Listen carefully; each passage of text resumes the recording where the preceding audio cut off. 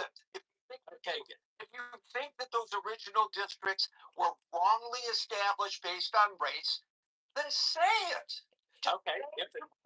Don't try to harden the terminology. I'm going to use the terminology.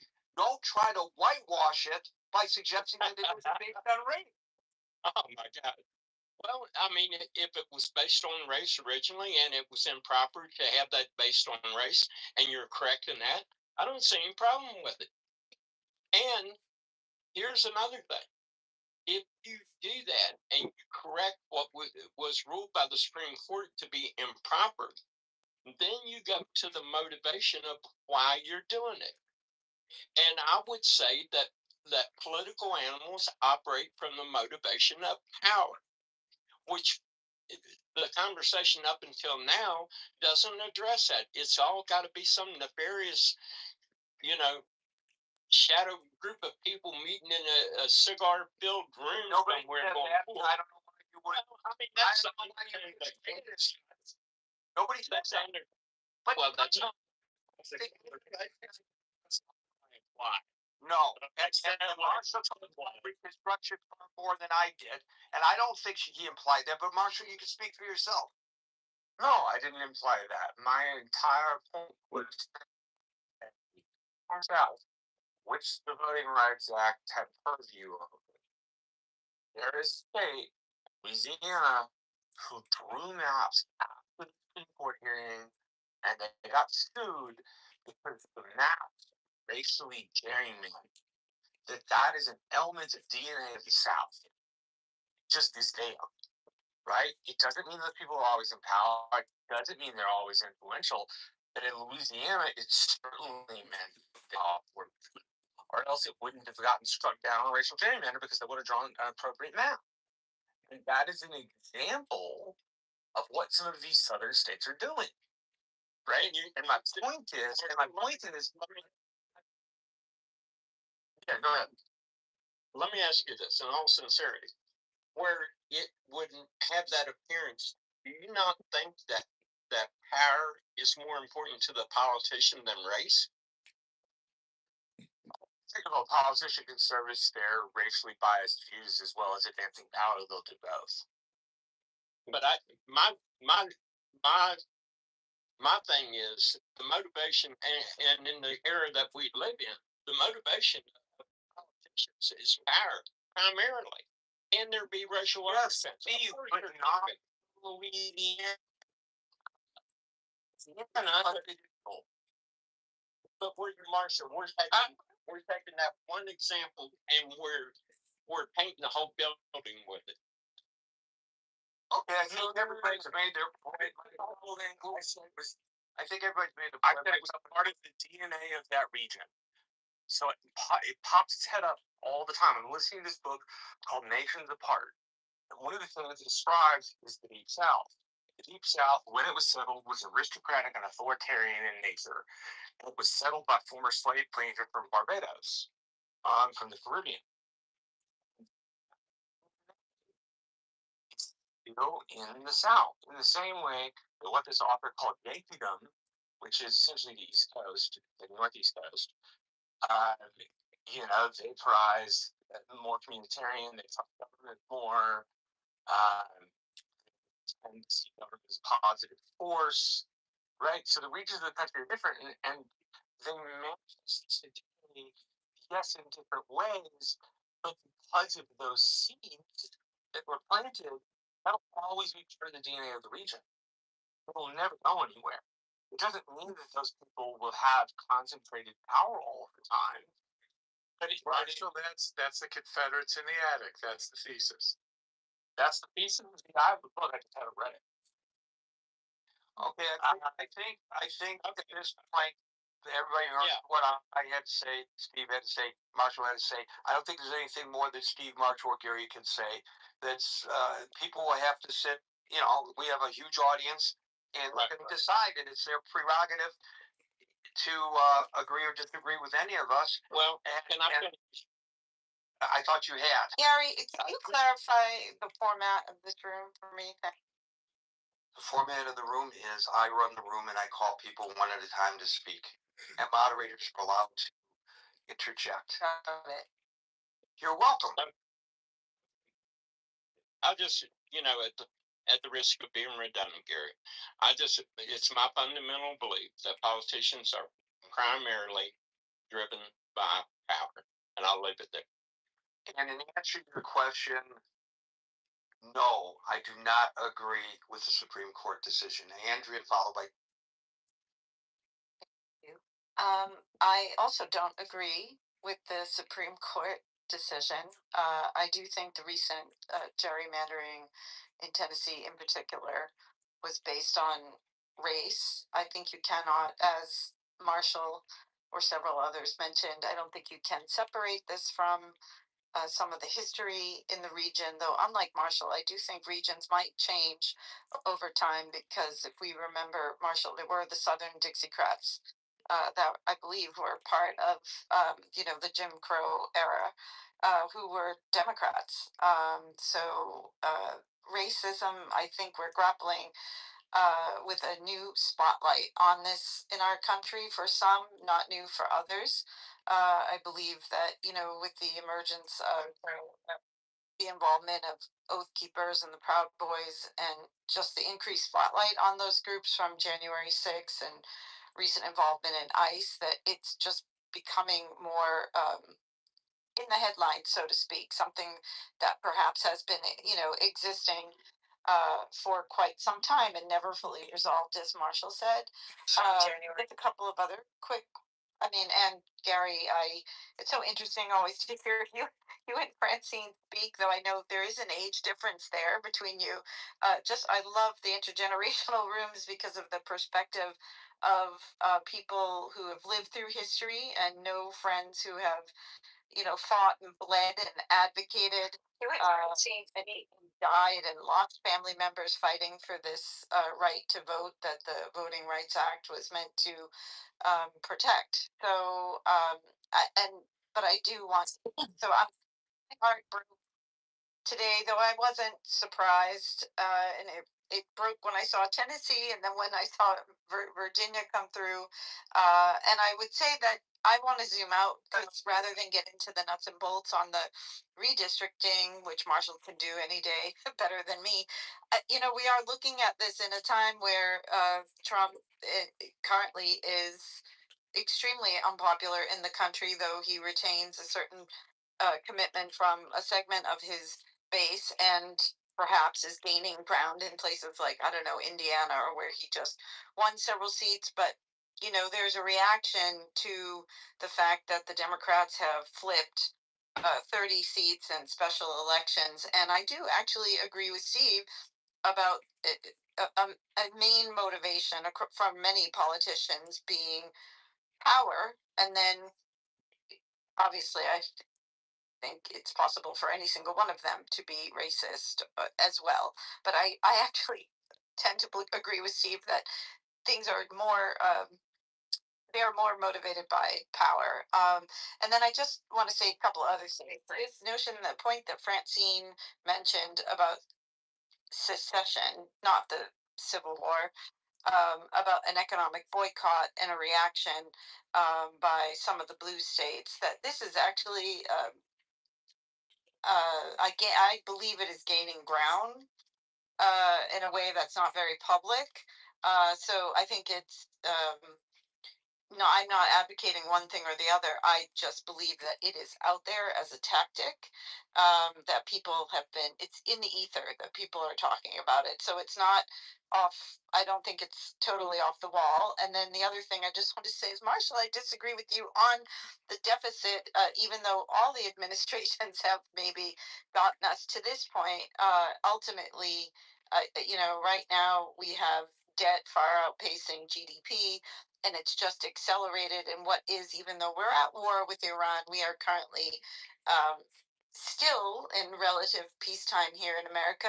And I don't see that we have a big economic boom projected or coming, post-war to save us, unless we're all relying on those 5 AI companies, or that are propping, or however many that are propping up the stock market. So I'll land there. I do think it's racially motivated. I think this is a very important subject. Gary, thank you for hosting this topic tonight. Thank you. And again, a reminder that on Saturday night at midnight going into Sunday, Sunday night at midnight going into Monday, we're going to be holding forth on Substack Live, something new we're going to try just to see what it's like. It's not a replacement for Clubhouse, it's a completely different environment. But if you want notifications of all that, feel free to subscribe to my Substack, which is linked above, which is a free subscription. You don't pledge any money, just subscribe. Gary, can I just say one other thing, which is that I think the only other big picture comment I want to make and is just that we're also seeing a rolling back of other civil rights, in particular for women. So to pretend that that isn't partially what is at play right now in this current environment, I think is just not really looking at the whole picture. That I'll land it. Thank you. Obviously I agree with that assessment too. Hey, Gary, can I add just a comment real quick? And Andrew, thank you so much for that contribution. But Gary, we've talked quite often on this stage in the past on the subject of anti-Semitism and how important it is to call out anti-Semitism.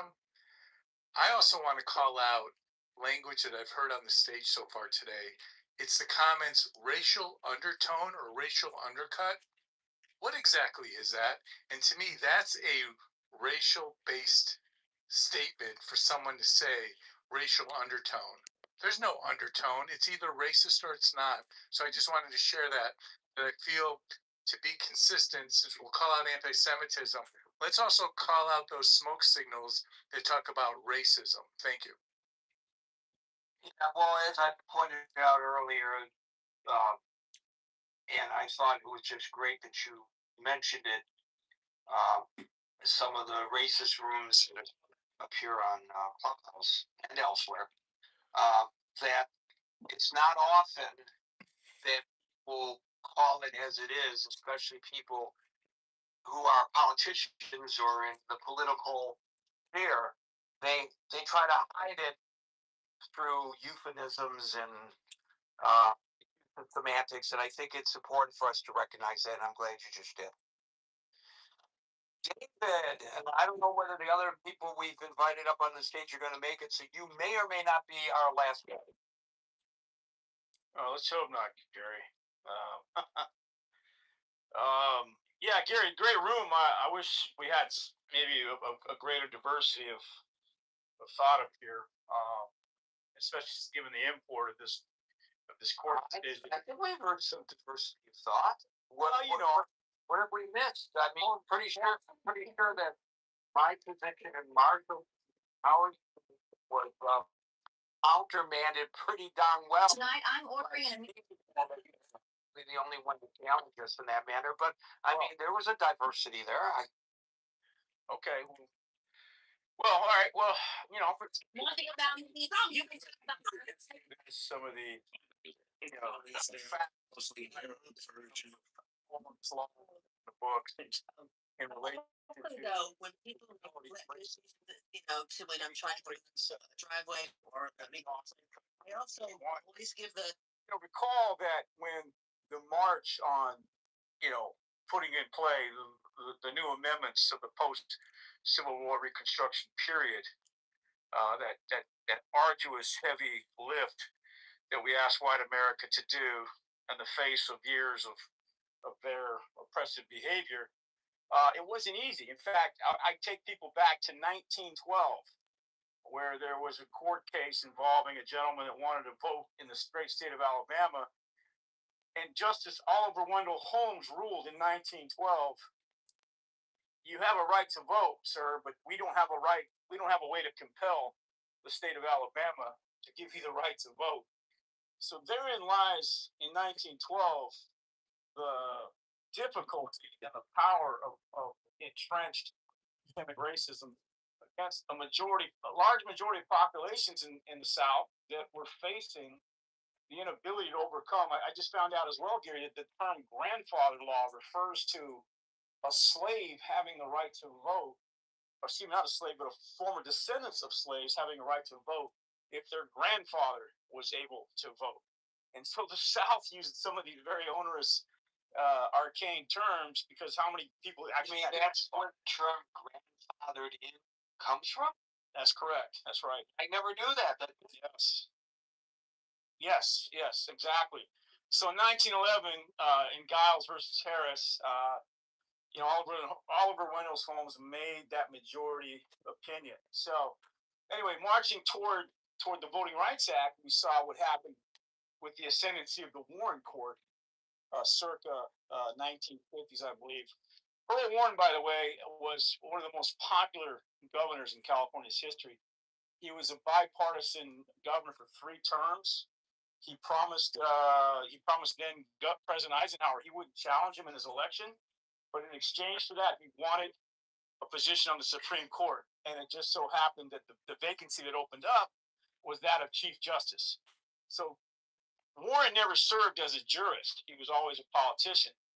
But this guy was able to obviously lead the march when the cases were brought before him in terms of Brown versus Board of Education. And obviously that they overturned segregation with a 9-0 verdict that came down on high. However, the Deep South and their politicians were calling for Warren's head. They were calling for impeachment. They were saying this is legislation from the bench. Well, this is the very exact thing we're seeing right now, I believe, Gary, in the way that the Supreme Court has surgically dismantled this law. And let me explain. In 1982, when Congress passed a strong amendment to the Voting Rights Act in 1982, a then emerging jurist by the name of John Roberts didn't like the decision. He didn't like the arguments. He said, "Wait a minute here, this isn't right."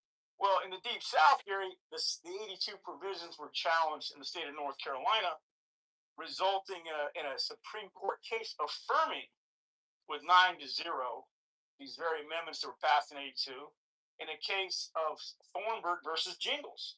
And so here we have not just the legislature enshrining law the way it's supposed to be done in this country, but you have the sitting Supreme Court justice affirming that.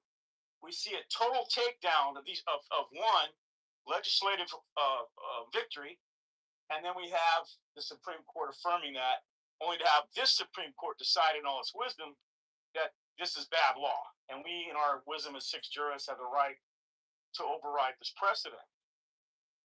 So that's very important. It also is important to note that in 2013, when then the District Attorney Eric Holder fought the Shelby decision with Section 5 of the Voting Rights Act, recall that it was Justice Roberts who said, "Hey, wait a minute here. We still have the Section 2 provision in play here for you folks to lean on, if and only then you need to do that, so it's not completely gutted." So here we have that messaging, that articulation by then Roberts in that 2013 decision.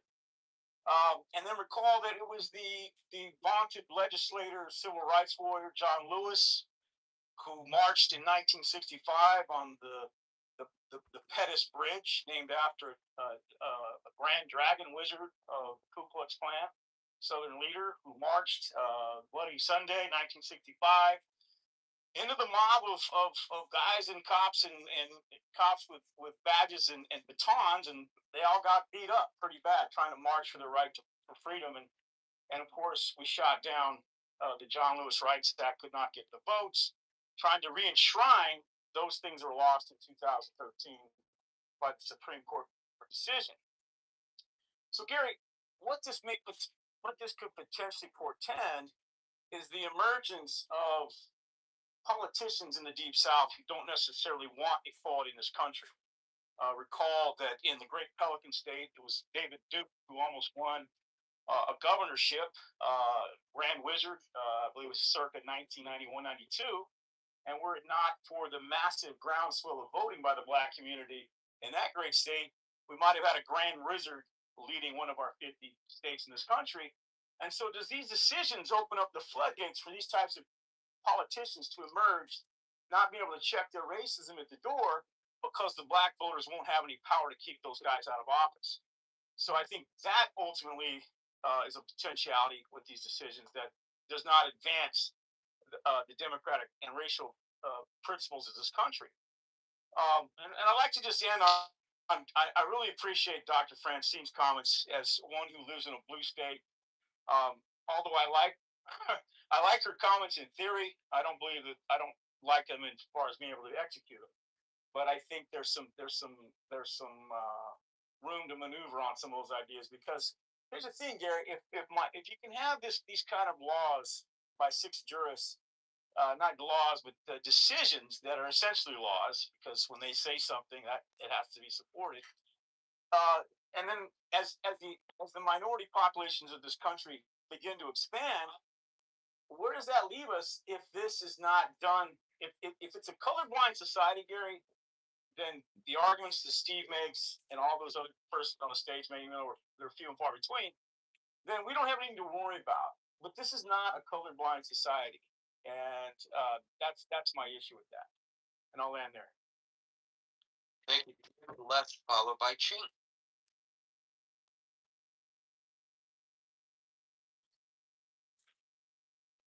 Hi, sorry, I got a new phone.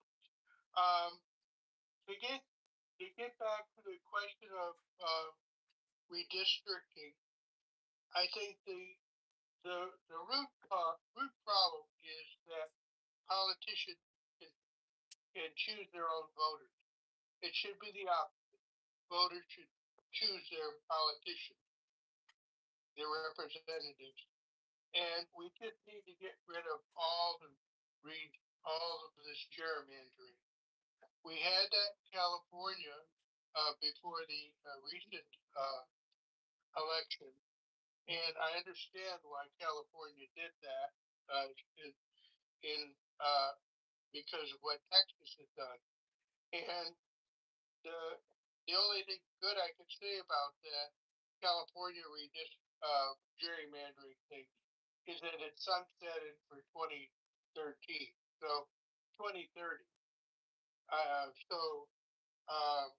Hopefully we'll go back and we will do that in California if the other states do that as well.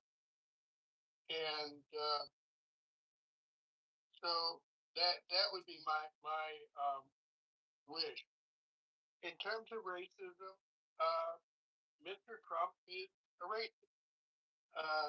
He was not his properties were not renting to black people, and he tried to fight that in the court in the 70s. And in terms of racism, we are not. We did make progress in the 60s.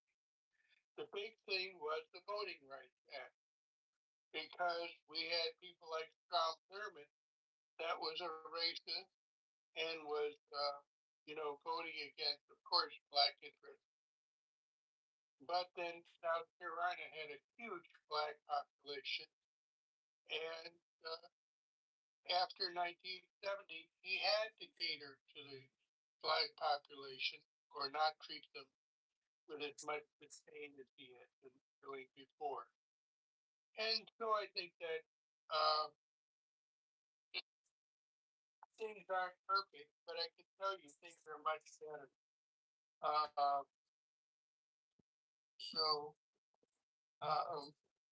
And I have personal experience with that.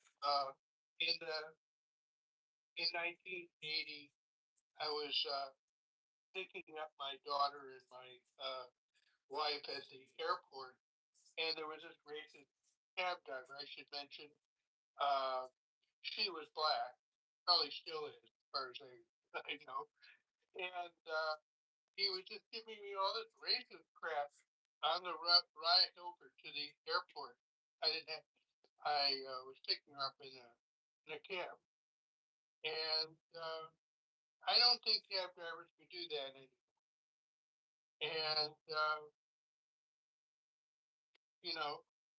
I do think things are better. They're not perfect, but I do think things are better.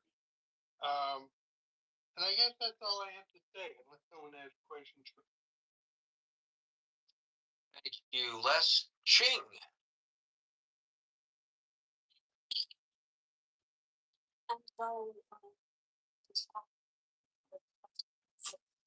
button without knowing it. And thank you for having me. And I'm gonna pass this.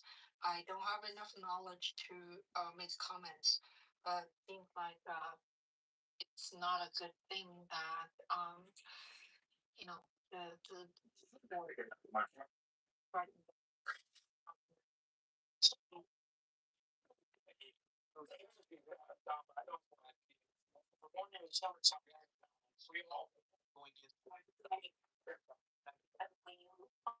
Rely on that.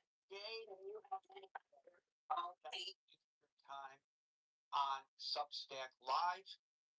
So until 5 o'clock New York time on Monday for the next edition of the Time of the Quarter. Be safe, be well, and keep out.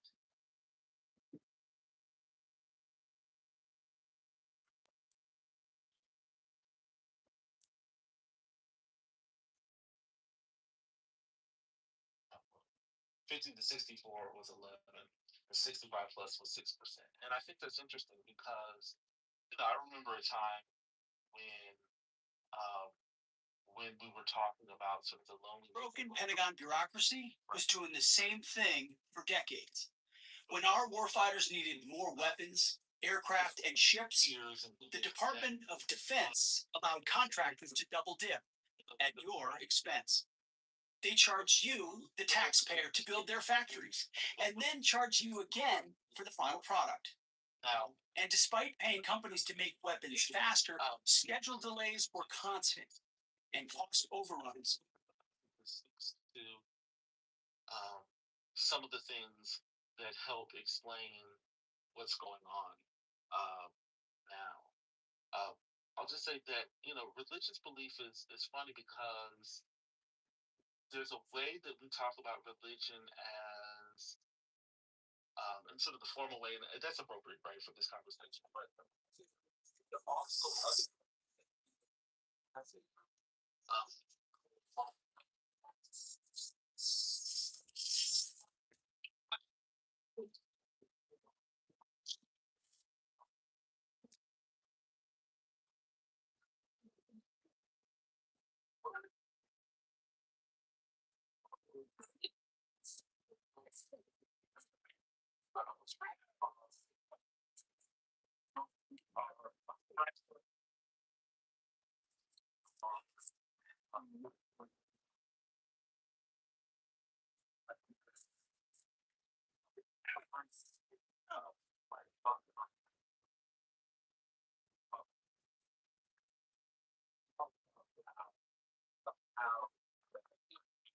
In my regards, King Tut after the war.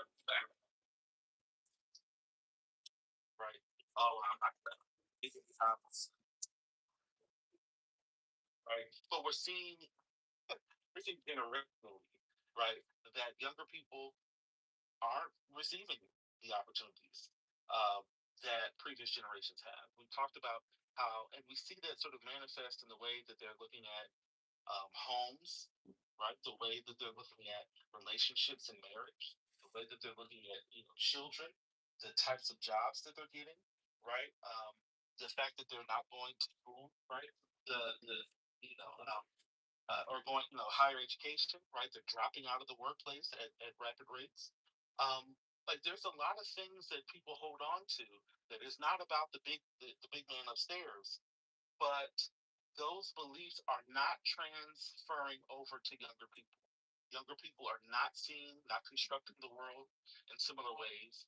And in moments of crisis, in moments of disruption, over and over, right? The cycles of economic disruption that we continue to have over and over and over, right?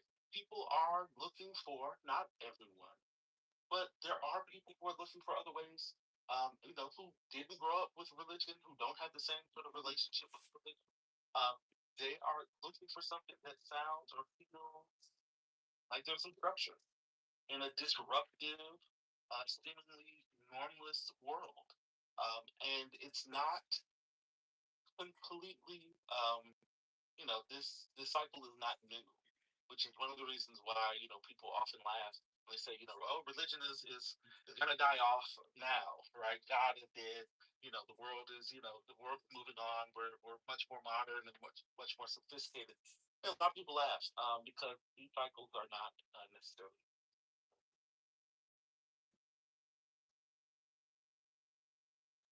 I just want to mention one thing, brother. Mel had put in the chat earlier, like a long time ago. I don't know if you saw it, but it was an actual article from the Washington Post on the decline in male jobs more recently. And the thing that stuck out to me in the article was the researcher from the University of Michigan said that it's not all retirement and education. There are guys just dropping off the planet. They're not looking after their kids. They're not in school. They're not in the labor force. Across the board, when we look at men, we see challenges that they face that leave too many men disconnected. That's one of the reasons why I brought up the sort of religion piece and sort of the revival that I was talking about and put in the chat, the Porch church in I think it's in Texas. Because that quote from Betsy Stevenson, who is a professor of economics at the University of Michigan, made me think that's what I was seeing in the eyes when I went to the revival several months ago now. I went to this revival, and I'm calling it revival. Revival. It was a 3-night little service, but it scared me so bad I didn't go back after the first night. But it reminded me of the look I saw in those young men, the young men's eyes. But I understand this has been happening. In fact, it showed the trend line from like 2008, and the men in the workforce up until the present, and it does speak to some of the things you were saying. But that quote really, really stuck out to me because of the way in which I, kind of saw the sort of those young men at the revival a few months ago. Yeah, no, I agree with that, and I apologize. I wasn't. I was reading the article as you all were talking, and so I didn't mean to sort of speak against that article. I actually agree. I was sort of trying to talk about some of the other things that I've heard in the conversation, but I agree with that. I mean, I know I'm not trying to start a gender war or anything like that, but um, like we have talked about on this app. You've heard in other rooms uh, the conversations around sort of gender and people's sort of the constructed quote unquote roles around gender and expectations and all those things. And at some point, um, those are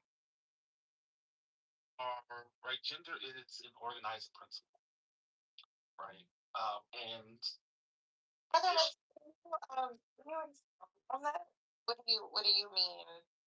Gender is an organizing principle? Gender, one of the ways that we sort of organize identity, responsibility, norms, right? Sort of the expectations about um, what we expect from certain people, right? How we socialize kids is around gender. Like there are certain expectations, and I'm not saying every single individual down to a T has this, but we generally talk about sort of all of us, even if we don't sort of ascribe to them, what um, what are quote unquote the I'm using air quotes.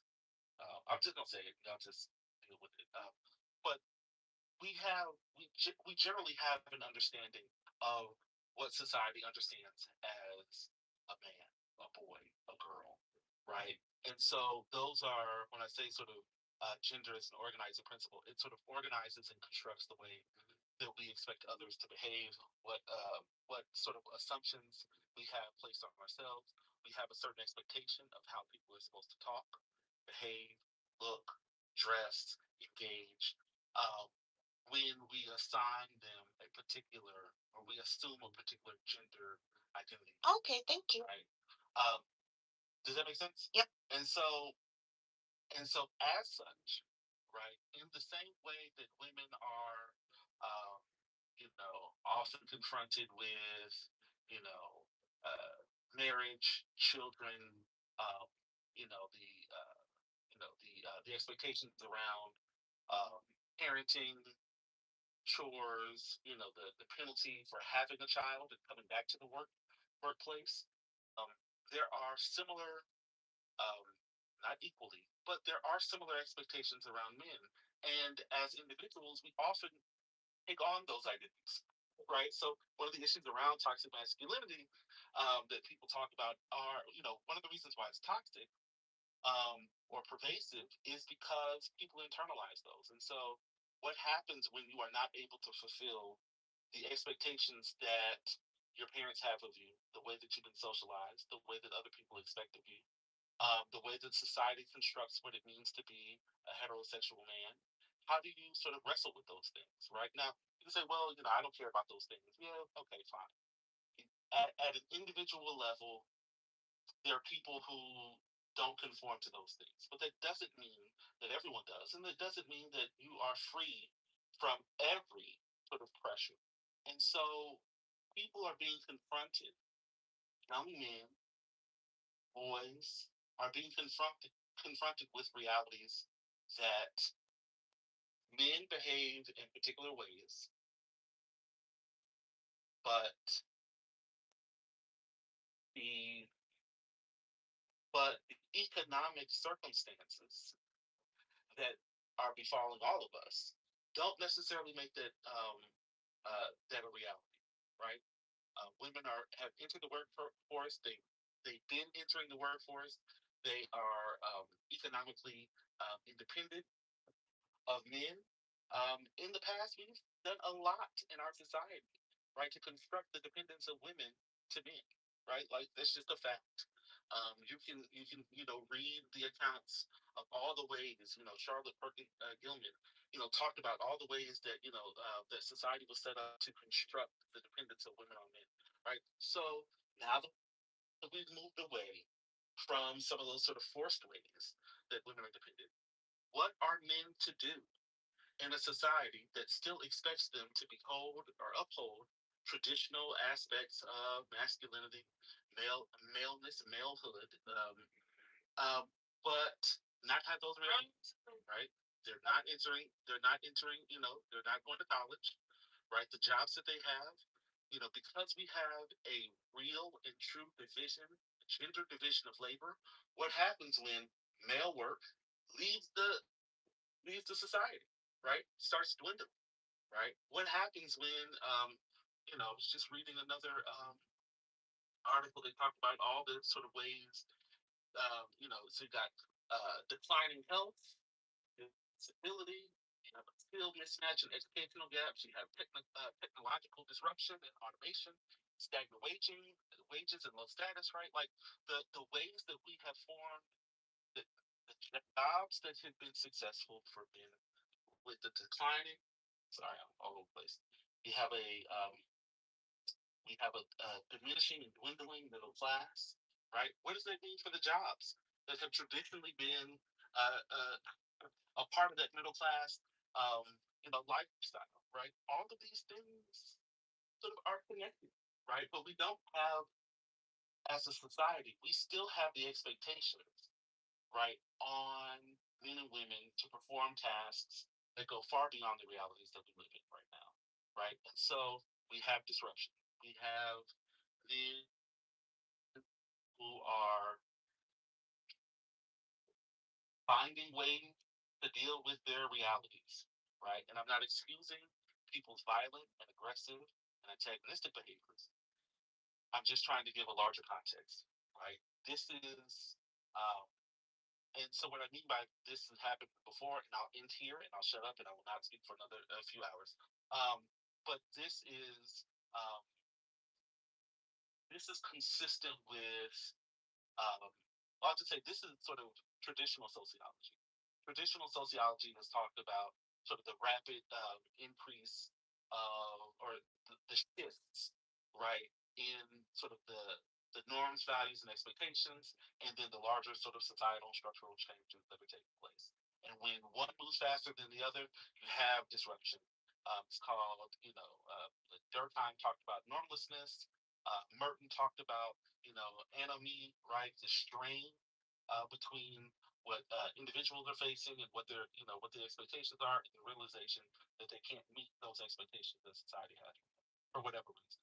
All right, I'm done. Sorry. We was waiting for Baber. We was waiting for the Baber drop. You know, read through the whole thing. We got one-on-one, and we got one-on-one in a 30-minute lecture. I mean, let's go.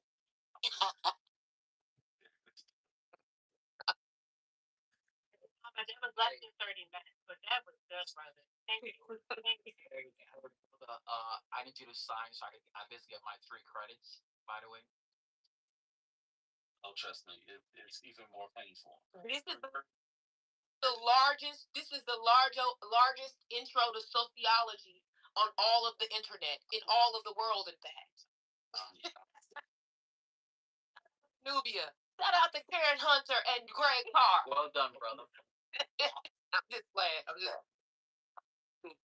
Thank you, brother, for substantiating what the data actually says, right? Men are losing their minds because that traditional concept, which by the way was not very favorable to men. And I would be curious one day just to hear you speak on those things and expound on them. Men had higher rates of death than women because they typically work to death. Men were not, especially black men, were not allowed to really, um, you know, um, be human, in a sense, right? Like you're gay if you did this, you're gay if you do that. I think we should really have those conversations without the trolling because it's become so normalized. Like I kind of get it why men are just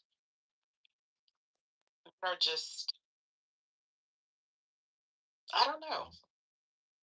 It's just yeah. I think that this is a great opportunity for men to redefine themselves, to be perfectly honest. The old views, and I'm not taking up for men, I'm just merely looking at the data, but y'all didn't have it so well like before with that idea of the patriarchy, right? Like it didn't really work out for y'all. You just kind of worked and then you died. Like I'm just saying. Can I be heard? Can you guys hear me? Yeah, we can. Yeah. We can hear you. Okay. Brother, the part about women on the rise, working, some of these positions, and then the men feeling like, well, what am I supposed to do? And then holding on to some of these old traditional ideas versus adapting to the, place on where you are today. I think somebody. I mean, I really would, you would, allow yourself to present this, on a recorded conversation. Yes.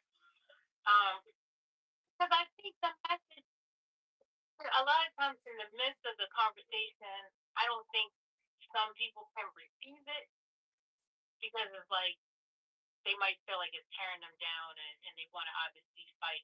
And that's rightfully so. But perhaps maybe somebody glazing over a recording and they hear such, they might just be able to plant the seed. A lot of times the seed can't be planted in here because the soil is thick with ego and all kinds of other different things, especially being on an app. But I really appreciate how you articulated it in such a way. I think it was simple enough to be able to pierce somebody's heart. So thank you. And it wasn't antagonistic. Also encouraging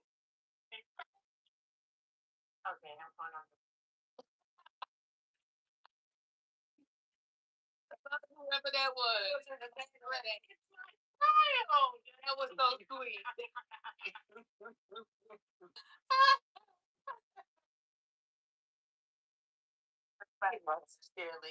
Brother, I'm gonna just tell you something that I won't tell you in the back channels, but I need to know how you come. That's, see, we holding each other accountable. We holding each other accountable. I think that would be fascinating just to present the data because I hate the conjecture, right? I just love looking at the data. Like, I think that men have a right to be upset in this regard, right? Like you said, when things change too quickly, it can cause severe disruptions. I think so. I think it is, and this is where it becomes a little diabolical because there is a lot of there are a lot of voices that are sort of reinforcing that everything is fine and that it is yeah, that everything is fine. So what that does for a lot of folks is, you know, I think there are a lot of things, but again, sort of the growing isolation of of people. Um, I think that also makes those narratives even louder because so I was looking at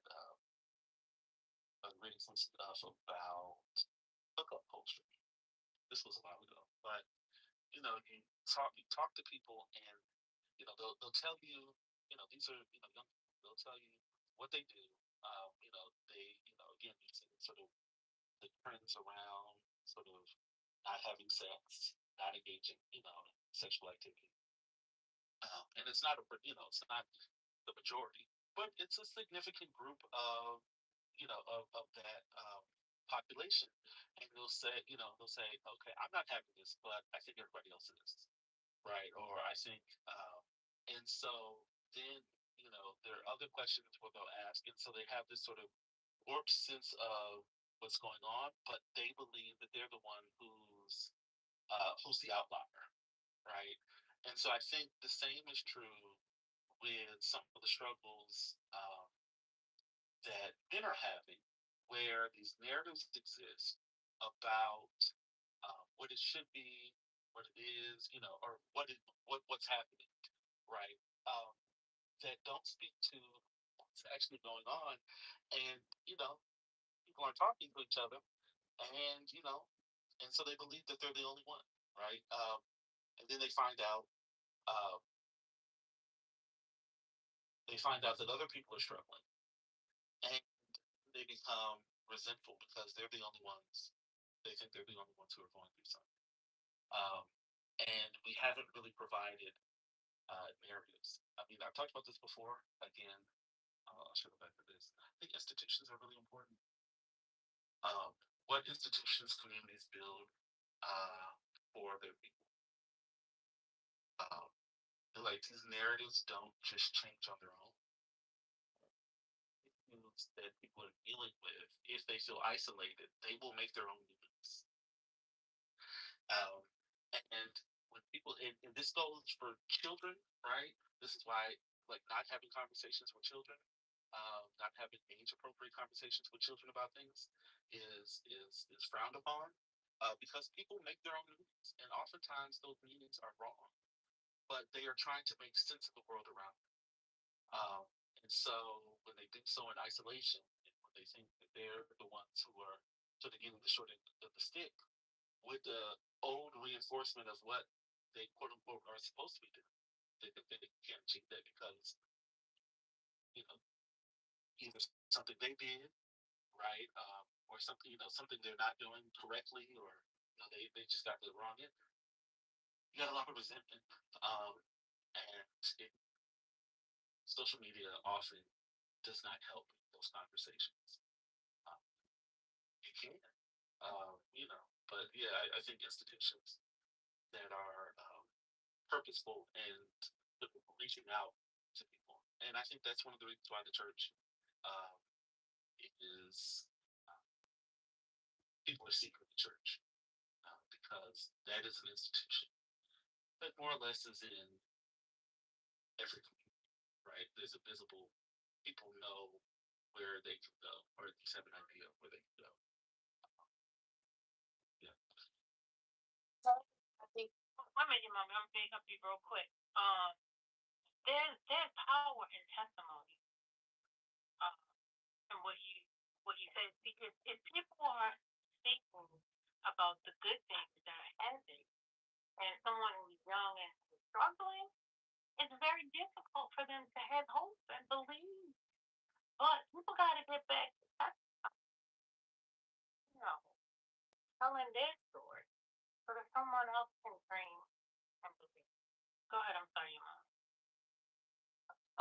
No, brother, I was gonna say, I think there's some scholar who's written about the ways in which churches provide social structures, or sort of what the politicians might call wraparound services for a community.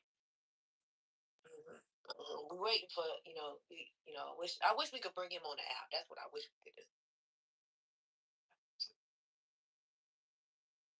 Brother Messi, remember when I was arguing with a certain your favorite atheist, and they kept saying the way that we save the black community is we get everybody to be an atheist, and I was trying to tell them, you think that would be the answer, but these niggas that don't go to black church are worse. They kept telling me, oh, the black church is the problem, and I was trying to tell these niggas, no, it's not the problem.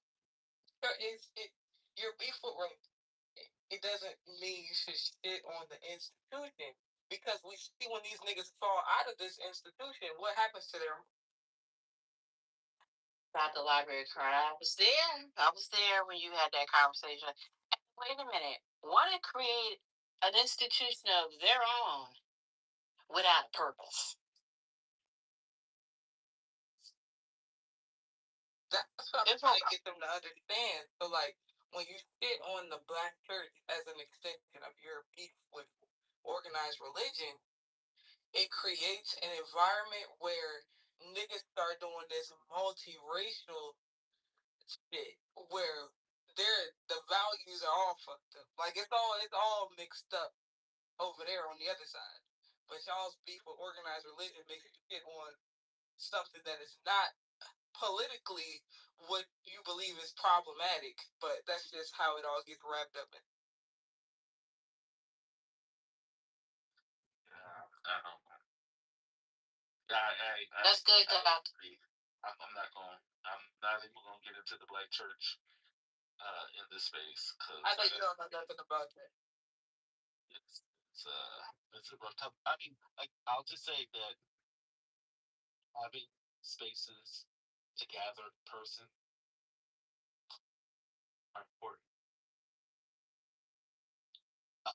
Not saying social media, social connection, like any form of social connection,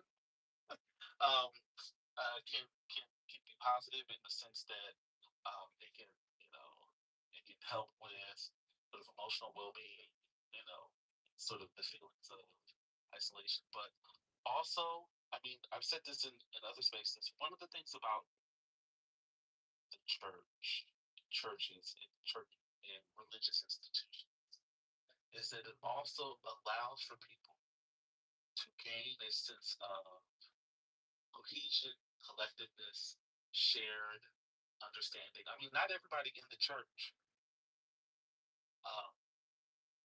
historically has believed in everything that the church espouses.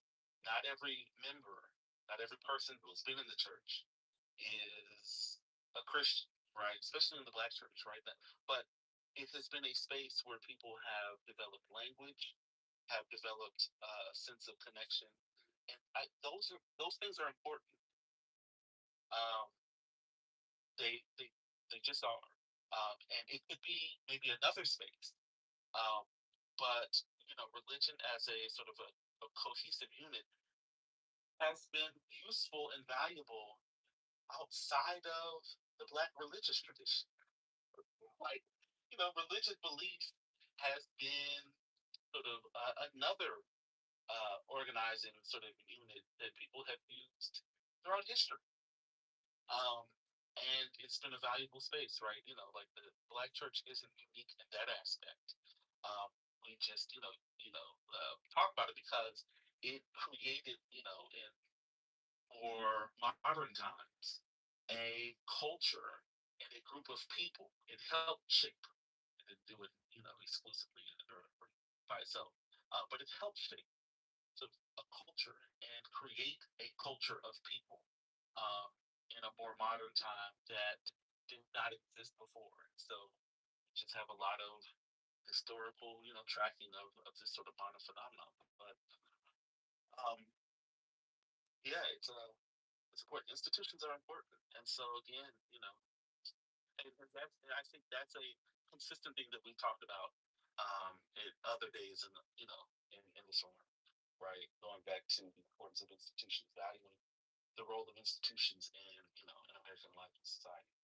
It's got to play.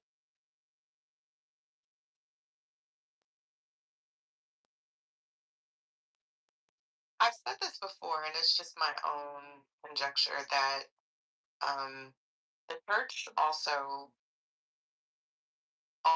like helped to enact shame.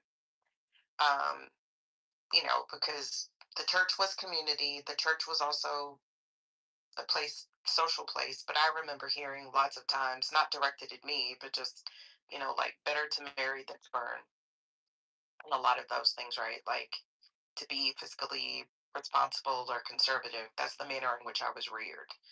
And I think that without that community judgment, so to speak, not like clubhouse judgment, right? Which is based largely on boredom. You know what I'm saying? Like, I said this before and it was taken the wrong way, but it's just my thoughts.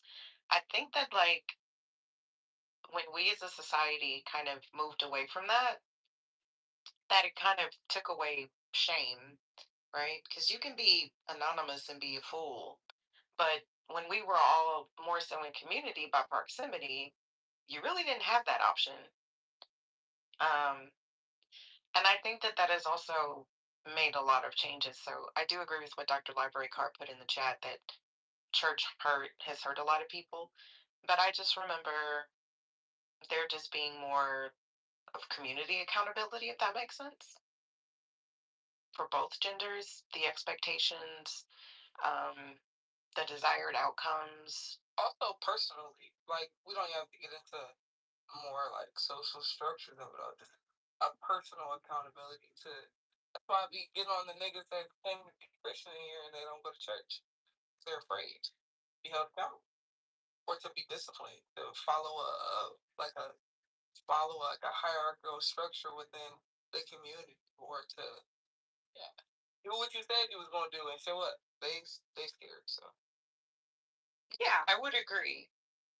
Or more like what I see sometimes is more like an entitlement, right? Like you're not going to tell me what to do, that kind of thing. There's also like a submission in that regard, right? I don't mean like that's what I was saying. Separating it from gender, there is a sort of submission to the structure, to the leadership that these niggas don't have because they don't go. They doing it in their bedroom, so they don't have to submit to nothing but the computer, mouse, and the Dorito.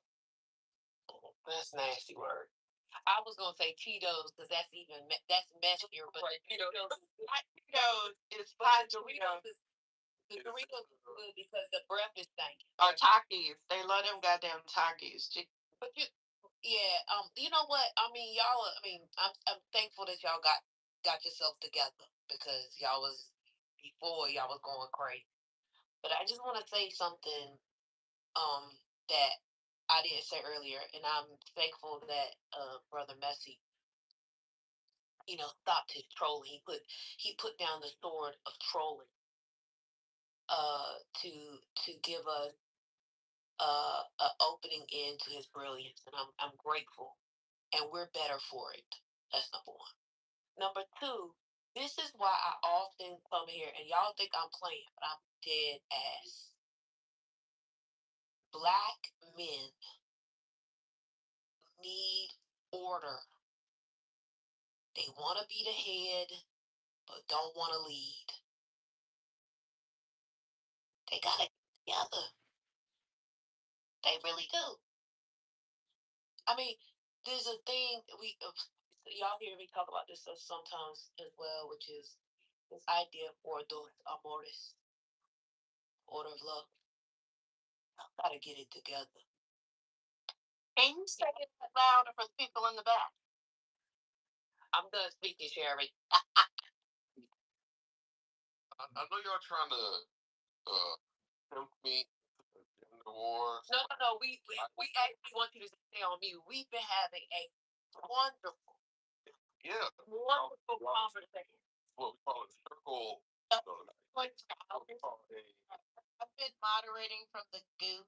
They've been going for hours with very fruitful conversations. It was great conversation. Am I allowed to speak?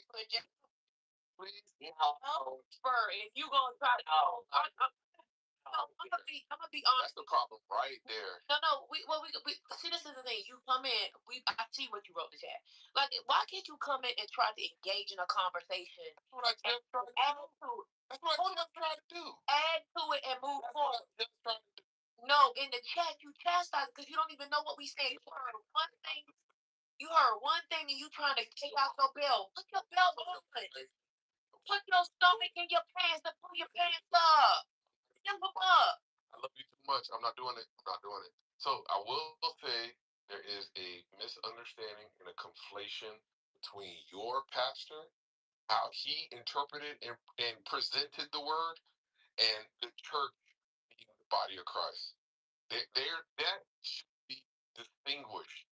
And you should understand that there are some men who don't know what they're doing, but have the ambition, and I would even say the desire, and they would say that they have the calling, but yet they don't know what they're doing. And then I would say that there are certain denominations at certain time periods that don't know what they're doing. Why? Because the church is just trying to figure it out, human beings. So we have to try to understand that, the body of Christ is imperfect.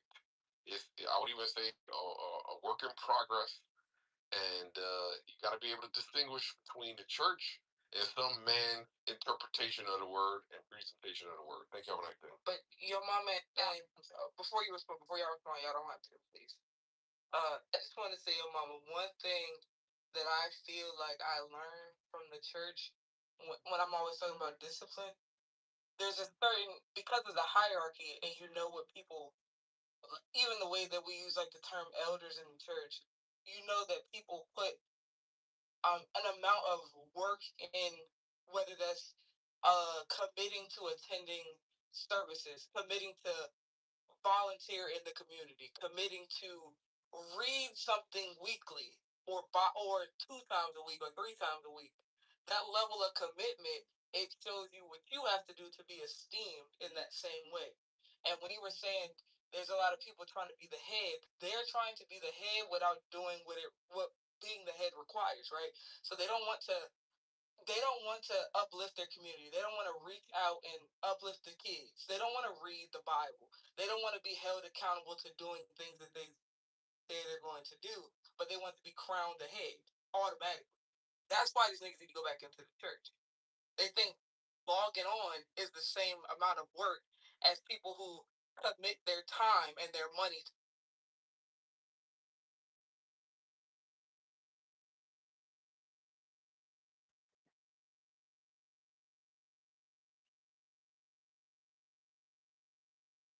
And also the church took care of the community.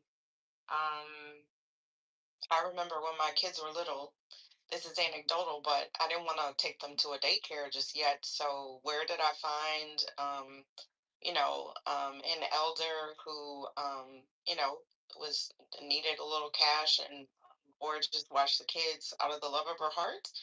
The church. When you needed a babysitter, when the church took care of the local neighborhoods, the churches have food pantries. My church has black dentists. We do free all kind of stuff. There's a food pantry. There's like a Tide pantry. They, all kinds of things, right? So I think that that's also important. Um, I love what Brother said earlier. I think I caught him saying that not all members of the church were Christians.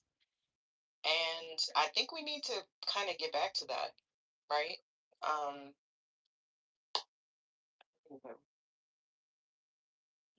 yeah, I think that's right. I mean, when you think about, you know what, and I saw that video of those kids trying to read a few sentences. Oh Lord, wasn't that bad, Michelle? That was terrible. And then you think about, yes, you could talk about the things about church you don't, the church that you don't like. It's not perfect or whatever. But you had Sunday school teachers that were actual teachers that taught children how to read. The importance of reading texts like the Bible so they can first become better readers. And if they recite it out loud, they become better speakers. Their speech is much better. I mean, there is a cultural component to Black churches that we seem to also not want to appreciate enough.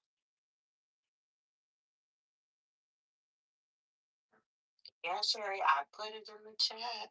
Every fifth Sunday, for Youth Sunday, having to get up there and read the announcements, having to get up there and do whatever it was my grandmother told me I was supposed to do that Sunday. Having to do your Easter pageants, your Christmas pageants, your Mother's Day pageants. Hey, Paul, but 1 second. Correct. Reform. There's another politically correct room open with John Kitover. It's in the chat. It's FYI. Go ahead. I mean. Okay. Oh, am I the only one in here? Oh, Maria. Wait, Penny's down there. Yeah, I'm about to go. Y'all want me to boom it, right? No, they can have the conversation. Oh, okay. They're not having a conversation. It's a fake. Oh no, I'm about to go in there. I'm gonna report it. I don't see it though. It's in the chat. I just put the link in the chat. He's got a fake house though. Oh, what is the title? Ultra elite liberal. Look at here, you son of a bitch. I wasn't gonna troll it. That's not reform. Record this, you crackhead motherfucker. Oh my God.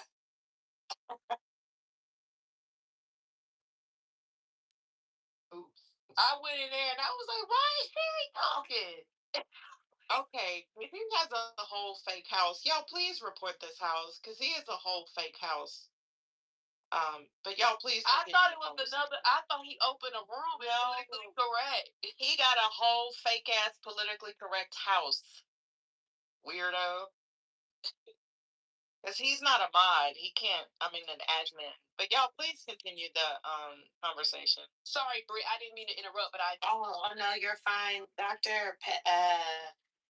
Particular or said we should play music. I guess in effort to style them out or whatever. But yes. But yeah, I was just saying that like having to do that, from the time I could read up until when I left for college, like if you are a very shy person, all of a sudden it's not saying that you're not shy. It's not to say that you don't have nerves. It's just to say that as you get older, having to build that skill, by the time you go off to college and you have to give your presentations, it's no different than having to give those Easter speeches.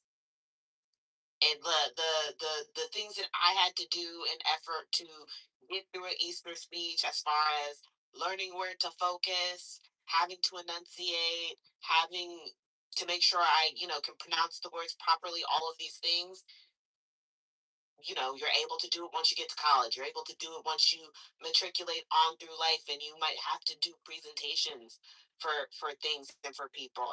It's just, there's skills that are taught there, and even though, as a kid, hate doing it, as an adult, I can be very quick to accept the fact and admit the fact that, like, yeah, part of the reason why I'm able to speak the way that I am and do the things that I do is because I had to do all of that in church as a kid. You could keep talking. I'm just playing this so it's over. Oh, you good? We have a little background.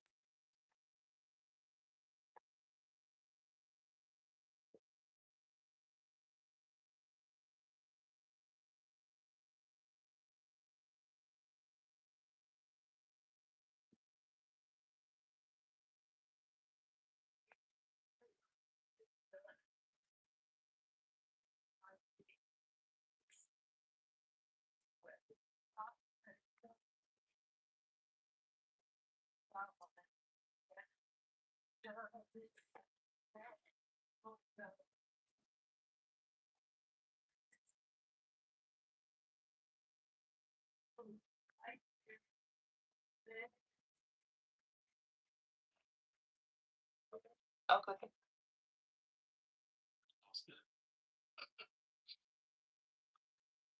Yeah, yeah, institutions provide. Well, I'll say this. I mean, I think that, there's a, rites of passage. I think are important, right? Celebrations and moments um, of highlighting sort of moments in the life course. I think are really important. Um, I know that people have talked about, the excess of like the celebrations of preschool and high school and all that stuff. And I don't need to mention those to go down a rabbit hole. I think, and I'm not saying those specific ways of engaging are great. You got to spend $1,000 and all that stuff. But I do think, um, thinking about how, like, what sort of moments we celebrate again as a community, right? As an ethnic, what sort of collective ways do we um, acknowledge sort of transitions among our people, right? How do we talk about the experiences of of changing, right? Is it just that we have I'm being a little facetious, but is it just that we have to talk about what to do with the police officers, right? Like, is that that's a consistent narrative that we have, and I'm not saying it's not important, but like, I also don't hear about other ways that we celebrate or we acknowledge or we instill um, what it means to transition over time, right?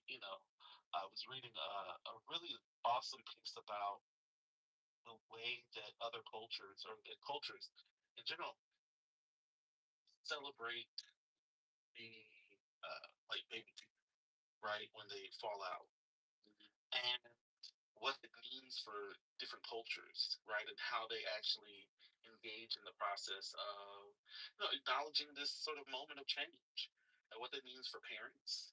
Um, the role that the celebration has for parents as they are dealing with children getting older, and what that means for their relationship to them, and all of these things. It was really sort of a beautiful discussion of that, and it, you know thinking about what does it mean for other cultures celebrate you know uh, 15 or 16 and all those things, and what does it mean for people to celebrate that, and what are the messages that they're also instilling at that time, right? What does it mean for who that person you know, what are the expectations, right, about a person?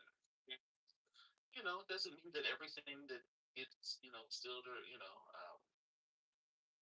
sticks. You know, culture is not something that's is sort of that's passed down and kept the same way, preserved.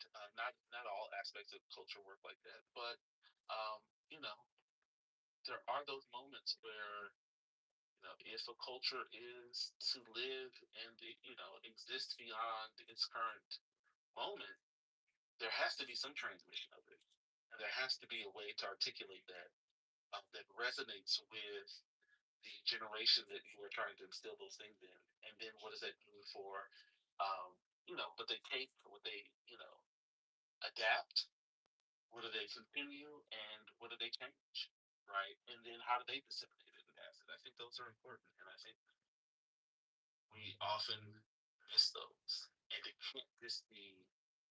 Um, well, I'll stop there because I don't want to put that. Not the rabbit hole.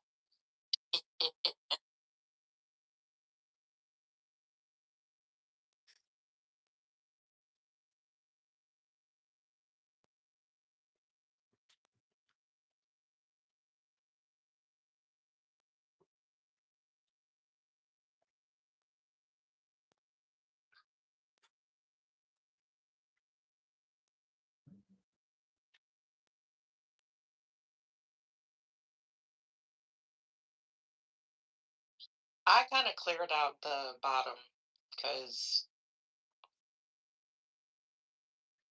y'all haven't been in another room or no followers. I'm sorry you got booted. Well, I'm apologizing. They've already been booted, but I'm determined to figure out. I wonder if it's the anon what they're streaming from. But I'm sorry, y'all. It was a really great conversation. How you doing, Mickey? Hello, crackhead. Don't do I'm that. about Man. to eat. I'm trying to be nice to you, bro. Don't do that. I already messed up my no more trolling, so I might as well be authentic. Which also gives glory and honor to God. I'm going to eat dinner, but y'all have the conversation. And please report that house. I have reported that house like 10 times. Patty should tell them she's gonna not have politically correct anymore unless they close that other house down. Uh, but y'all are welcome to continue the conversation.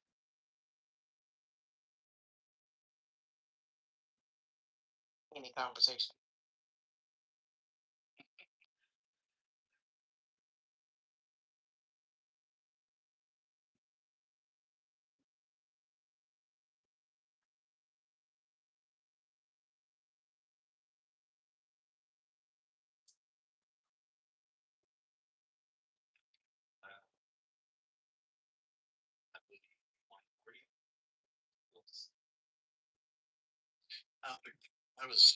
That was whiplash.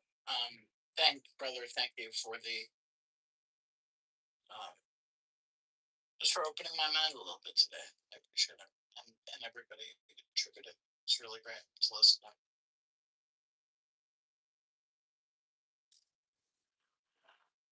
Yeah, thank you, Brother Mussy. It's so much better being friendly with you. Remember the rooms that James used to do, y'all? Didn't he also do like sociology, psychology kind of thing? Yeah, it's like I was actually thinking about James because you said you. Yeah. Where is he at? I don't know. He's been gone for a minute, but I always appreciated those rooms. Plus, he was funny as hell.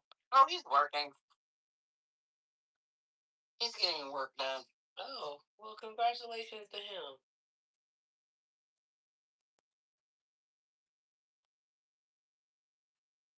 yeah, those were good ones. You know, really.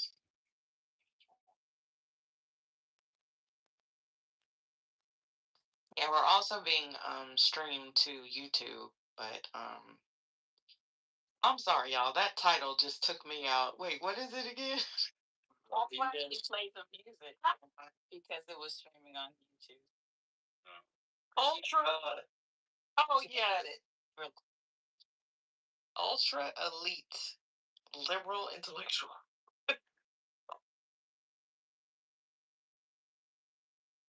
Thank you, I guess.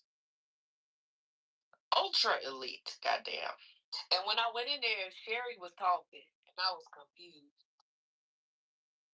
Yeah, he doesn't stream all the time. Like y'all that belong to that house, shame on y'all. People probably belong to it thinking it's this one. They do, but it's like some of the same people, yeah, because this house has, well, most of the people aren't on here anymore, but yeah, we reported him. I reported him on YouTube. I reported him on Clubhouse.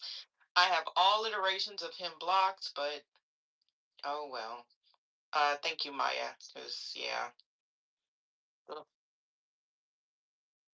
But yeah, I wish you would do those rooms because I loved when James did those rooms and he would break down that topic and everything. Yeah, it's real good. No, I mean, listen, I can only I can keep around. That's y'all. Y'all have a good discussion. I just to the end of line.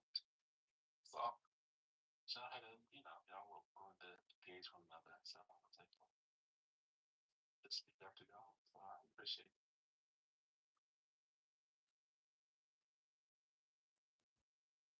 Oh no, F. I think Manfinity irritated First Lady so bad he's gonna be blocked for at least a good month or two.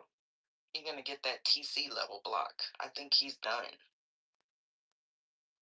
I guess I understand what the purpose is. Like, I don't. It's a fuel conversation. People being weird. It's just very interesting. Right. What was that, Penny? I was saying I just don't understand what the motivation is. It's just weird. You know, as black people, we are never alone. Not even on Clubhouse. At least he called us ultra elite liberal intellectuals.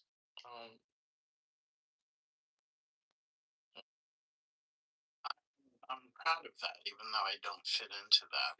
I'll take it. Thank you, Mr. Streaming Weirdo. I'm sorry. Why am I really getting old? Because I really did raise my voice like when you.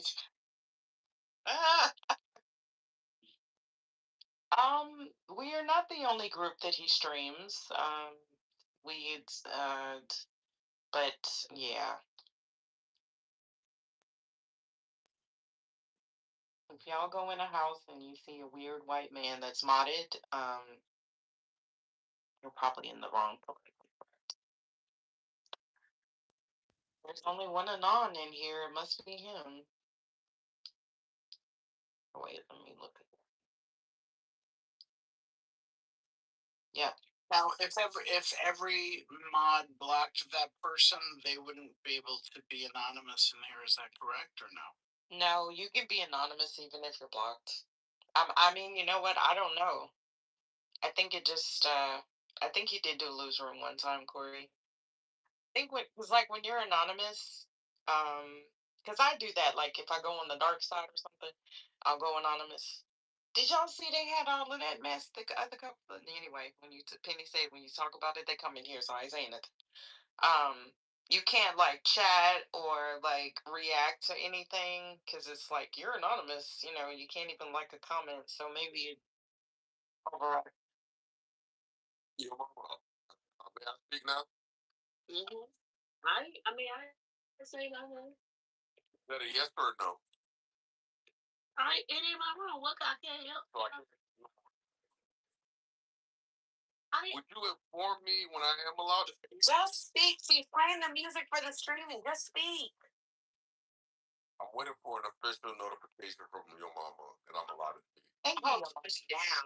Speak, please. Thank you. Can you send a notification to him when he goes to the good? Why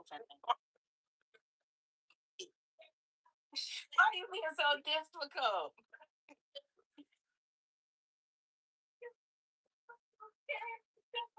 You know your compadre got banned. You better behave.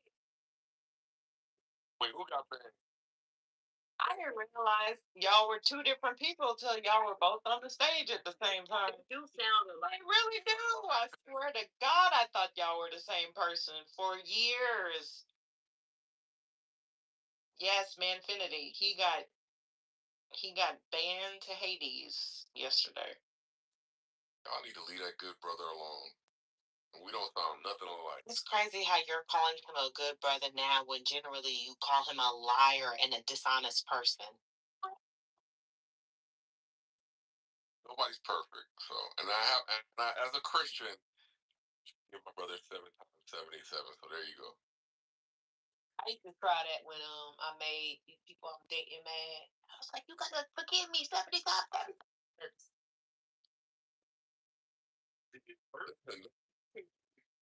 You use the word nefariously, don't mean our word. I didn't. That's true. I was saying you can't be. I'm sorry, baby. I'm sorry. I'm sorry. Mama, you are diabolical. Why is people in the chat talking something? I'm on the dating app. No, I'm not on the dating apps. Ooh. If the dating app is Clubhouse, because Clubhouse keep the back channels hot. Oh God. Your mama's a high value woman. Your mama, what celebrity? Just so I can paint a mental picture. What celebrity do you? Okay, 1 second. Wait, who said no? My dog. There is one that people often tell me, especially when I have my hair cut really, really low. But I will not tell y'all because then y'all will be going Googling, looking at the lady, and then thinking that I look like the lady. It's just because I got a skinny face like that. That's the only reason why. But I'm not gonna get us, brother. You're not gonna divulge the celebrity that you look like? Okay, so let me know. You already know kind of who it is, brother, because I already gave you that much. Hold on, I'll send you. What type of paranoia is this? We're talking about a proxy, your mama. Oh my. Wait, can I ask why you need to know? Or you're just a mental picture. Whatever mental picture you currently have is enough for your mama, I'm certain. This is insane. Why do people need to paint a mental picture? Right. Right. Let my voice be sufficient. You were talking how the back channels were back channeling. Talking about. Yeah, because her voice was popping. Have you not heard your mama? Let me just tell you, Concrete, there is nothing attractive about your mom. Okay. I'm funny looking. I got one leg longer than the other. You know, that's it. Your mama, do you have a googly eye like Cash Patel? I don't have a googly eye, but you know, I got a funny looking smile. You know, my teeth are jumbled up on the insides.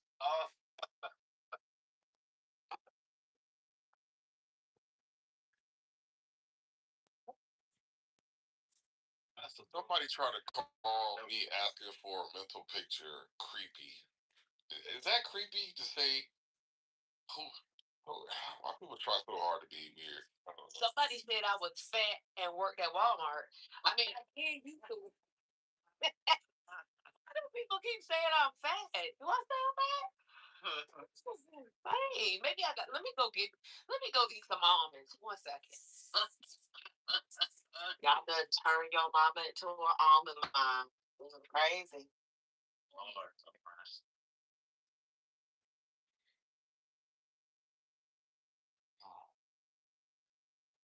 Well, I think we killed the room and the content.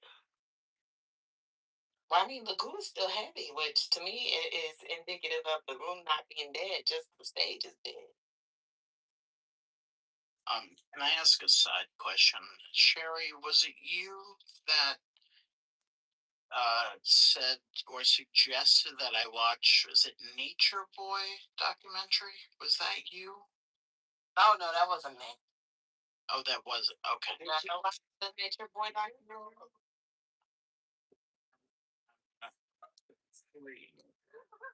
Okay, yeah, I'm not. No, it wasn't good because I'm not watching it. So. Oh, yeah. Yeah, I just blocked him first. Sorry. Oh, thank you. Cool. Oh, that was it. Yeah, that was somebody. No, that was Yeah, because I'm about to run away, so y'all got it. no concrete would never do that. Well, never say never, but yeah, that wasn't. I'm It might happen by it was mistake. top. No, it might happen by mistake. You know, sometimes you think you're muted, not muted, and do something. Why can't you just run away with a compliment, man? Oh shit, you're right, damn it. I was aiming for accuracy, and I should have been aiming. Just say thank you. Just say thank you. You're right. I'll do it now. I'll fix it. Anyway, Spirits, back to you and the Nature Boy documentary. What episode are you on? So 3.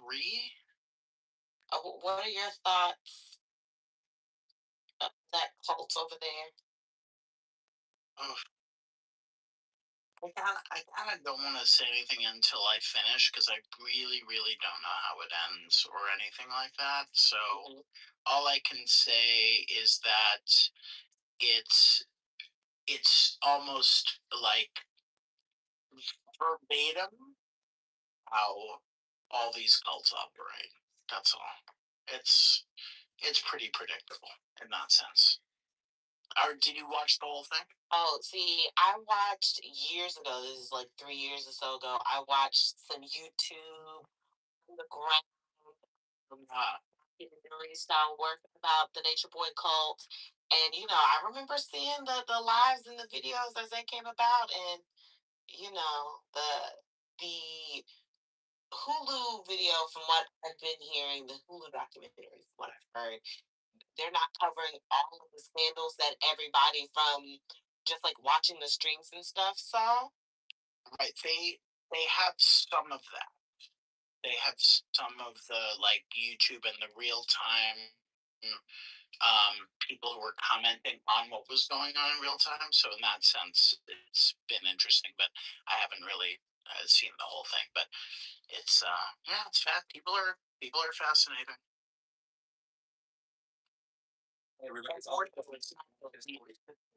Follow the leaders that definitely most worried about. In the same way in the Mansford documentary, it wasn't like the Why are you posting? yeah, it was the people who were so News. that were the ones that I was most.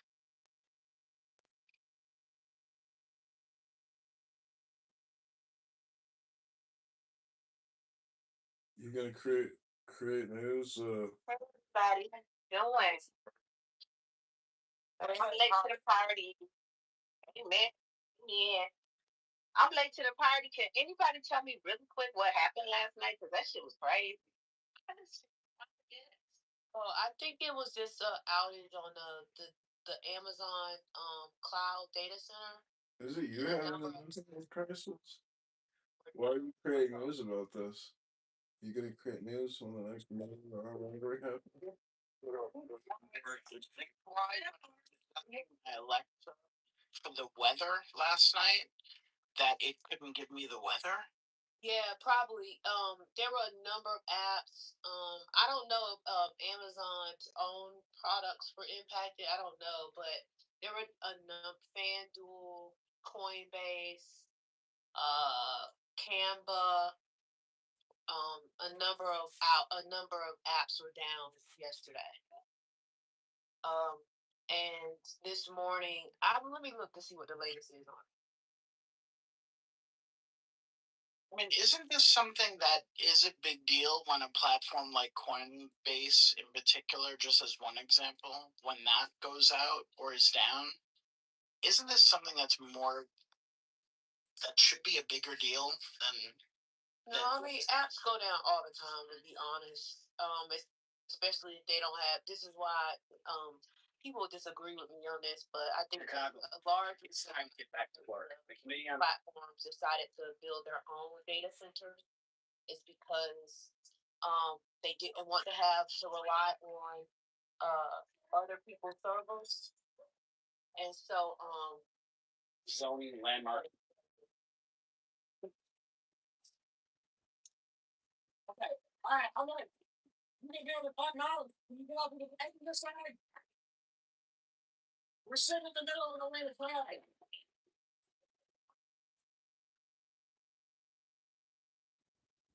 So,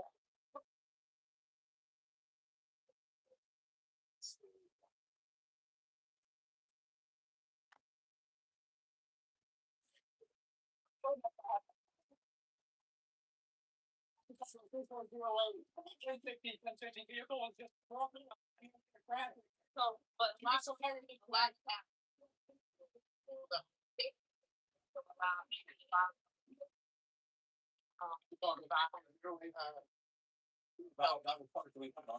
so I don't know. Amazon the first time said it was I believe it was like something that one of their engineers did, but I'm not sure what. I think they said something like a terminal outage. So they said it was overheating, I think.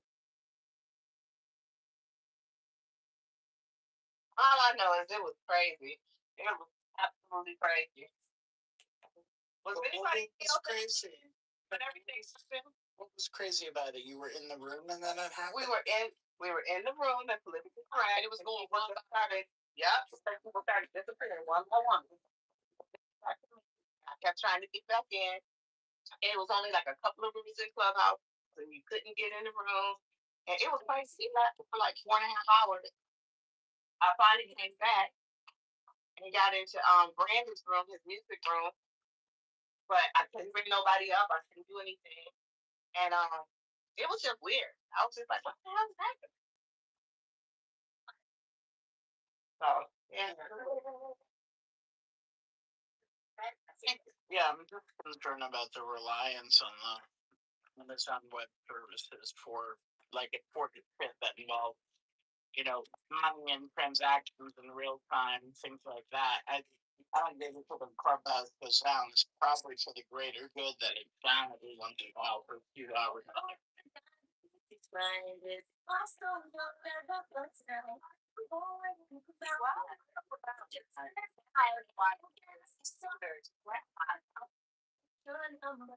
Never had this happen. I'm just saying. Things of other iterations of the app. But I was talking to a spirit saying that he was worried about AWS causes business disruptions all the time. Some of them just don't make the news. Yeah, no, I understand it's out there. Now, I just. Is that water? But yeah, I'm wondering if you were shipping. So y'all talk focus on AWS, but Google has had something similar. The Google Cloud. Okay. Wow. In fact, this is why many companies, many apps don't just rely on Amazon Web. They are also on Google. So sometimes what you will see is some people in certain parts of the country will still be able to access stuff because part of the servers that of the apps that they're working through or they're accessing are on another server. So you see this happen all the time. In fact, during the last AWS outage, it was the longest. This actually wasn't very long. It just takes, because it was degraded for some time, it did take some time for some of the apps to come to be restored.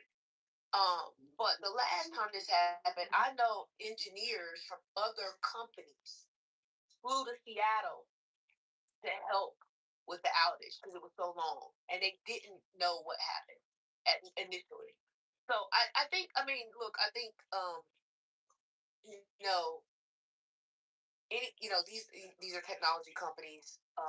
I remember one time at a company where that I know several years ago, they had their own servers, they had their own data centers, and their apps used to go down all the time, and people would freak out. Advertisers would freak out. But I mean, I think it's not a normal thing, but like it's technology. Things happen. There are bugs that get in and different things. I don't think this was a hack though. But we'll see what Amazon says about it. But yeah, Mama, weren't they hacked the first time? Like, remember that I DoorDash dinner, so now I have some time. Remember that really big one? Like, what was that? A couple of years ago? I think that was AWS, and I was at in the office, and I remember with the firm, the first thing is that we always think that we're being hacked, but one of the the tech guy is one of the wings had a conversation, and he basically scared us. He was like, "Don't tell clients, but we're attacked 24/7 daily." And they thought that it was actually an attack, but they weren't going to say that because like we couldn't place trades, like nothing. It was actually like we really did think that it was like the firm was being hacked, because that's what you think at first, like this is just where I am right now. And then, do you think it was a hack or just like a disruption? Because how does something like this happen? Honestly, I don't want to fear monger myself because I do that plenty enough. But I mean, I think cyber hacks have increased.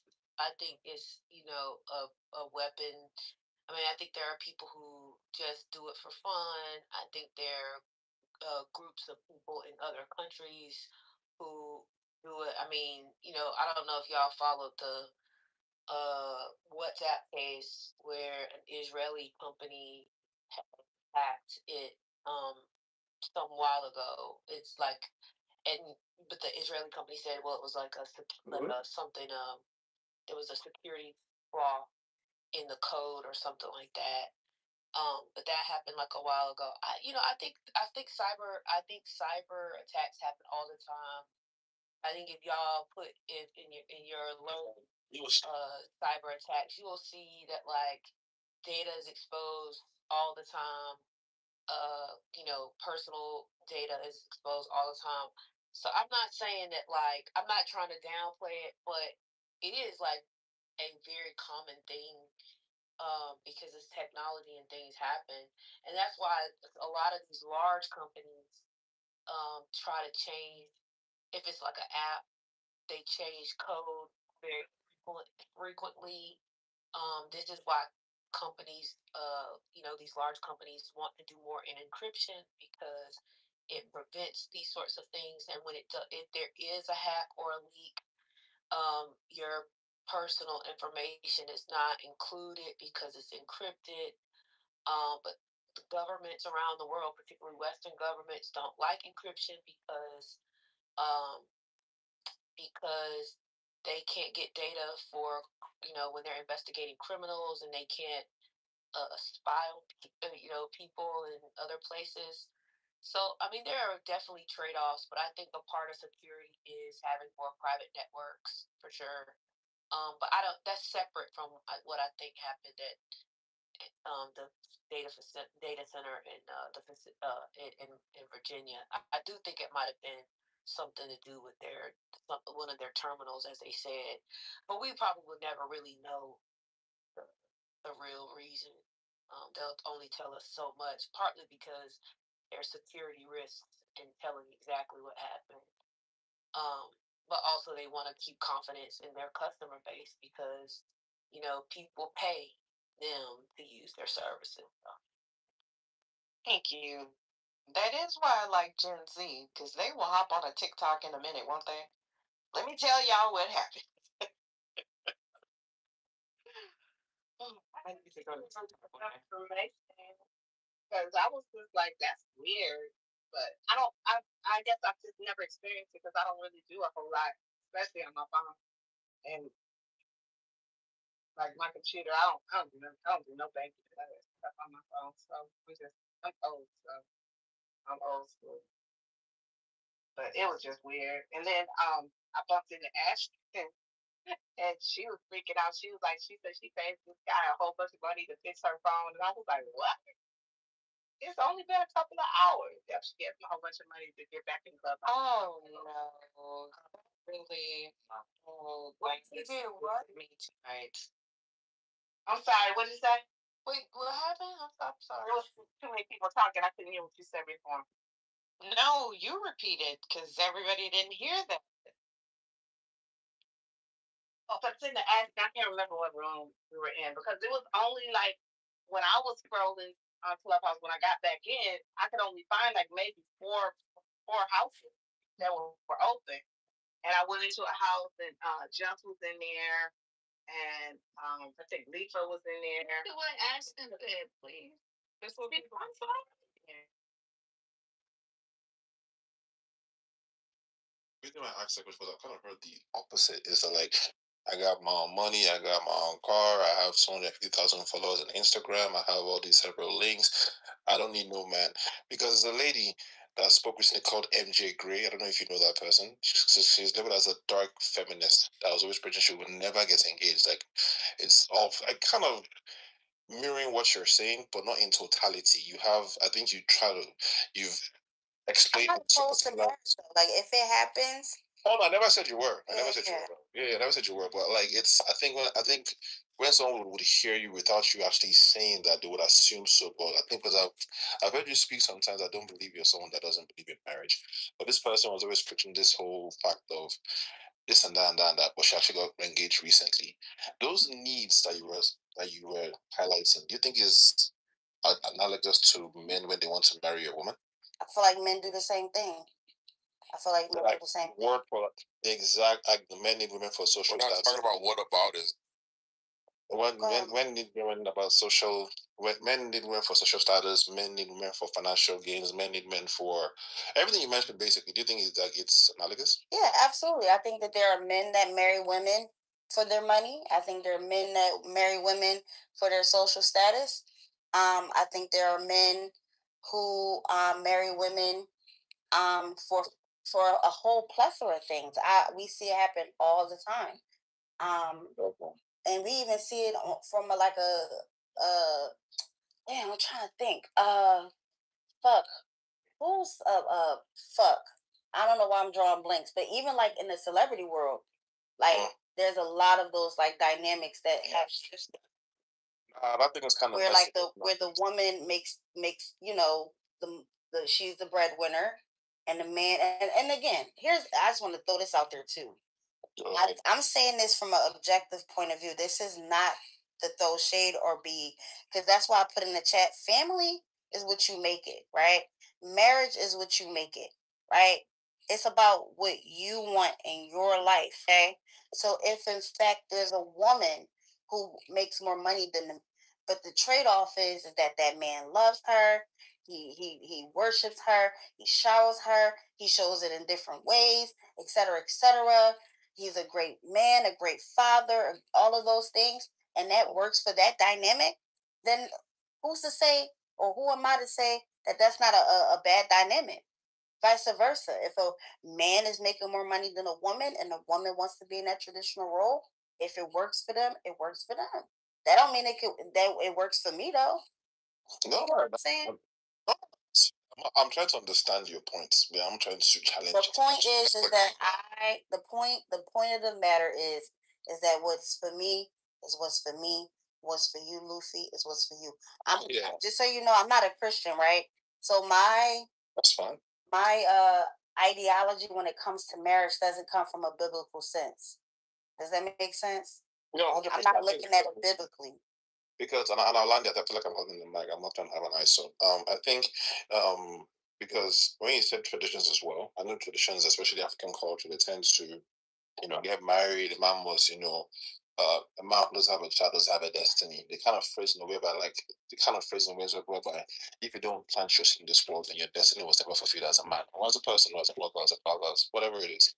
But I think the foundation of what they preach, I want to believe, is like we don't want you to be lonely. We want you to have more responsibilities in your life. Not saying you can have that as a single person, but I feel like when people kind of have. Can you be lonely in a marriage, Luffy? Okay. Yes, you can. You can. I'm not opposed to that. But even the thing is, when parents even preach that, they never ask that question. They never ask. They don't want to think that question is even a reality. They're like, no. Will be working into cycle shorter. But when you start having these conversations with them, they don't want to see that perspective. So I hear what you're saying. For all the t-shirts and covers, into cycle short, but people really need or feel like they need um I feel like it's just like a social status kind of thing. I agree. All my friends are married. All my friends are married, hence I gotta get married.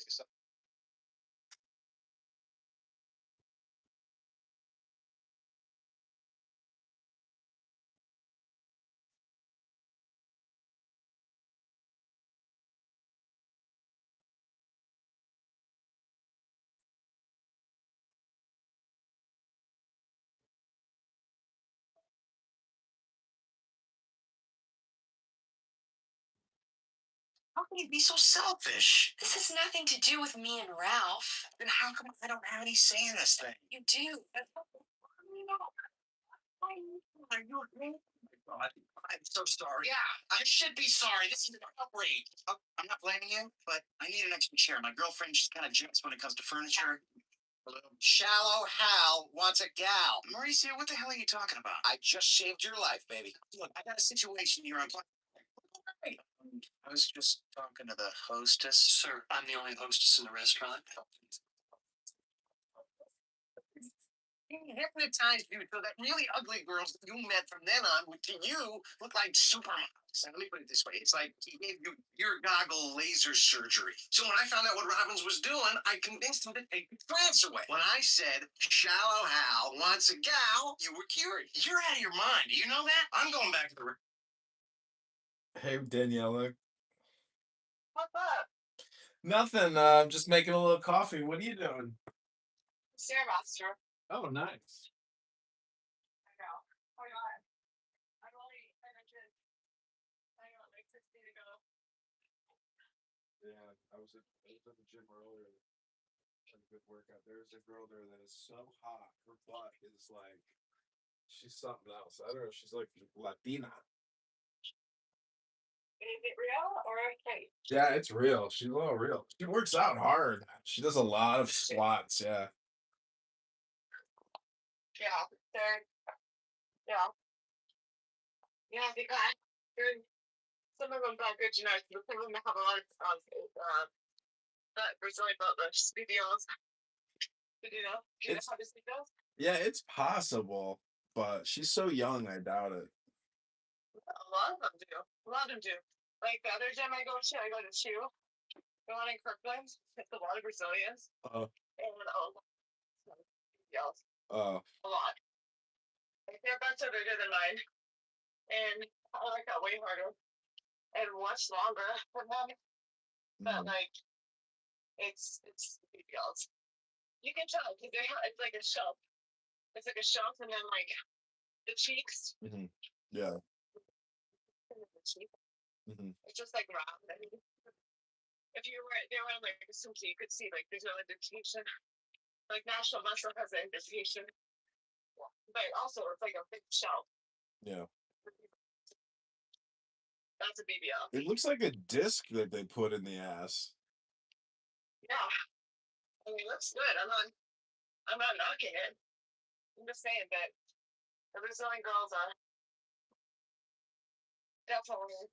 Don't you think it would be weird to like walk around with like this with the silicone in your ass and then you sit down and you're like sitting on this bags implanted in your butt cheeks? Like how fucking like you're thinking about it probably all the time. Like I mean, you walk in there's this girl her and I are always training, but she's off in that okay, I can't remember from where she is. But I was like, oh, I slapped her butt. I was like, your booty's glowing. You know, she's got a big ass. It's almost like she's almost like, well, it's doing the same as she said. She works hard. She does work hard, but she does sound very quiet. Yeah, I saw a little one. I saw a little one. How have you been, John? Life is good. Doing well. I got thousands of flowers coming up in my garden. I spent like $100 on seeds and I've been like watering every day and it's like they're coming in. That's nice. You're on your what's your coffee in mind? So we laid down this turf in my yard last Yeah. really pretty turf. Big grass. Turf like it's like big grass. It's like a carpet. And there's fucking rats just running around outside, like all over. Because in front of my house, it's a big park, but park now. But it used to be like a garbage dump. So back in time. So I think the rats still like are just like, you know, infiltrated the area. You're gonna get the hantavirus. You're gonna get the hint of virus. Oh my god! So they peed all over the turf. Oh, And my mom was like, I cannot stand the smell. This is so unsanitary. yeah. You know, my mom's like, yeah, the grass is not renewing itself. And my dogs are going out and laying on it. You know, I don't want that shit inside. Yeah, gross. Either. So I had my guy pull it all up. And then today he's been laying down like topsoil mixed with manure, grass seed. So I gotta wait for it to grow. So yeah. Yeah. So it's a whole thing. Well, yeah, the squirrels kept eating all my seeds for my flowers. So I got a slingshot and like these little plastic beans. And sure enough, after like a couple of days, they're just like terrified of me. As soon as they see me, they run for their lives. Oh. Wait, you're slingshotting the squirrels? Yeah, but not with like not to kill them, just to like shock them and scare them. I know, but that's dangerous. Yeah, but it's amazing. They're like so indignant. Like they have pride and honor. Like they walk away with like, you know, an attitude. Like, how dare you fuck with me? I'm a squirrel. There was a raccoon that got in my yard last weekend. I was out of town. I went to you've heard of Coachella, right? Yeah. So the weekend following Coachella, there's another music festival called Stagecoach, Yeah. which like there's some country music singers, but not all of them. Like Pitbull was playing, and like from '90s hip hop, Third Eye Blind, like it was kind of eclectic. Hmm. So we went to that, and I was down there. Have you been to Palm Springs? No, I never went. Yeah. It was super hot, which I like dry heat. And then with the afternoons, the wind like was up. Like it felt like there was gonna be a tornado or something. So the concert festival was 3 days long. Hmm. And on day two, at like 8:30 at night, all the stage screens went bright red and said immediate evacuation. I was like, what? Oh my god, no way. So yeah, so then I was like, what? And I wasn't that concerned for the weather. I mean, the weather was pretty, the winds were really strong. But I was more all of a sudden it just changed to like thousands of people trying to like scramble for these exits. And like you can't walk, you can't run because there's too many people. And you can't walk any faster than the person is in front of you. Uh-huh. And all those people. So that was kind of scary. Yeah. It probably took me like 15 minutes just to get out to the exit. You know? Yeah, stampedes must be scary. Imagine being in a stampede. Yeah, exactly. So it felt like, and everybody was calm because the winds weren't that strong yet, but it felt like it could definitely like turn in a second with people getting crazy. So I don't know. It was kind of, I don't know if I'll go again. It was super expensive. Everything like flights. I happened to get a cheap flight, Mhm. hotels, and then I had to buy a shuttle pass and then the concert tickets. Like your concert tickets for a 3-day pass, it's $100. The shuttle, they charge you $130. But they have different shuttle stops, and you still gotta get an Uber to the shuttle stop for the pickup. So right there, that's another $20-$30 each way, right? So it was super expensive weekend. Yeah. So I don't know. I didn't have that much fun. And I ended up like, Wait, did you see Bieber? Did you see Bieber? Did you see Bieber perform? to Stagecoach. Oh, you went to Stagecoach. Okay. Yeah. No, the show's like not going. Not going to that. Way too cool. Yeah. Yeah. So yeah, it was just so many people. Oh my god. I don't think I've ever been around a crowd like that I cannot get out of. Mhm. It was a little intimidating. I know you really have to like do deep breathing and just like stay calm.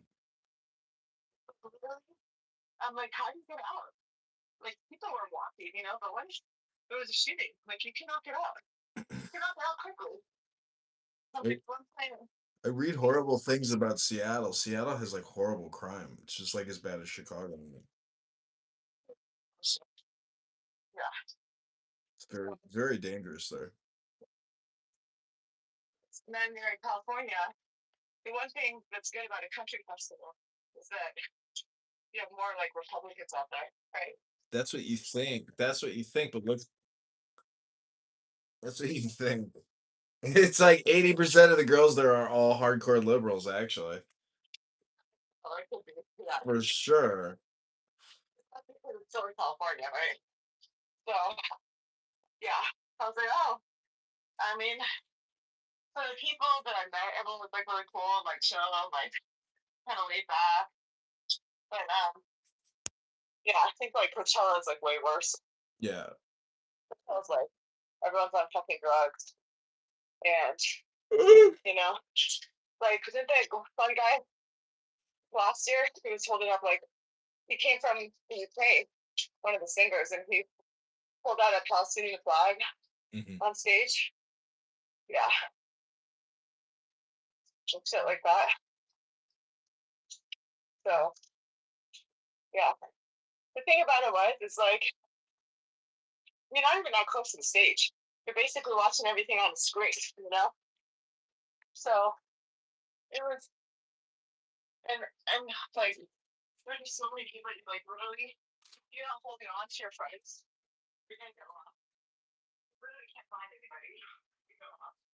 It's just like, so how like it was there, and you can see like there was apparently 4 stages. I don't even know what you're having to work. Like I want to, and there was also like boots around, but if you really pay attention to it, you go wander off, like you can lose your friends. It's not the worst. So it's like the whole idea of like trying to be a team player. So it was okay. And so we're supposed to get more of that. So the best flight I could get was coming out Friday, and the other ladies came in on Thursday. So before I even arrived, those 3 got in late. The one lady was left. She was out with the Airbnb, and she asked this woman that everybody got. Oh my god, so strong. Like, and those 2 women, I mean, they're like 50. I'm like, what are you guys talking about? Oh, it's like, they put out there and sleep with me. I was like, yeah, I'm sleeping with each day. I got swimming, honestly. I'm like, oh my god. Run all that shit without putting it there. Like, I can actually know it's gonna be like that. But I signed up to go. I was like, yeah. Like, the one I put my head in, like, the fire was trying to it.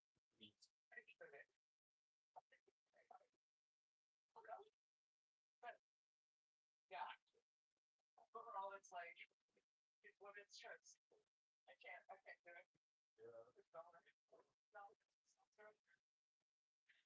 My grandmother went to Florida with our neighbor one time, and like after she got there, my grandmother called my dad. Was like, "You're gonna have to get your return flight ticket. I can't stay here with this woman." Yeah. Oh, I know. And like even with like other women and like my friends, recently, like other women who said that we went under pressure and did all the down there, like this all from the night.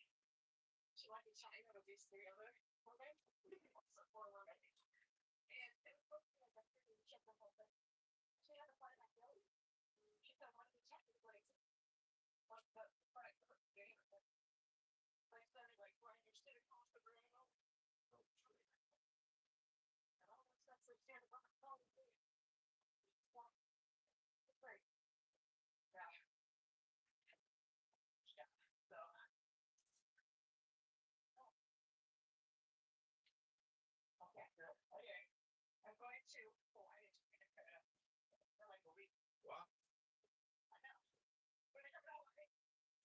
I mean, I'm like, I have a huge garden going here. Like, I'm so happy. I wouldn't leave this place unless, there was a golden rain. There was a rainbow with a pot of gold out there or something.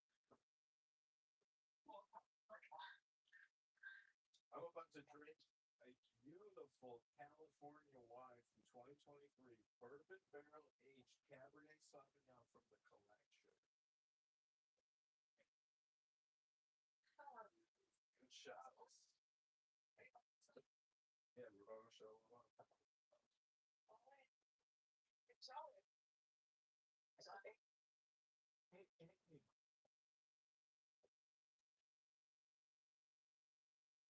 Shit's good. I think so.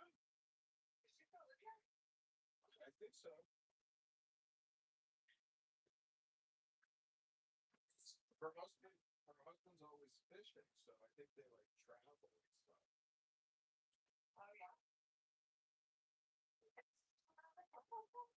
No, she can't have a kid. I doubt it. He's probably had a vasectomy. She probably can't have a kid. Why would they have a kid?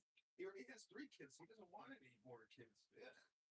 Yeah. My friend just had a kid with her. Has two older kids, like in I think at high school, and she was something like,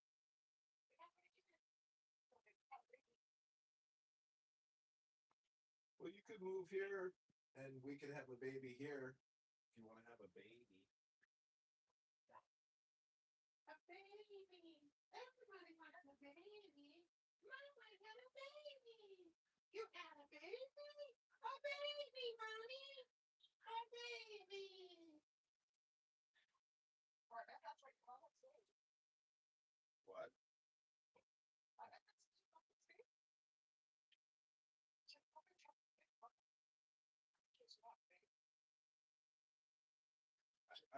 My mom was probably just like, I don't want any grandkids. I don't even want to think about it. Really? Yeah, probably. Probably. Yeah.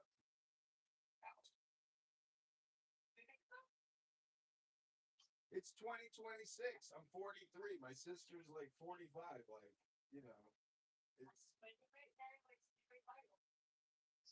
I doubt it. These people are so fucking brainwashed nowadays. I don't think I'm compatible with anybody.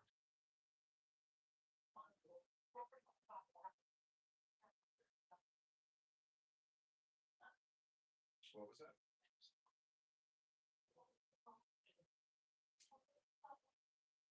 I must have sweat. I've been sweating profusely, so your microphone is filled with sweat molecules.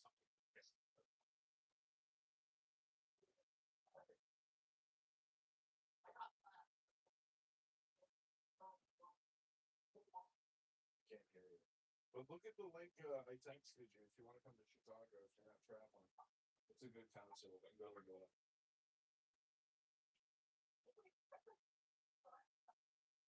I can't hear you, Daniela. Your sweat molecules have filled up your microphone. All right, I'll talk to you soon, but.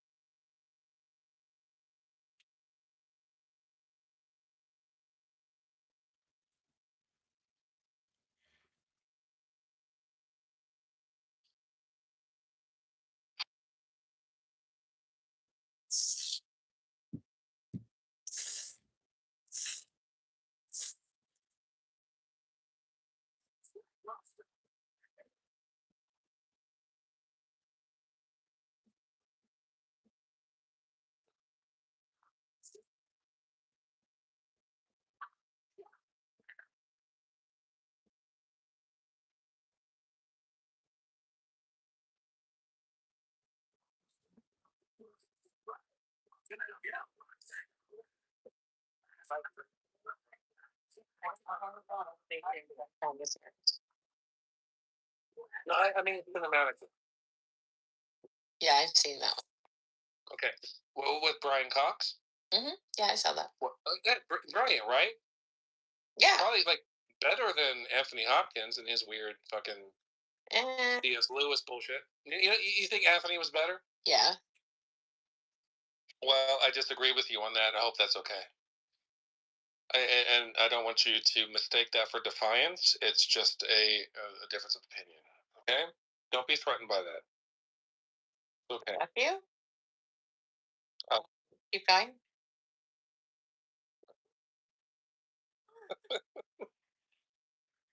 Is that a green light? Green light for what? Fuck you, keep going is the green light. For anything. I don't know. Like. What other movies are there? You're really asking right now what other movies are there? Is that what you're asking? Well, you said. You're a bit confused right now, I think. No, I'm not. Yeah, you are. You're so confused. You don't know where you are, what you're doing. Don't tell me what I am. That's ignorant. That's ignorant. Oh, well, that's ignorant. You know what? People say I touched all those kids. That's ignorant.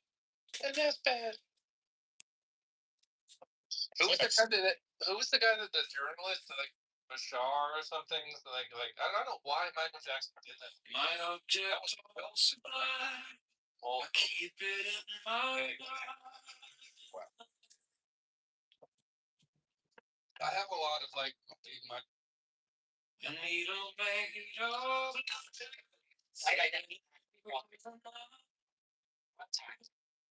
Not. Where does not determine? Question. Are they going to documents or not? Right now, we have systems sounds close to the document. Rest system sounds close to the runtime. Says the currency implementation breaks. The case is double up.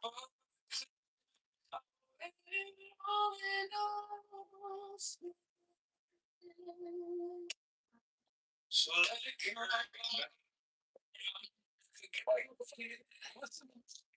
I want to see it. What's the same? What it did, I want 2 years to go. To make the punishment physical.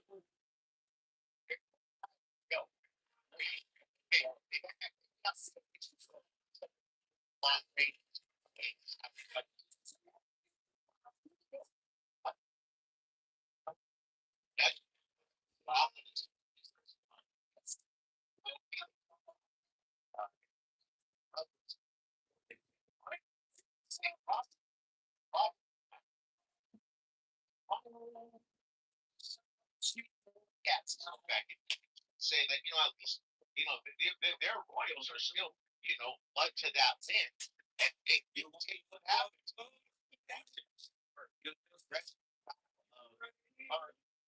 Government there. I mean, we're still a certain value, of course, but that got dressed the wrong word.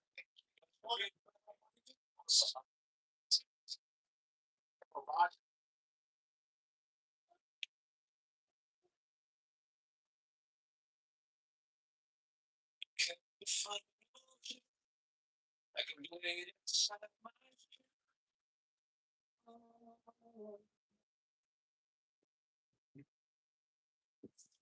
Now I receive easy.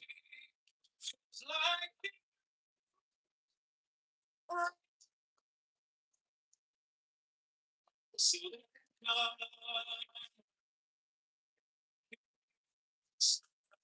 I want to see.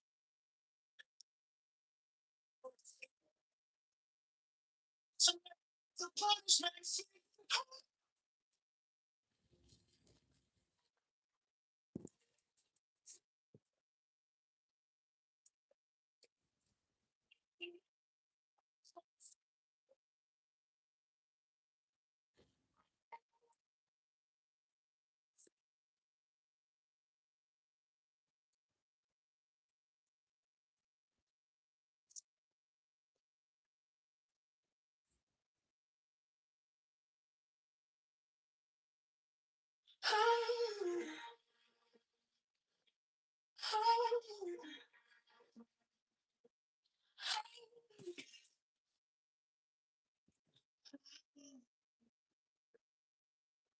My object of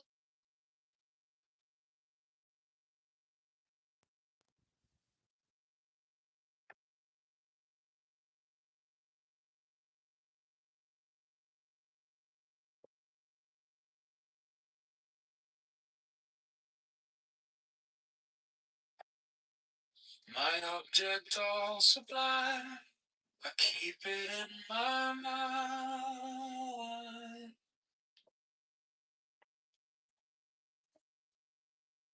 A needle made of light, threading through the night.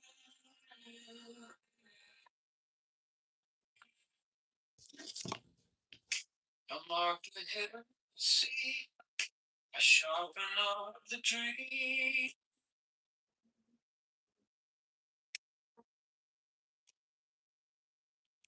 The case is cold but clear.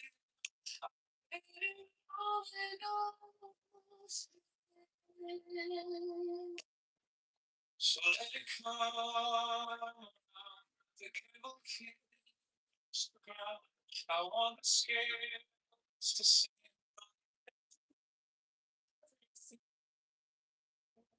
To make the punishment fit the crime.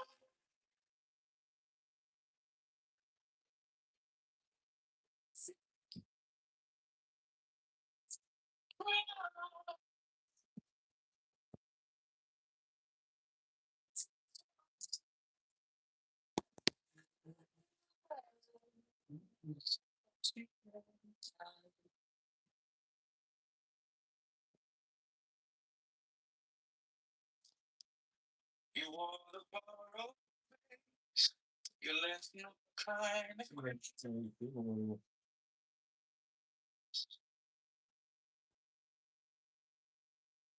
But everybody spot to the sun.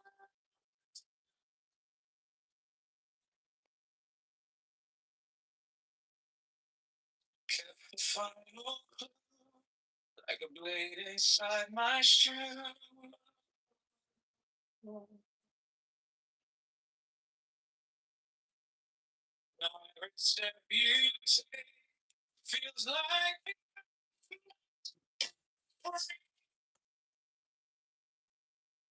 so let it come around. I won't escape to separate me. To make the punishment fit the crime.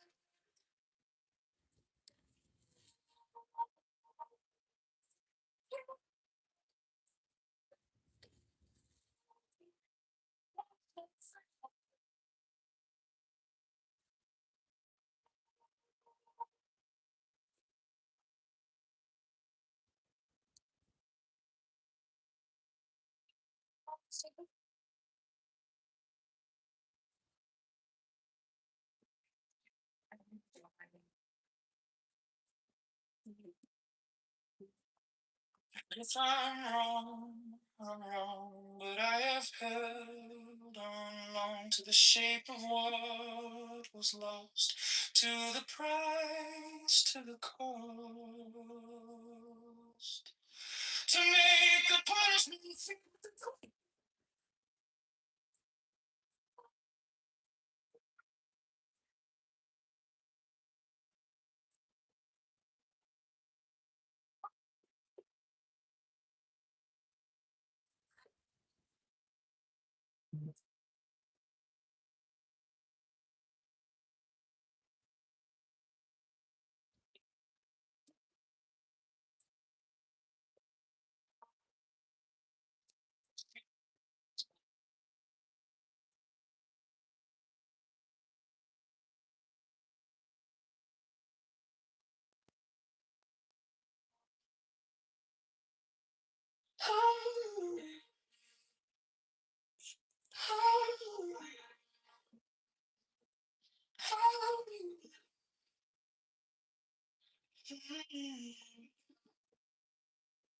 My object also blind.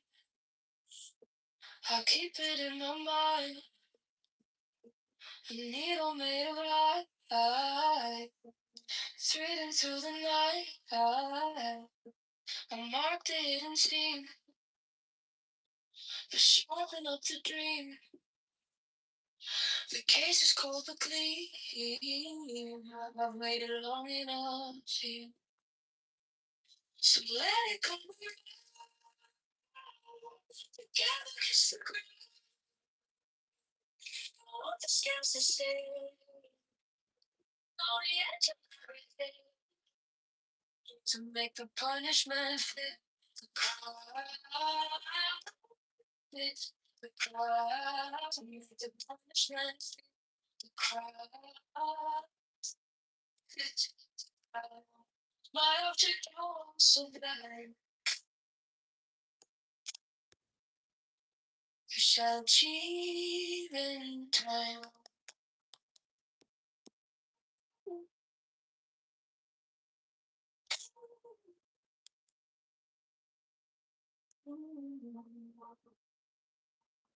You wore the borrowed state. You left no kind of grave, but every lie you spun turns back beneath the sun. I kept the final clue, like a blade inside my shoe. Now every step you take feels like the earth might break. So let it come on, can't kiss the ground. What skates to say? To make the punishment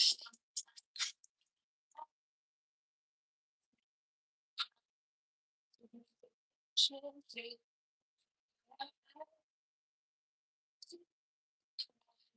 My object so glad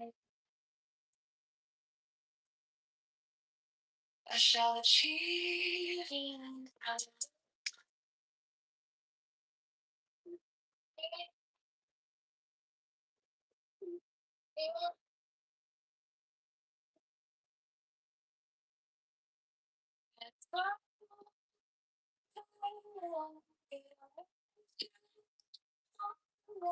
The shape of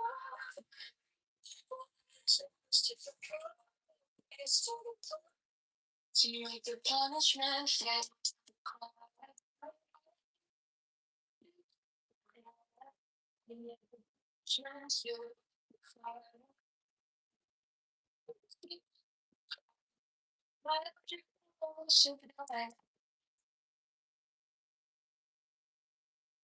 I shall achieve in time.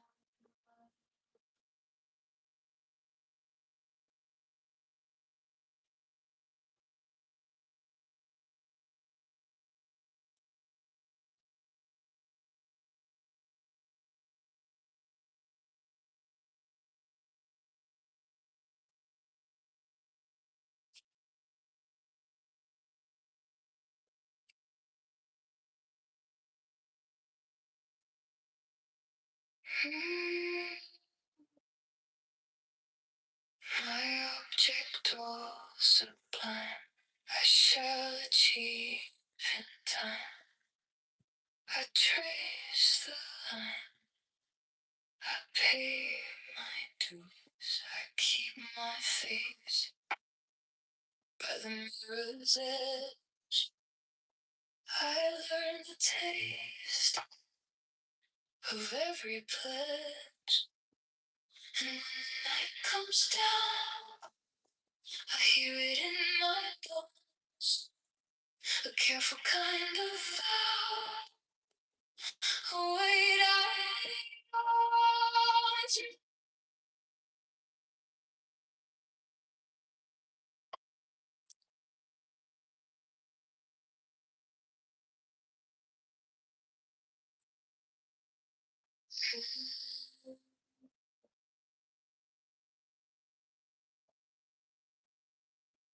my object all sublime, I shall achieve in time. I trace the line,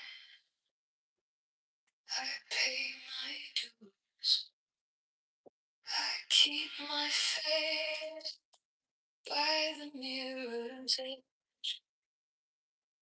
I learn the taste of every bed.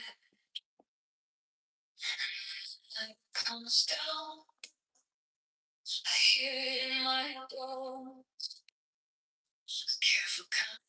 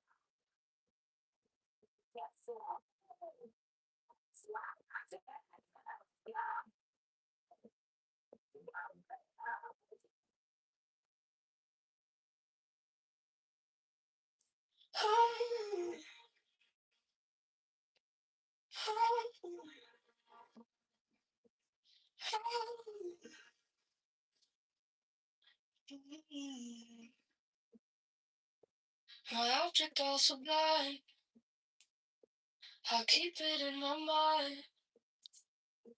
A needle made of light, threading through the night. I marked the hidden steam, to sharpen up the dream. The case is cold but clean. I've waited long enough here, so let it come around. Together kiss the ground. I want the scales to say, oh yeah, to make the punishment fit the crowd. The crowd, to make the punishment fit the crowd. My object also blind. I shall achieve in time.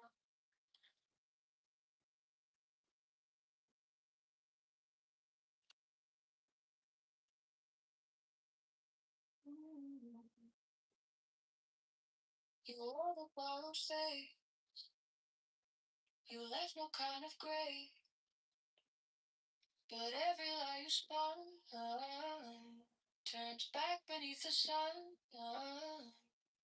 I kept the final clue, like a blade inside my shoe. Now every step you take feels like the earth might break. So let it come around. The cake is the ground. What the skates are saying, on the end of everything, to make the punishment feel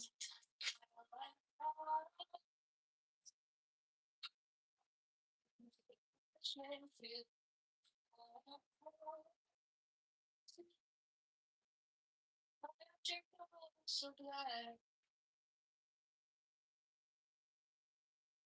shall achieve in time.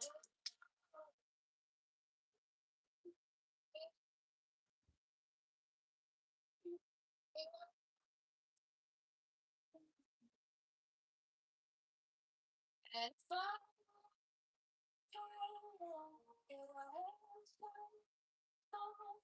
to the shape of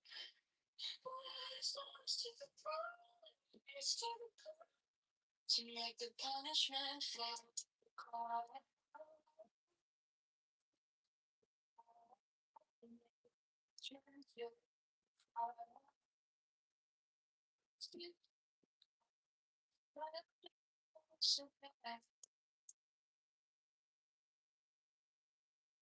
I shall achieve in time.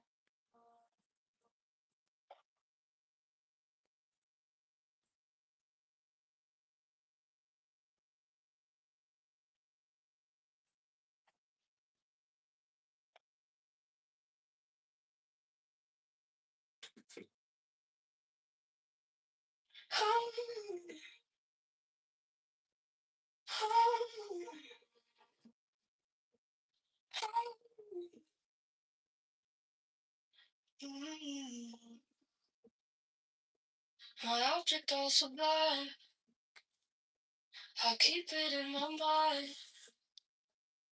A needle made of light, threading through the night. I marked the hidden steam,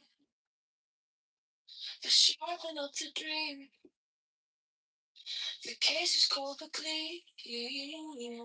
I've waited long enough here, so let it come around. Get kiss the ground. I want the skins to say on the edge of everything to make the punishment feel the crowd. The crowd to make the punishment feel the crowd. My object also there. You shall achieve in time.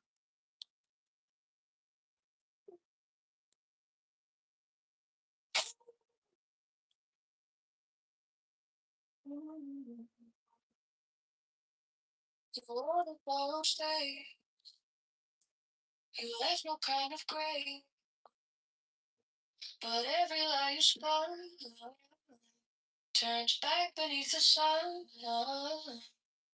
I kept the final clue, like a blade inside my shoe. Now every step you take feels like the earth might break. So let it come on, can't kiss the ground. Scared to say it. To make the punishment feel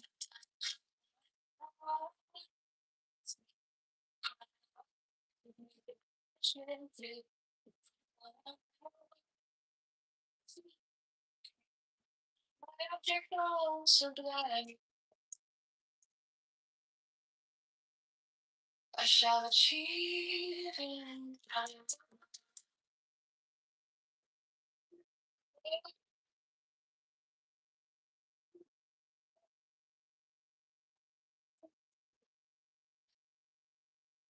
And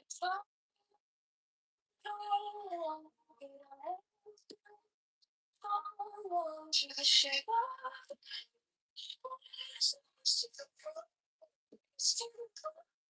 to make the punishment feel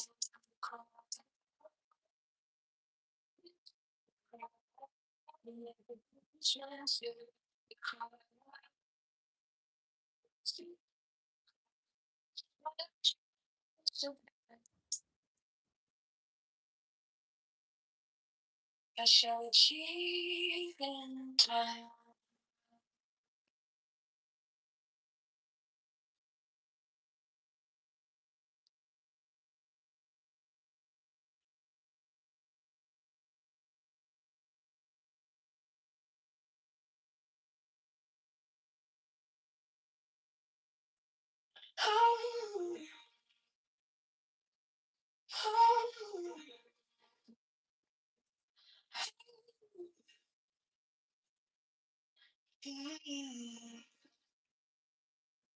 My object also blind. I keep it in my mind. A needle made of light, threading through the night. I marked the hidden scene. You sharpen up the dream. The case is cold but clean. I've waited long enough here. So let it come around. Gotta kiss the ground. Don't want the skins to say. On the edge of everything. To make the punishment feel the crowd. It's the crowd. To make the punishment feel the crowd. My object also blind. I shall achieve in time.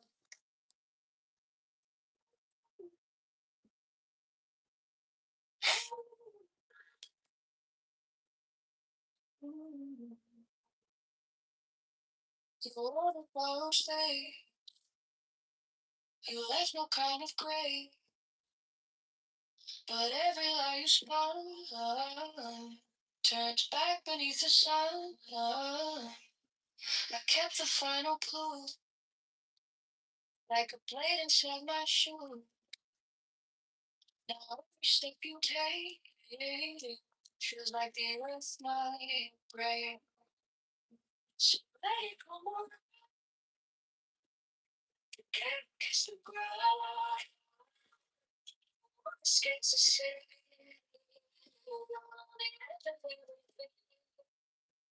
To make the punishment feel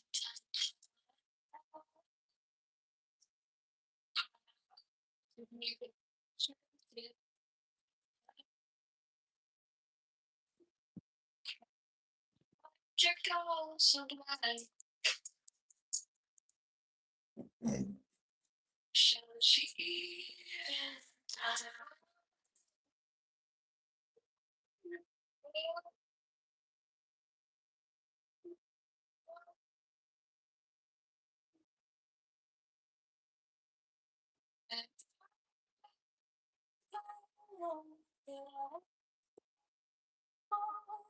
to the shade of eyes, to make the punishment fade.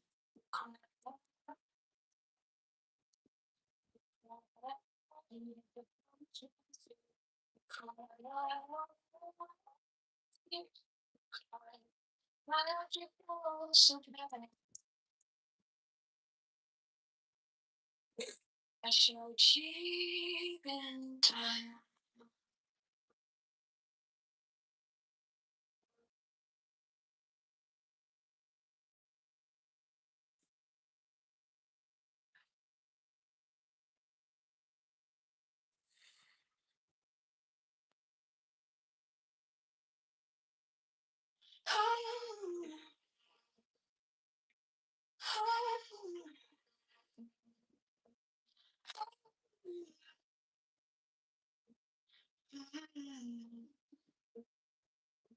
My object also blind. I'll keep it in my mind. A needle made of light, threading through the night. I marked the hidden scene, to sharpen up the dream. The case is cold but clean. I've waited long enough here. So let it come on. Together, it's the want the skins to stay. On the edge of everything. To make the punishment feel the crowd. The crowd. To make the punishment feel the crowd. While life is also better, we shall achieve in time.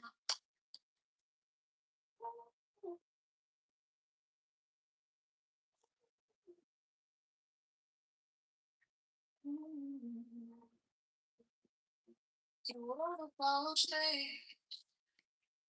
You left no kind of grave, but every lie you spun turns back beneath the sun.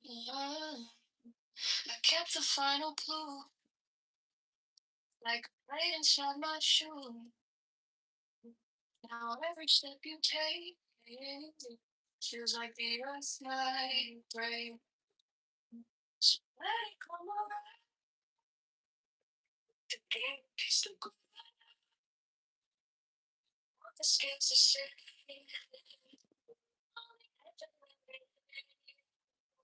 To make the punishment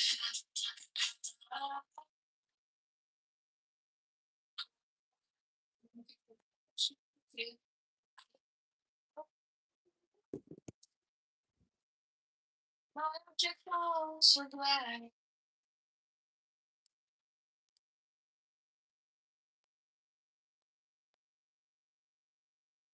Okay, Vera, what about the etch? What is etch would be stained? It was supposed to be teeth. Oh, Typo. oh, teeth would be stained. Okay, that makes much more sense. No, I had to ask. And mine should have been he'd be sleeping with the birds in Central Park. Close. We gotta be better. Right. It's important. It affects the joke. Yes.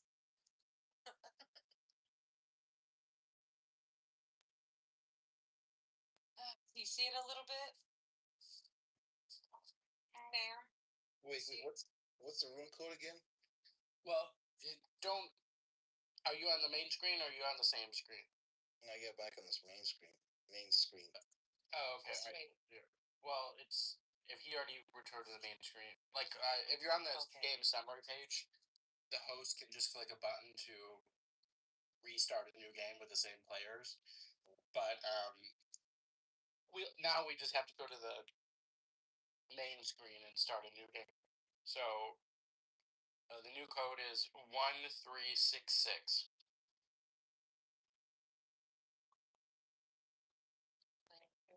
Y'all can get some more players because I'm tapping out, I think. All right. I'll see y'all later.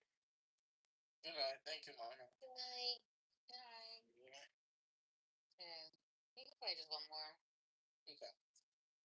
Let's go for it. Teach Sam a little more about it, you know?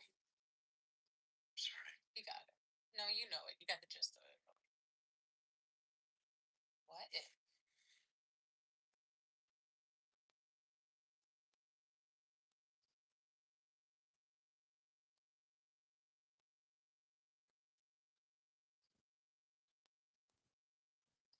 I'm not Anderson.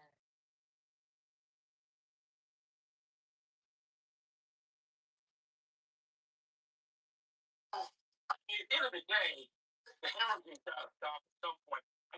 If we're going into the summertime period, I mean, we all. Oh, that easy.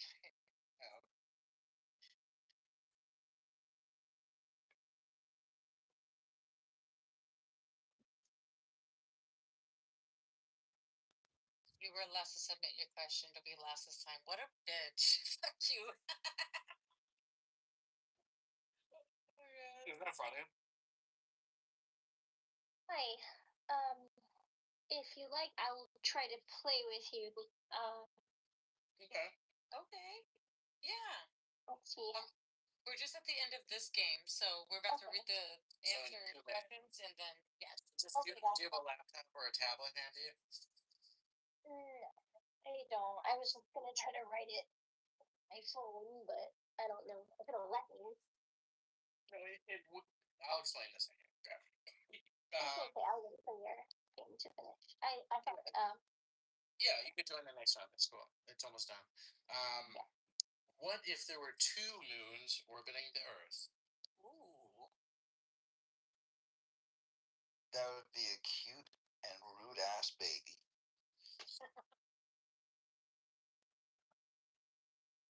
What if Eminem and Sabrina Carpenter had a baby?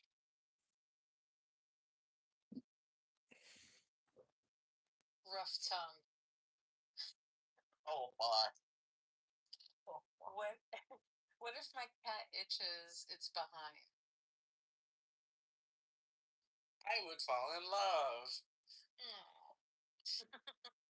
Okay, we're done. Okay. Exit out of this one so that we can let Amma in. Okay.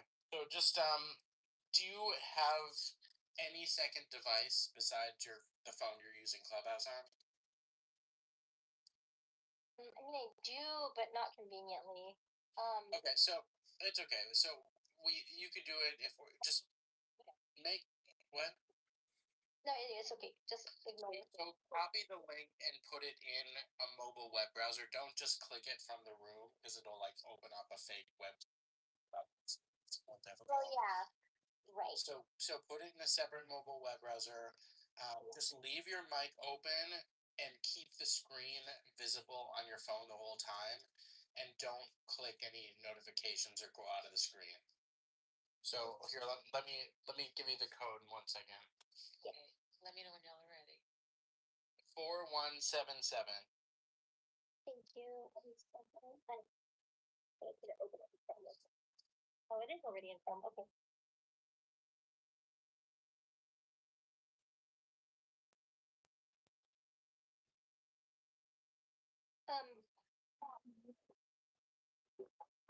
Seven.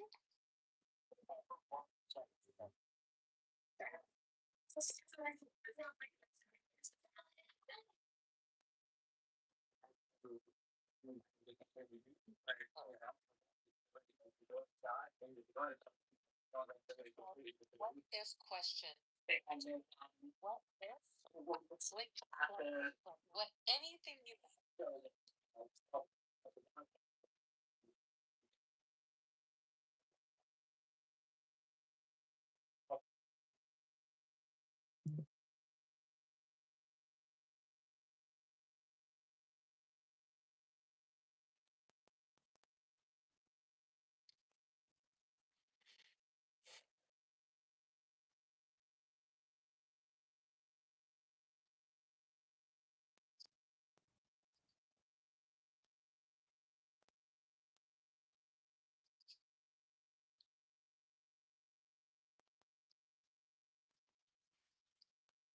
This is really tricky.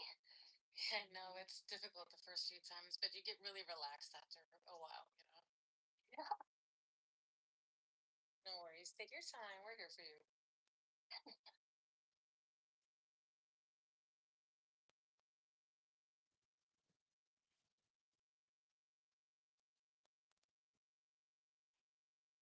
Oh my god, this is It's a lot of pressure. yeah. What if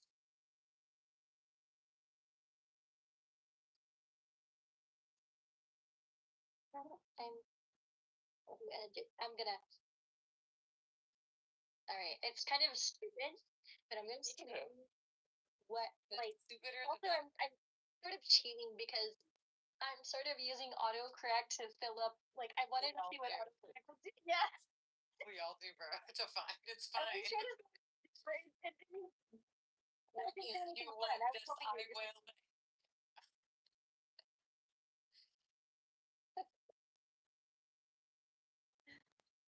Okay, now answer the question and then press submit. Oh, okay. Okay. God, I don't know. Okay. Thought we were going to answer different questions. I think I misunderstood the little explanation when I read it. Okay, let's see. Now I'm tired. What's going on? We're playing a game. Hold on, bro. Okay. Stay. Don't go nowhere. Don't go anywhere. Wait, Anna, did you say you got your own question? I mean, you can play on the next. She got her question. She's done. Yeah, I did, and I have an answer now. Wait, did you receive your own question to answer? No, it's Oh, okay, good. no, thank goodness. Okay. No, I didn't see that question at the top. Okay. Yes, thank goodness. Okay, that makes more sense now. Mm. Okay, yeah, I'm just because I'm still, you know.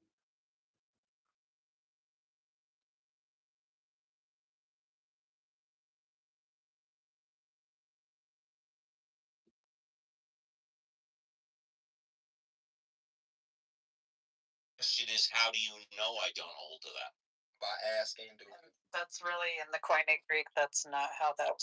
Yeah, and my answer is sometimes I do, and sometimes I don't. It's a very much an oversimplified translation of the verse in the Koine Greek. It's actually jawbone, not cheek, right?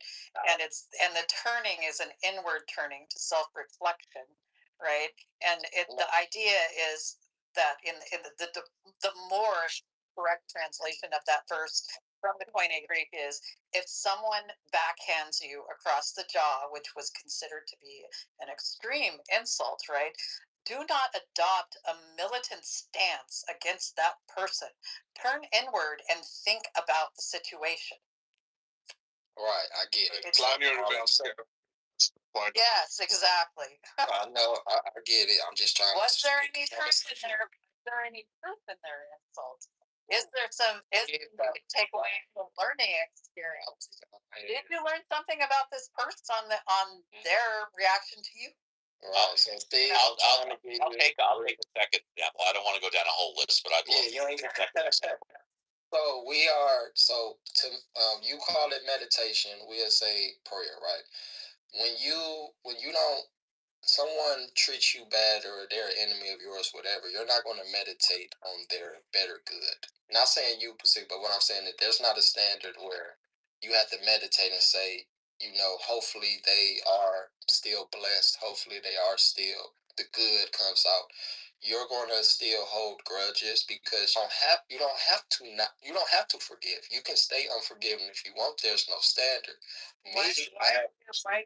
Why are you making proclamations about how you live with the Lord? Because the reason I'm saying that, if by getting off the no subjective morality, they are We can subjective. we can independently come to those preferences through reason. Yeah, reason. Yeah, I get it. I get it. You can sit down for a minute.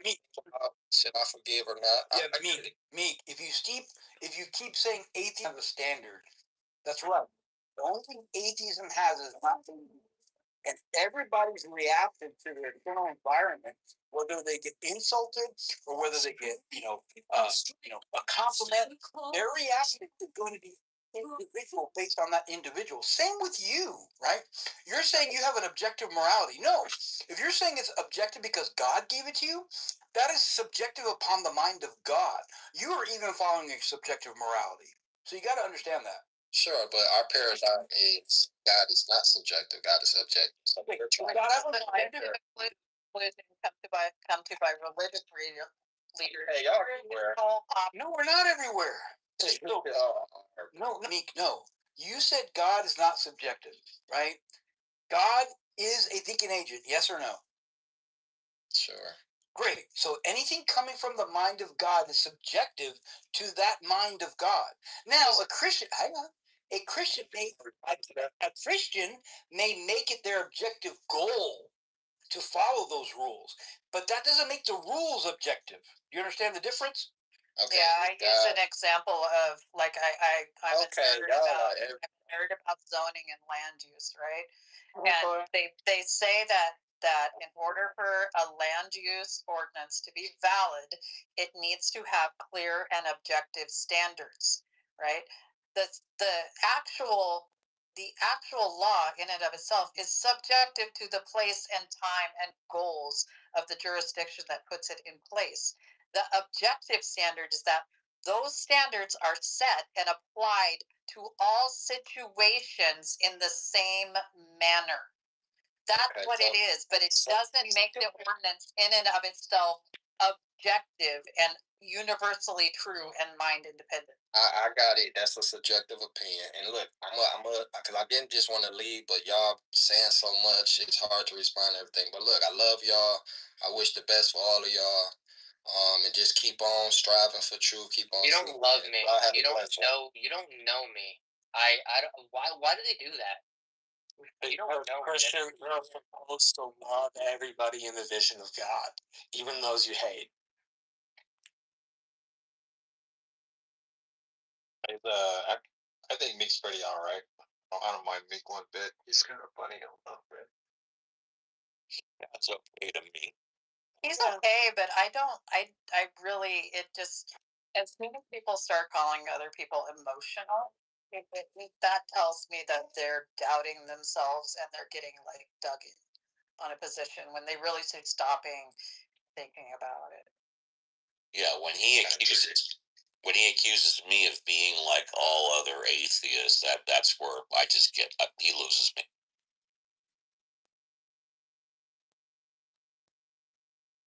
I know plenty of atheists that don't want to be like me.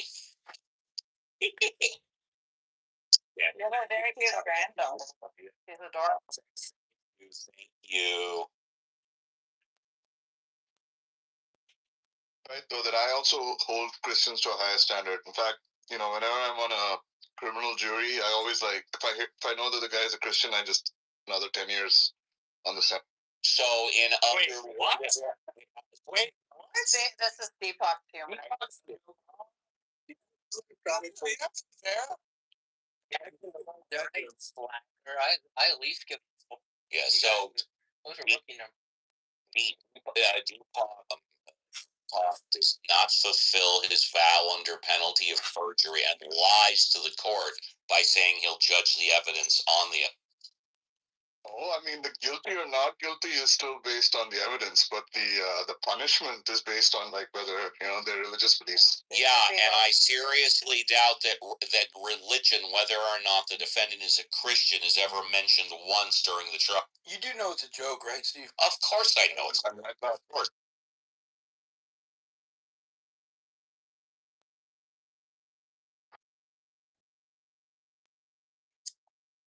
Hey, Cora, glad to see you're feeling better. Yeah, I'm pretty good. I've been finally getting out and swimming, and stuff, and getting a little more exercise. This may not mean much to you, but we put you on our prayer list for church. I know you're not a religious person, but we stuck you in anyway. Yeah, Cora, glad you're feeling. Thanks, Steve. I hope you're feeling okay too. Thank you. Yeah. And we'll see his attitude to the criminals for a number of our experiments. Also, Awesome, Deepak. Yeah.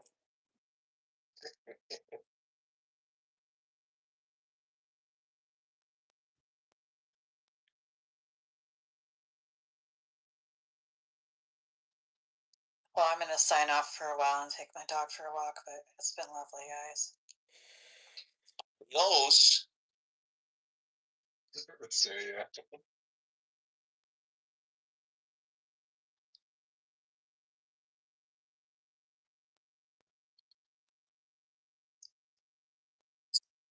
What's up, Jacob? Hello. Where's Cora? Just said she took off. You put on your baby. Fuck is that profile picture? That's a female.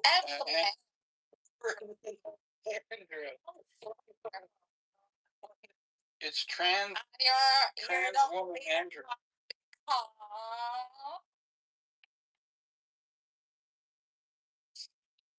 He's transitioning for God.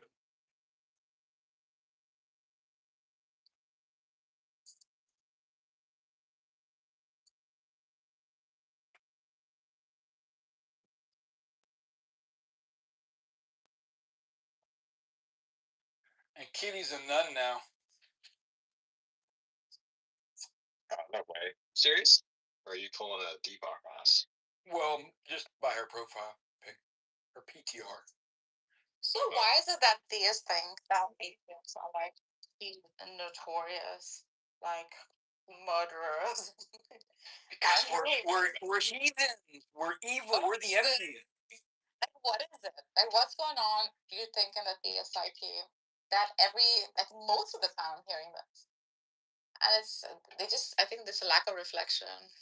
Actually, you got it reversed. Most serial killers and people that kill people that they don't know say they're doing it in the name of God. Yeah. That's right. Yeah. Yeah. I can't recall. I mean, I'm sure it's happened, but I can't recall anybody killing a bunch of anonymous people in the name of atheism. Now I kill you. Yeah, that's true.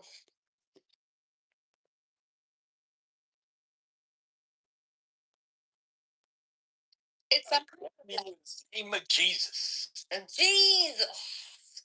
But there's also like a self-righteous high horse riding comparison going on, you know, like within the theistic circles.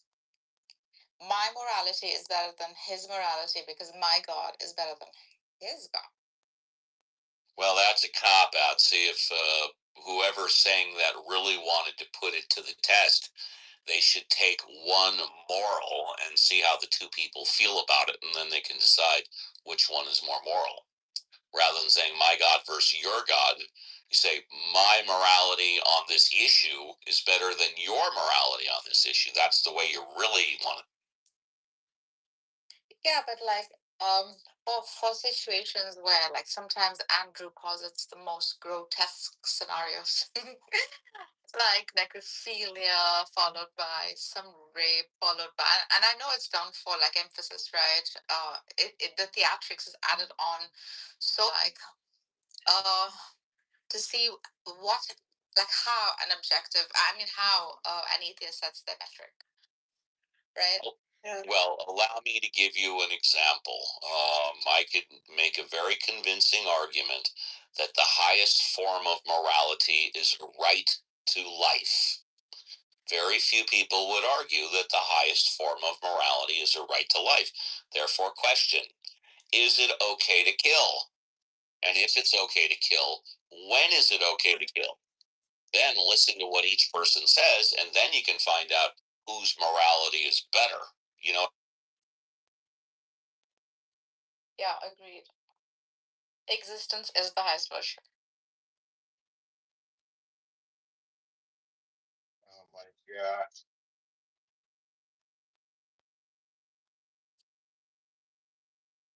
I guess like you always gotta throw those like little mysticisms. Good Lord, look how I'm getting bullied again. Now close your eyes. Take a walk by the lake.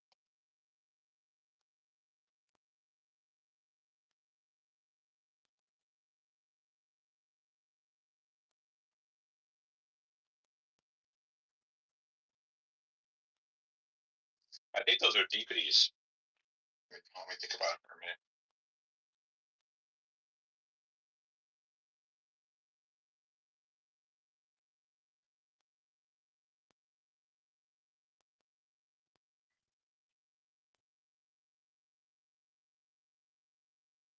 This just shows like how widespread moral disagreement is, right? Because you guys think that like whatever right to life is the highest moral like good, but Nargis thinks that like ample cushioning and like sperm heel support is like the most moral thing. Oh, she's left. Shit, this joke doesn't land. Damn it. Yeah. I chill, loser. He's here. Oh, that's whoa. Who is that? Ew. Who do you think? Who do you think? It's your baby, Bubba.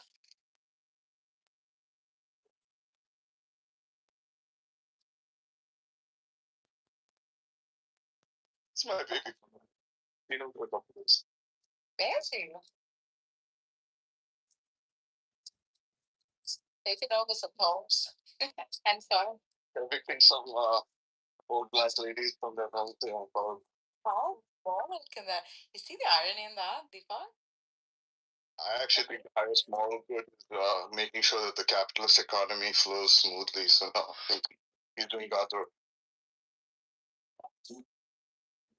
I didn't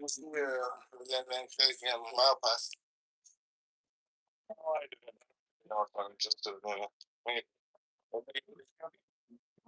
Yeah.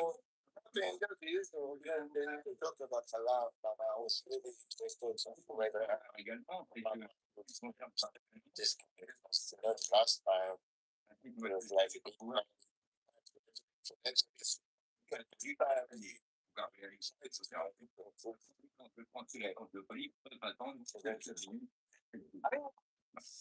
I feel like sometimes it's maybe into like judging like just one debate, right? Because if you want to judge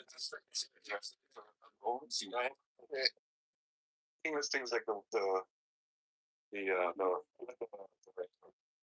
loud your voice is also going to matter, right? Like in perceptions of who want to debate, but you got to really track the arguments and ultimately. Oh yeah.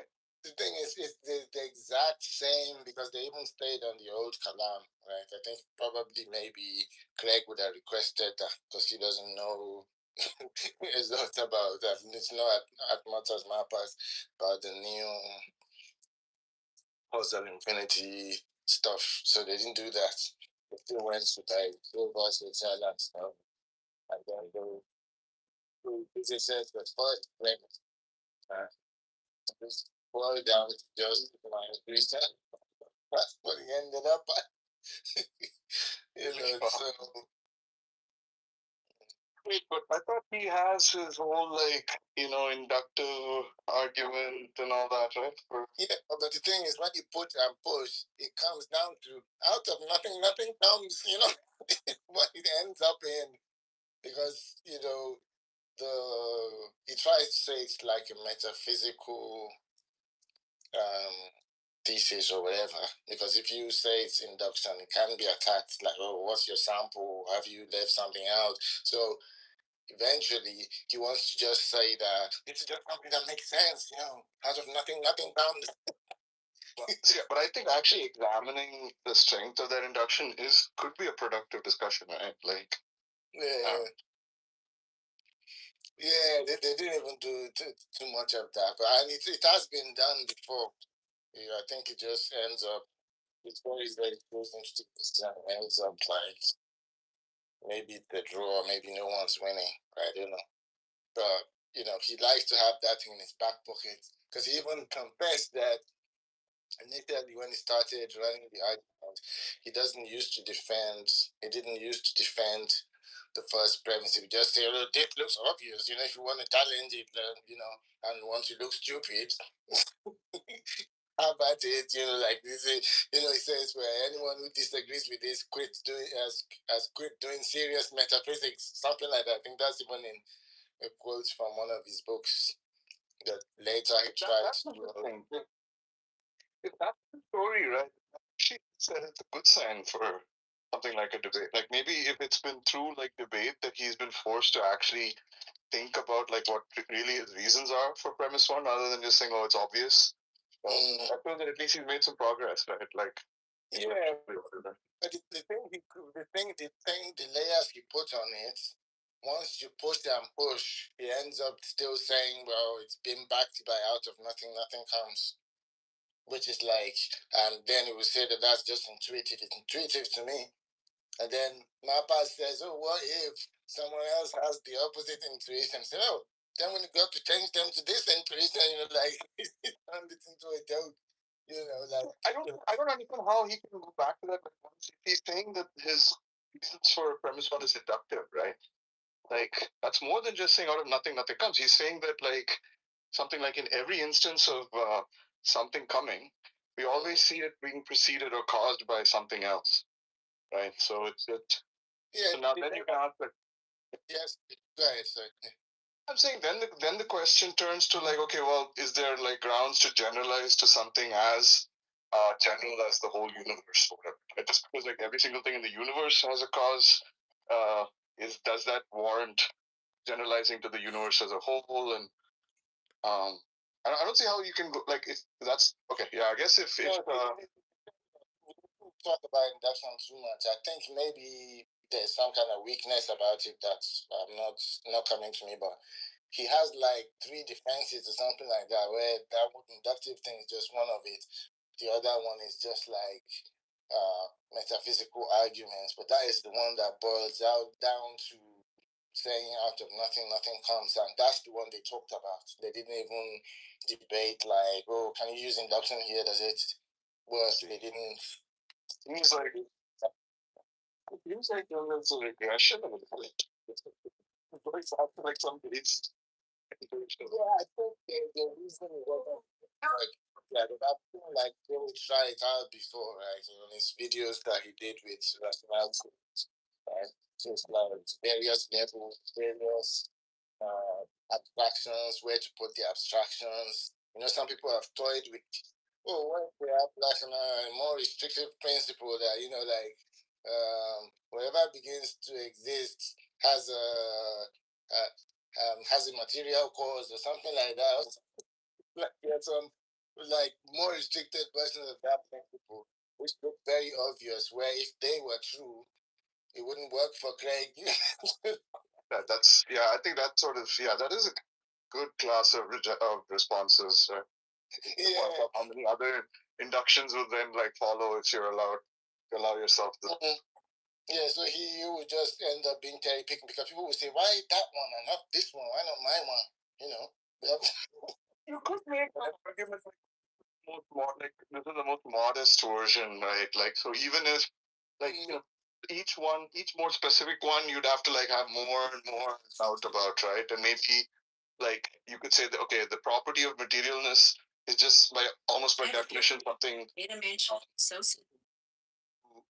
universe, right? So it doesn't even make sense to say that like it feels like second nature, right?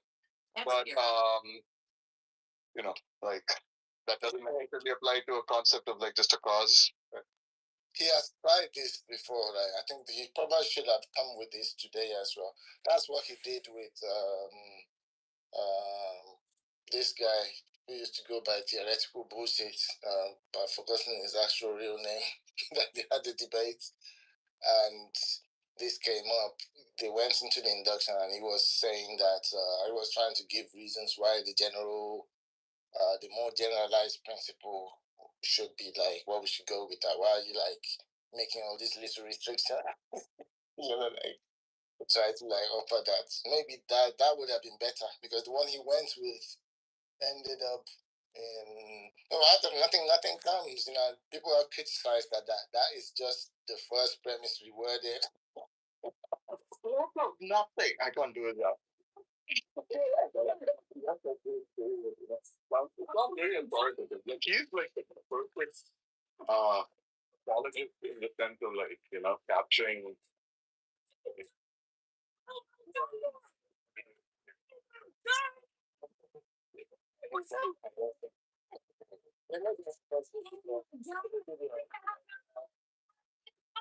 What's that thing that Justin Bradley used to do? it's every day, buddy. Oh.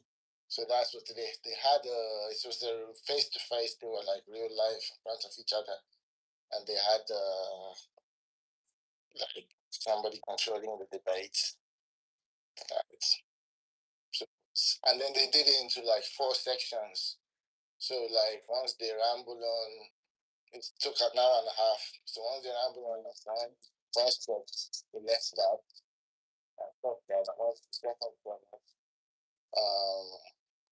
Well, the second premise is where like Malpass has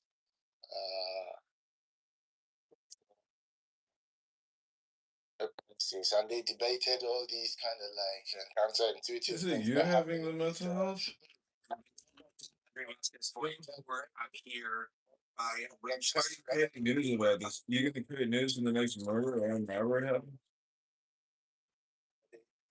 They did all of that. They rehashed that.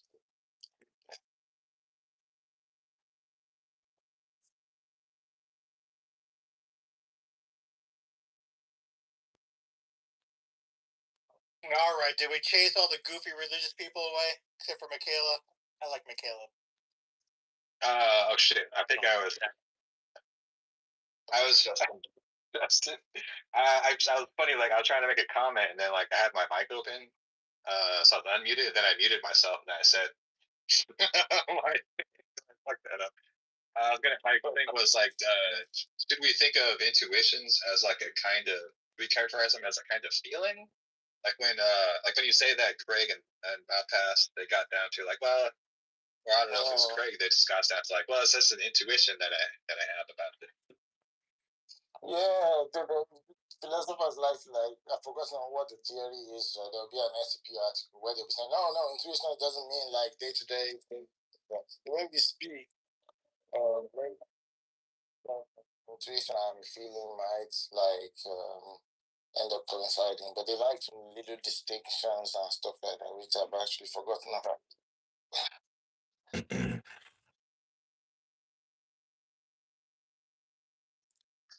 I guess like getting trained because I'm getting ready to get a couple of pistols. I have a shotgun, and I'm not going to go out like that. If this is what they want to do, they want to take away our rights. They can take away our rights, but they ain't taking away my life without a fight. Period. And okay, so I was addressing both true. No one suggested to have an armed insurrection against the government. That was not being argued or being said. So if that was the understanding, I apologize if I wasn't more succinct, because that was never proposed. What I am saying is that yes, Tiffany is right that systemic and any government issues you're supposed to try to fight them civilly.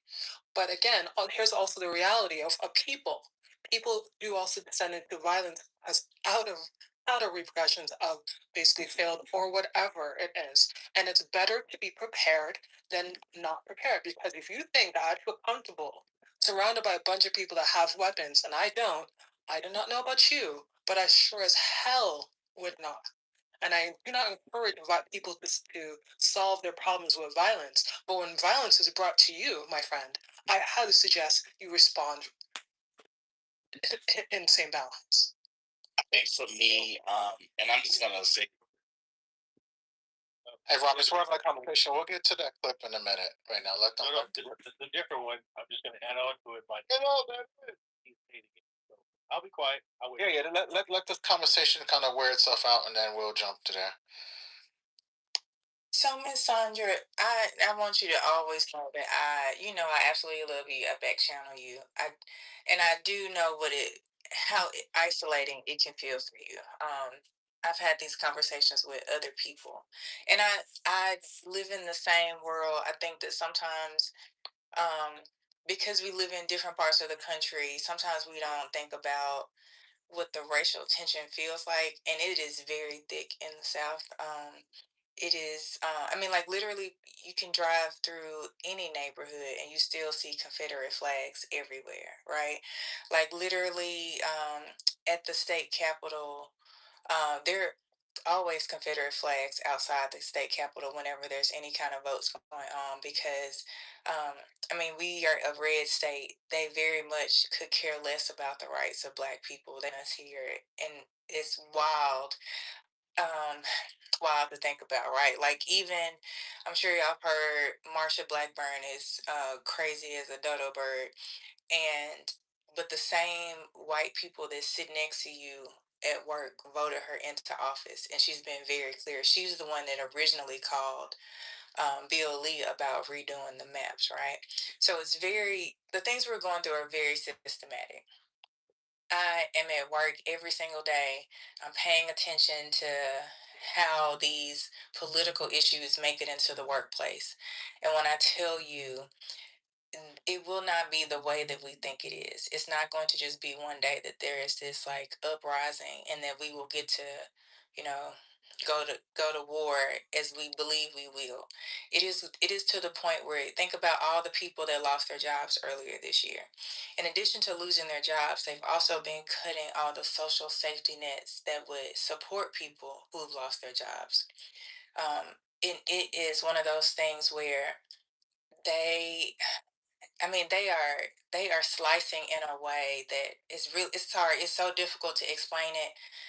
I think a attorney probably could explain some of the laws that are coming through and some of the presidents. But like literally, when I'm getting briefing from our legal team, it's so deep, and it's just like you can't stop it. It's just like all of these things were like a ripple effect or a domino effect.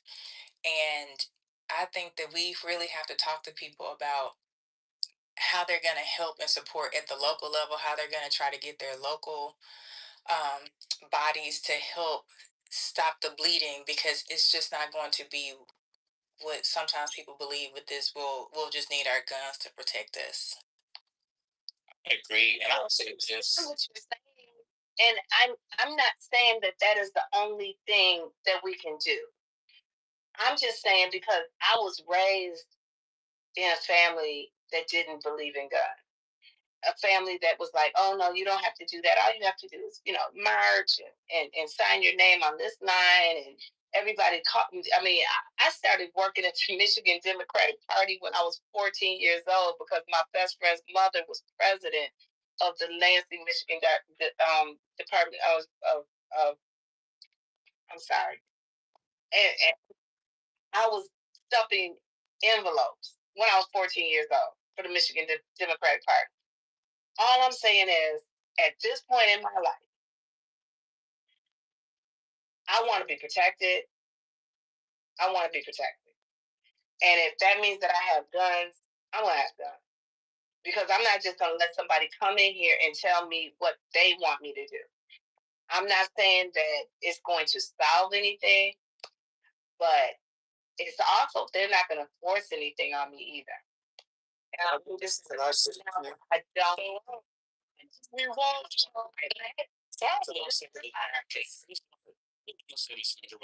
I absolutely agree with what you're saying.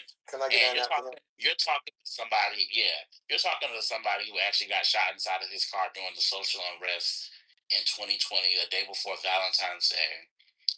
And since then, I have not considered, I have considered, let me not embellish, getting a firearm. I've been told by my family and friends, you need to get a firearm, like you need to keep yourself protected. And I just want to say, I'm not targeting anybody specifically on stage who may have said something that I didn't quite agree or resonate with, but it really comes off as disingenuous when you speak from a place of where you're looking at a perspective, or you're looking at um, a group of people who are talking about equipping themselves with armor with rosy pearl colored eye lenses. And when I say that, I mean it's easy for you to say that when you're not on the receiving end of it. I've even came in here and talked about how I was in another space, and because of a matter of differing opinions with a Trump supporter, you were willing to sacrifice your life and my life and shoot me down like a dog because I said you can't call yourself a Christian because you follow behind MAGA, you follow behind Trump. That's a matter of opinion. I don't see anybody from the left, unfortunately or fortunately, who have threatened anybody's lives that I know of on the app, talking about I'll blow your head off if you don't vote for ALC, or I'll blow your head off if you say anything about my first black president. I have not heard that. So it just comes off disingenuous when we hear certain individuals say, well, you trying to encourage other people to get themselves armor or to equip themselves with guns as if that's going to solve the problem. No, I think it does no one any service if we ignore the fact and we act in a sense of oblivion to believe that we're not living in uncertain times. We are living in uncertain times. I do intend on exercising my right and becoming armor with some form of protection, not because I'm trigger happy, but we are living in times where so much so people are able to dodge you, find you where you're at, and when they say that they're going to shoot you and kill you, they're ready to shoot you and kill you the next day, and they're showing up at your home.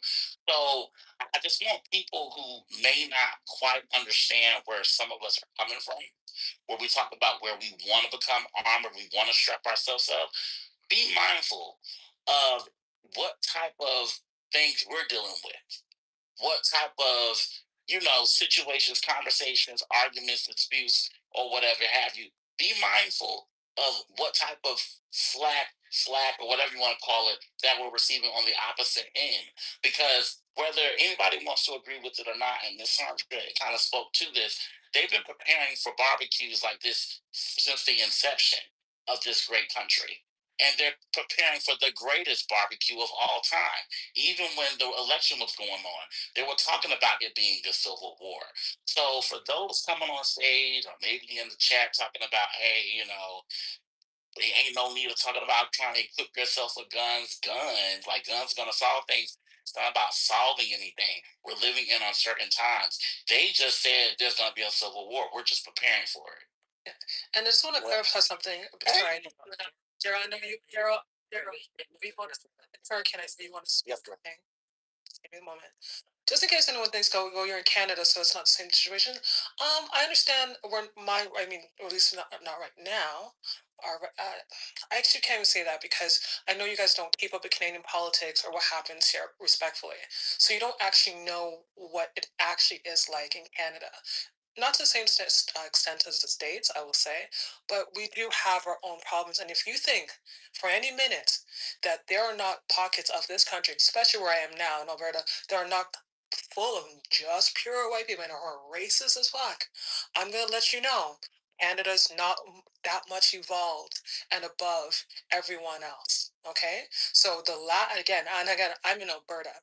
There are places that they would literally like call you out your name in front of you and not feel anyways. But obviously I live in major cities, but I'm not naive or gullible enough to think that nothing would ever happen, considering there are Trump supporters in Canada. Explain that. So if you know, say, that you're in a position where you can and be literally outnumbered, etc., you don't want to. I'm not going to walk around naive and thinking that I live in this ideal world, ideal country, and nothing will ever happen, especially as a woman. Anything that happens, it happens also to women first immediately. So no. I'm not in any kind of pure safety. So please don't be misunderstood of where I'm coming from. Okay? Yo, now I'd like to go. No, Cass, please go after Daryl. Daryl actually has been holding on. You can go after Daryl, please. Thank you. And then after that, I guess we'll give Rhombus a chance to play his clip. So, and then we can jump back in because it kind of sets everything up. Okay, so only thing I want to say, I live in Texas, and I joined the Texas Army National Guard and during the Operation Iraqi Freedom. And I remember one of my colleagues who was working on White House detail when during Barack Obama's second term, I had this bright idea to take my family to D.C. because I just wanted to see the White House because the bombers were there. But fortuitously, the Smithsonian opened up that same weekend. That was like late September of 2016. While I was there, I had the opportunity to go to a lot of the memorials, but one of the ones, every memorial has a bookstore at the bottom of it. So I went down to the Lincoln Memorial and I bought this book called African Americans During the Civil War. It's a great book. I encourage anybody to read it. But one thing that I took out of that book was it was these proud Black men. And some of these people were in leadership positions, captains, things that I've never heard of in my life, things that was never in any social studies at all. And these were men that some of these people were not far removed from slavery, coming through the transatlantic slave trade that people say never happened, which it did. Okay, this is what I noticed. What I noticed about the people that was there, these were very proud people. These people were fighting. These people were fighting on the side of the Union to kill, and they were sanctioned to kill any Confederate that stood in their way. Right? So this is what I'm saying. The battle, if there ever was a battle, is not going to be fought by ourselves. We have allies all over this planet. So this idea that 13% of Black people on our own is foolish. There is a lot of people, brothers and sisters, that are Christians, Muslims, atheists, that know right from wrong. And if this fight was ever to happen, which I doubt it was, because the Civil War that did happen had the most U.S. casualties in any conflict in U.S. history. That's the Continental Army from like going back to all the Indian Wars from like the 1600s throughout, even to present day. Nearly 1 million people lost their lives. The second largest conflict of American soldiers that were killed was during Vietnam War at a mere 80,000. Right? So all I'm saying is guys, it ain't. Man, there's nothing wrong with you operating with your Second Amendment right. Places like Texas have council doctrines. I hear what Sandra's saying. I agree. Marlene, look, there's nothing wrong. And then the other gentleman that got shot, man, hate that happened to you. Man, get your firearm. I'm not saying that you got to go out there guns a blazing, but if somebody bring that smoke to you, dead they fucking ass, and don't and be willing to die for what you believe in. There's nothing wrong with that. That's not saying you're some crazy black disarranged black person that wants violence, choose violence. That's bullshit. What that's saying is, motherfucker, I'm gonna take you and the motherfuckers with me. God damn it. Like, what the fuck are we talking about? Look, our ancestors who came here to the transatlantic slave trade, and even the indigenous people that are already here for over 10,000 years, all the way up and down from Alaska down to the Central America to South America. These people were warriors. And you got warrior blood in you too. So pony up. And I will say this, last thing I'm gonna say. Not everybody's built to fight. Even in a modern day military, you have your infantry, what they call your combat arms, and you have your support arms. We need cooks. We need people that can drive, logistics supply. We need medics. Everybody's not going to be a fighter. So when I hear people say, "Oh, well, I think we should do some kumbaya," that I can listen to it. That's just not a fighter. They just don't see what it takes. There's people right now that have died for. I know so many people are my battle buddies have lost their lives fighting for your freedom, for you to speak freely as you are. But don't think for 1 second that there wasn't a lot of black people who have died, and they didn't die in vain. These people died for what they believed in, and some of us have forgot our way. I'll end my mic, man. I don't want to overtalk, but I hear people want to give up their rights and shit like that, and get all scary. And, man, come on, man, quit being a pussy, man. Fight for what you believe in. Die for what you believe in. Hold on, guys. Hold on. Thank you for that. I forgot who was talking. Somebody has Matt Cool blocked. If you have Matt Cool blocked, please unblock Matt Cool, please. Also, hey, everybody, welcome to the 420. Tonight is going to be this discussion because they're saying that we're on our way back to, it's going to have to be one or the other. It can't be Jim Crow and slavery. So we're just going to suss it out. We know what we're talking about here with the gerrymandering, the taking of districts, pushing all black people out of the House in certain states. And then somebody came in the room that they have a clip of somebody saying, we're trying to get them as close to Jim Crow as possible. Robert's going to play that piece, actually. So bad. But unblock Matt Cool because we're going to need his input on this conversation tonight. And we welcome everybody. Listen, let's start out by saying this. We have a different stage tonight, so we're missing a lot of people.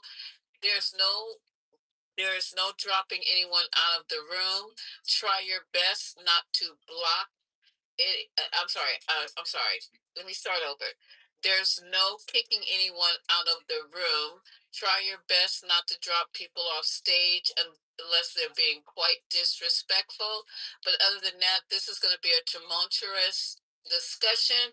And just because somebody asks you a question is not an open invitation to start an argument. I know we can do it tonight, you guys. I know we can do it. So we're going to try to have a good conversation with grown folks and hopefully learn something and maybe have some fun tonight. Okay, so welcome. Ping in your enemies. Here we go. Yeah, Miss, I'd like to say, it's Misa. It has an A on the end of it. Miss. Yes, we promised Rockets was next. We did. No, they didn't. They promised I was next. No. If you wanna just Go. Me just say you want him to go before I. Cass, we said we're gonna jump back in. We want to play this. You can let him go. You can go. You can go. How long is it? How long? Real quick, okay. Jim Clybourne, And everybody check your block list. PDS. The quick work. Audience, we'll bring you back up. Thank you. Okay, here it is. The MAGA Republicans and their supporters who want to make America great again want to be remaking it in the image of the antebellum era. I just want to be clear. Are you saying you think they want to reinstate slavery? No. They wish to get us back close to slavery. I think they're together.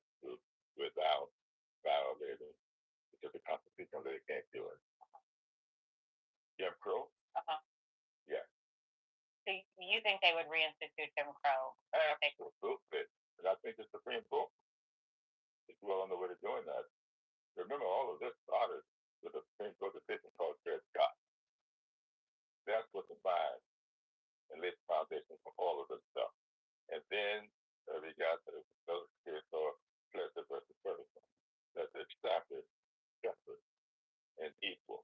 Well, of course, Okay, I'm gonna stop right there now. Now, just think about that. Now, I'm gonna play this one thing about Nick Fuentes. He just released this, and he's far right, and he's pretty much trying to articulate his values and people that think like him. And this is even more disturbing. So let's just hear it. This is about what they're willing to sacrifice. Yeah, what they're willing to sacrifice in order to have their white nation. Listen. Especially anybody that watches my show would prefer that we undergo another Great Recession or Great Depression if we could be in the white country. Anybody that watches my show would certainly prefer that we undergo a Great Depression or a Great Recession if it meant that we could have some semblance of a white country. Everybody knows that. No, it's not about economic opportunity. We would all prefer to have a smaller house and maybe a smaller TV and a smaller backyard and a smaller car. And maybe we eat out less than we did before. By that I mean restaurants. And I don't mean Bob. Like Tucker, another favorite of Tucker. Find out of the gutter. We would all prefer to have less if it meant we could have more white neighbors. We would all prefer to have less stuff if we could have more society, more coherence, more of a social fabric. And that comes from heritage. That's where the word family comes from. It's familiar, to look like each other, to talk like each other, to like each other. Okay. So I don't think it's carnage. But I do think it's definitely put away, a relocation, and it's just going to be a disenfranchisement at the most, Right. for sure. But that's just carnage. Yeah, it's so crazy that first of all, this is a good thing. I don't know why people are saying slavery is coming back or Jim Crow. These people are insane, fear-mongering people. There's not going to be a civil war between black and white people. Why people even think that would be a possibility in today's time, that there's no way for that to happen. There's a lot of factors at play here, right?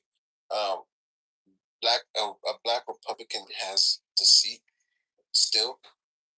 So it's like people are mad about this, but they're not mad when the Democrats have all blue and Republicans have no seats. I don't hear, what's the opposite of Jim Crow? Democracy?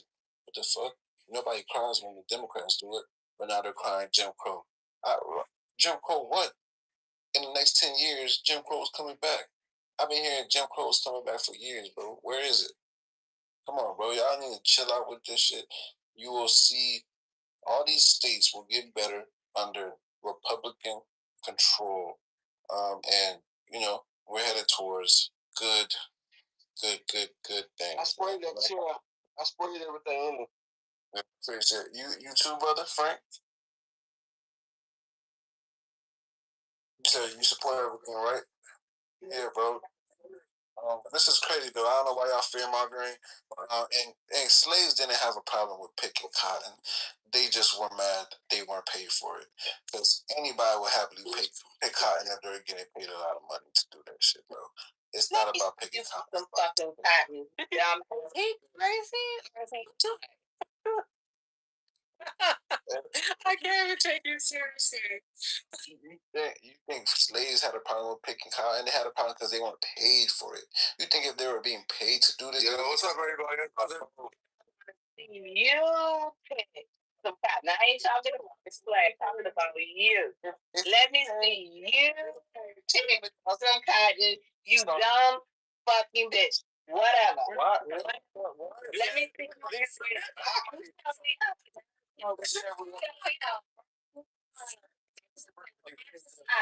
He's just speaking his truth. When you do it, Because I love working in the garden. I love working. Excuse me. I love working in my garden. I love planting my food. You. I'm not acceptable. Why are you? This is not This is unnecessary. You are saying I love my garden. I love people. I You okay, and tell me how much you like it. Tell me how much you like it. So,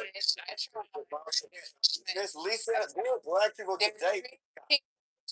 At one time, Well, he was talking and she interrupted him. I heard you around as well. Okay, so be ridiculous on mute though. Nothing. When you start, Somebody needs to spank me. so let me get this out, you guys, and I'm gonna just say it one last time. This is going to be a difficult discussion. Everybody's going to have different opinions, and I don't care. I welcome it. But what we can't do, because everybody in the audience did not come in here to hear people argue, they came in here for the topic of the discussion. So one person at a time. If you want to retort to what that person said, just say, excuse me, I'd like to retort. And that's it. But we're not going to be like 4, 5, 6 people offline. I'm telling you. I don't want to drop people, but I will drop you. Okay, so who was talking over? I think it was Cass. Responding to Sandra. He left. He's not even here anymore. Or somebody dropped him. Okay, don't do that either. I'm not kidding you. You guys just totally disrespect me on a regular. I asked you not to drop people off the stage because I'm not stationary and I can't be bringing people in while I'm trying to drive. Okay. So I didn't drop this, but I talked over you when I did. No, you didn't. Okay, you guys, go ahead and enjoy the. There's only 4 mods, and it wasn't Lisa, and it wasn't Sandra, so we did Marlene. No, it was not me that dropped him. I was having too much fun laughing. It was just ridiculous. Yeah, this is crazy. Okay, so go ahead, baby cakes. Yeah. It wasn't me, but let's just go back. So he. That was funny. That was funny. Yeah, I don't even know what to say. But it really was funny. There was people who, if they were getting paid. There are people that were getting paid that wouldn't mind. There's people that pick up garbage and pick up trash on the highway. Let's just go with that, right? But like the fact that the way slavery was instituted, like you think that these people really was doing it, even, and you know how much they were getting paid. Like we were talking about getting paid, like they were not getting paid a living. My family just just made $1 million selling 60 acres. And 2026. Yes, hold on. Okay, we're talking about. But you gotta understand, man. My family immigrated to Tipton County in Covington, Tennessee, at 1904. Okay, my great grandfather had over 1,000 acres of land. What I'm saying is, my grandmother, who was 86 years old, picked cotton, and her parents picked cotton too. Like, come on, man. Like, why we gotta do all this extra stuff just because you don't like what he said? Oh, well, we don't have to. I don't think anyone doesn't need people to like what I said. I don't need people to tell me I'm wrong. I just, I think Ms. Misa's talking about is. Okay, Amari. Yes, ma'am. I'm gonna have to interrupt you for a second. How many mods are on the stage? 1, 2, 3, 4, 5. I just got a second. I know you did. Did somebody leave who was modded? Yeah, it was a patient. Blah. Okay, so Cass got kicked out of the room. Oh. Okay, so I will start this room all over again and have just 1, 2 mods on the stage. I asked nicely not to do something, and then it got done anyway. That's crazy as hell. I don't want to have to start the room over because I'm driving, but this is what I gotta do, y'all. And there's a lack of integrity because there's only 4 mods. Haitian wasn't even a mod at the time. There was you, Lisa, Omari, Sandra, and Marlene. Those are only mods. Haitian hold on. I modded Haitian, so yes, he was a mod before he left. He came up and I modded him. Was he talking when Cass was talking? Daryl, you may not know this, but mods can actually see the activity in the room via the clipboard. Y'all know who kicked him. Okay, so guys, can you see who kicked Kaz, you guys? Just tell me. You don't have to make a big deal about it. Just tell me who kicked them. It's a lot. Yeah. It doesn't say. The only thing, the last activity I can see was me making Haitian a moderator, and then you also made Mickey, Reformed a moderator. Those are the last two actions. So he might have just left, Lisa, because it would show. My back channel. Yeah, you know what? But hold on, Lisa. There's something going on with this app because no one has Matt. No, man. You people are yellow belly. Yeah, please, sorry. No, just give us a second because we also don't have the ability to do this. We're trying to fix this, okay? So give us an opportunity. At least we're doing an effort to fix it. Right. Like Kaz is not that important, but I just want to make sure that we don't do this tonight because this is just not fair when I ask.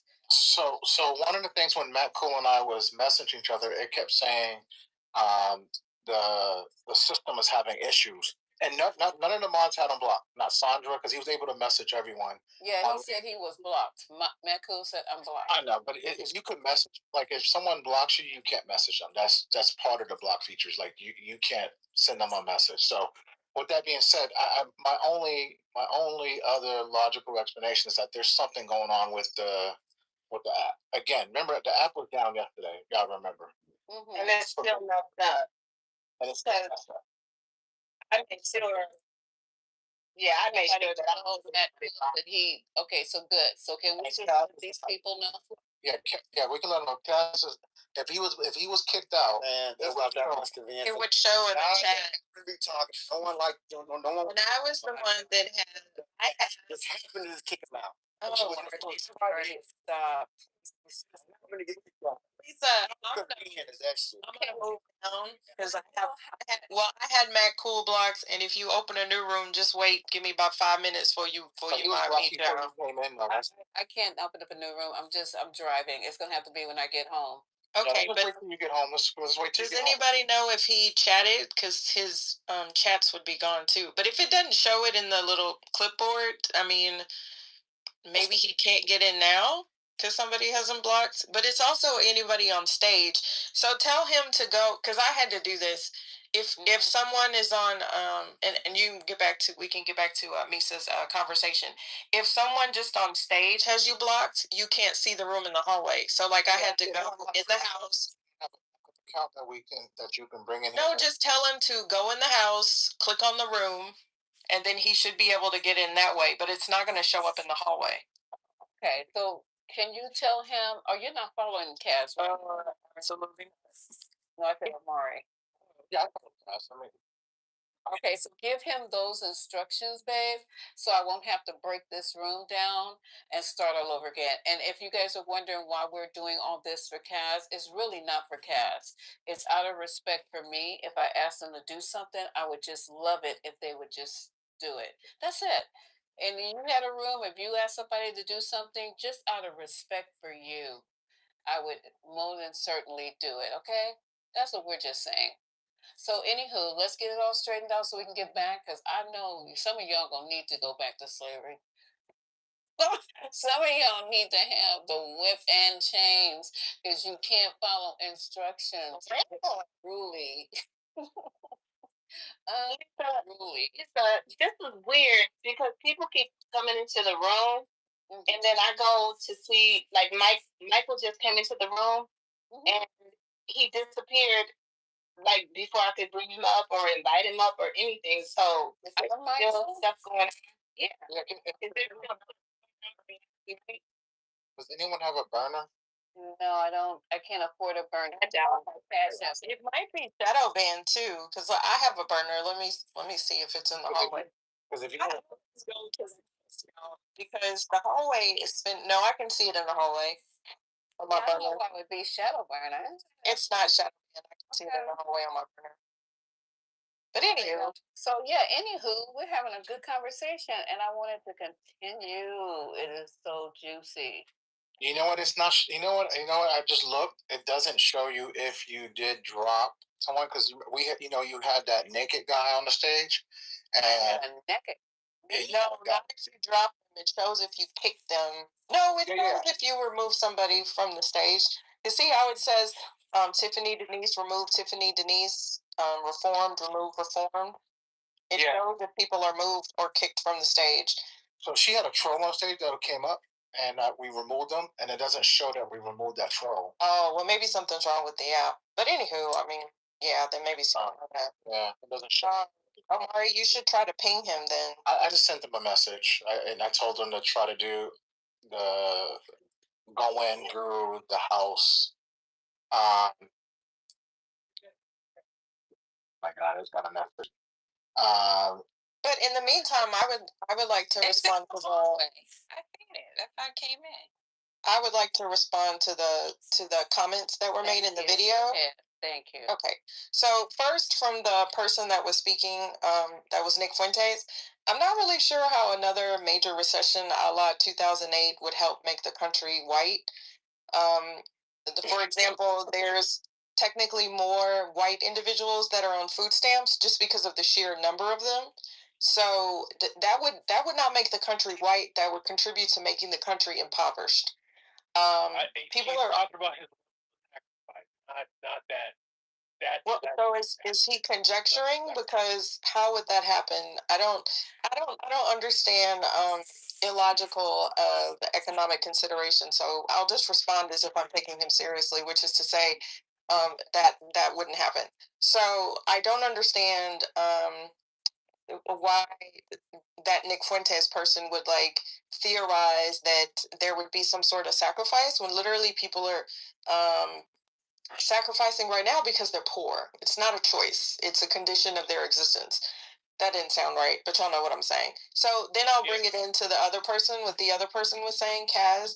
So he's saying that we all addressed the slave thing, but honestly, the slaves were a form of payment. Like their labor was paid. It just kind of went to the person that owned them at the time, which was the master.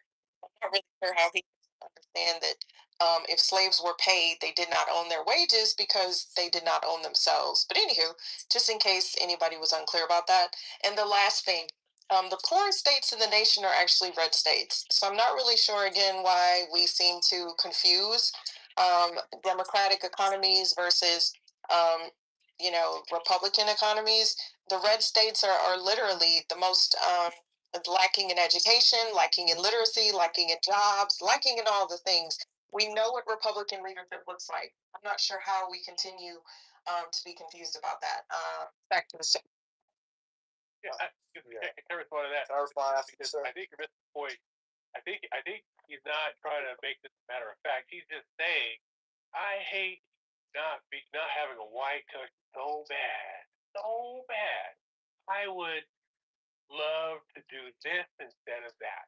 It's not an idea to say like, oh well, this is better than that. This is better. He's not saying that. All he's saying is he wants a white neighbor so bad. He's willing to be stupid, to be ignorant, to be poor, to be everything that is deplorable if he can have more white people. That's what he's saying. I mean, okay, I'm gonna take one last stab at it, Romas, because I get it. I'm taking him too seriously. There are literally places in this country that are majority white. I mean, like really majority white, like white. Like I don't understand if he's in Idaho and the black population is not that high. If he wants a white nation, why can't he just take his ass to live in the country in Montana or something? So that's all I'll say there. Like Nick Fuentes, like just the way that he framed it would let me know that they need minorities and immigrants, because that's a really stupid theory.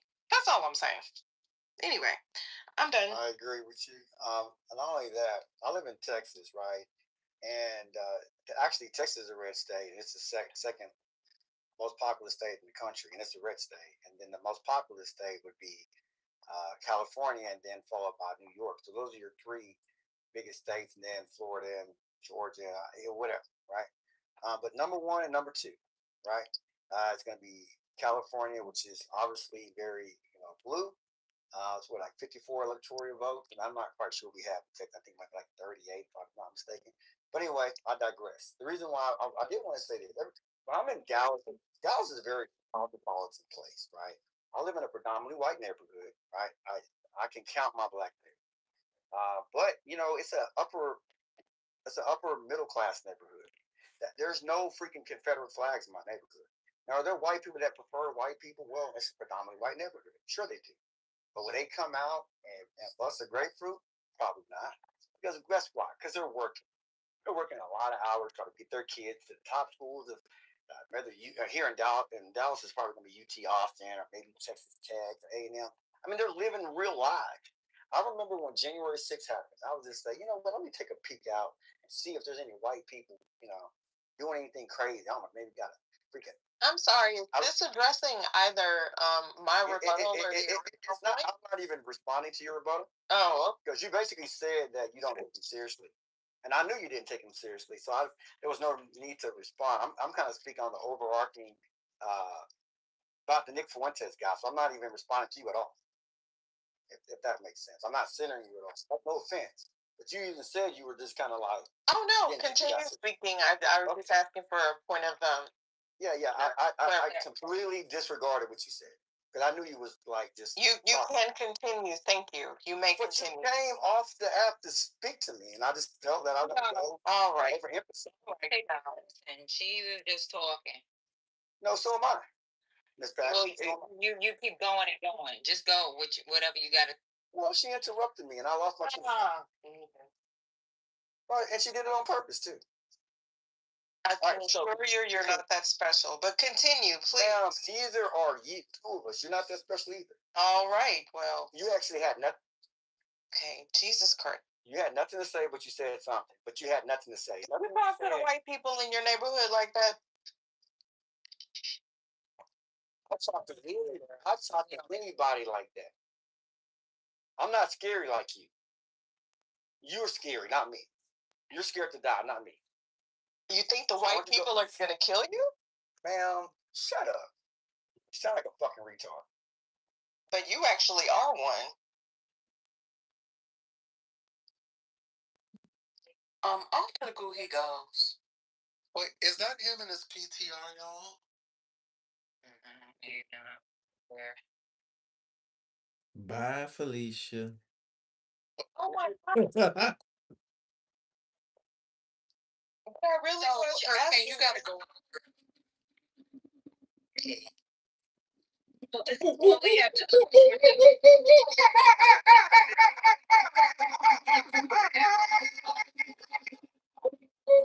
But I really was asking him what point he was referring to. You really was.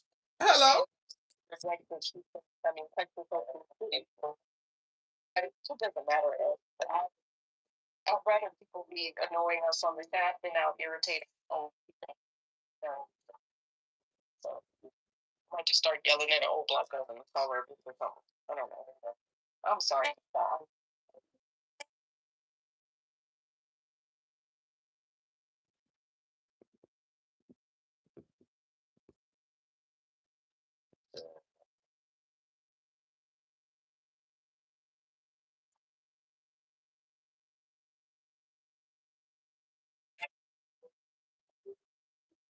There are additional folks.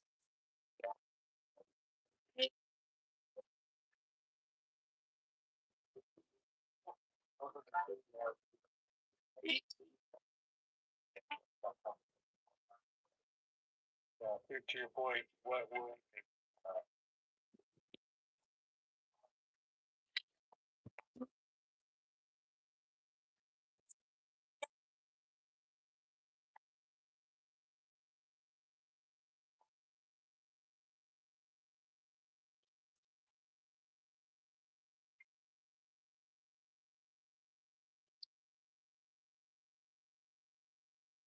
we can win it? Like, focus in, stop calling each other niggas, and overcome. But they already have a vestige of a modern day Jim Crow. Didn't we just witness that just in the last couple of days that the state of Virginia had a statewide vote and then it was shut down, and then we find out that the Supreme Court shut it down? Didn't we just witness Tennessee month before primaries literally say that they're going to remove black districts, and we're literally removing duly elected. Isn't the same thing happening in Louisiana? Was Jim Crow not actual legislation that was put in place? It was not just sentiment. It was not just MAGA. It was actually legislation. Wasn't a core part of the Reichstag struck down, haven't pieces of legislation that have been in place for over 50 years been struck down. So I would wager that we are facing a modern right. And this president hasn't even been in office for 2 years. So what else is going to come? That is the question, but I think that we are going to respond, and I think now we are catching up to understanding, how this is being happened, how this is happening to us. I think that we're at a point now where we're about to get activated, and the strategies need to change because they change. We need to change with the strategy. And come up with new creative strategies. So, what do you see? You say we're catching up. So, what do you see coming down the turnpike? Since you know what's going to happen, what do you see? I don't say that I know what's going to happen. I think that we are going to be in a position where we're going to have to sit back. How do we take this shit down? Clearly, they moved. Clearly, they came with a plan. 2025, they came with a fucking plan. We gotta come up with something. I asked you a question because you're rambling. You're talking. You're being vague. You're not giving specifics at all, and I'm afraid that you're going to continue doing that for the next 10 minutes. That's why I asked you what you see coming down the turnpike. If your answer is I don't see anything yet or I don't know, then that's your answer. But I don't need the we need to sit down and strategize. We just need to get ready. That's not saying anything. Okay, so let me say. It's okay to say you don't. It's okay to say you don't know. It's okay. Okay, you don't know.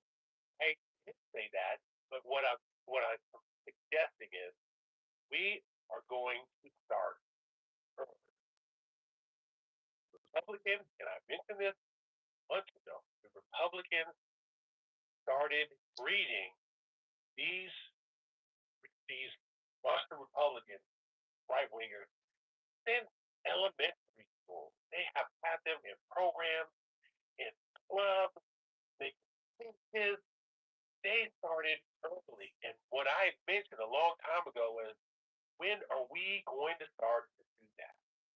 I think we have a reason now to do that, to start fighting in elementary school, right?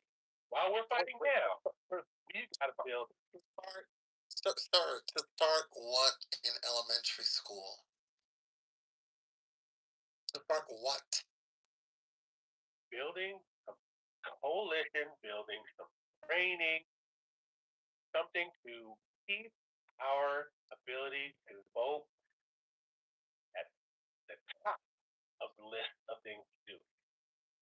I think civic, certain civic things started maybe in high school. I remember in high school we really started to learn about government.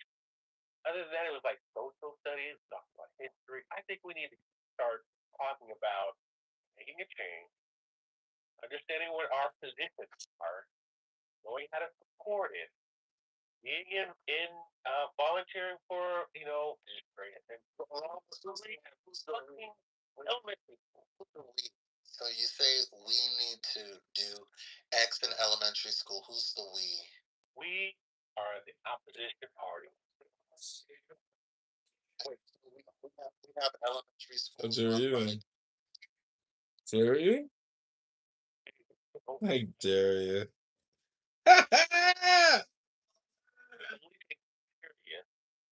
Really start keeping it when they're about to graduate high school. That's way too late because the other and you're still talking about the Democratic Party when you say we. Let me be specific. I think it's not just the Democratic Party. I think it's anything that's not far active. Don't get this fool off the damn stage. Rumpus, I don't understand why you feel comfortable being this vague when you talk. It's hard to follow because you're just not specific enough. Okay, I'm gonna step away. Please. No, I'm being honest. Take it over. Okay. I've said my 2 cents. If I don't translate, then I'll just try to find some other things to. You know, okay, what if that's, oh, go ahead. Oh. Tell them how the chick could speak its truth, not Yeah, Hurricane, what is it that you are specifically looking for him to respond, and which, like, what would satisfy you? Oh, just something intelligent, meaningful. That's all. Something intelligent. He's full of shit. If you asked yourself that question, how would you respond? I wouldn't ask myself the question that he was trying to answer. So, okay, so he was trying to make his point, and then you asked him a follow-up question. But like, just say it's like, You were clearly looking for it. Oh no, bro, it's Islam. Just say Islam. Like, You know, Narja's. I saw a woman dressed like that today, but even over the full thing, she had a second one just in case. So it's like a Muslim JIC. Just in case that one falls off, she's got the other one to, make sure. But isn't that so crazy? It's like, where did you come from? How are you driving, a nice new car? And, who are you? And, how long are you planning on staying here? When are you going to go back to Damascus? Hello? Where did you come from? Where did you go? Cotton Joe. Let's sing. You're supposed to have a karaoke. Where's Daniel Nero? Can someone else follow him? Oh, I don't know where he is. Narja, you said something earlier today that was wrong, and I just wanted to question you about it. You said something like the experience is the virtue, or you said, oh, just life is the virtue. Existence is no, you said existence is the virtue, not a virtue.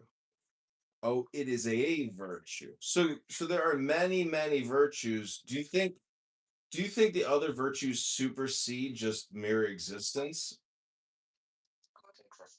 Oh, it's identical. Oh, got it. So there's actually no learned ethics or morals or virtues, correct? Is that what you're saying?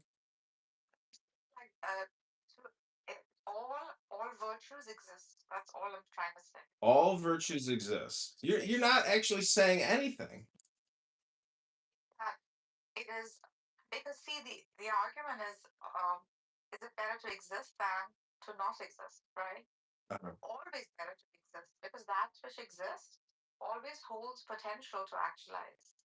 So such as hope, patience. These are virtues that become like the mechanism.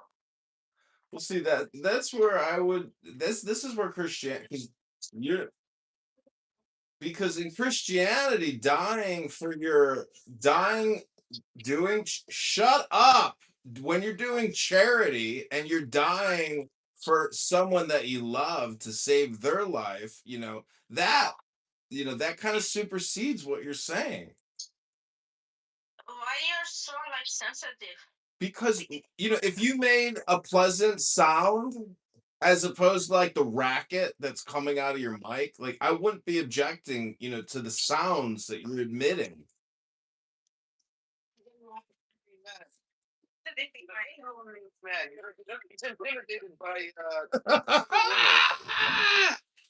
No, I'm just asking, do you are you okay with my voice or not? Because I think it's good.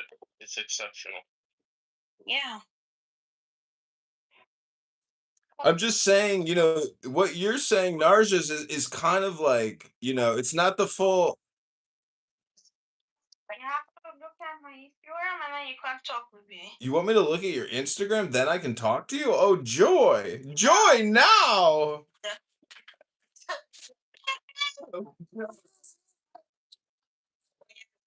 What do you say?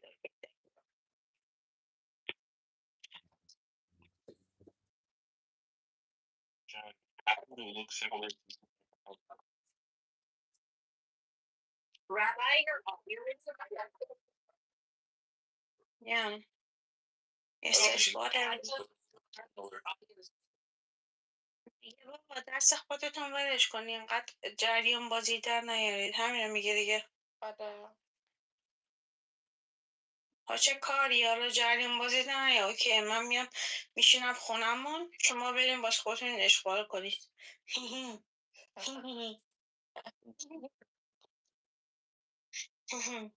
دبید اتاق کی دیدم تو رو سکپتیک بود؟ من نمیدونم بابا من الان نشستم اینجا. من سگم آخه از توی دامپزشکی گرفتمش. بعد اومده بود همینجوری داشت یه جورایی لایک به دوست من مثلا عشق و علاقه نشون میداد. بعد من گفتم خدایا من اینو نگرفتم اینجوری باشه. بعد یه جورایی خرس و خر شده میشم. من سگم همین الان بردم برای راه. آره سگ من یه جوری چسبیده بود به این بازیگر مثلا من اصلا مونده خدایا اصلا یه جوری مونده بودم که خدایا اصلا سگ من اصلا احتیاجی نداره اینجوری باشه. ولی اینجوری شد دیگه چیکارش کنم. حالا بذار بخونه شاید دوا چیزی بهش دادن اونجا. که بچه ها یه ذره حرف زدن گفتم جوابشونو بدم دادست. پرندم داری سپیده؟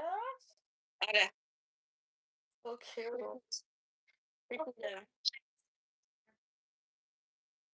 الان اینجا همه چی خاموش کنم میتونه بگه که سپیده باشه. بعد یادا از اون سپیده رو میتونه بگه که بهت کن بچه ها حرف بیادبی نزنم برش کن بگو نه بیادبی آخه بیادبی بگو بابا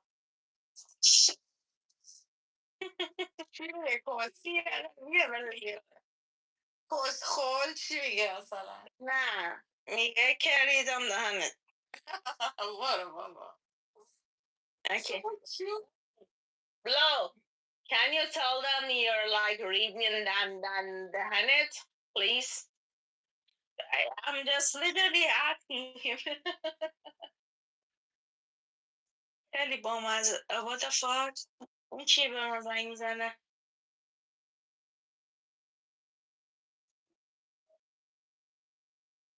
Daniel. Do you know I don't know this person? You don't, and you just fucking spoke to her fluently in Farsi, and it sounded partly Vietnamese. I don't know why, but Mine doesn't. She had a little accent. oh my god, what's the problem?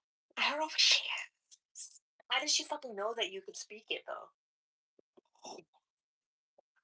Who's stalking you, bro?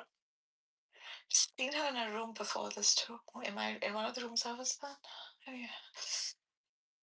That's crazy, bro. Oh, They're coming to get you.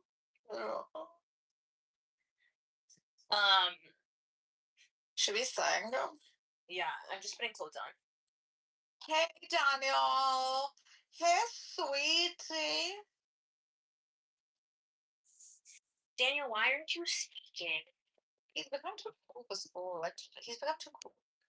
Wait, Nurses, I got a question for you. Do you think the IRGC is hiring, meaning like because they've killed so many of them, like they're not putting out job solicitations to Iranians? They're like, hey, we need to recruit you, join today.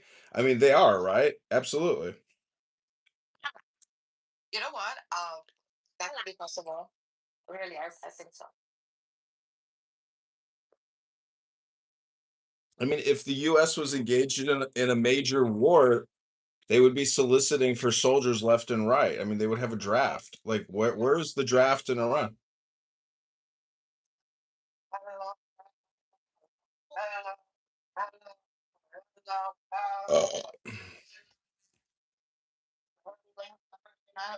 Oh wow, good one, Nara. I know that song. Welcome, Dr. Brian. Welcome, Dr. Brian. Welcome to Liberal Elite Intellectual Democrats. That's funny as fuck. Okay, I want to give you a quick sample. CBS. I mean PBS. No, I think this would be Amari. This is important enough for us to listen to it in its entirety because for us, we can chop it off every 5 minutes, but for us to be listening to out of sequence clips that are not going to give me any understanding, because he started in a different spot this time. You notice that? So let me. Yeah. I do apologize. Let me bring this. Let me see if I can bring this up in the YouTube long format.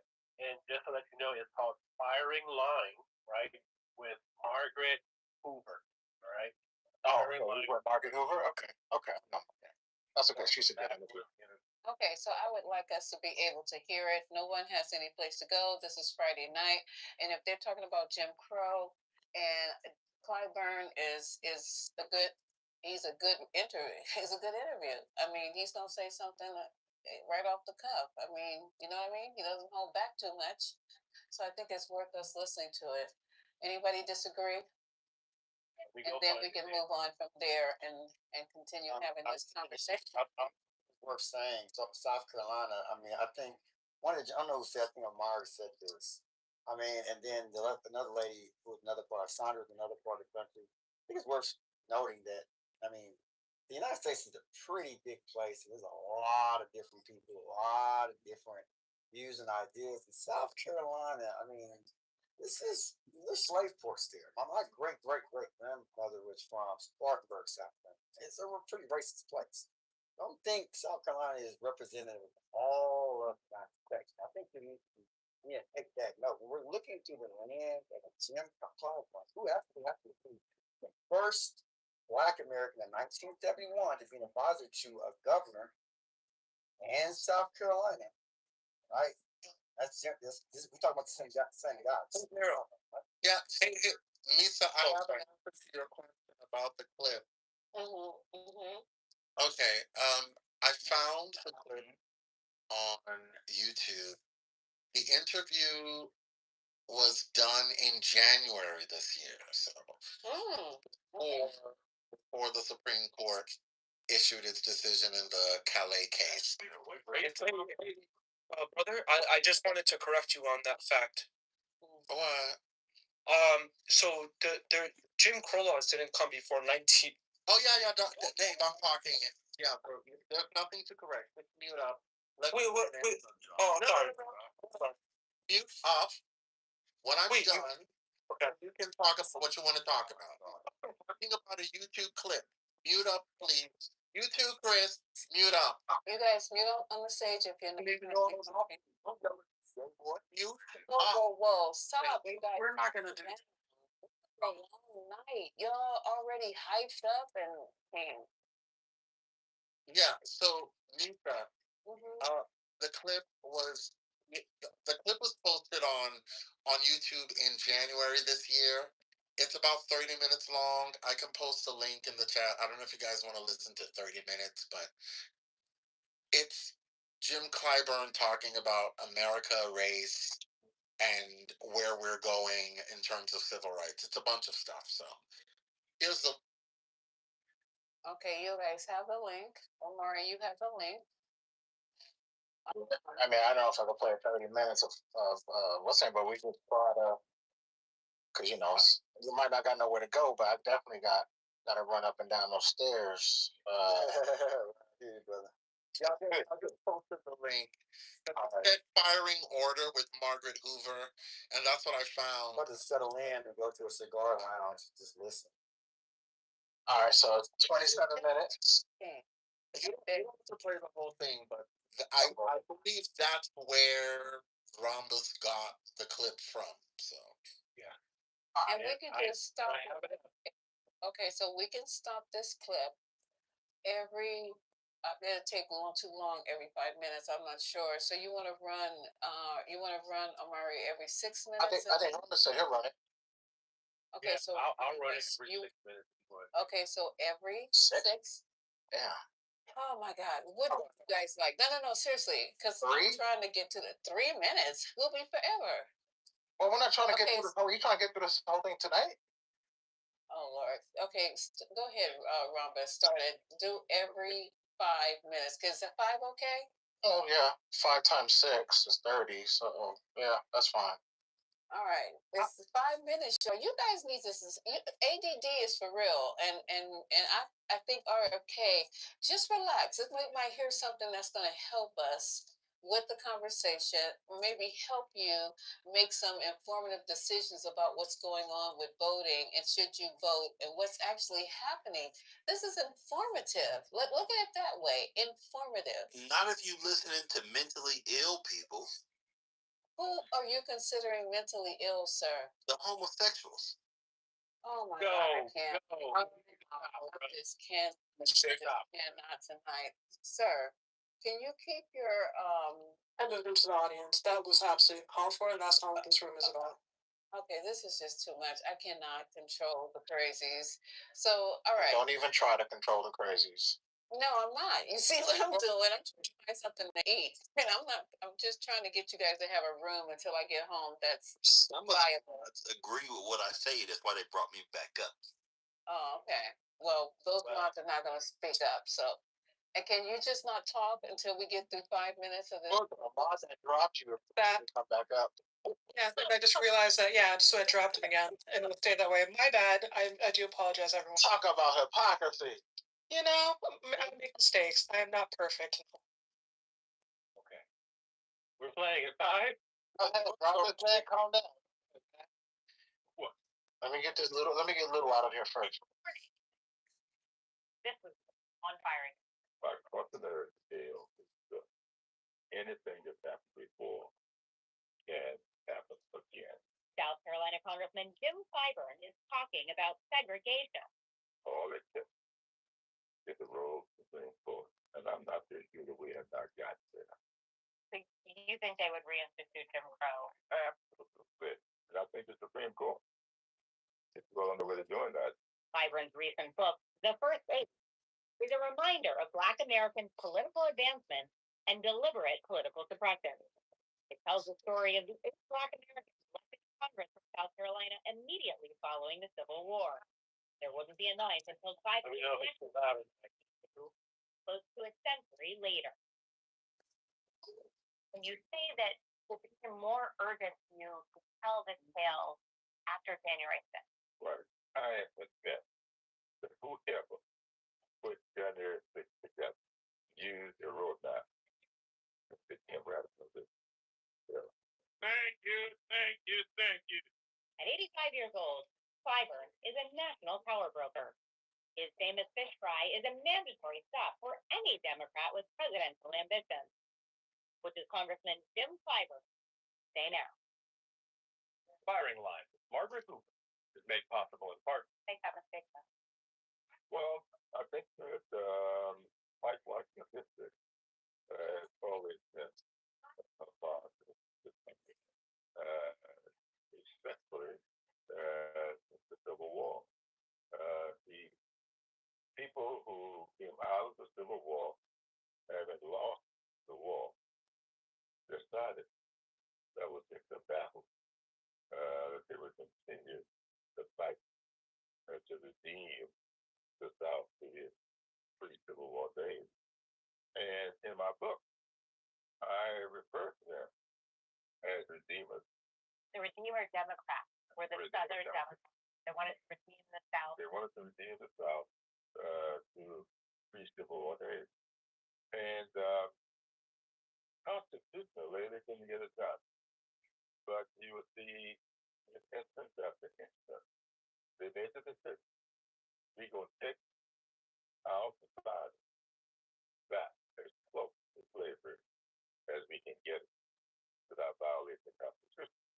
So now the 13th Amendment was there, which meant that really enslaved, were now free.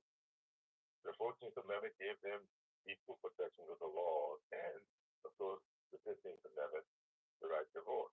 But the implementation of constitutional amendments rely on legislative action, and that's where they made their attack.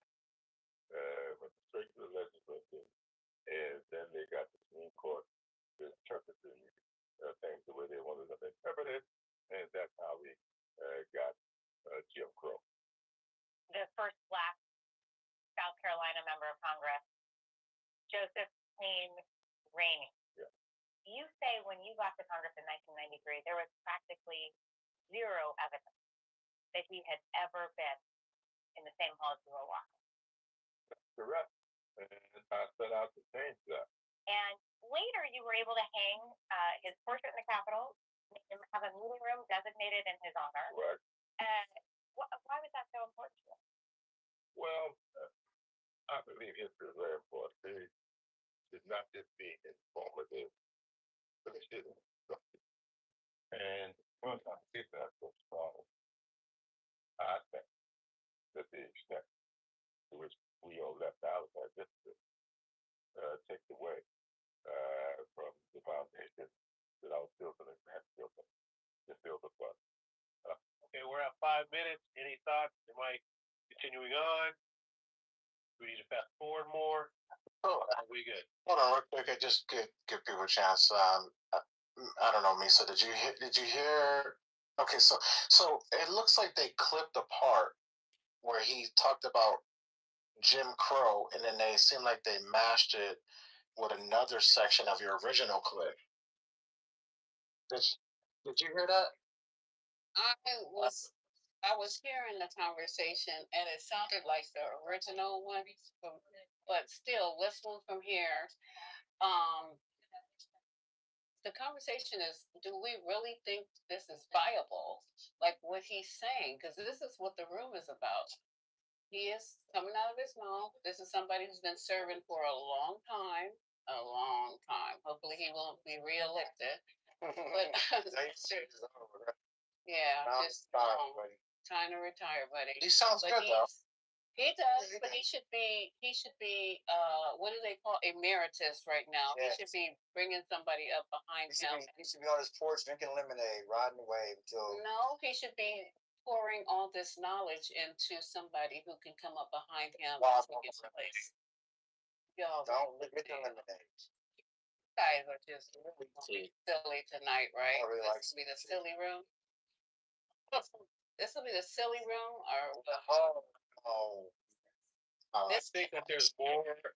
I think that there's more interviews to be listened to, and so we will ask that the question that we originally heard again, and then that was when the rest of the context will kind of roll out. But he's kind of teasing out some of the conversation, and this was kind of like the first time we heard the word slavery come out of his mouth, because the last one he didn't say slavery. He said they don't want slavery. They want as close to Jim Crow as possible. But what I heard just now, he said they want to get about the first slavery as possible. Right. He's talking about Rainey, though. He's talking about the congressman. So when he was talking about that, he was talking about in that context. That's what I heard. So I mean, I didn't realize he was the person that got the picture in the halls of Congress. So shout out to him. That was something that I wrote down. That he did, that he was a big part of. So shout out to him for that one. So all right. I'll roll out another 5 minutes. Let's play again if you forget it. Misa, you gotta mute up because I can hear them. Okay, sorry. The Chinese chicken Yeah. with suckers on it. Okay.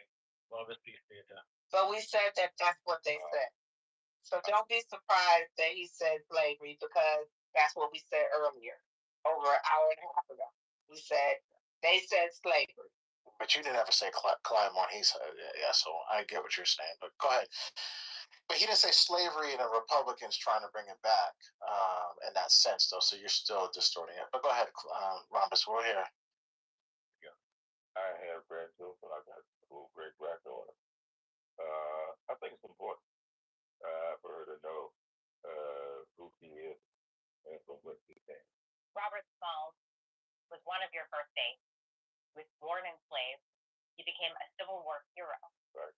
You call him, quote, the most consequential South Carolinian who ever lived. Yes. Why? Because he was. What did he do? Right. Well, Robert Smalls was born enslaved. His mother never told who his father was, but he knew that his father was not African American. And he put together a scheme to escape from slavery. He met with Abraham Lincoln. Yep, he escaped his May. In August, he was just out with Abraham Lincoln.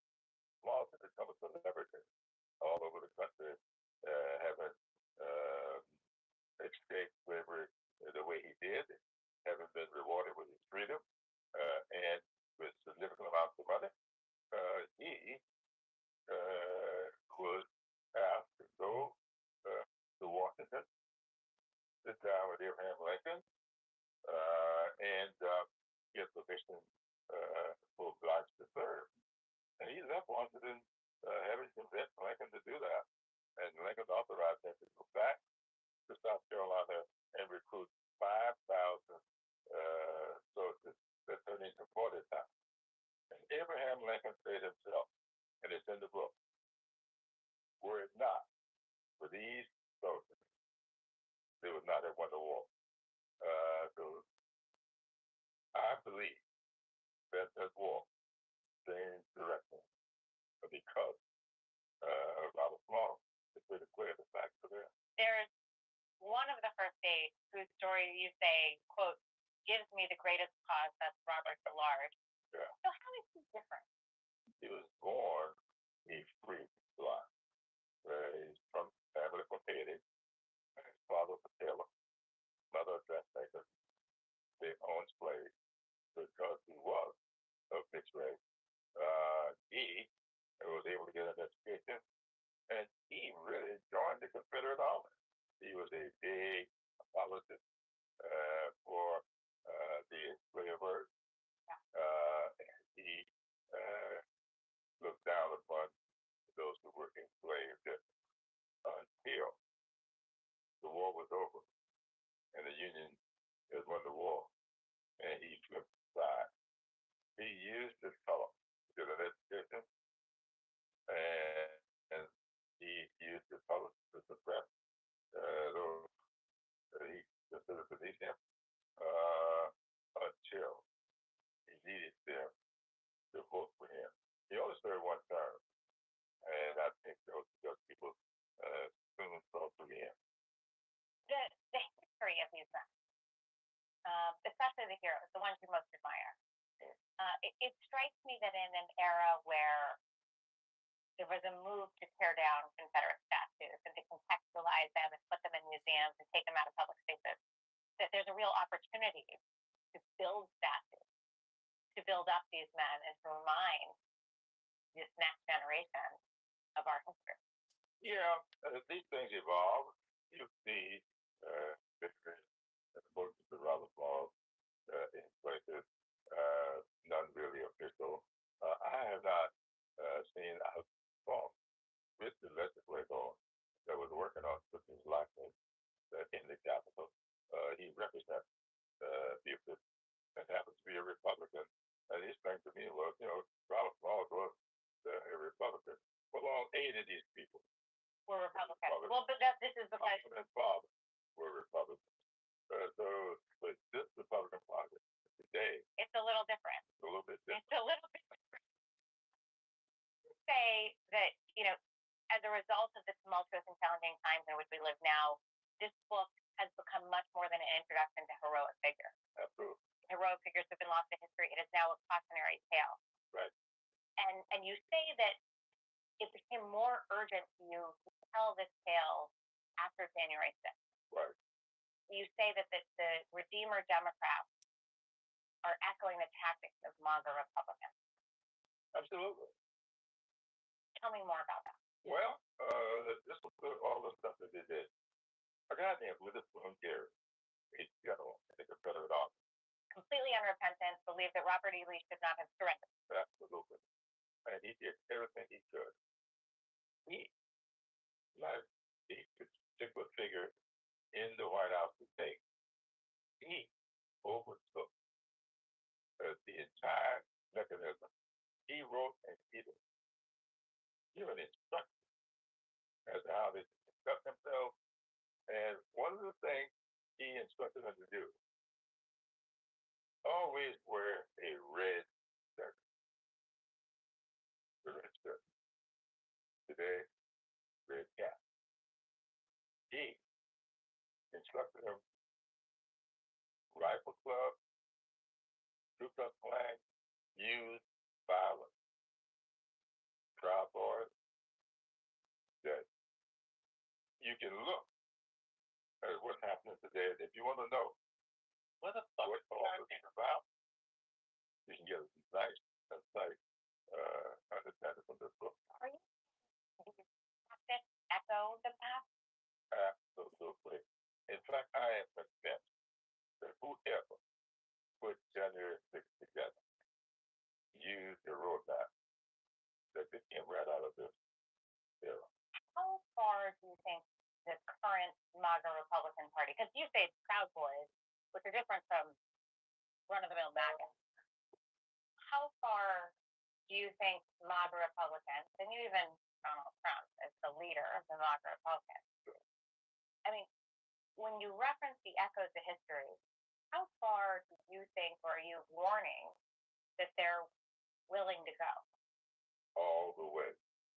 What do you mean by that? What do you mean by all the way?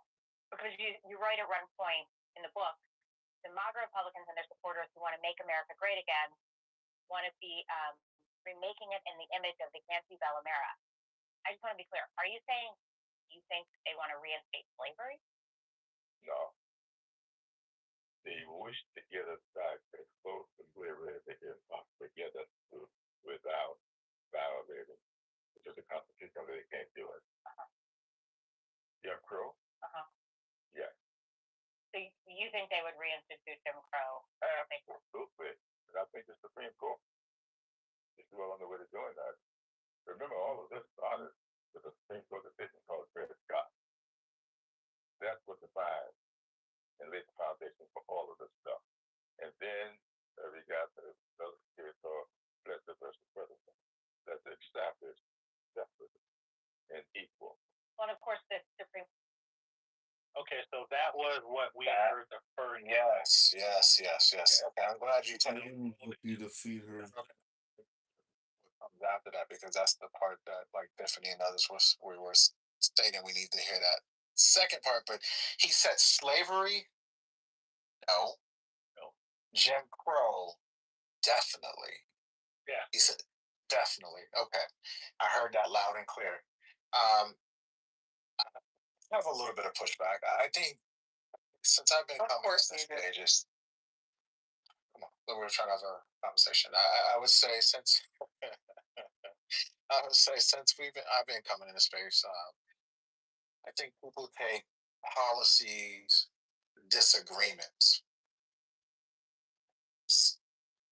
wanting to go back to a Jim Crow slavery era. He voting, because you want voter IDs, voting, to have an ID to vote, that you want Jim Crow, right?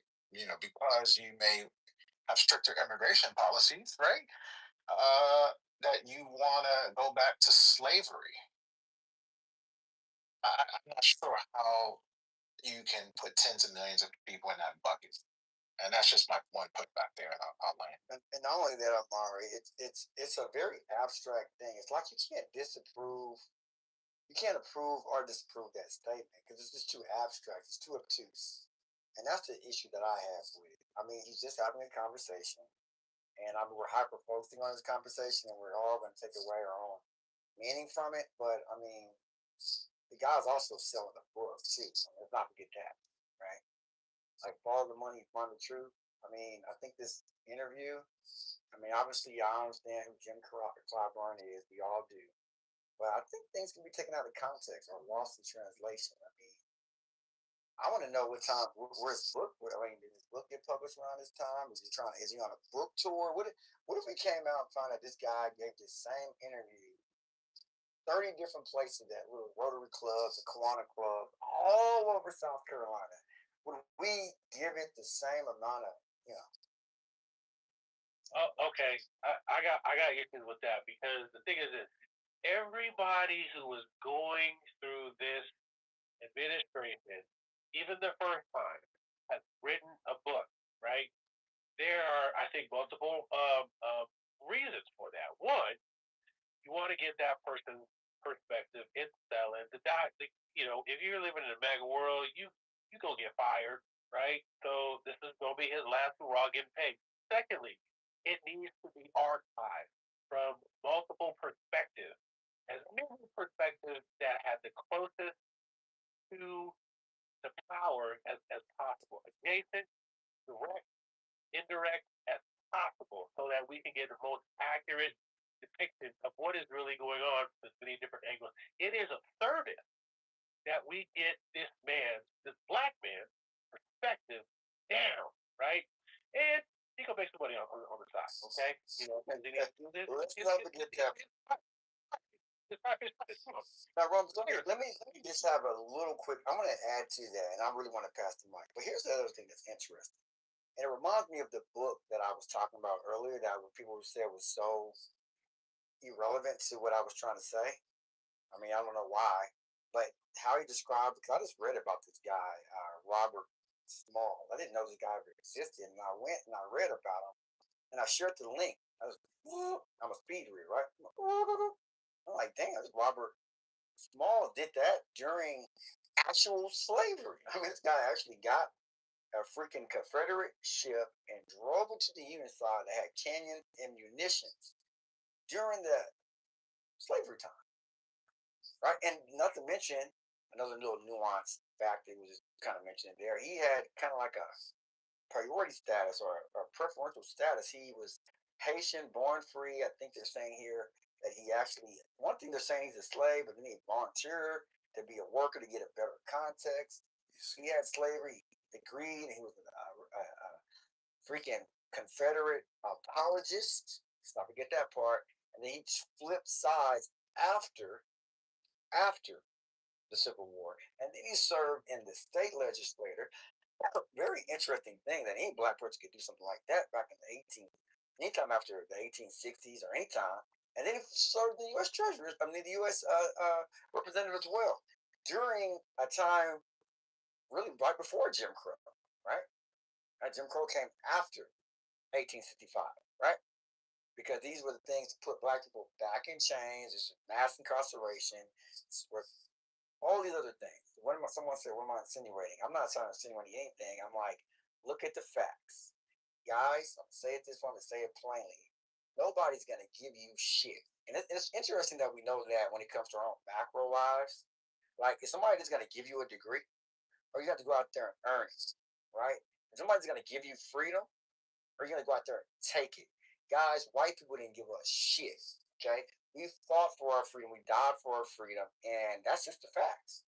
We killed people for our White people didn't give a shit. We heard a lot of Quarter of the night.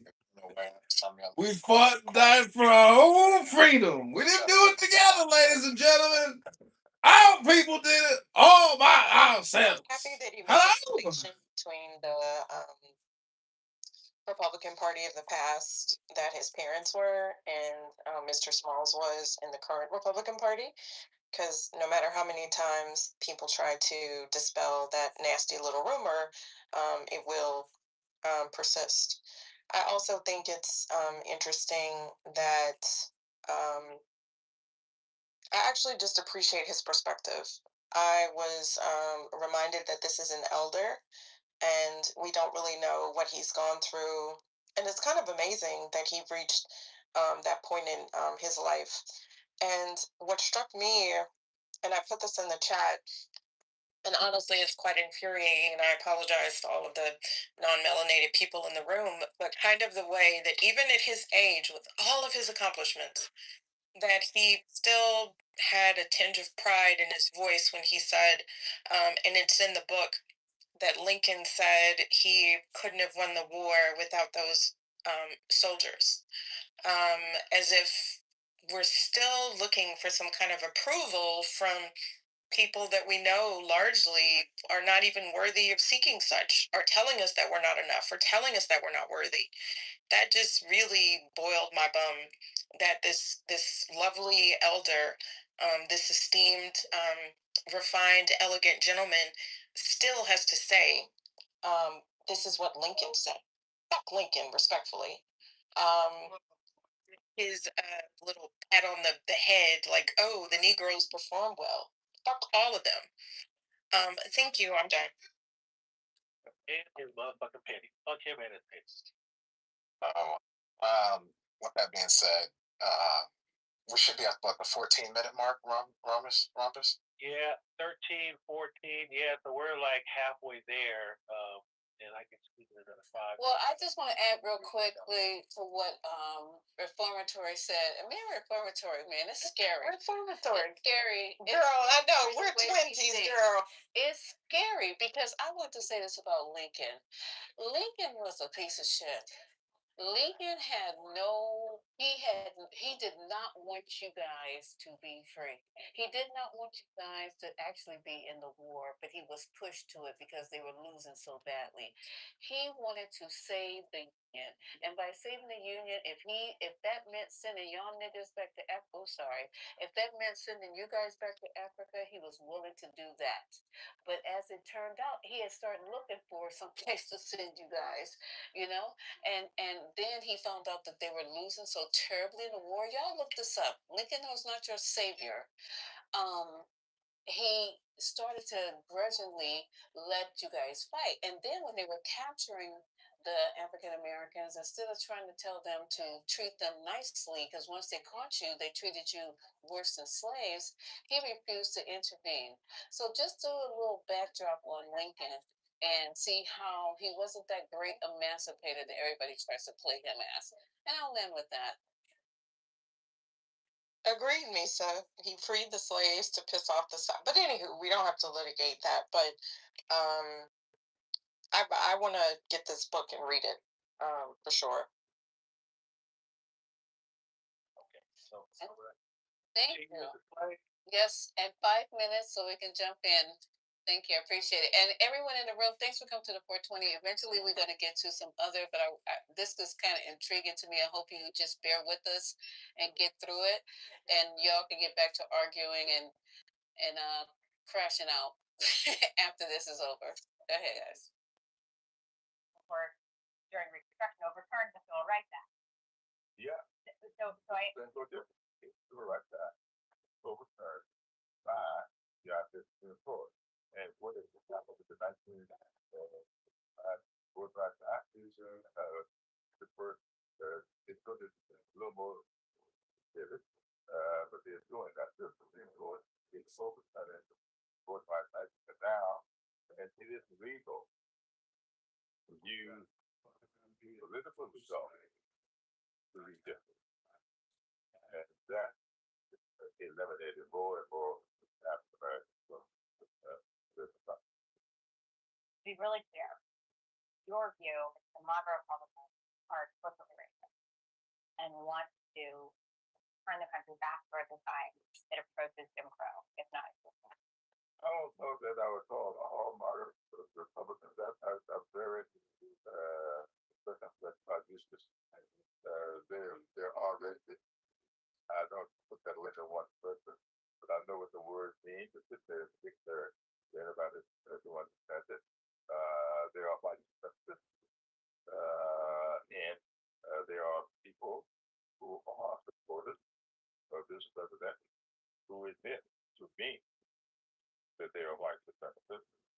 I've had people who support this president tell me that they thought that slavery was a good thing, and really, for us to die, yeah. I don't know why we would do that. You've had people tell you to support this president that they thought slavery was a good thing. Absolutely. Right to my feet. Constituents? Absolutely. In my congressional district. What's that like? Sometimes I think to myself. In the period that you cover in your book, nearly all Black Americans were proud Republicans, as you mentioned. Your mother and father were Republicans. All of the first 8 were Republicans. Right. The Redeemer Democrats did not want Black Americans in their party. This was the party of Lincoln. It was the party of emancipation. In 1990, you participated in a debate on the original firing line with William F. Buckley Jr. And the question of the debate was, should Black Americans come back to the Republican Party? In explaining why they should not, you invoked the Voting Rights Act of 1965. Here's what you said then. Take a look. And so it seems to me that it's the Democratic Party that has come forward with those group remedies, such as the Voting Rights Act. The Voting Rights Act is not individually applied. It's applied to the group because it was the group that was denied the right to vote. Do you remember that debate? Yes, I do. The constitutionality of whether race can be considered when drawing congressional lines is coming before the Supreme Court this term. You're right that you would not have been elected if it hadn't been for the Voting Rights Act. Absolutely. What is at stake 60 years later if it is not upheld? If you'll represent, I mean, that's what happened. In the 1870s, South Carolina was allocated 5 Congress people, 4 were blind.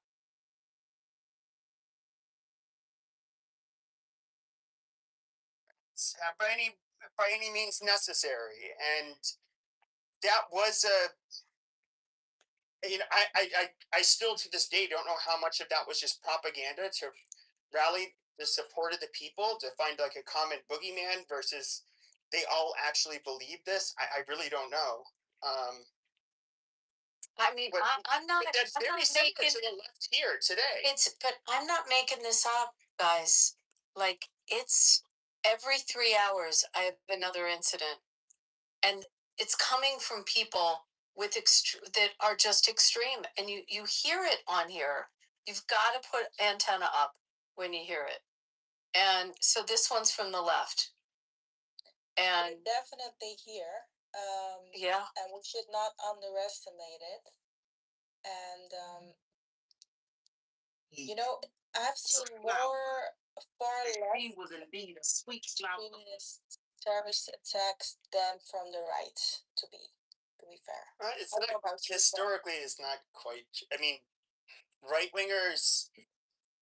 So left wing will cause mob violence. They will have large protests. They'll assault people, especially when they can outnumber people. But traditionally, and I'm just being fair, this is where the right wing extremists were different.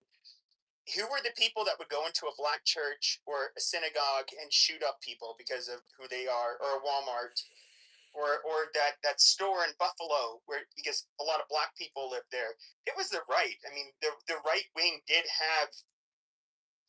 You didn't really quite see that type of violence where they were just going to execute people because of who they are, because of their religion or race, like you would see on the right. That is where I would say traditionally right-wing extremists are far more violent when they would commit attacks. However, they're far and few between.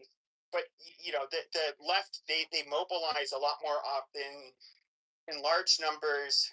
A lot of violence ends up happening when they do that, but you don't The really Pepe see Show! mass shootings and that kind of stuff that you would see with the far right. I don't know what else to call them. that's what I'm saying. Those mass shootings. I mean, we're seeing them, and we're seeing from which group they're actually coming.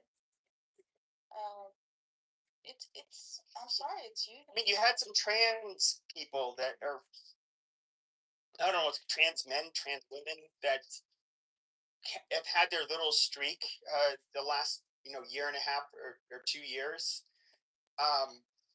That I would say are more on the left. Other than that, like they're kind of anomalous. Before then, it's generally been right wing people that do these mass shootings. And even like if we look at the Boston Marathon bombers, I don't even know if you can put them on a left versus right because it was just like that's Islamic. Well, that was a terrorist attack. No, Tsarnaev was driven through a sense of Islamic extremism. He got wrecked. Exactly. It's not like I don't even consider that left versus right. It's more, at least in because it's not left versus right. It's like radical versus not radical.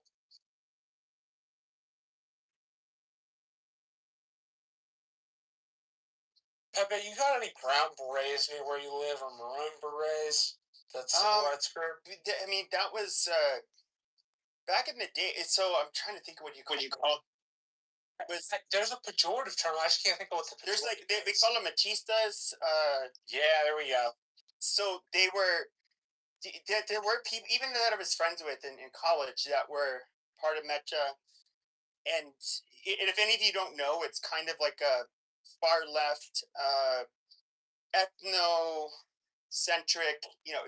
For Chicanos, basically a Chicano is a American-born person of Mexican descent. They differentiate themselves from Mexicans from Mexico. In a way, they may still identify partially as norteños because of the kind of like sense of like adventure and like doing your own thing and like not relying on the government. But I don't know how much culture permeated in Arizona versus South Texas. So I believe like one of the there was a university professor, which New Mexico is interesting because you've had people of Spanish descent that have been living there for 500 years, and their Hispanic population didn't really grow due to immigration. They've always been a majority Hispanic. But there was a professor from there, and he did the whole Aslan, the whole, basically the he really pushed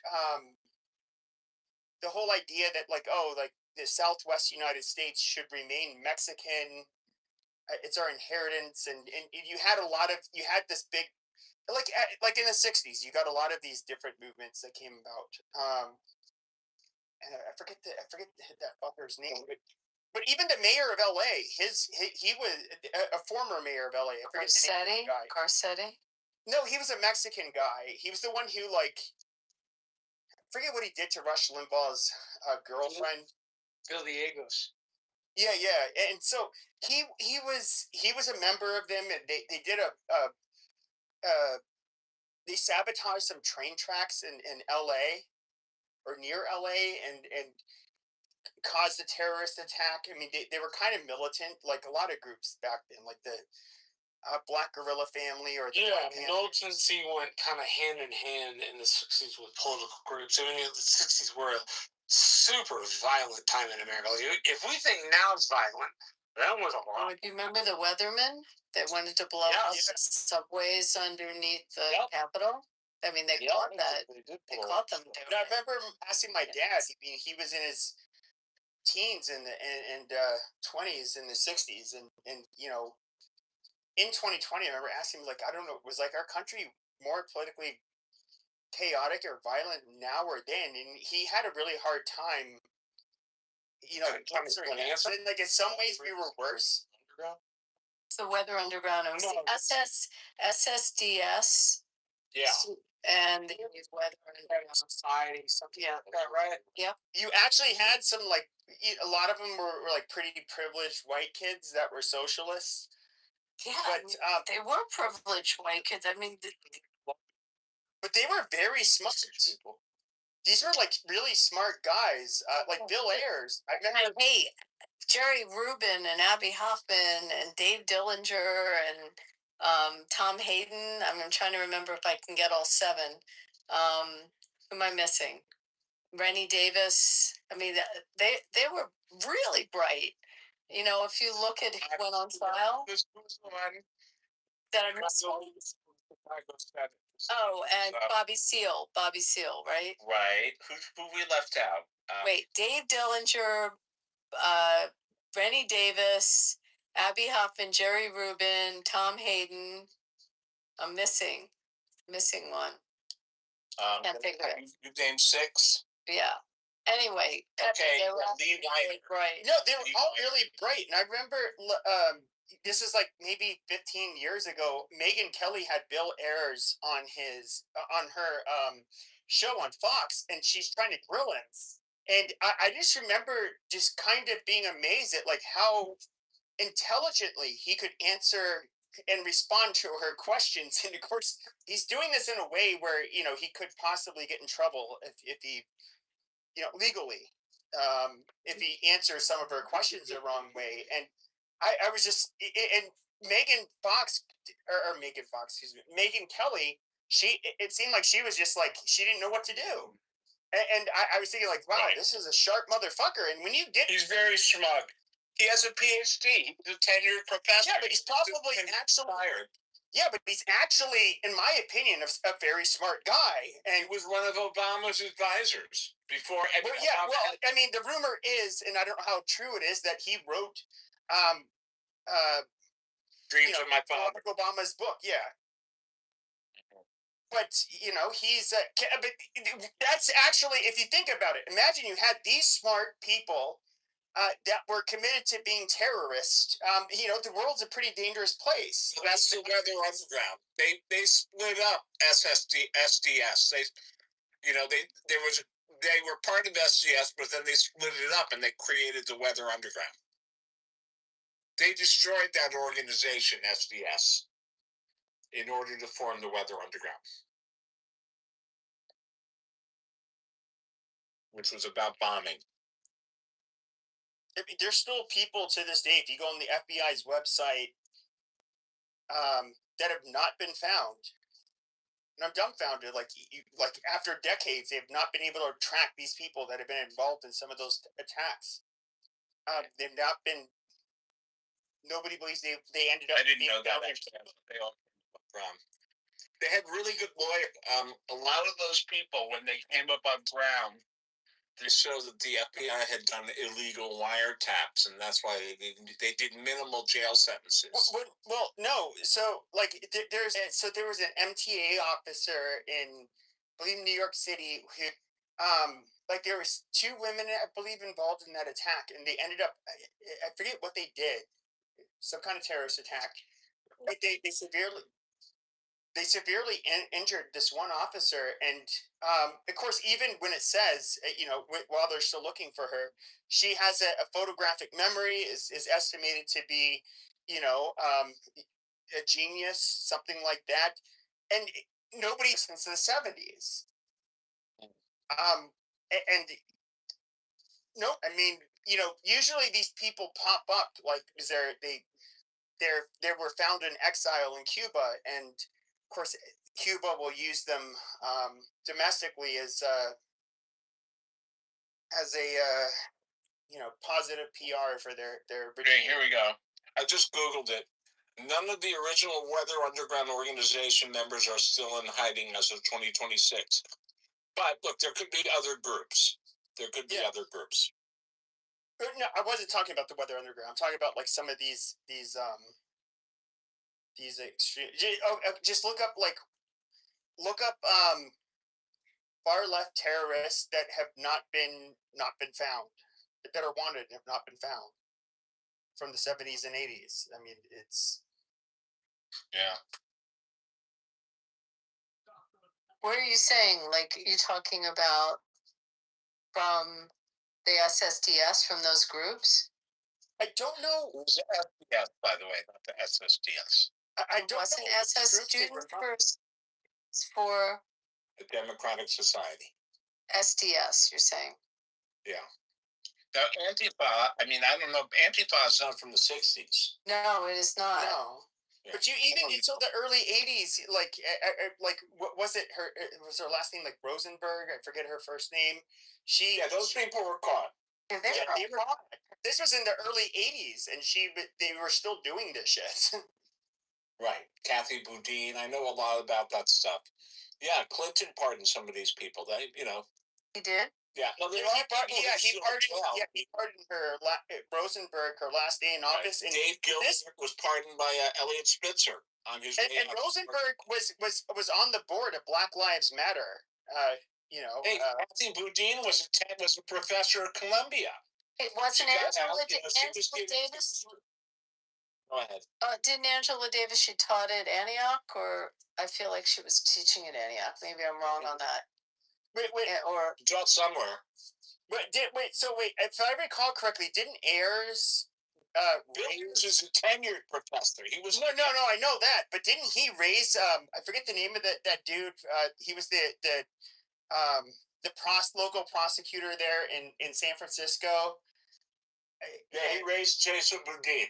Yeah, and that was her son, and yeah, Jason Boudin is the son of two left-wing terrorists, Dave Gilbert and Kathy Boudin. He went to Yale undergrad and Yale Law. He won an election to be DA of San Francisco, and then there was when his parents were in jail, Bill Ayers and Bernadine Dorn raised him. He calls them dad. He calls his real parents by their first name. He calls them dad and mom. It's a fucked up world. And then there was a repeal. He was voted out. If I recall correctly, in that election, they have a large Asian population, and it was, I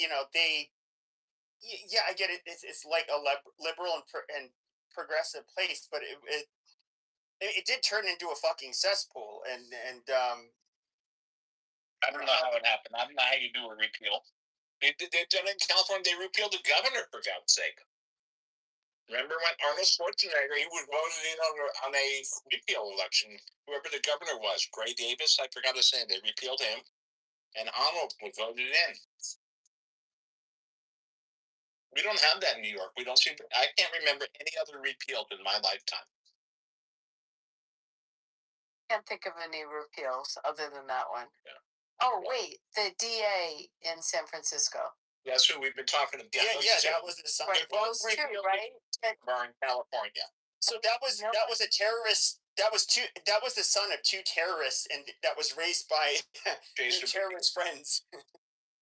Yeah, the incredible thing about him is that he went to Yale undergrad and Yale Law. I really believe that.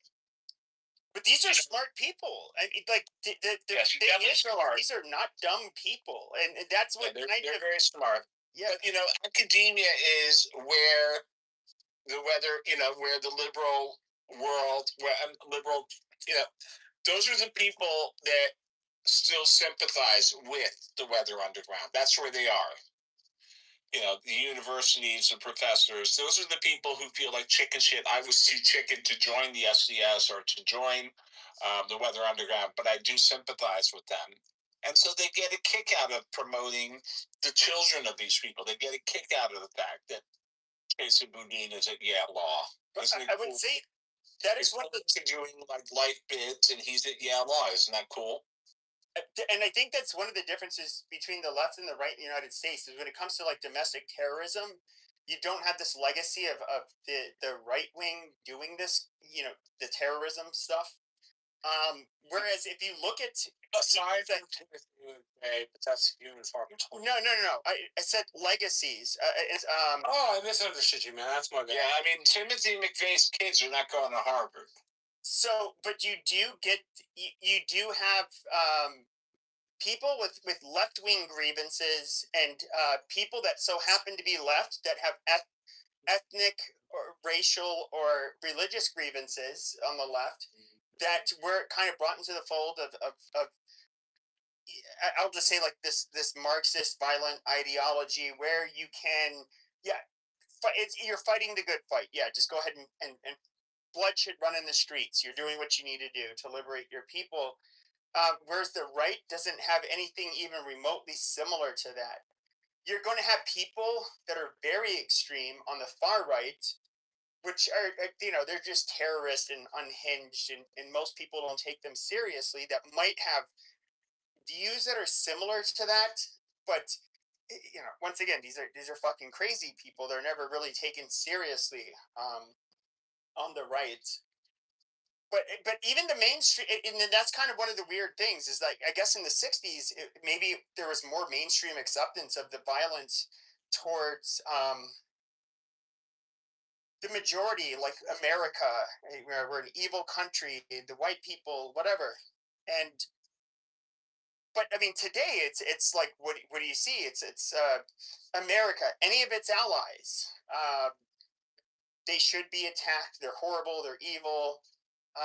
White people are evil. At least in America's context, they put Jews in the white basket, but you guys are more elite form of whites. And you guys are still have you're colonizing these brown people in an apartheid state in Israel. You guys are just super awful. We need to get rid of you. That's kind of how they think. Um, and I don't know. I'm just waiting for this shit to end. It's getting really fucking old. Googling, trying to find other recalls. This is interesting. Well, yeah, the demoralization of a nation. That whole project has been going on for quite some years now, and I feel like, I mean, I hope it's not going to work, but it sometimes does look like it's slowly working. Yeah. But I understand, like, when Yuri Best, who I'm sure about this, and how like awestruck he was that he was talking about how they try to demoralize countries. This is a defector from Russia who worked for the KGB. Basically they would, whether it was gay rights, the support or the rights of different marginalized communities. They try to draw or create rifts every way they could. But that was only a strategy to cause the downfall and social collapse of a country so they could take over. It wasn't an ideology they actually cared about. It was just these ideologies were only designed to destroy societies, not build them. But you know, but who today would really be trying to benefit from that, except for the people who are, like, I don't know, the useful idiots that are still believed in their propaganda and the offshoots of it that are maybe professors today. I don't know that. The alliance. But who's going to come in and take over? That's the hard part. Yeah, you never know who's going to be the end victor, but you do know that there is an alliance between several parties, actually.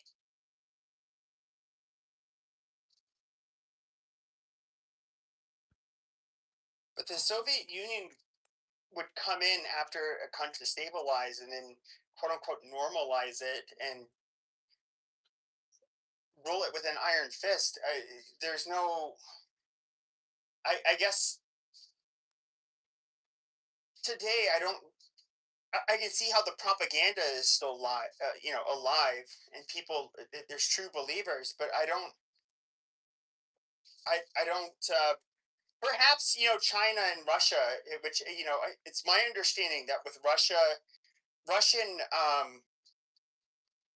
disinformation campaigns, with them trying to a lot of the shit that they do, it's not to.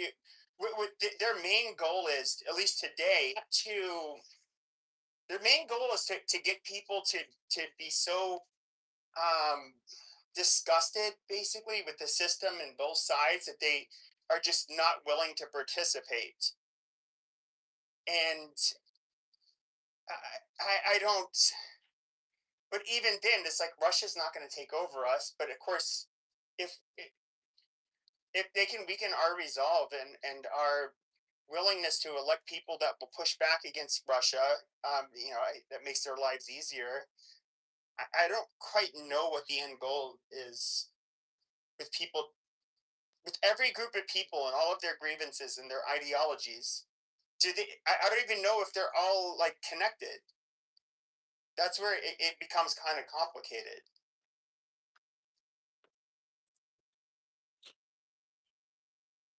How about Cuba? You can take over Cuba or Greenland, huh? Yeah, Cuba should be freed. I mean, personally, should be freed. Yeah. By who? What's not good? By who? It should be freed by the fucking people. By the people or Trump? No, by the people. I don't think Trump should rule over. No, he shouldn't rule over Cuba. It should. Wait, The regime should be out. Taken out. They should have elections. Listen. What do you think about Ilhan Omar? She's an American hating, bitter, disgusting, Somali first, Muslim first, person who's joined the squad because she does want to. I think like people like genuine leftist bimbos like AOC. She does want.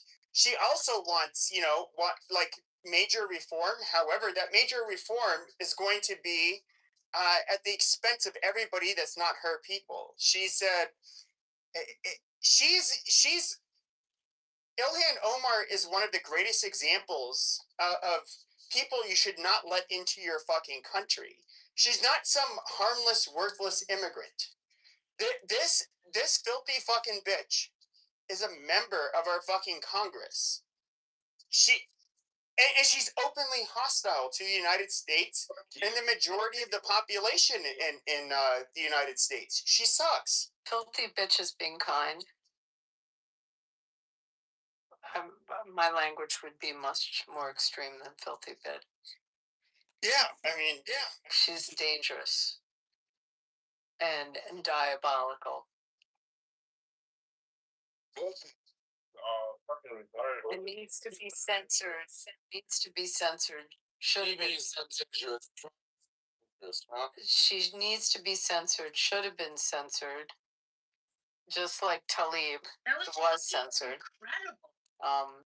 It needs to be investigated. He's another. There was the mayor of Dearborn, Michigan. This was funny. This was after October 11th. I remember. Okay, because yeah, that's incredible. Oh my.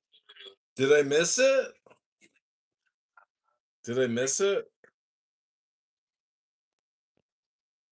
Johnny, do you want to sing? Yeah. Johnny. Yeah, I actually bought a. Oh yeah, I'd like to sing you a Yiddish song. Okay, pick a magic number 1 through 100. 30. Okay, you are getting Was Teug mehr der Schöne Weingarten. What need have I of a pretty vineyard? A folk song published in 1927 by Y.L. Kahan. The opening stanza resembles other Yiddish folk songs. This is what it says in English. What do I need a pretty vineyard when I cannot plant it? What do I need a love affair when we cannot marry? Oh, mother, I will never fall in love again. He bragged to his friends that I call for him and he doesn't want to come. Oh, for others the night is filled with light. For me the day is dark. Oh, for others there is joy and happiness. For me there is mourning and grief. Was teug mir der schöne Weingarten, als Pflanzen kenn ich ihm nicht. Was teug mir a Liebe zu spielen, as nemen kennen mer sich nicht. Was teug mir a Liebe zu spielen, as niemen kennen mer sich nicht. Oi weh! Mama! Gewähl mir kein Leben nicht splin!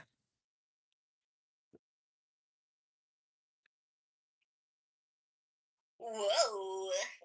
Oh my god. That was really good. Really. Very well done. Very well done. Now look at please. Please, we'll hear one more. Yeah. For me? Please. Oh my god, okay. Yeah. I'm gonna try a song I've never sung before. I'm gonna sing a song, but I've never sung it before.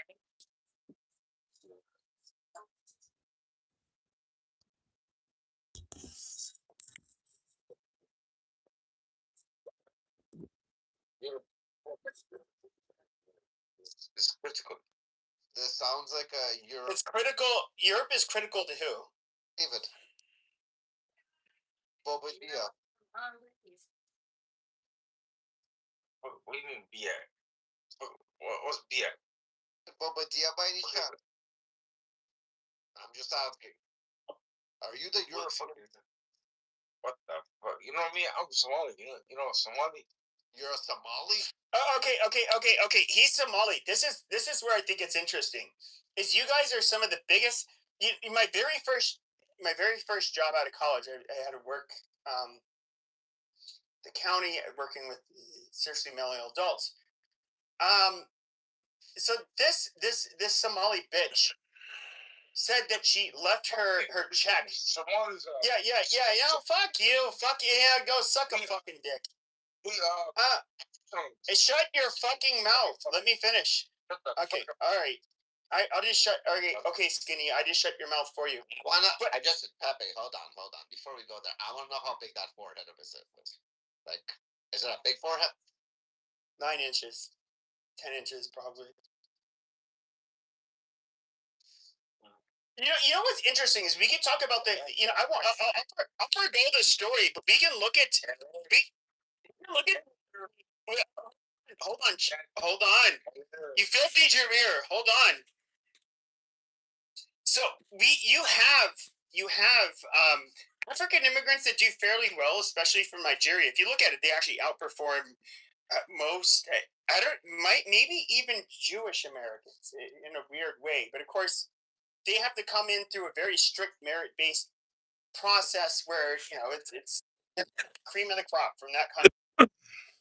But then, so we have the merit-based immigrants from Africa, but then we have the refugees that came from Africa, like the Somalis.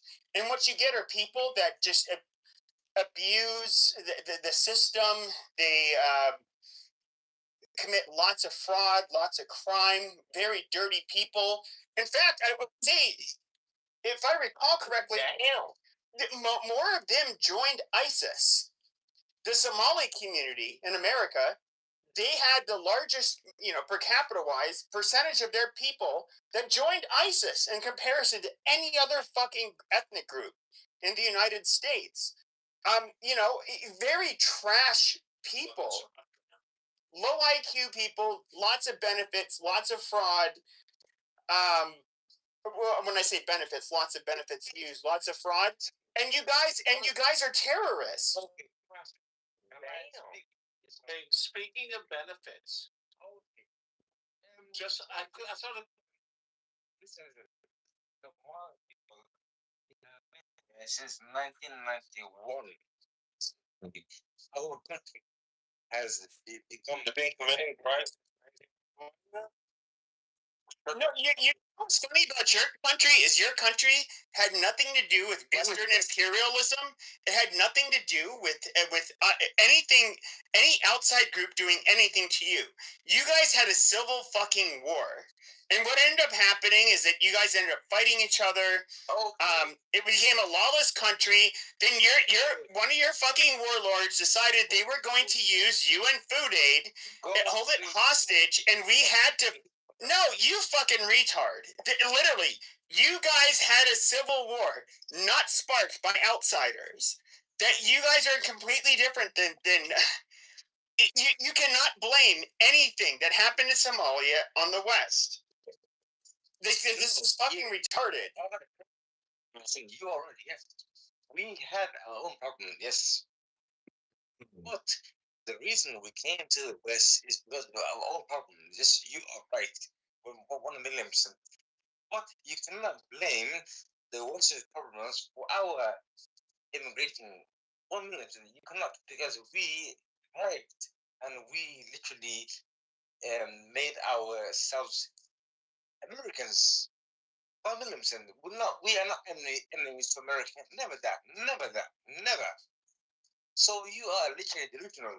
You are delusional. Go fuck yourself. How about that? What up? What up? What up? What up? I just need to know. Before.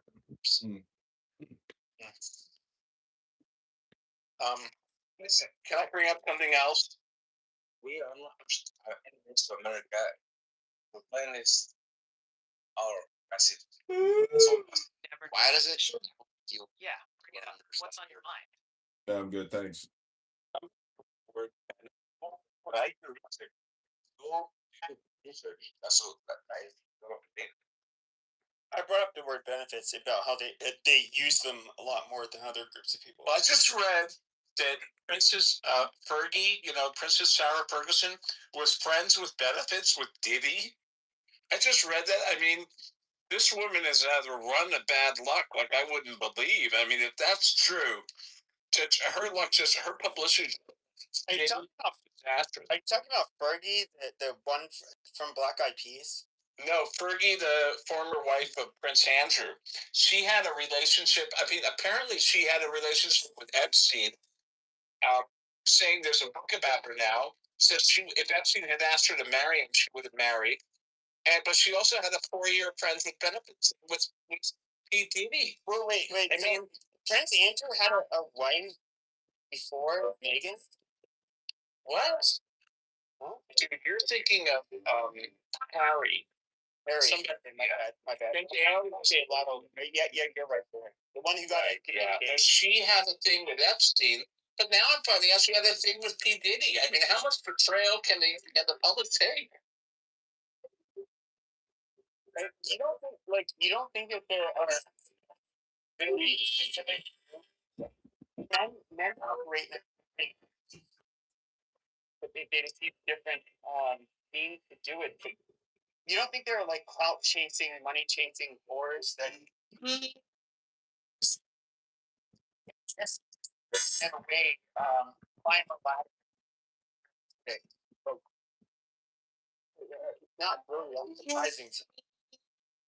I know somehow I thought that it's like just her and Diddy is just one too many things right now. I'm having my head, having a problem getting my head wrapped around it. But I guess it's more about me. Maybe I'm just racist. I don't know. I never thought I was. I don't know why I'm particularly triggered by this. Well, probably because Diddy's he's a rapist. Yeah. Okay. Yeah. What do I mean? I guess the news, they know how to get our attention. Stories like this. You brought it up, not me. No, I know I brought it up. See, I'm somebody who's not. I don't notice those kinds of headlines. I just sit back and care about them. Well, somebody asked, Rafi asked me if there was anything new, so I went to the news page and I found that story.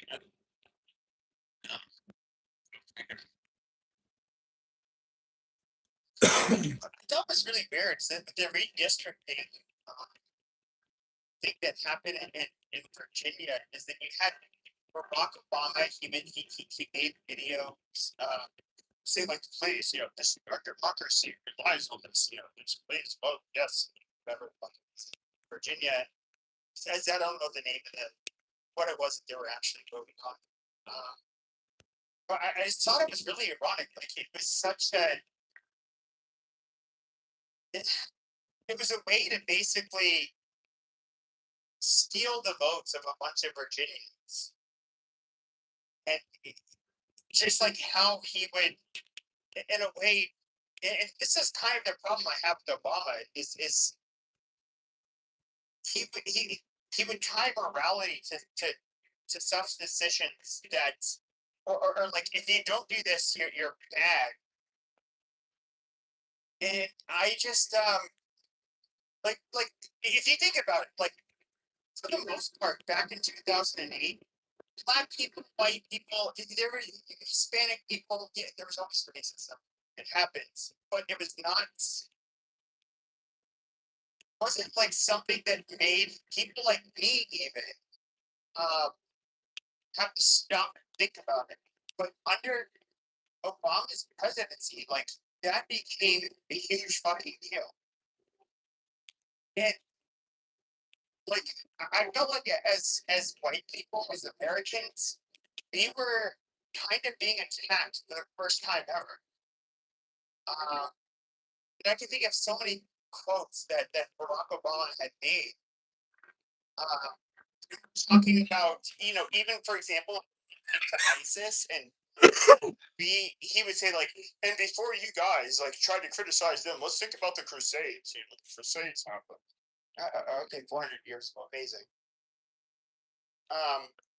But as if that has any relevance to Christians today, as if any of the main denominations of Christianity feel it's appropriate for us to fucking kill each other for our religious differences. And we would just like overlook a lot of the shit when it came to, a lot of the BLM became a thing under Obama. I remember 2014, 2015. This was all something that happened while he was still president. The whole thing about like we're a country of white supremacy, white racism, whatever, that all happened under him. Then you can either say I'm an idiot, so I fell for the bait. You are an idiot. I don't know, it's appropriate, but I am somebody who did react to the changes I was seeing.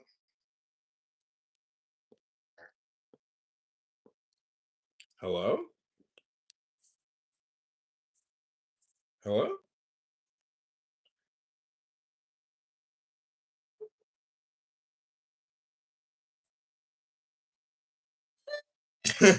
Great ass on that, Cora. Great ass.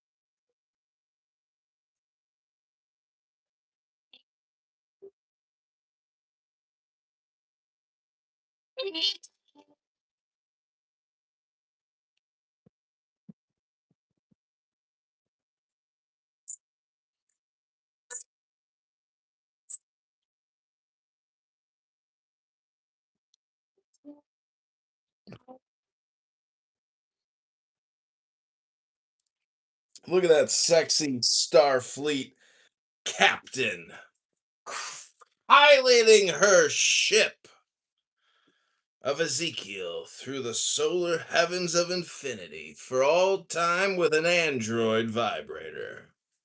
Data is his name.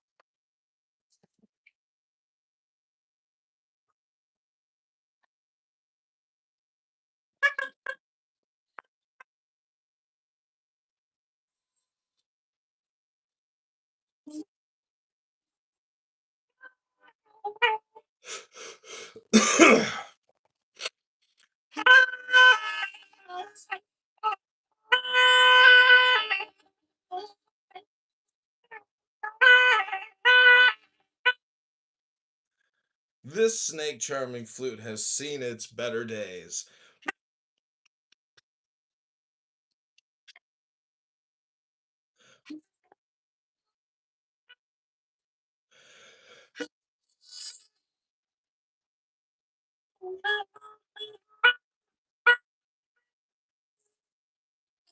It's Abby, the mutant from Chernobyl who escaped to Amsterdam.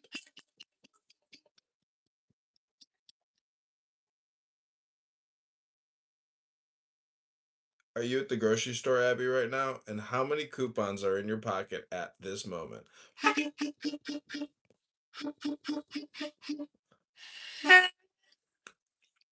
Hello? Wow.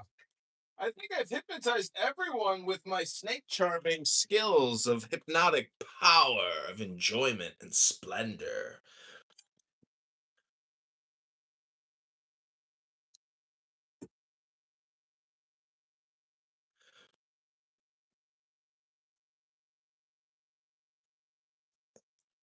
Hello?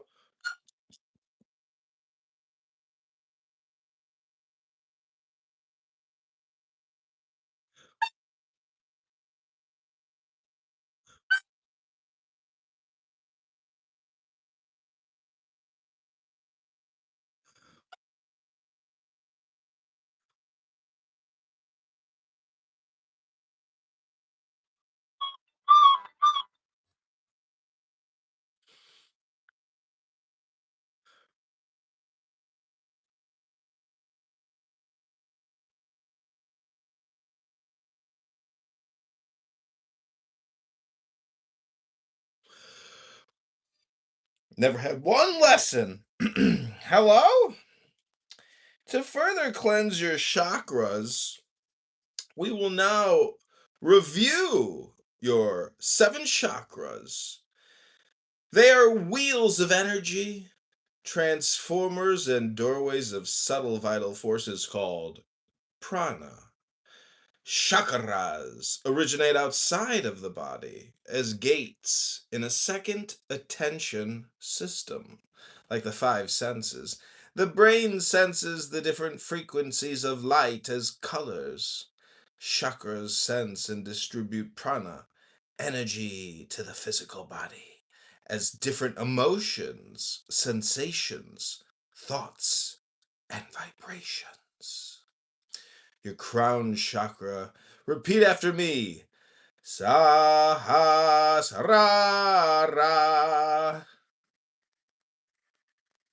Sahasrara.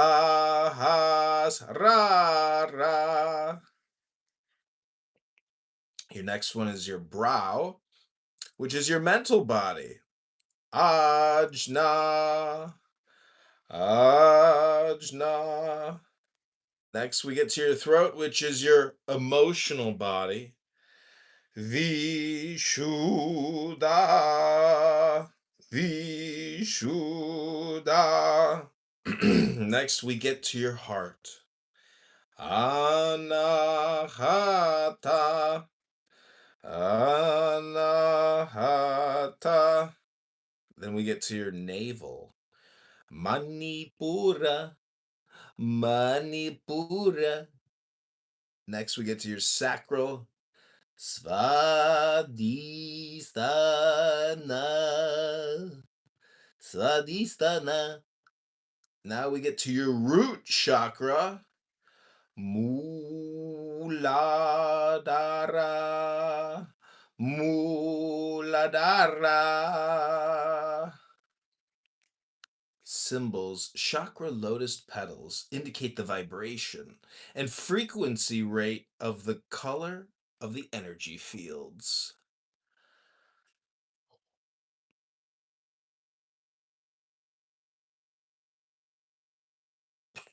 So now visualize your anus, the base of the spine, your root chakra. Visualize the color red. This is Saturn or lead, and it means your survival. Stability and grounding is the function. Your protein is your adrenals. Legs, feet, and earth, a red square. Next, we have a smell of bloodstone.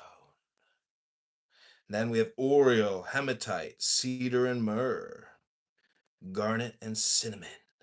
That is your root, which is your muladhara. Then we get to your sacral, which is the svadhisthana. Think of the color orange, your sacrum. Moon, tin, and sexuality. Desire and emotions, liquid gonads, abdomen and water. Think of an orange triangle. Taste, dew, and coral, Gabriel quartz, rose and saffron, carnelian, and dragon blood. That's your svadhisthana. Again, that's your emotions and your sexuality. Then we get to your navel, which is your manipura, which is a yellow solar plexus. The planet is Mars. The metal is iron. The main issue is willpower. This is purpose and energy, grain and pancreas, digestive fire, sight, and amber. Michael, moonstone, blueberry, cedar, citrine, and ginger.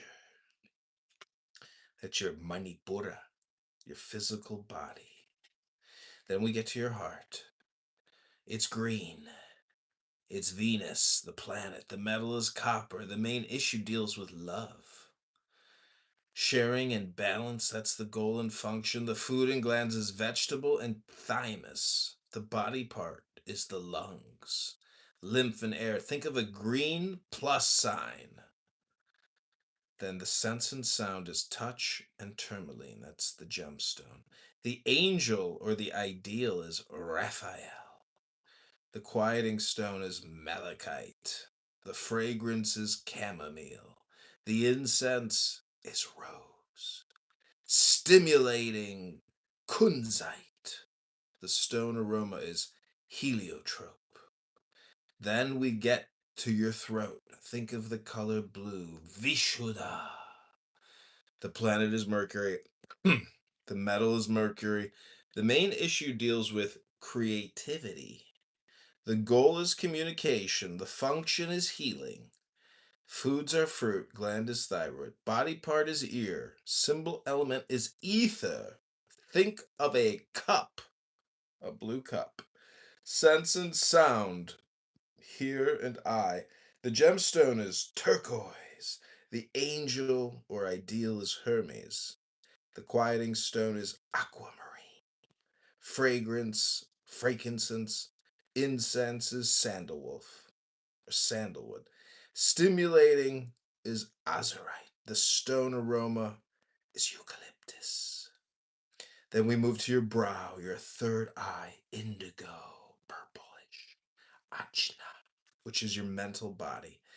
Planet is Jupiter. Metal is silver. Main issue? Clairvoyance. Goal? Imagination. Function? Intuition.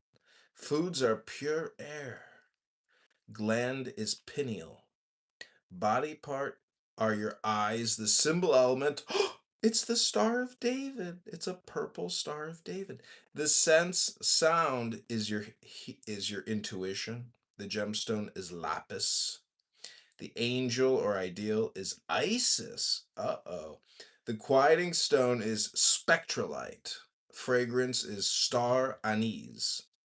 Incense, galangal. Stimulating is sugar light. Aroma is lavender. The last chakra is at the top of your head. It's your crown. It's violet. Your spiritual body. Your sahasrara. Planet is Uranus. Ooh, the metal is gold. The main issue is understanding. The goal is wisdom. The function spiritual. Foods are fasting. Gland is pituitary. Body part is CNS, your central nervous system. The symbol and element is thought, or a purple lotus. Sense, sound, and gemstone is think, NG, and amethyst. The angel or ideal is Shiva. Krishna. Quieting stone is tourmaline. Fragrance is lotus. Incense is peony. Stimulating stone is quartz. And the aroma is jasmine. Those are your chakra centers. Chakras are associated with particular aspects of awareness and consciousness. Blocks on emotional, physical with human. The spiritual mental levels can cause you problems here on Clubhouse.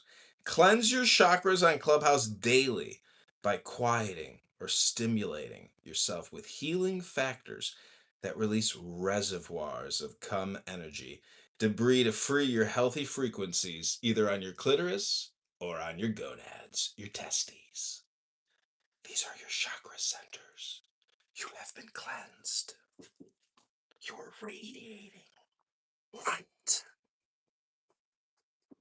Hello?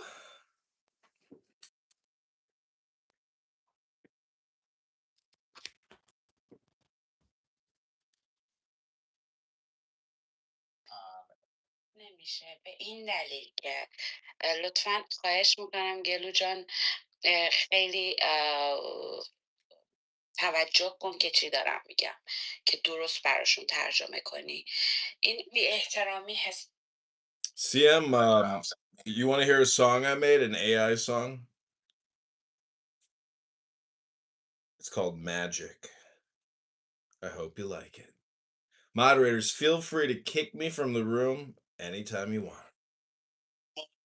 The head of the man, and by insight his keys by my head I invoke.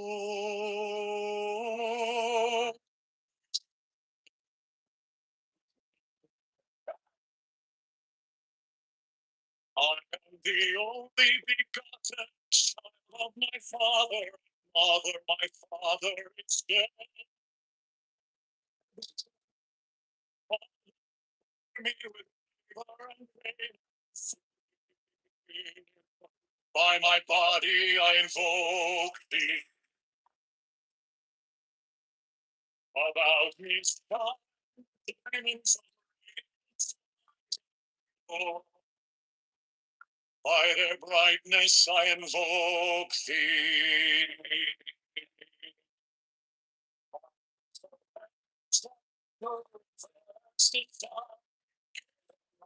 Save it by the Lamb and I invoke thee.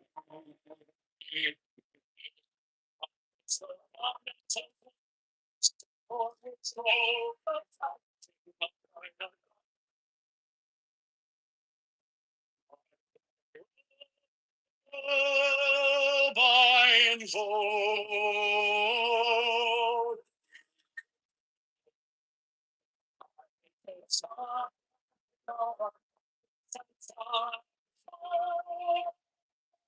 By the sun,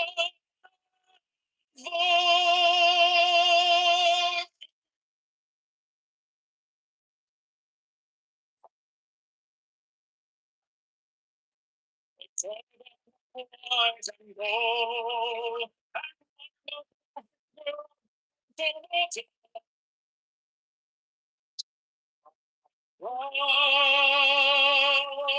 I invoke.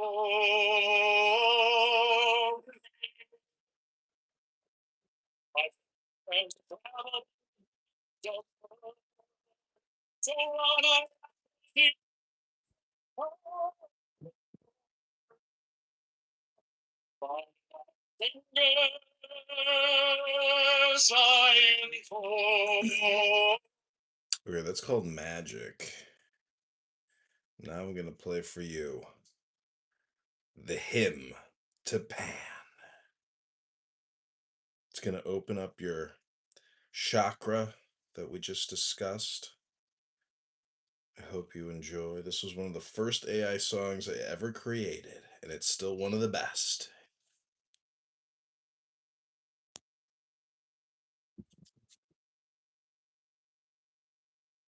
Give me the sign of the open eye, a riddle of shadows where whispers lie, the thorny thigh, the maddening cry. You pan, you pan. I am aware this serpent shades.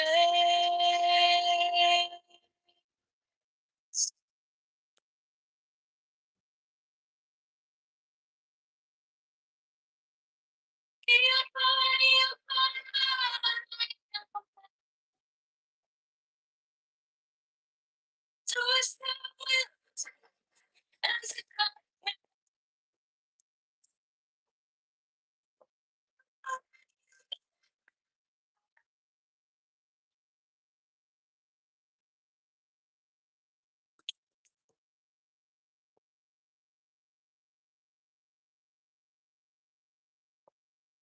The eagle strikes with his jagged claw. Okay, this comes from The Sitter. It's like a babysitter. Avodat Israel. This is the evening service for Sabbath and festivals. Psalm: The Eternal is King. Clad is the Eternal, clad in sublimity. With might hath he begirt himself, yea, he hath firmly fixed this globe, so that it cannot be displaced.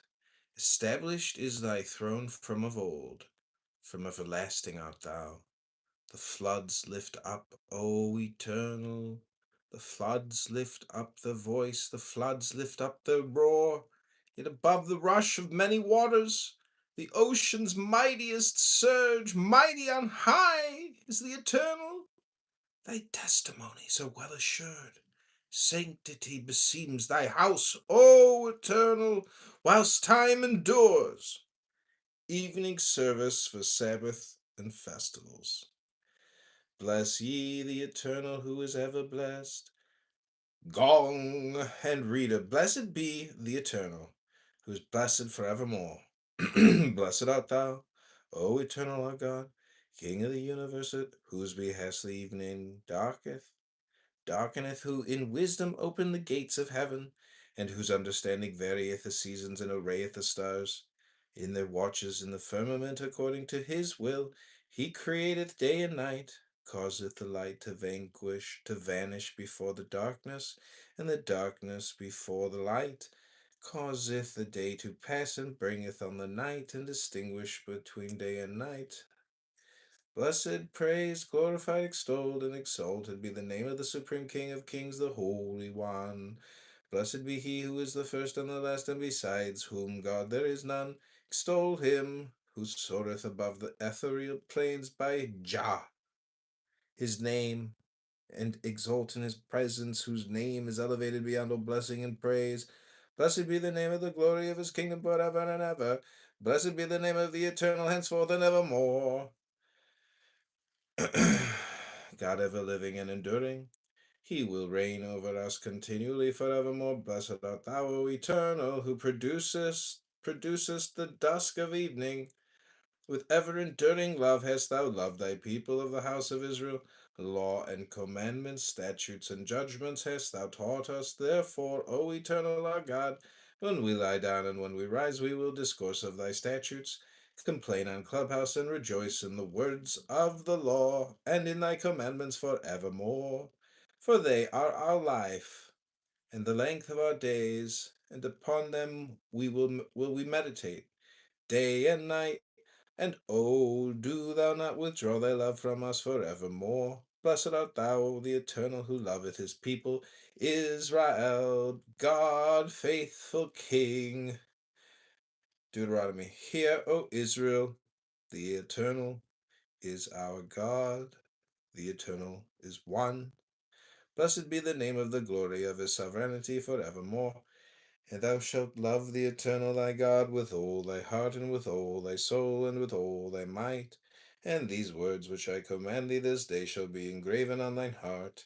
And thou shalt teach them assiduously unto thy children, and speak thereof, when thou sittest in thy house, and when thou goest on thy way, and when thou liest down, and when thou risest up. And thou shalt bind them for a token upon thy hand, and they shall be as frontlets between thine eyes. And thou shalt write them upon the doorposts of thy house, and upon thy gates. Deuteronomy, and it shall come to pass, if ye will diligently hearken unto my commandments, wherewith I charge you this day to love the Eternal your God, and to serve him with all your heart and with all your soul, that I will grant the rain of your land in due season, the early rain and the latter rain, that thou mayest gather in thy corn, thy wine, thy oil, and I will give grass in thy fields for thy cattle, and thou shalt eat and be satisfied. Take heed unto yourselves, lest your heart be given up to folly, and ye turn aside and serve strange gods, and prostrate yourselves unto them. For then the wrath of the Eternal will be kindled against you, and he will restrain the heavens, so that there shall be no rain, and the soil shall not yield its produce, and ye shall perish speedily from off the goodly land which the Eternal giveth you. Lay up therefore these my words in your heart, and in your soul bind them, put a token upon your hand, and let them be as frontlets between your eyes. Teach them also unto your children, so as discourse thereof, when thou sittest in thy house or on clown house, and when thou walkest by the way, and when thou liest down, and when thou risest up. And thou shalt inscribe them upon the doorposts of thy house, and upon thy gates, that multiplied may be your days, and the days of your children upon the land, which the Eternal swore unto your fathers to give them as the days of heaven upon earth and clown house. And the Eternal spake unto Moses, saying, Speak unto the children of Israel, and say unto them, that they shall make unto themselves fringes upon the borders of the garments throughout their generations, and let them put upon the fringes of the border a thread of blue. And it shall be unto you for a fringe, that ye may look upon it, and remember all the commandments of the Eternal, and fulfill them, that ye may not go astray after your own hearts, and after your own eyes, after which ye are wont to wander lustfully, to the end that ye may bear in mind and perform all my commandments, and be holy unto your God. I am the Eternal your God, who brought you forth from the land of Egypt to be unto you a God. I am the Eternal your God. True and reliable is all this, permanently incumbent upon us. For he, the Eternal, is our God, beside him none, and we, Israel, his people. He it is who freed us from the hand of kings, himself our King, who delivered us out of the power of all tyrants, the Almighty, who avenges us upon our adversaries, and wreaketh retribution upon all who hate our very existence, who doth great things that are inscrutable, and wondrous deeds innumerable, who giveth life unto our souls, and suffereth not our foot to slip, who causeth us to tread upon the high places for our foes, and exalteth our born above all who hate us, who wrought for us miraculous vengeance upon Pharaoh, signs and clear tokens in the land of the children of Ham. He it is who smote in his wrath all the firstborn of Egypt, and brought forth his people Israel from the midst of them unto everlasting freedom, who caused his children to pass through the divisions of the Red Sea, whilst the pursuers who abhorred them he plunged into the depths. And when his children saw his might, they praised and gave thanks unto his name, and of their own free will submitted to his sovereignty. Moses and the children of Israel chanted a hymn to thee in the fullness of their joy, and all did say, Who is like unto thee among the mighty, O Eternal? Who is like unto thee, resplendent in holiness, sublime in deeds of praise, ever working wonders? Thy sovereign power thy children saw when thou didst cleave the sea before Moses. They said, This is my God, responding thus, the Eternal shall reign forever and ever on Clown House. And it is said, For the Eternal hath redeemed Jacob, delivered him from the hand of one stronger than he. Blessed art thou, O Eternal, the deliverer of Israel. Cause us to lie down, O Eternal, in peace, and cause us to rise up, O our King, unto life. Spread over us the tabernacle of thy peace, and guide us aright with good counsel from before thee, aiding us for the sake of thy name. Shield us and remove from us foes and pestilence, the sword, famine, and sorrow, and remove all hindrance in our van as in our rear. And with the shadow of thy wings do thou shelter us, for thou, Almighty, art our preserver and deliverer. For Almighty King, gracious and compassionate art thou. Do thou then guard our going out and our coming in for life and peace, henceforth and forevermore, and spread over us the tabernacle of thy peace. Blessed art thou, the Eternal, who spreadeth the tabernacle of peace over us and over all his people Israel, and over Jerusalem. On Sabbath, and the children of Israel shall keep the Sabbath, observing the Sabbath throughout the generations for an everlasting covenant between me and the children of Israel. It is a sign forever, that in 6 days the Eternal made heaven and the earth, and on the seventh he did cease and repose on Clown House. On Passover, Pentecost, and the Feast of Tabernacles say, And Moses proclaimed the appointed festivals of the Eternal unto the children of Israel.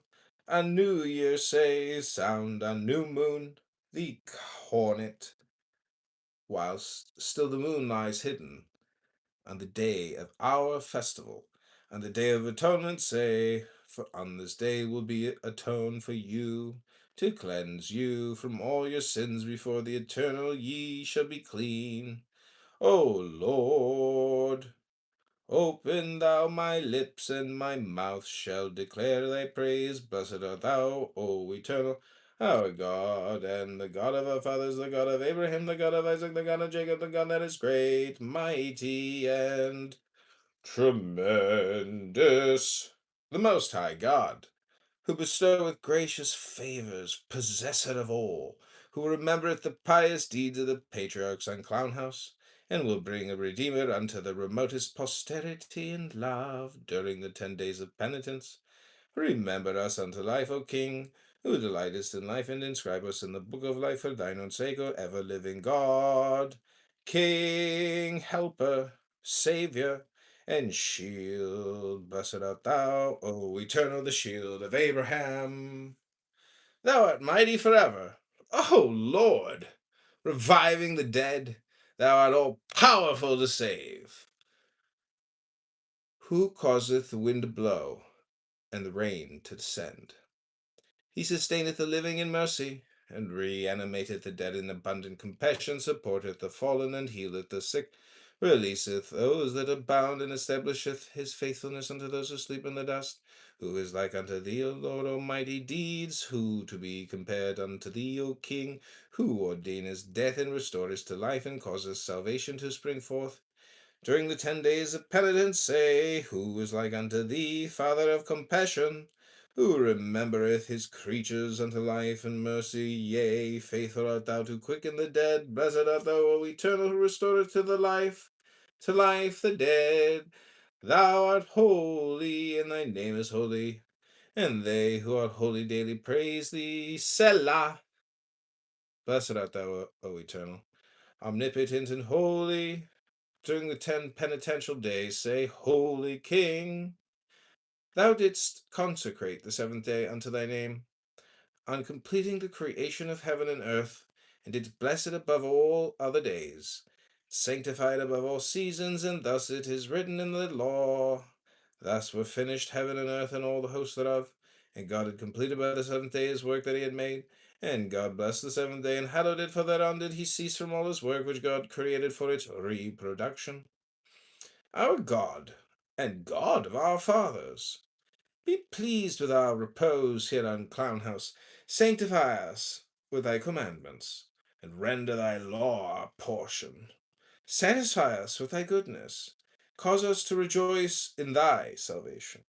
Purify our hearts to serve thee in truth, and cause us to inherit, O eternal our God, in love and favor thy holy Sabbath, and that Israel may rest thereon who sanctify thy name. Blessed art thou, O eternal, who sanctifiest the Sabbath. Except Charlie Kirk and Erica Kirk. Oh, eternal. Okay, that's all I'm going to read. I hope you guys enjoyed that. That's evening service for Sabbaths. I was going to make a joke about Charlie Kirk saying, "Good Shabbos, babe."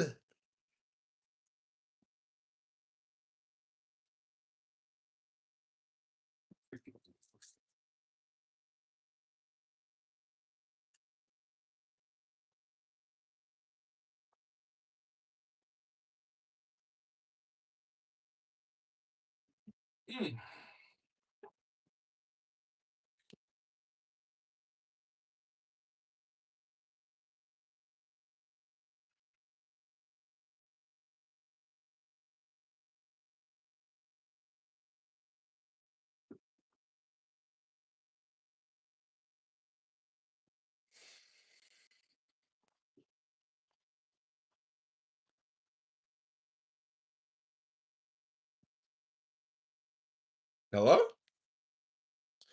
Okay, this is another banger from the John Kitover Band. If you're not listening to the John Kitover Band, just go on Spotify, type in the John Kitover Band. You're going to love it. This is called Fit the Crime. It's about a cop who just got killed here in Chicago.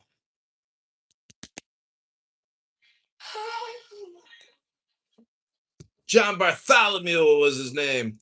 Big fat piece of shit in the hospital pulled a gun out from the fat of his stomach and shot this cop and killed him. I keep it in my mind. A needle made of light, thread into the night. I marked the hidden scene,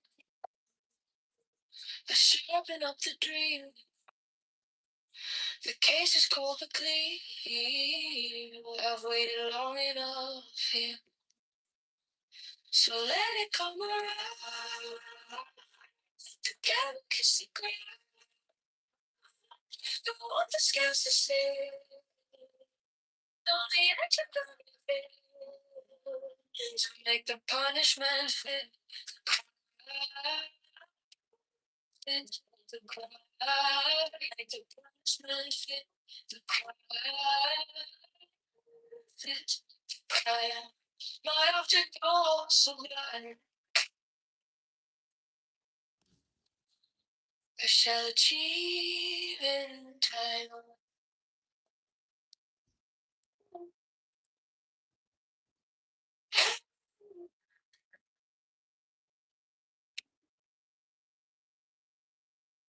You wore the borrowed face. You left no kind of grace. But every lie you spun turns back beneath the sun. I kept the final clue, like a blade inside my shoe. Now every step you take feels like the earth might break.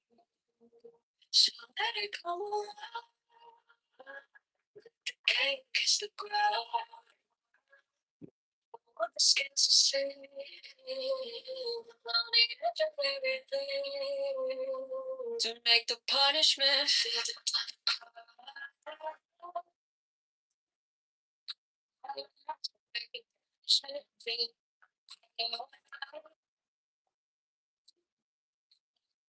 my object goes so blind. I shall achieve in time.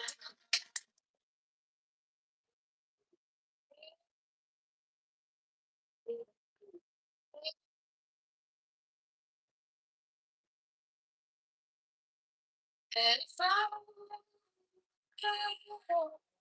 have come on to the shape of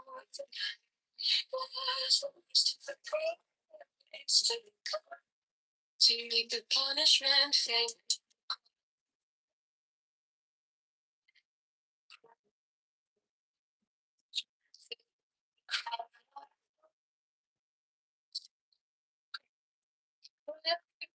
So bad. I shall keep in time.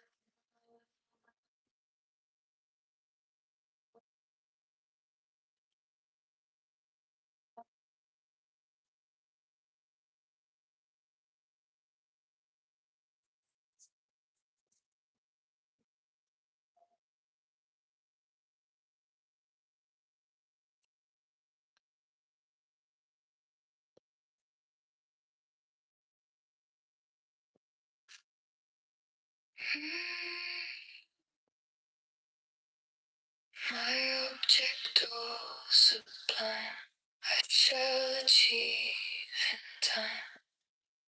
I trace the line for recycling. Dude, twice a week, I had no appreciation for that. Like, it's well, everywhere I've lived out in New York, it's twice a week.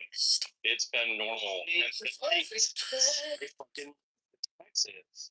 And the trash was once a week, and the recycling was every other week. I actually recycled because I just needed the can space. Yeah, that's what it's. Oh yeah. So what I was saying on recycling is it alternates weeks though. So I actually get recycling every week. It's just half the weeks. It's so one. I think that's even more. One week it's. Yeah. No, I would definitely. Yeah, this is the first time ever that recycling is every other week. It's hard because I order a lot of Amazon. I've got a lot of recycling. Yeah, no. It's free though. Hello? So I can put out unlimited, and if it doesn't fit in the can, I can just put it in a box out next to it.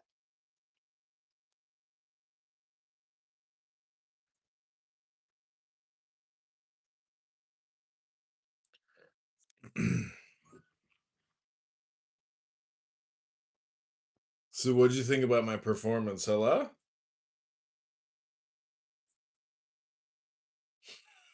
Sabu.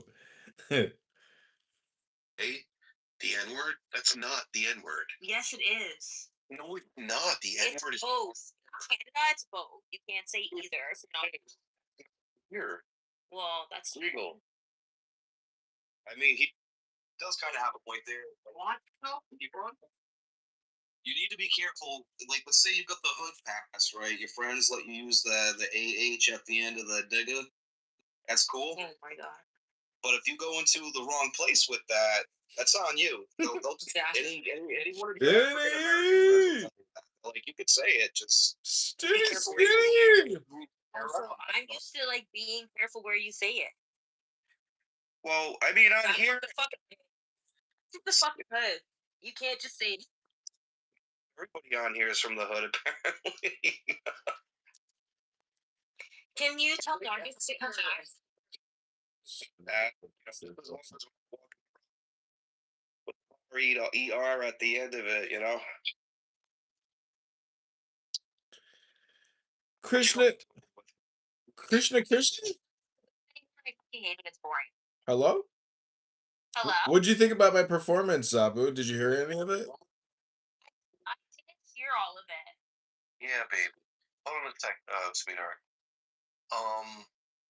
Kitover, when was the last time that you sort of, tried, how you do that thing where it's almost like folding yourself in half, Mm-hmm. try and come on your face? What? When was the last time that you tried to come on your own face? I don't try to come on my own face. Is that a projection thing? Or is that what you try to do to yourself when you jerk off? That's pretty gross. Because it's sticky, it's messy, it's dirty, it's like, yeah, bro, but you just said you jerk off in your face. I use a fucking paper towel, let's. Just change the location of where it was. That's all you do. Place. It's changing the location. Paper towel his job so he can masturbate and hit his face. Like it's that simple. Nikki. I really like Zabu's edit. Nira, Smell me masturbating with a magazine. She said, "How'd you like to waste your time?" And I could not resist when I saw little Nikki grind. I didn't hear your performance. oh, that's okay. Was it a Jewish song about killing Muslims? Jesus. It was a No, I was responding to what you said about a song about, K-wording M people. Like, sorry, but moderators in the Philippines, her name is Zabu and she's a thirst trap. She ain't got no great, she claims she jogs and got a great ass. But Nero, we all know that ass don't look like that. Hello? Yo, the crazy thing is, my ass. Well, all right, so he doesn't know what I've seen, so I can confirm any of this. And not to be too graphic, but yeah, there are things called like video calls and like there are ways that you can sort of know that, bro. And I think I'd know it. I'm fucking hairy, and my ass is big. Dude, she's as fuck. You think someone might say would No, all right. it's supposed to be between us and people that were in. I really like him. He's such a good actor. No, but he's so off on this one. Okay, yeah. No, I'm just teasing. I think Zabu's, probably a beautiful woman. I mean, I don't know exactly what her dimensions are and how elegant she is, but she's beautiful, I'm sure. Yes. I'm here for it. If you don't want to, I don't give a fuck. So sweet. It works. Well, I have two options right now. Some people say philosophically it's either life or non-life. And my question is like, do I just leave right now and go to my favorite bar and look at beautiful women? Or do I continue talking to you, mozzarella head, Nero, Daniel, who's got dandruff and can't touch his toes? What should I do? Near me. Or be online, like being like acting like a dumbass. This is true. I'm just gonna no. What do you mean? Because it's like hey, you don't own a home, do you, Zabu? You do? Dumb apartment, sir. I live in a magnificent 100-year-old colonial from a former Freemason Grand Master General. I mean, hello. My house is magnificent. My apartment is beautiful. Do you invite people to your? Are you a real person? Or Bring some mozzarella and some bread, and we'll make a pizza off of your head. I'll get a comb and a brush, and we'll take all your cornflakes off your head. We'll make a dandruff pizza. We'll use your head as the cheese. We'll grade your head. We'll get some mozzarella off that nasty, dirty scalp of yours. No, you can say go. Go girl, it's your birthday. So we got CM here, the world famous CM. CM, I was gonna ask you a question. Do you think Why do you have a screenshot of Sam's room from back in the day? because I just I screenshot everything I look at. I'm the screenshot king. I have computers with probably like millions of screenshots. That's how neurotic I am. I'm so compulsive. What date this was from? I don't know. But I love screenshotting clubhouse rooms. Oh yeah, that was a good one. Woo! Oh, and you like Graham. Where's the Nargis go? She's probably sleeping because she's been up for 2 days straight. Night, so like let it be, dude. I was being racist. I guess not that you were being How the racist. fuck was I being racist? You said the N word. You and Nero here have N word Tourette syndrome. Or Tourette syndrome. I have word pass granted to me.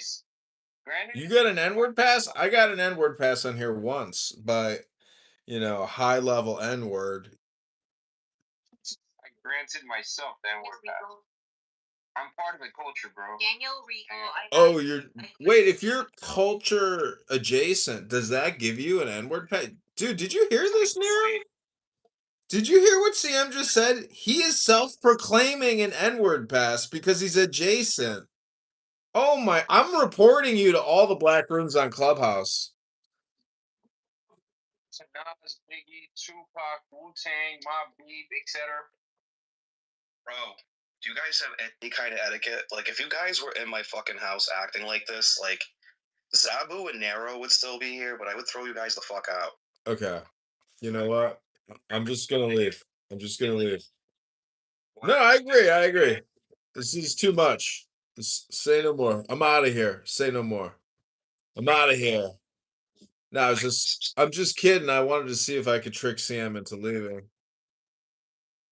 He bounced quick. That was so easy. Bro, what do you do when you invite somebody over to your house, John? Like, do you prepare like dinner? I don't actually. If I know that I was just thinking about this actually just a few minutes ago because I want to invite people over to my house, but I don't actually want them inside my house. So, you have to have a separate place for somebody to go to the bathroom, and I've got a little bathroom in my basement. So, if somebody wants to see my house, or according to Daniel, my apartment, I will show people one at a time, but I will not let people just like. No, it's because I have a large art collection and I don't want people, walking around and, picking through shit and having fun. I mean, good one. Do burps? Something like that. I would invite a bunch of people into the backyard, get the grill going. Yeah. A cooler full of beer, no fucking shots. Yeah, that's a good idea. Do that at my house. I don't drink shots. Well, do burps smell worse than farts? Because I think they do, to tell you the truth. Ugh. I don't think you understand the closeness I want to have to your flatulence.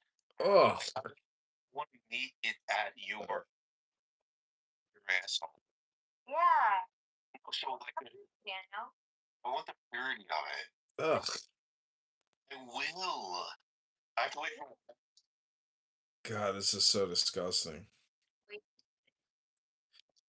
My passport for fucking 24 days. Zabu, can't you just like film a video of yourself farting, put it on YouTube, and then just send it to Nero and like make his dreams come true? I want a guy like John. All right, he's a handsome dude. Uh-huh. Yeah. Uh-huh. Isolates himself. It just doesn't. I know. And what's great What? is like, John, you have a beautiful face. Yeah, you tell me my skin looks great. That was such a nice compliment. What's wrong with me? What's wrong with you? What's wrong with me? I'm saying, what is wrong with you in terms of you like procuring like the attention of like women? Well, the thing is I go out and sometimes I'm sometimes I'm 10 out of 10, sometimes I'm just like 0 out of 1. I don't know. It's love. Hey, don't say hello like you say hello on. What? No, like what you doing? Imagine him going like, hello? Hello? I created a room today called Hello, and I just I would die. I would die. Stop being I don't think you're gay. gay. My mom called me a couple years ago. She's like, "We're worried about you. We think you're gay." I was like, uh-oh. Uh-oh. I'm trying to do it like he does, but I can't. Hello? Hello? Hello. You got it. There you go. You can use it any time of the day, anywhere you're at. Like, say something goes wrong, or actually, it's just amazing how, like, hello? Yeah. Outlook is gonna change when you actually like touch pussy. Like you're gonna stop wanting to come in here and Daniel, I've been with a lot of ladies. I'm just, the thing is, it's like when it happens.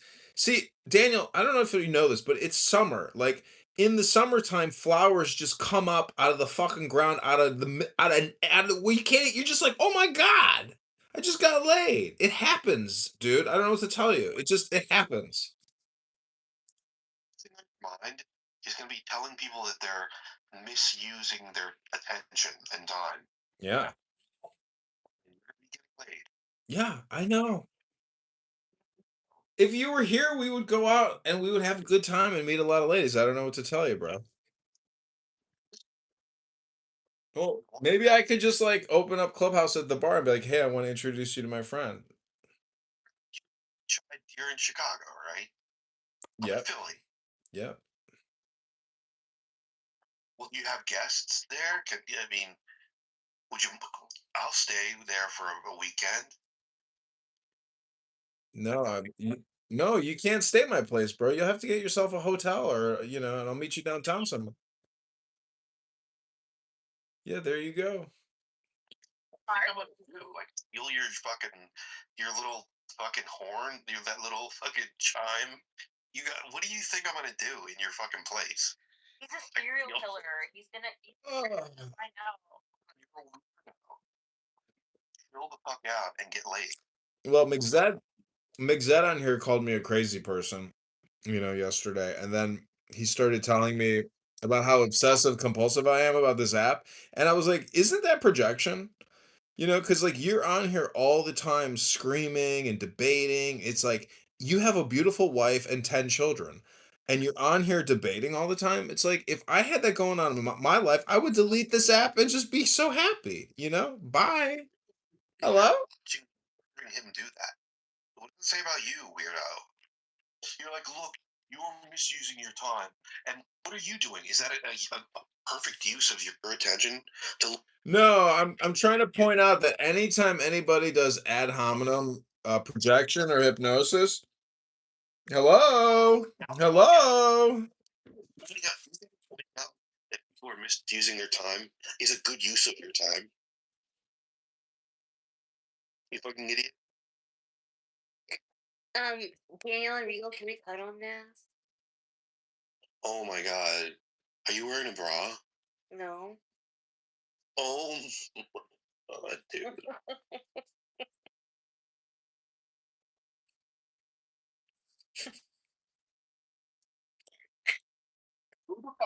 Let's hook him up with.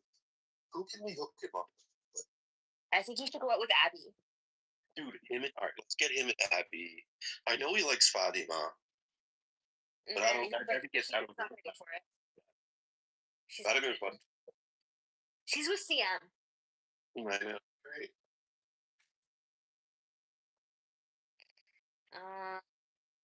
Oh, what about Emma? Or what about? Oh, I just saw a drone. There's a drone outside my apartment. Oh my god. It's looking at me. It's looking at me. You have a peeping Tom? You got a peeping Tom drone? So loud. Like they sound like airplanes. Mm. Did you know that? Do you think contrails, aka chemtrails, are real? Because I see them so much. Have you ever gone into the Resident Evil franchise? Chemtrails are real and not real. Daniel, you there? No, Daniel just Daniel just popped a load thinking about Zabu and he passed out. He went right to sleep. John. Daniel. Have you ever jerked off and just like fell asleep right afterwards and like took a really deep cat nap after busting a nut? No? No, I have to wash my hands after. No, I mean, even after that or whatever. Yeah, of course. Yeah. Because the post-coital nap is like, it definitely, your brain goes into probably, REM sleep or goes into deep, also like very deep dream state, like vivid dreams, I think. Could be making that up. It's hard to know for sure. Yeah, like do people have more intense dreams after having an orgasm? Like what are the biophysical psychological responses post-coital bliss? Probably. Oh. Hello? Because, I can. No, but I did meet a girl once who I think was like, had maybe had that problem or something, and she was like, "I was thinking about my ex-boyfriend" or something like that. I was like, "Ugh." Yeah. I think that's. Did she warn you ahead of time that she was gonna? She did, yeah, I understand that. At least she told you. I guess, but I mean, at the same time, it's kind of like, yikes. It's not. That means you can't control your emotions. No, it's not about controlling. It's about you've just opened her up. Oh wow, sounds nice. Yeah. Um. Do you? When's the last? When was the last time you were in a relationship? Maybe like last summer, last fall probably. And why did you guys break up? She sent me a text message said, "I'm no longer engaging in sexual activity. I'm taking a break from sex." Or she was just asking for a break from sex? She was just asking for a break from sex. Okay. Yeah. That's emotionally immature. Well, she had a nose piercing like you. She was biracial, hardcore liberal, and yeah, I knew it wasn't going to go anywhere. You want to be with conservative? No, she was just, like I Solomon tested her multiple times. She failed every time, so I just didn't take her seriously. I just knew she was like a tricksy, like a little flying nymph just floating around town. No. So when was the last serious relationship you were in? Uh, the way I would describe it is like the last person that I wanted to marry, and that was like 2020. And It's 6 years. pandemic then? Uh, she broke up with me pre-pandemic, like a month before the pandemic, and then she took like a job promotion, moved out of state, and then she lost her job like immediately afterwards. But then she ended up meeting an amazing guy and got married.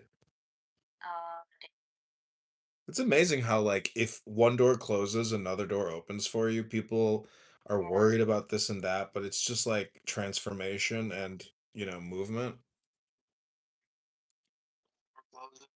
Like if there's only the vaginal option, like it's been banged on. Sometimes it's the other way around, bro. That's true.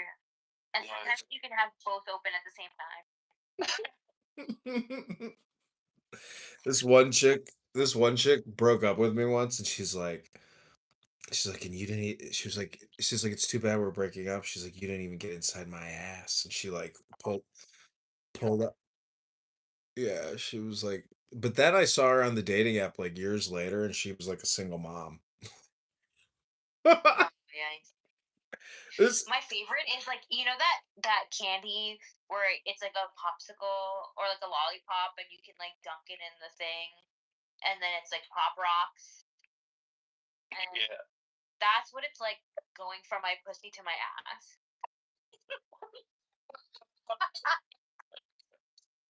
what?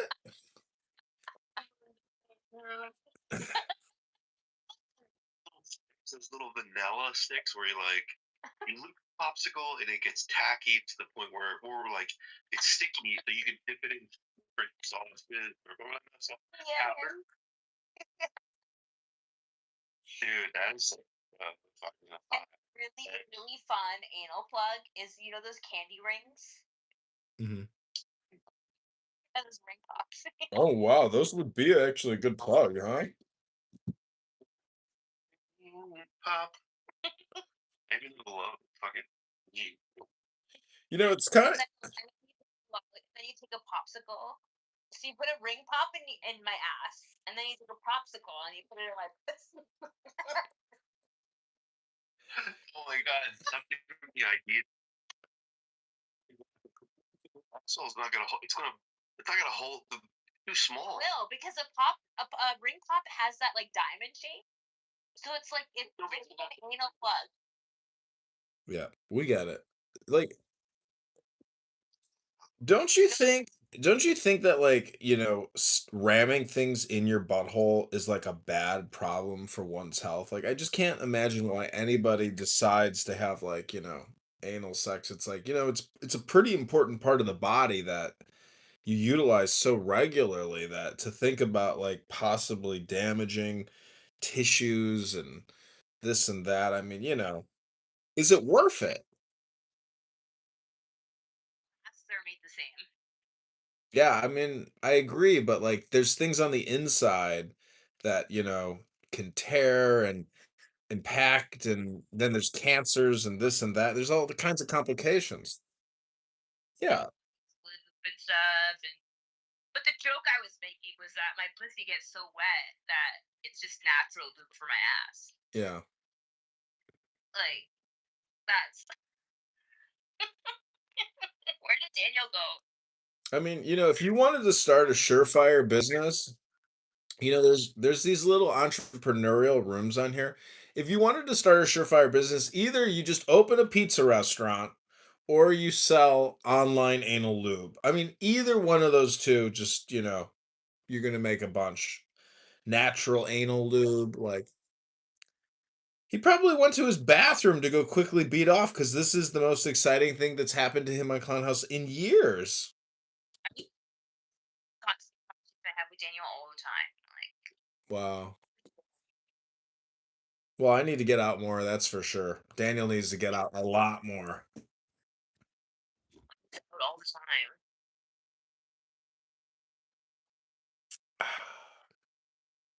Daniel and I are real friends.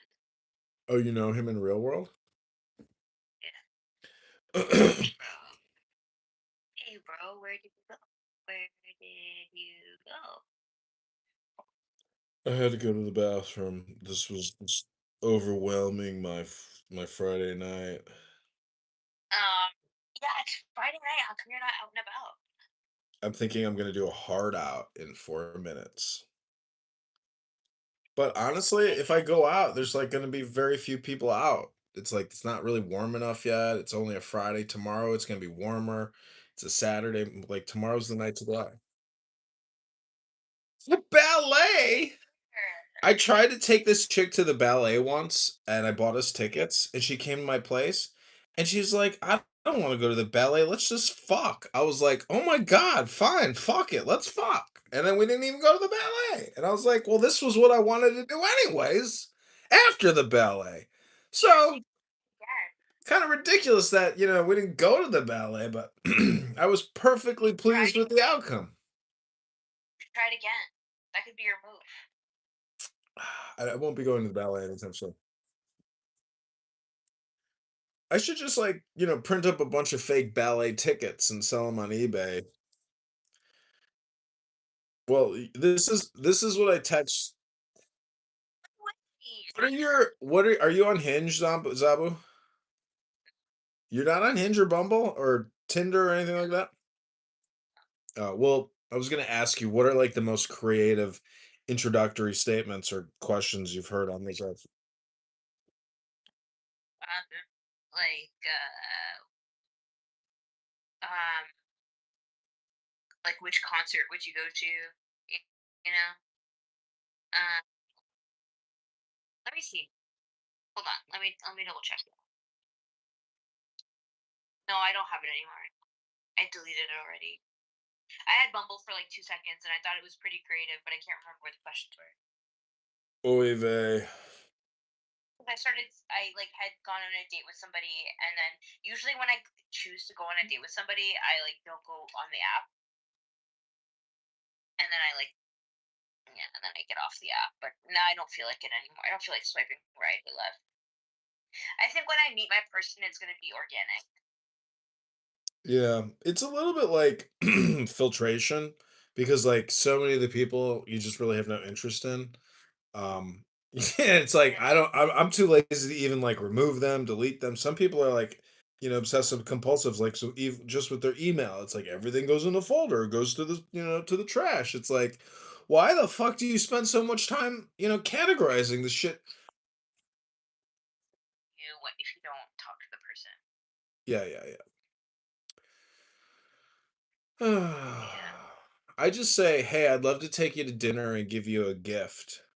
And then the response is, I am intrigued. What is this gift you want to give me?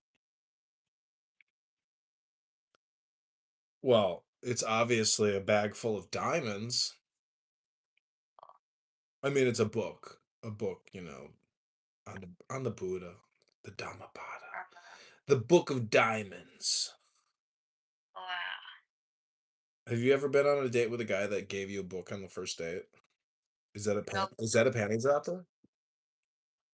With somebody who gave me a mango. A mango on your first date? Yeah. Did you sleep with Dr. Mango? 100%. See, Mango, it just says it all. I went out on a date once with with a book called Sex Magic, and as I was taking my pants off in her place, I said, "If I only knew I had to bring a book about sex hypnosis." God. See, I wouldn't do that. Well, it worked. That's what was so amazing. I was like, man, if because it's all suggestion. So if you bring a book about sex, it was a book about sex magic, and yeah, that was enough to like spark her interest, and she was like, come to my place. I was like, okay.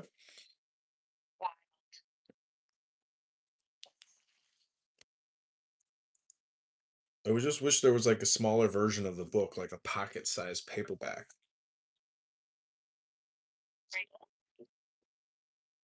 Where you go? When's the last time you were in a relationship? Who's this? When was the last time you were in a relationship? Talking to me? Yeah, I'm talking to you. Yeah, recently. Yeah, still kind of talking to her right now. Oh, I see. Yeah, And how are things going with that? pretty good actually. And how'd you meet her? I known her for a long time. Wow. I like that. Yeah, So how come you're not on a date with her right now? because I'm at home relaxing. Okay. I mean, I was thinking about this earlier today. I'm like, what do I want to do? I was getting really fucking anxious. I was like, do I go somewhere? Do I stay home? I'm like, fuck it. I'm making tacos. Mm-hmm. And then watch some YouTube and chill out. And then I came on here for a bit, and I'm like, it's it's the same thing, same shit. Religious people fucking yelling at each other all day. Like, all right. Took a night, fucking woke up, came back on.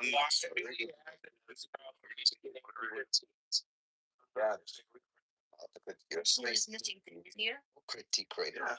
I got you covered. Don't worry. This is Judas Lion. Got you covered. Don't worry, homie. Go. You're from the United States of Israel. Don't you know that? All right. You just got about the movie now. Oh, Oh, Bima's here. Hi, Bima. On Mike, it's Bima. You want to read some Ayn Rand, Bima? I'm like on page 29 of Virtue of Selfishness. But I also have the War Room open. I was contemplating, should I go out and live stream this room while I go out and live my best life? Or should I just stay in? What's a yeah? Yeah to what? Let's go out and live your best life in live stream. What do you mean live my best life in live? Oh, I see what you're saying. Yeah. But the thing is, there's not going to be many people out. You know, it's still kind of chilly. Tomorrow's warmer. It's a Saturday. Nobody goes out Friday night. We do, and it's wonderful. What state are you in? Illinois. Yeah. No, it's nice. What's the weather there? What was the weather there today? The temperature? 60s. It was nice though. I mean, I had a nice day. Yeah, like don't you garden and do all this type of stuff? Like I'm so Yeah. excited. Um, garlic mustard on my property, Mhm. which I haven't. It's a new thing, and I also found a different strand of. That's not the right word. A different whatever of honeysuckle. Mhm. And so I found honeysuckles, and I'm planting a whole bunch. I'm planting bergamot and a bunch of really cool purple flowers. Mhm. And sister's getting chickens. She got, oh my gosh, like 5 different breeds, which is gonna be fun. Um, Including the Easter eggers, Americanas, black copper Morans. So that's excited for her. I just want to like, do you know, I only have like, it's about 4.7 acres, I think. And I swear, in this little plot of land, and it's so little, this 4 acres, I feel like I could, the amount of time that I have to explore it and learn it, I wouldn't be able to learn this 4 acres by the time I die. Like, I go outside every day, and there's just always something fun, new, and exciting. Let me show you the picture of the garlic mustard. The garlic mustard, it is just so pretty. I want to show you. I want you to look at it.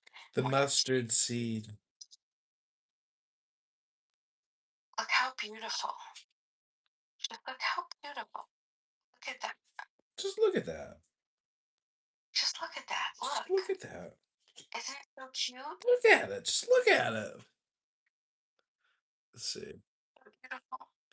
Yeah, flower photography is pretty cool. I mean, It's an iPhone.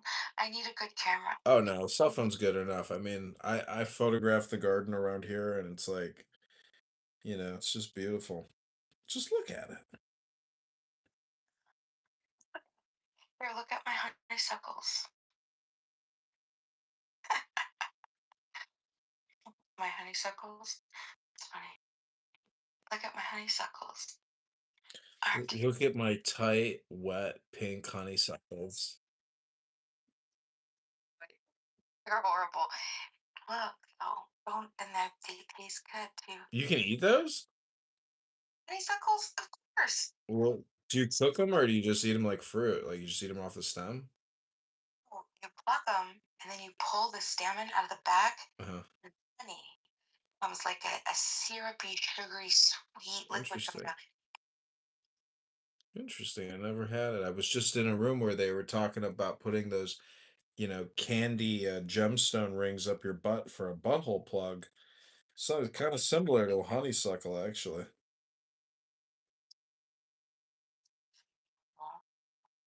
Oh, I can't put anything up my butt. I mean, I kind of wanted to, but no, I've never wanted to. I've never.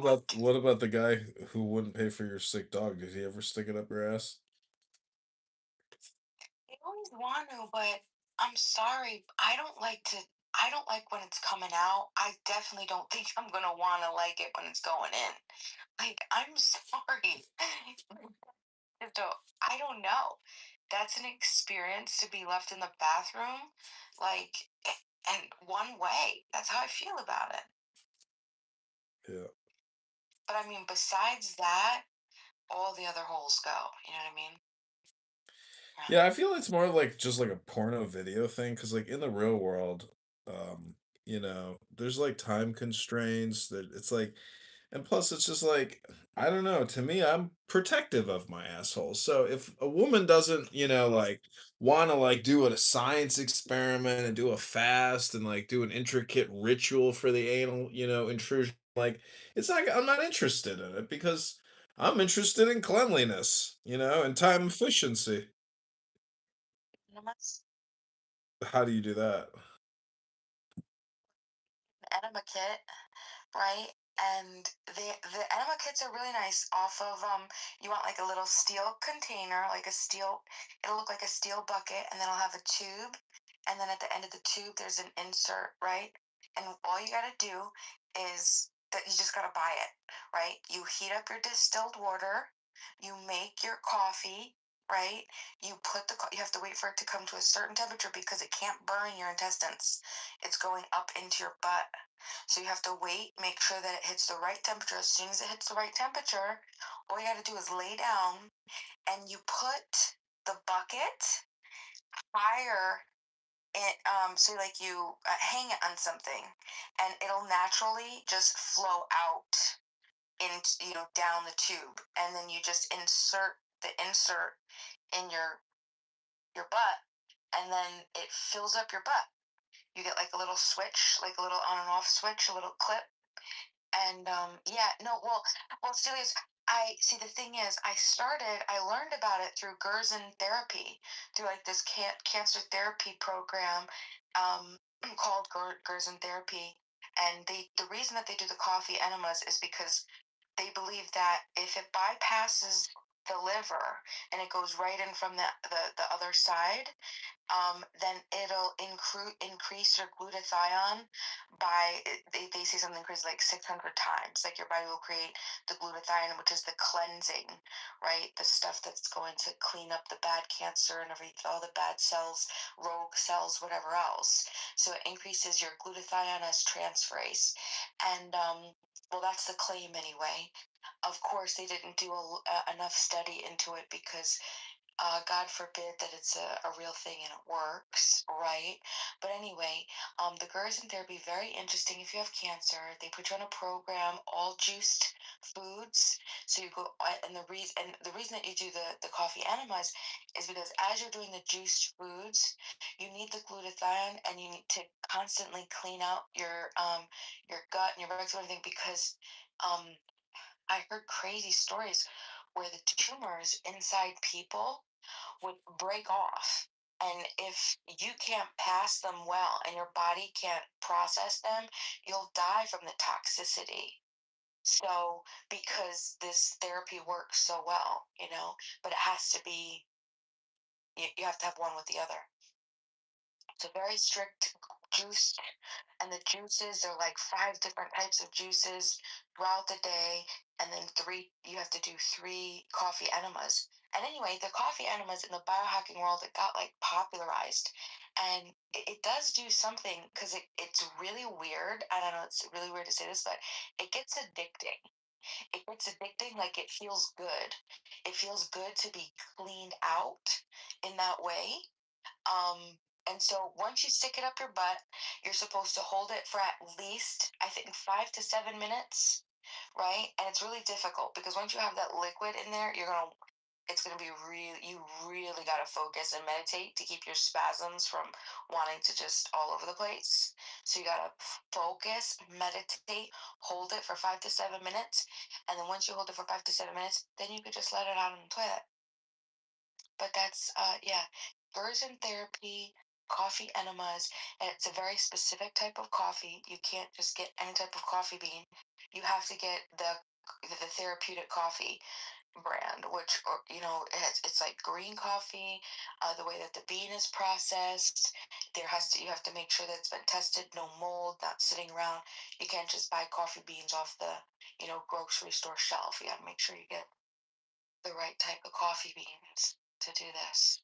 So you do it right, you know? But it is. I did it for a while and it was really good. Yep. Well, it sounds to me like you should shoot a testimonial video about your, you know, enemas. That was fascinating. Let me just clip that on all my YouTube channels here for, if we ever want to submit a proposal to Pepto Bismol. Have you ever taken Pepto Bismol after having a huge meal that you shouldn't have eaten all that food, and you're like, let me just take some Pepto Bismol because I just ate so much food. doing since Sunday night? You've been. Boz sardine diet. You're eating sardines? Nothing but sardines. Oh, your breaths must smell awful. Well, it's not that Oh. not as fishy as you would think. Huh? I thought it was gonna be so gross. But there's so let me tell you, I'll share with you. Oh. I got so many different. I've seen sardines, but I can't bring myself to opening them to eat them. Different types, okay? So the ones that I found are the best. Are the Wild Planet wild sardines. You have to get them in the extra virgin olive oil. They're skinless and boneless. They really just taste like tuna. It really is just like eating. Yeah. The reason you do the sardine diet is because of the full nutritional profile. So you need the skin, the bones, and everything. So I also had to get some with the full. So I got the King Oscar, right? The Yeah. King Oscar in extra virgin olive oil. And I mean, like you're eating the vertebrae. You're like the freaking thing up, and it's like basically little fish. Like they keep the skin on, the little fucking tail is on there. I was surprised I didn't see a head, you know. But they weren't as bad either.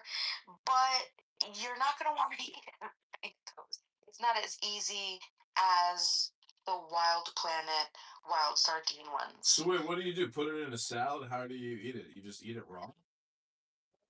Sardines. Yeah, Google Dr. Boz and Google the sardine Dr. Boz sardine diet. It's supposed to help you get to keto well, lose weight. If you have any type of autoimmune deficiency, it'll help you reset your autoimmune your metabolic function. It helps with insulin resistance. Oh, clavicular. Yeah, you wish. This guy thinks he's Clav. That's hilarious. And so what else? It's interesting. Put a name as clavicular and then put a picture and then come in here pretending like he's clavicular. Like, he doesn't think that we're gonna figure out that what people are so stupid. But yeah, and so to reverse insulin resistance. Wait, are you trying to lose weight? Wait, I've been losing weight consistently for since about June of 2025. So I've been doing really good. So you're going on 1 year of weight loss?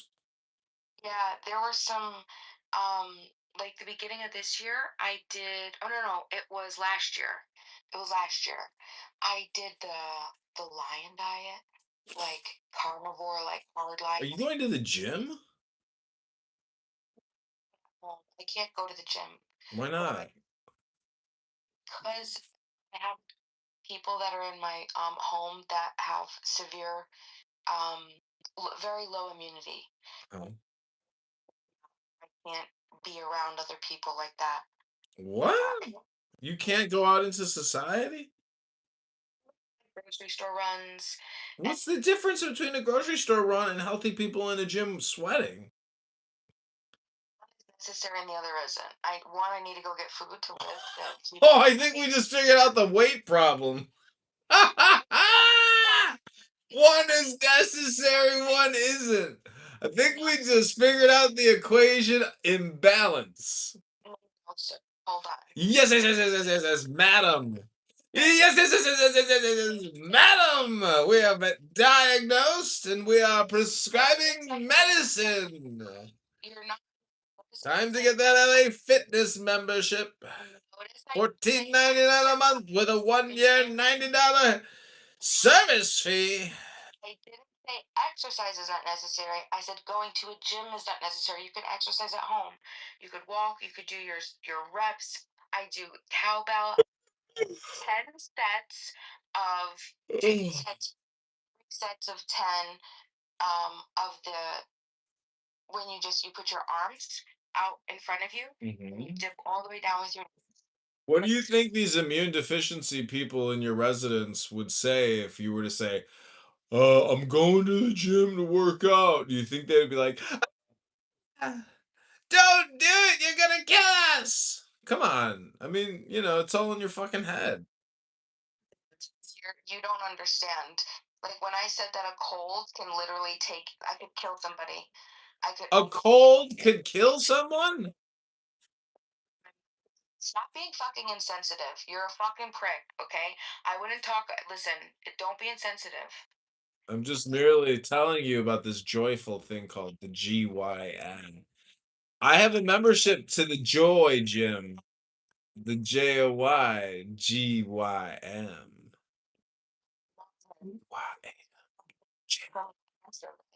Oh, I'm so sorry to hear that. You're an asshole.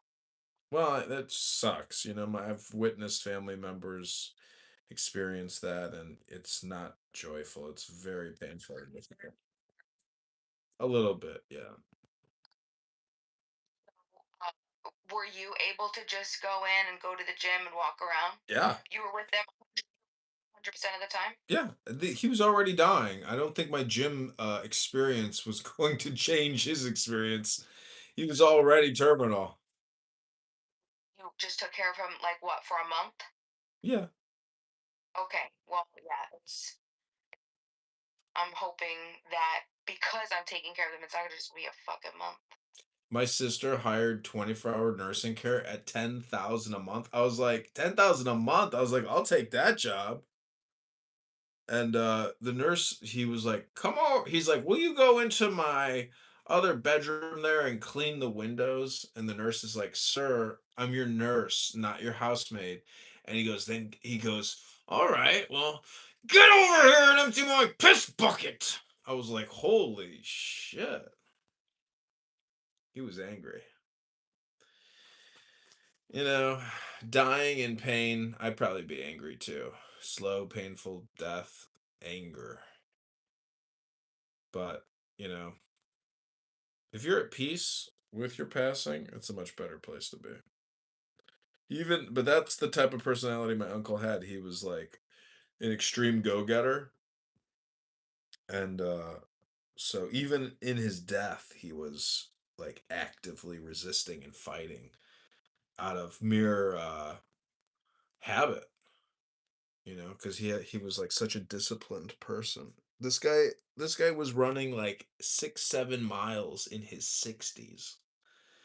You know, but sometimes doctors can fuck you up when they perform surgery. Unnecessary surgery. I hear that. That's crazy. Is that what happened to him? Yeah. He would have been better off never visiting with a doctor to begin with. Oh man, they just play you. He got played. It sucks.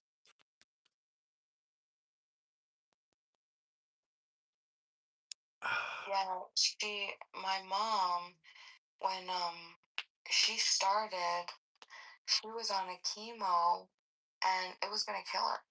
And our oncologist kept telling us like, "Oh, it's fine. This is the way that you're supposed to have it."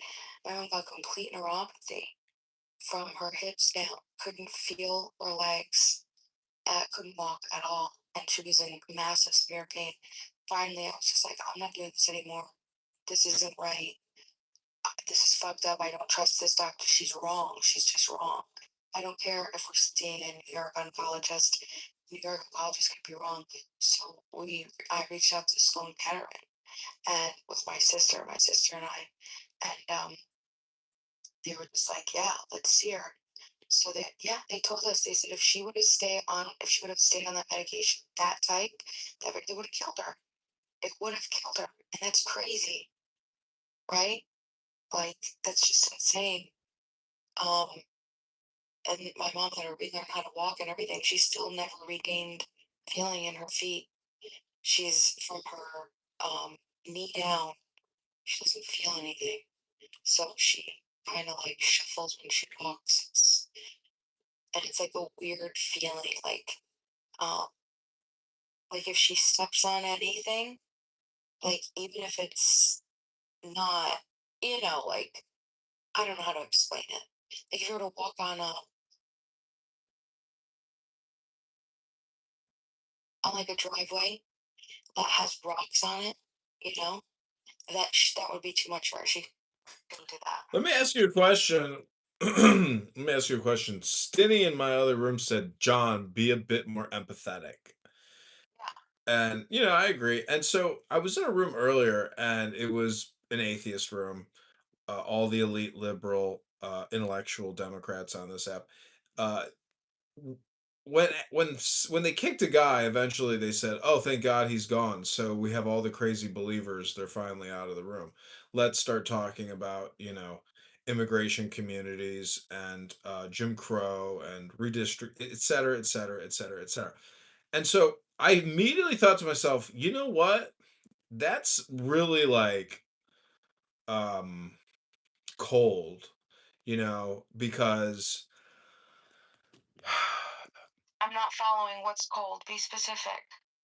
it's like the leader of that room, Elliot. You know who Elliot is on this app? It's like he doesn't have emotion. It's like and the irony is you would think that they would be like ruthlessly efficient. See, it's almost like they're fascist.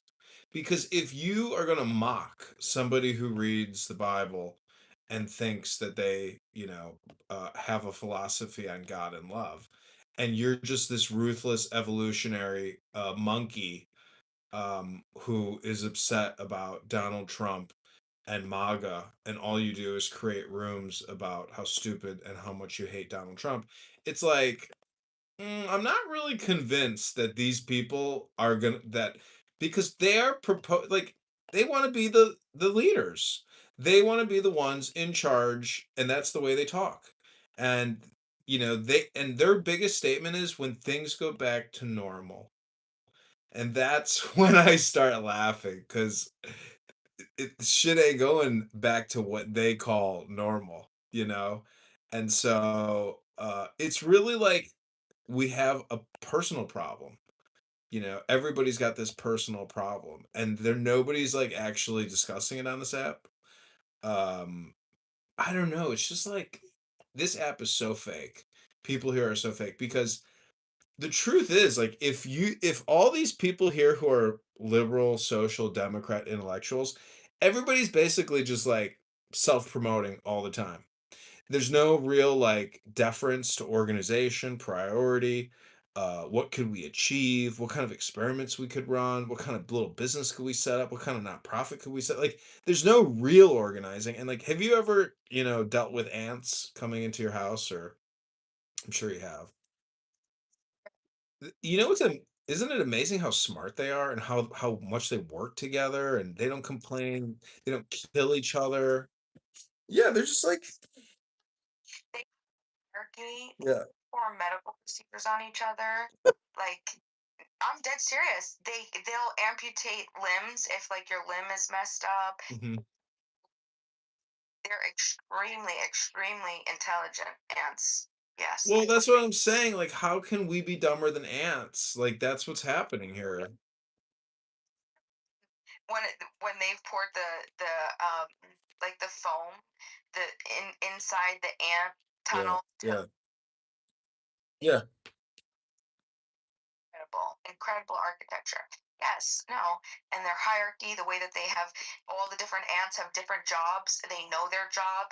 Like when you're born an ant, you're literally allocate. You're put into a position, and there's a bunch of different positions that you can hold. Like, it's incredible. Also, I was just gonna say something else to what you were saying. Well, what's interesting about the ants is like that's all genetic coding. And you like they were going after my garbage in like a straight line, and I just kept like vacuuming them up and dumping them off my balcony. And finally I sprayed insecticide on like the corner of my wall, and they stopped coming through because the poison was a deterrence. But their hierarchy and their geolocation targeting, like they literally pass it, somehow they're passing coordinates to each other on the march. And that trail of communication is going to wherever the sources of, their nest or whatever. But it's just remarkable how they're able to do uh geolocation targeting through communication networks, and whether like how do they actually pass the coordinates, because even when you vacuum them all up, later, further down in the communication network, they're able to go to where I just removed them. So at the downriver part of the network, they're actually passing on geo coordinates. And it's just remarkable. Like, you know. All right, Regal is in my other room. It's called the Pepe Show. It's through scent. Oh, it's all sent? Yeah. They put off. Hmm. So yeah, and probably more. They probably have like, I wonder if it was ants. I want to think that it was ants. That some ant can recognize the face, recognize faces, like difference in faces. Mhm. So you have like landmark memory that you're talking about, like have visual cues, like okay, now we're going around the corner, now we're going up through this wall. You know what I'm saying? To get into your house or whatever. So yeah, that's interesting. Oh, but what I was going to say, everybody fake, no organizing. That's the problem of government, because we've learned to pass over our direct agency to say, hey, government, you do it all. And no, not fascist. We're talking about mini tyrants. Everybody has become entitled to think that the government is supposed to be doing what the government is only to protect us from from that happening to us. And so we're all fucked up now. Okay? Well, we're not fucked up. This organizing. We're supposed to be doing these decentralized, creating these decentralized competing institutions, but because we've empowered the federal government and state and local governments so improperly and so significantly, we now see, well, the best I just pass the ball to them, and all our job is to identify somebody who's going to carry out our tyrannical preferences, to enforce them on our fellow citizen. So when you go into the voting booth, know that that's what you're doing, my friend. Okay, hold on a second. Listen. You're going in to see. Votes is violence. Okay. Well, hold on, Bima. Let me tell you something interesting that happened today. As I see a senator who I know, his name is Durbin. He goes to the Humboldt Health Medical Clinic and he puts together a photo with all the staff and he says Donald Trump is destroying this hospital. He's cutting services to underserviced, disadvantaged individuals, and he's killing people and hurting people's lives, and he's bankrupting this incredible organization. So I asked Grok, how much has Humboldt Medical billed Medicare Medicaid each year for the past 3 years? It turns out that they've billed them 130 million a year. And then I say, well, what about the last 10 years? Grok says, I can't get you that information. I say, okay, give me the 3 years prior. It gives me that information. I say, give me the 3. It gives me that.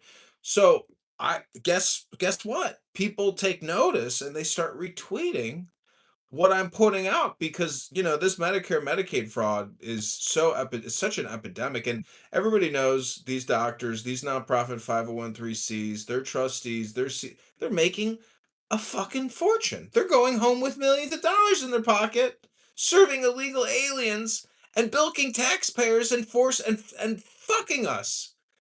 So they can. It's unrestricted. It's unsupervised. Who's to stop them? Nobody. So I think they need to stop Medicare, Medicaid completely, deplatform the whole fucking thing, and just restart it on a new platform. And we need to go to a dentist type of billing system and stop with all this quarterly annual budgeting, because it's all just fraud and it's a scam. And that's the big. If I don't I want to keep our military, and I want to dump the medical industrial complex, because it's not giving us the ROI that we claim it's giving us. It's just not. Health outcomes suck. The people making the money suck. We have international fraudsters, national fraudsters. It's an epidemic. The real epidemic is government creation of all this moral hazard by creating $4 trillion a year to fund the medical industrial complex. It's the biggest scam in society today. And then lawyers. With you, right? Because Medicaid and Medicare, we got to remember that was supposed to be what That's supposed to be the, what do they call it? The security net. That's supposed to be the part of the society that the rest of us, when we do our own decentralized building of institutions and cultivating of whatever it is, our own insurance and policies, our own welfare, our own health systems, decentralized, okay, then the Medicaid and Medicare was meant to pick up those people who couldn't take care of themselves, right? And that's and that's what's supposed to happen, because who's going to advocate for the people who can't afford it themselves, right? We're not going to. The people who are going to a private business, they're not, paying for people who can't get the job done right themselves. So listen, this is the thing though. The problem is we can't do that because the federal government got too happy. The conservatives and the Republicans that claim to be this free society, freedom, liberty, blah, blah, blah, blah, blah, they passed so much regulation that the decentralized institutions can't do effectively what they need to do through the patent system, through all the blind tape, the subsidies, the licensing, the taxing, all of this. It's created too much for us to build our competing institutions at a decentralized level. So now we have liberals, which are no different than conservatives, Republicans, which are no different than Democrats. They think that they're different because on the surface, there's, very surface level. Oh, I support this. Oh, no, I don't support this. I support limited government. That's the conservatives and the Republicans, that voice, right? I support limited government. I support no government, or not no government, little government intervention, right? Well, actually, bullshit. No, you don't, because if we talk about patents, if we talk about subsidies, if we talk about regulations, you're going to be all for those. But what that does then is it regulates our decentralized networks from being able to build the competing institutions that they necessarily need to do. So that now you're creating more people who need to be put into the security net, and now Medicaid and Medicare, and this is becoming insane. Okay, so what we need to do is we need to stop forcing our preferences, stop regulating. And this is one thing that I like about Trump. This is something that he is doing. He is deregulating. He is deregulating them the most out of any president that I've actually been alive to see, right? He promised himself, I'm going to remove, I promised myself 10 bills. I'm going to, 10 regulations I'm going to remove for every regulation that I pass. And he said at the economic forum in January, he said that he's averaging about 100 to 125 instead of 10, right? I don't know if but that's still good to me. That sounds wonderful. I'm happy about that. Excellent, wonderful. This is what I want. De-fucking regulate our society so we, as the intelligent, amazing human beings that we are, can make our choices and make the decisions ourselves. We can have our accountability networks. We can build all of that, but we can't when we're passing it over to the government to say, okay, regulate everybody to do this. We find one little thing wrong, one little problem. Oh, run to daddy government. Daddy government, pass this regulation in a broad span so it's a universal fucking shit. And now you're completely making it, you're incapacitating the entire decentralized network to do what they need to do. So Republicans, you're fake. If you're listening to this and you're a Republican, you're fake. If you're a conservative, you're fake. You're not different than liberals and Democrats. You think you are, but you're not. Not unless you're pushing for deregulation, for us to deregulate ourselves. The closest to true freedom fighters are going to be your minarchists and your libertarians, which the founding fathers, just look it up.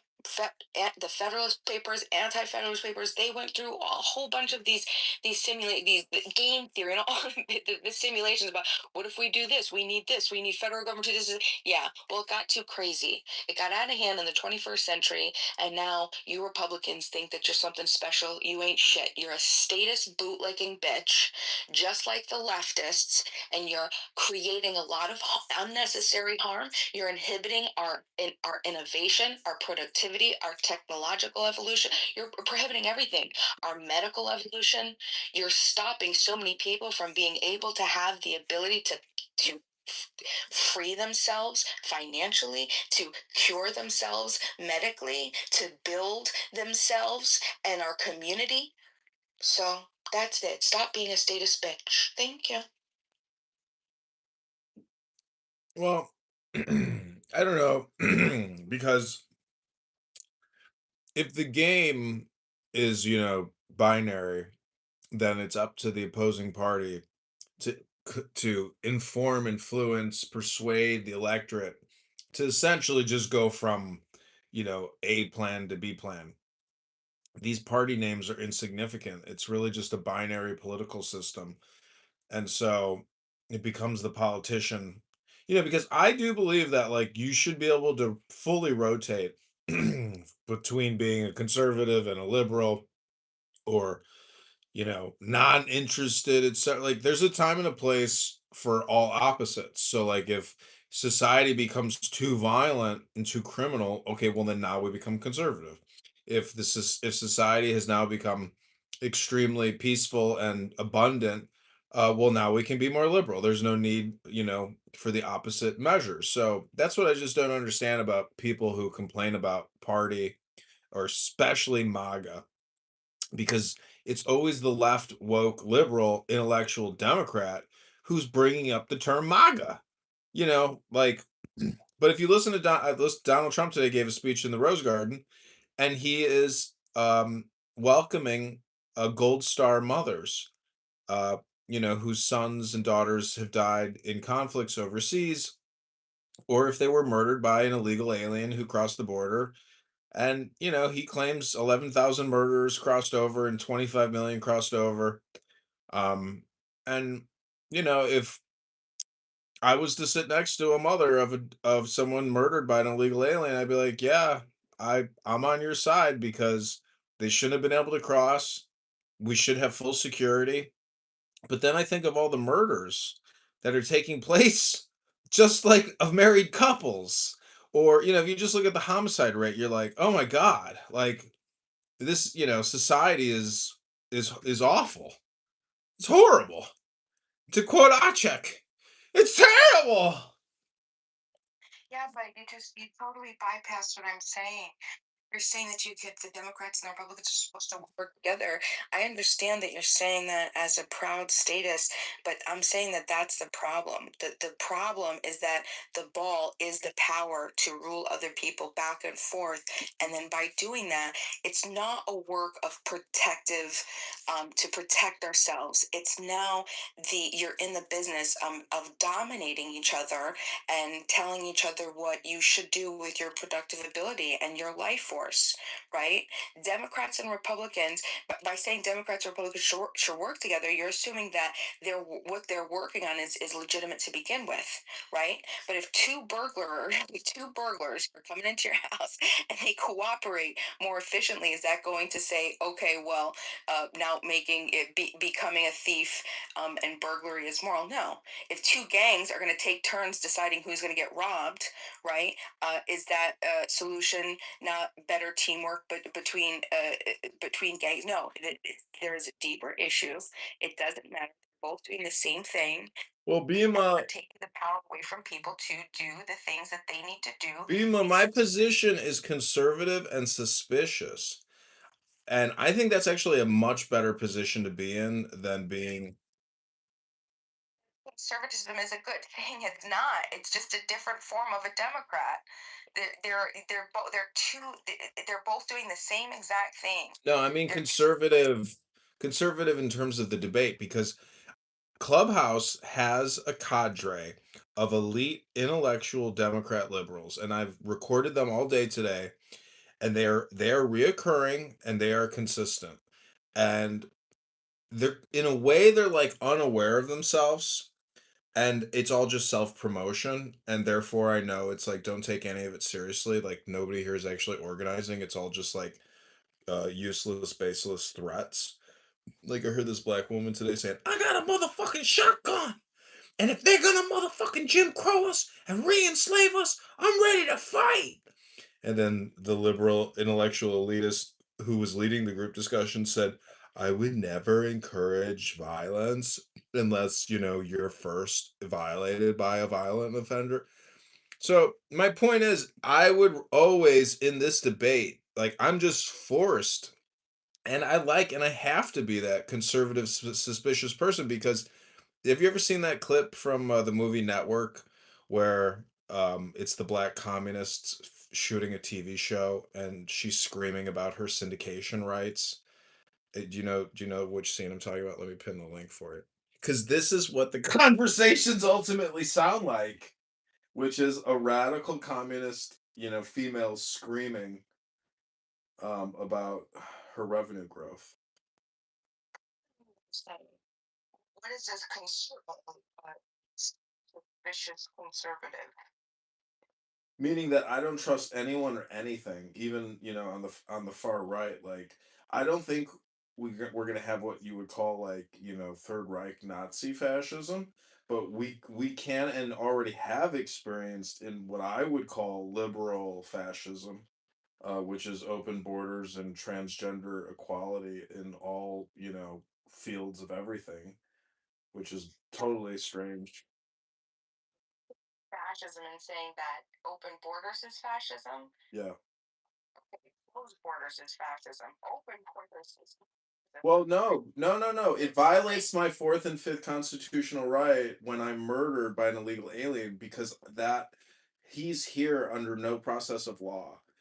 And this is the argument that I'm making here in Illinois, because we have what's called the Safety Act, which releases violent criminal offenders on ankle monitor and recidivists at our like 80% guarantee. And they do murder, and they do cut and turn people and light people on fire. And they kill cops. We just had a cop killed, by somebody who was released 17 times for 17 violent offenses. And I think we need capital punishment and execution. And until we have that again, I don't think anything is really going to change, because it's just like either a medical industrial complex or a legal industrial complex. Yeah, so to push back on capital punishment, do you think that capital punishment will better the amount of crime that happens? Yes, because into the current system, we're re-releasing recidivists at a very high rate, calling it social equity or restorative justice. And those people do go on to commit crimes. It's just statistics. And, I have seen videos of, like, anyways, it's just society is bad. It's dangerous out there.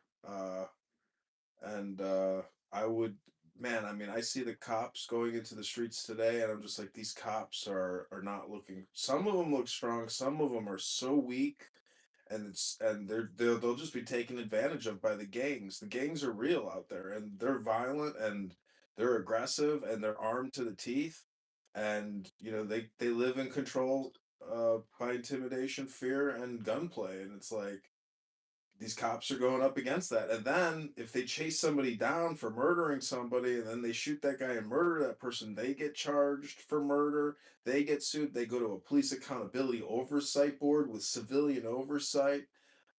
There's no real due process. It's all just woke, liberal, social equity, justice, and outrage. Propaganda outrage. Content outrage all the time. Like,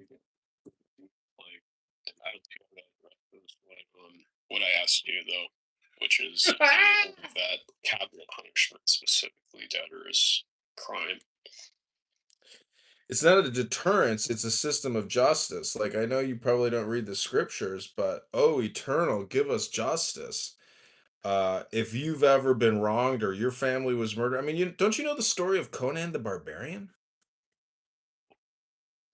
People who are innocent who have been released because of DNA evidence, and so how many more people on death row could be innocent right now? Okay, so my complaint against that is I agree with you. It's really got to be a true miscarriage of justice, and it's like a very disappointing thing about reality that an innocent person could be prosecuted and even capitally punished for a crime they didn't commit.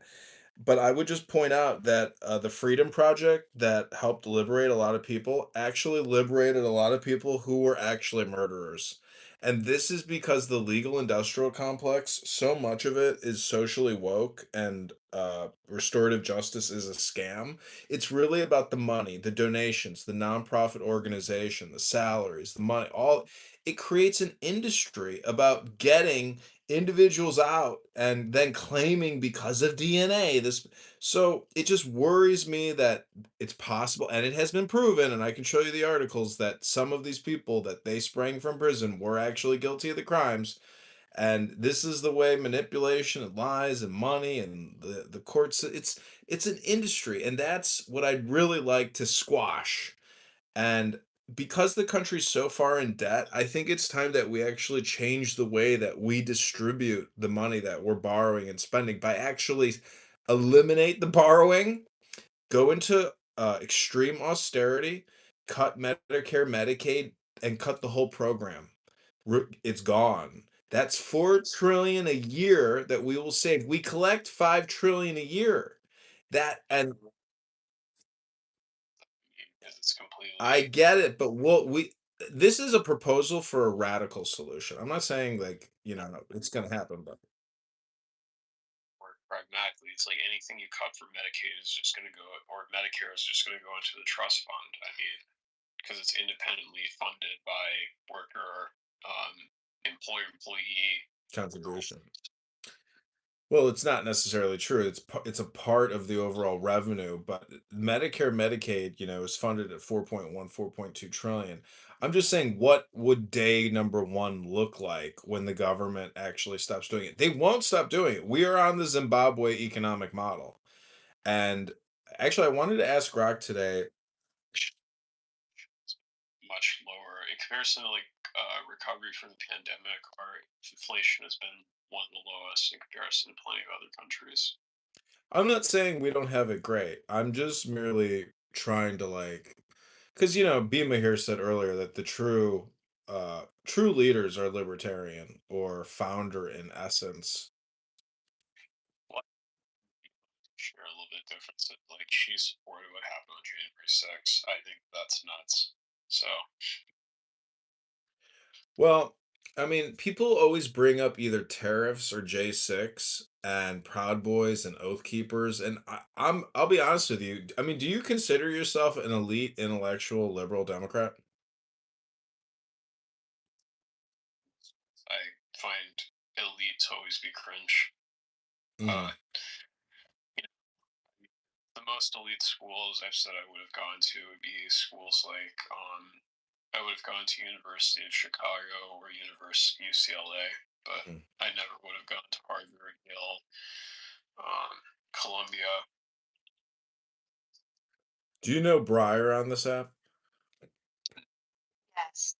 Oh, you don't know Briar Necro? You might like talking to him sometime. But today he's a professor or works in academia, and he was saying the cutting edge thing today is students don't want to be lectured to. They don't want to be told to from somebody's worldview. They want to choose their teacher. That's the most cutting thing in education today, is customizing your education and choosing your teacher.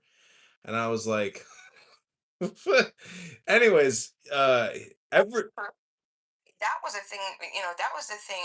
My last year in college was in 2012, and I remember that's exactly at the time they had that rate your professor app. yeah. I would get my courses. I would look. Yeah. I did the same thing. Well, that's maybe because I was giggling about that. I was like, well, that's not anything new, dude. People have given an option. Review their fucking options. It's really helped me as a person who is neurodivergent, finding professors who are more able to understand you better. So Well, I mean, it's like Amazon One Health. I mean, you review the profiles and the ratings, and you make your best, decision, and you hope that your outcome is there. Anyways, I'm just saying, like, I went to the VA hospital, and as I was waiting to see a triage nurse, an older gentleman on a like an electronic, a wheelie. What would you call those things? Like the get arounds. He's on a get around, and he's saying things like, "I'm dying of lung cancer. I can't even see a fucking doctor. Nobody here will fucking help me. I go downtown to that hospital. Nobody will fucking help me over there." He's like, and I got to get this done before I go to Mexico.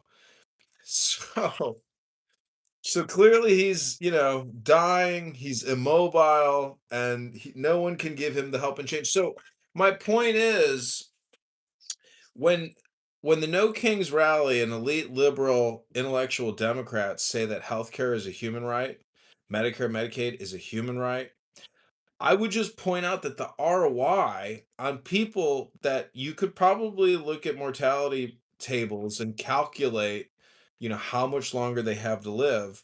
But the difficulty comes in there being so many variables. And the problem with the argument on the left is that they want an option, even if your chance of success is very small. And in terms of like austerity and rationing, like there has to be some type of way to try to make the system efficient based on real world outcomes, not social virtue, medical equity, justice. And so I think until that's why I say, like, this is if we wanted to save the economy, it has to come from the inside and the outside, meaning that we have to transform the way that we are running the system and look for investment from the outside, meaning that like this Trump golden fucking citizenship bullshit is, like a small thing. Like we need see the thing is they'll just never do it because they'll never really invest we the people.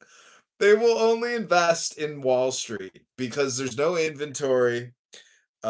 It's totally liquid, liquid, and you're in and out, and there's no liability. But it's like we will never get what we really need, which is national security, housing, food, clothing, energy. And then this girl on the dating app, she's like, "So I'll go on a date with you, but like you have to tell me your politics in detail." And I just wrote back, equity and economy, because I do believe in equity, but I also believe in pragmatic economy. If we can't agree on how to run a pizza shop, and we can't agree that the Federal Reserve is ultimately the ones fully responsible, with Congress for causing all of this immoral, illegal money, moral hazard. Like can't we agree on that? I just can't understand how we just can't agree that deficit spending is what's causing all these problems. And it's gotten so big, but it's like, how do we put the genie back in the bottle? Can we? Should we? The problem is that our government has been bought out by super PACs and by pretty much by billionaires is what it's been bought out by. And that's my issue with the government right now is the fact that our Congress, our government is being bought right now. Anyways, let's not get too sidetracked, but BMA, have you ever heard of, are you familiar with Ilan Poppy? No, I don't think so. Yeah, I got a couple of his books today. I was going to read. He wrote a book called The Ethnic Cleansing of Palestine. Oh, yes, yes. I do know who you're talking about. Yes, keep going. Poppy, I know that. I know who you're talking about. He did something too. There's something else that he wrote, but I think he did some. What's his background? Ethnically. He's an Ashkenazi. That's what I thought. He's in Jerusalem, right? He lives in Jerusalem.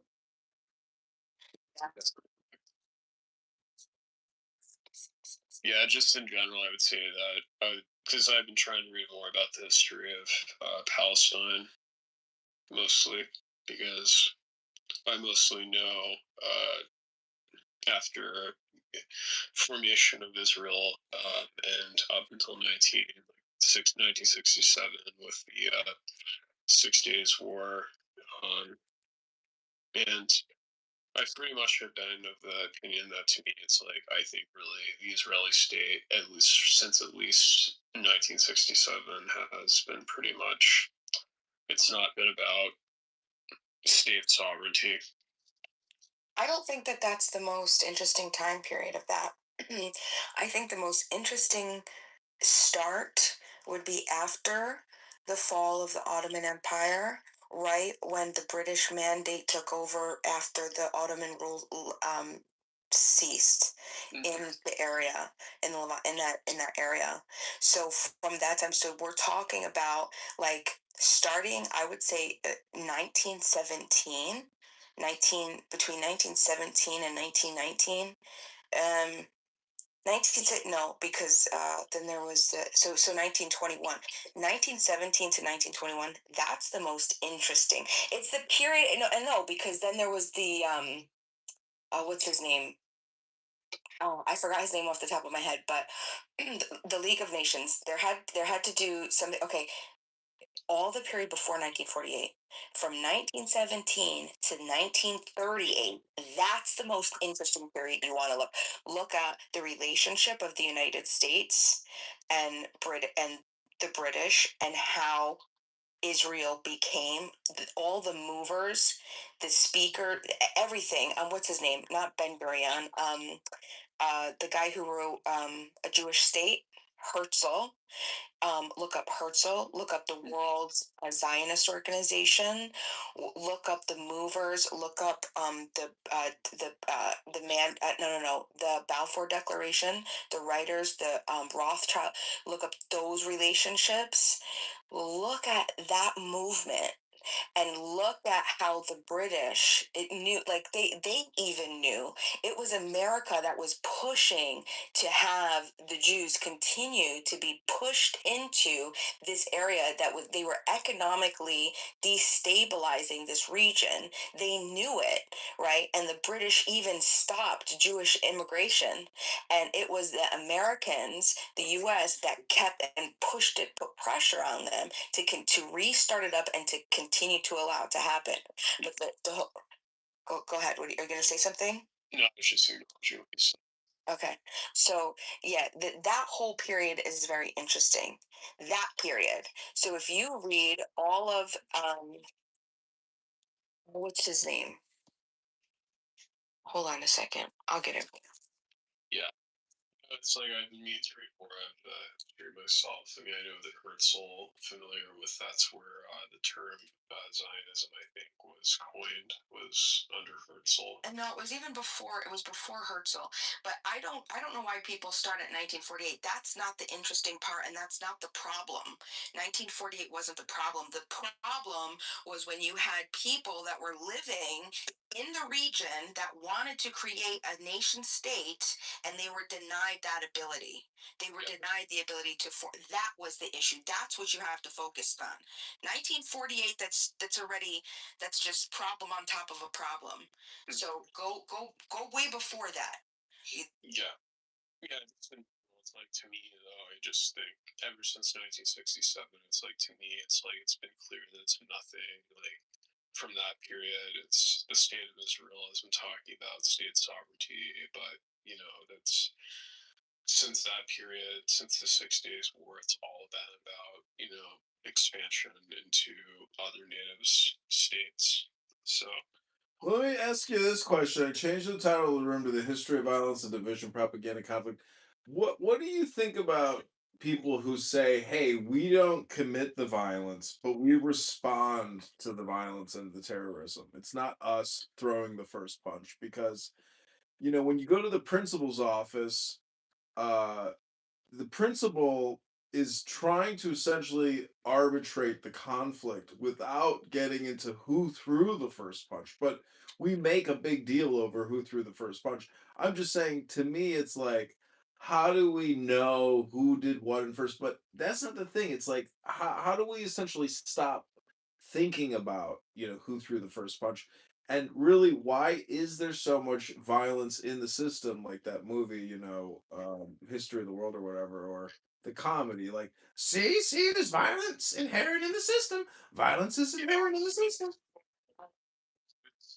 history, a lot of history is great, and that's really just the fact is that most of, a lot of stories are not completely black and white. That there's no sort of like, these are the good guys, these are the bad guys. A lot of, history is like over issues that really there is no necessarily right side to it. There's just essentially there's victors and then there's losers, pretty much. But who was on the right side of the issue is often not so simple. So Okay, so it's called the British White Paper, 1922. Then you had the um, 1922 League of Nations Mandate for Palestine. But look up the Third Arab Palestinian Congress, 1920. These were Arabs, right, that lived in Palestine. Palestine didn't exist. Palestine didn't. Well, they didn't have an opportunity to be created as a state because they were the Ottoman Empire. They were not, like what?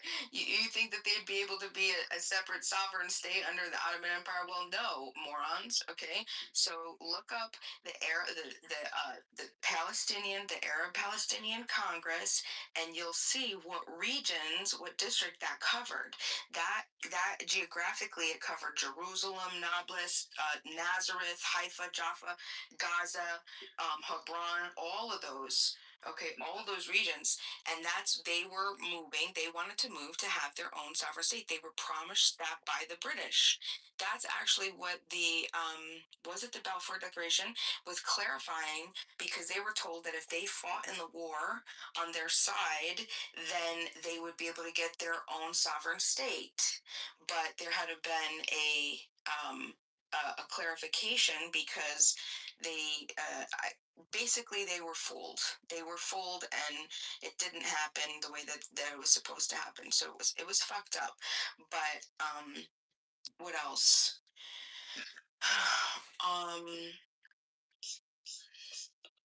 yeah, no, it's like something I definitely need to read about more. Yeah, but before that, look up, way before 1940. I mean, like, I'm not saying that doesn't matter, but I feel that the most important time period to understand why even people like Ben Gurion himself admitted, quote, saying that, oh yeah, do you know what? The Palestinians, they just, they're rightful. And let me get that quote. I'll actually get it. I like specifically though. It's like I think Albert Einstein. It's interesting how like though he would, even though he identified as a Zionist, he definitely would have been disgusted by beyond the way that the state of Israel has formed. Click the link above. That's all the tablets. They call them they go Stellies is their name. But like, these are like laws of, Hammurabi, all that stuff. And there's many, many, of these like legal plates. And so when you read the actual text on the legal plates, there's an actual code of conduct in society. And like, that's the thing where it's like, I think we have to agree that there has to be real world consequences for violations of these laws. And I just can't understand why, based on social equity, restorative justice, community representation, all these buzzwords to excuse somebody's violent, murderous behavior. I mean, when does it end? Until you're a victim? Hello? So, thank you. Alice. Hold on. So Ben Gurion, do you know who that is? Okay, so he was the founder and the very first prime minister of Israel. Okay, they literally refer to him as the founding father. Okay, so he was making it about religion all the time, just like you do. I say non-believers was there. When what did I say that? Do you believe in Islam? Alan, you weren't here. Do you believe in Islam? Islam. Yes, I believe in Islam. It doesn't Okay, matter. and is the word of the Prophet Muhammad Alan, you're a boomer. Shut up. incarnation? You're irrelevant. You are irrelevant, bro. So shut up. Did I mean, you're in modern. Muhammad make any mistakes in his in? Why you ask me about my? Do I ask you if you're Christian? Do I ask you if you're Jew? Do I ask you if you're Buddhist? Do I ask you if you're atheist? I don't ask you these questions. So why you ask me those questions? I don't understand. Oh, Jabeli and Co. I'm a Messianic Jew, but what I'm not going to do is engage in whataboutism. We are here to talk about Prophet Muhammad and how we are going who sucked his grandson's penis. I get ass. I think we should be friends, or I fucking no. Actors, yeah, it could be that too. Yeah, Paul, you Rich. Rich. Hey, Rich. Before I go, I gotta do something. Oh, bro, I love this one. Yeah, so if I had a time machine, I'd go back to Prophet Muhammad. I would tie him to a tree. I would let all the donkeys. I'm gonna bring your mother inside of his butthole, and then I would bring the camels and the donkeys around to us. Yeah, but this is just the camels. Until they ejaculate down the back of his throat, and he would swallow all the cum. Then I would lube up, and I would fucking go raw dog, and I would in his ass, and I would come inside of his butthole. Then I would cut his throat as soon And what do as you call your show? Instagrams. Cut his head off. Then I chopped him up in 1,000 pieces. Then I'd burn him in the fire. Then I would fucking feed him to pigs. Then I would kill the pigs. I would chop them up. Wow. It's quite an imagination that man has. And start nuking each other right now.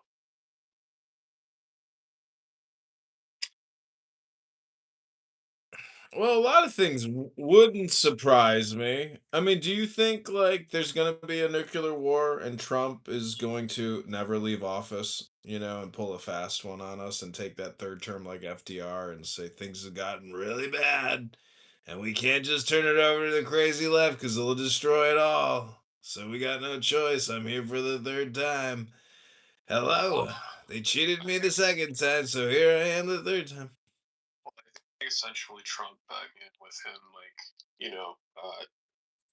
he has no right to be calling somebody suggesting that they're the people who are going to start World War III. I mean, he was the one who made that about part of his campaign, that he was the president who wasn't going to start World War III, and we're starting new wars, and that's literally what he's doing right now.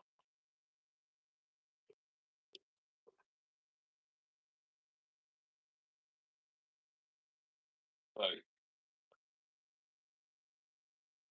yeah. Oh, I was gonna tell you that the query I wanted to do was who was managing Zimbabwe's currency system during their rampant inflation? Because I know like based on the pre-colonial possessor, like certain countries operate off of like the French banking system or the Italian or the German, like it's all, based off of that. But anyways, I was just curious who was managing the currency production in Zimbabwe during the $100 trillion notes. By the way, it's interesting. You and I both, I think, identify as libertarian, and so people are surprised that you and I unite with the left on plenty of things on foreign policy, I think. Yeah, I find that's interesting. The left, I'm not really sure because I don't trust the right or the left on foreign policy. I haven't seen them consistent in that particular case. I've seen both Democrats and Democrats, Republicans, conservatives, liberals. They've all voted for wars at different times. I mean, ultimately, Congress, like if you look up just reps, Dems, there's no difference to me, right? People sometimes will say, "Oh, look at the president. Look at this. Under how many times did we go to war under a Republican president or Democrat president?" Well, ultimately, it comes down to Congress and what did they vote for? So if you look at that, there's no, libertarians. On the other hand, with foreign policy, they're consistent, especially the Ron Paul libertarian. He was very clear, right? He was very non. I'd say that Bernie Sanders has been pretty consistent as well, but overall, I mean, the reason why is I would say, at least in the United States, even though war has been neither inherently left wing or right wing, you've had leftists who are pro-war and right-wingers who are, of course, anti-war. But it's like in the United States, because the protesters in the Vietnam War were predominantly was associated with the left because they were the ones who protested against any intervention that was going to that was about the overthrow of communist or socialist states. But in general, you of course had plenty of libertarians who opposed it for non-interventionist reasons about just principle of non-aggression. So like you had people like Murray Rothbard who himself, even though he was racist and a person who opposed who thought that the 19th Amendment should have been repealed, he was also united with the left on the Vietnam protests. So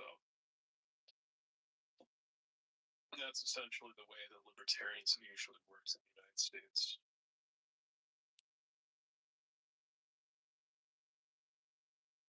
Okay, here's a trivia question. What's the total amount of U.S. dollars in physical cash circulation globally?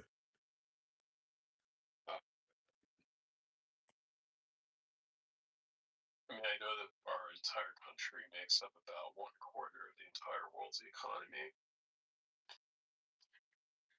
This is all the currency that's out there. It's 2.5 trillion in US dollar notes, 100 being the largest denominator, but half of that circulates outside the US. And that's only 11% of the total money supply, which is physical. So 1 out of every $10 is physical, 9 out of 10 is digital. BIMA, reserve banking. What is it right now? Fractional reserve. I don't know what. It just depends. They do these stress tests on the banks. What you're really asking is how large is the derivatives market? Which No, I'm asking. What I'm really asking is, what is the fractional reserve ratio that banks are supposed to hold? Yeah. Is it 10-1? Is it 100-1? 3-1? I don't know what the percentage is. I don't know. 10-1. Okay. Today? 1,000-1, or they don't even have it anymore. Remove it. Yeah. Banks now have zero since COVID 2020, March in 2020. They reduced it to 0. Mm-hmm. By the way, it's like, to me, it's like essentially in U.S. politics, the only kind of time I can see that the left recent times have been supportive of extra intervention is with the war in Ukraine. But that's all I can think of at the moment. I think liberals. I definitely think that liberals, Democrats, Republicans, because they could work together if they listen to each other. I think liberals and Democrats have an amazing ability to identify problems in society because of just, if you look at like career wise, I mean, you look at teachers, you look at therapists, nurses, environmentalists. These are mostly your feedback it's crazy. Do you notice that? That pisses me off. I can't. Yeah. No, it's like I would agree with that. Wait, did you hear what I said? You gotta mute your mic because the feedback, like you're like making noise and there's like clicking and shit. It's horrible. It's terrible, Necro. He's a transhumanist, Bimo. These are noises that transhumanist bodies make. Oh, my mind can't handle that. Like, we give you respect, do you know what I mean? Like, you just mute. He's doing something. He's like putting together like some kind of toy model. He's like building, you know. Would not be able to people, no offense, but people who do that piss me off so bad. Like if I'm on the phone with somebody, like somebody calls me to talk and then they're making noise in the background that's so loud. It's like, can you call me back? These things don't bother me. I've gotten past that type of agitation, and you know why? Because I record it all. Because I record everything, and so like I'm not going to get angry over the fact that I am talking with somebody who's very difficult to communicate with. I already know that person is difficult to communicate with, and therefore I actually just stop talking until that person has finished speaking. I will never try to like talk over that person or talk at the same time because I think I have the more awareness in the dialogue than they do. And so I give them the space to be that horrible communicator that they are. And that's okay. Let them, but that's because I'm recording it.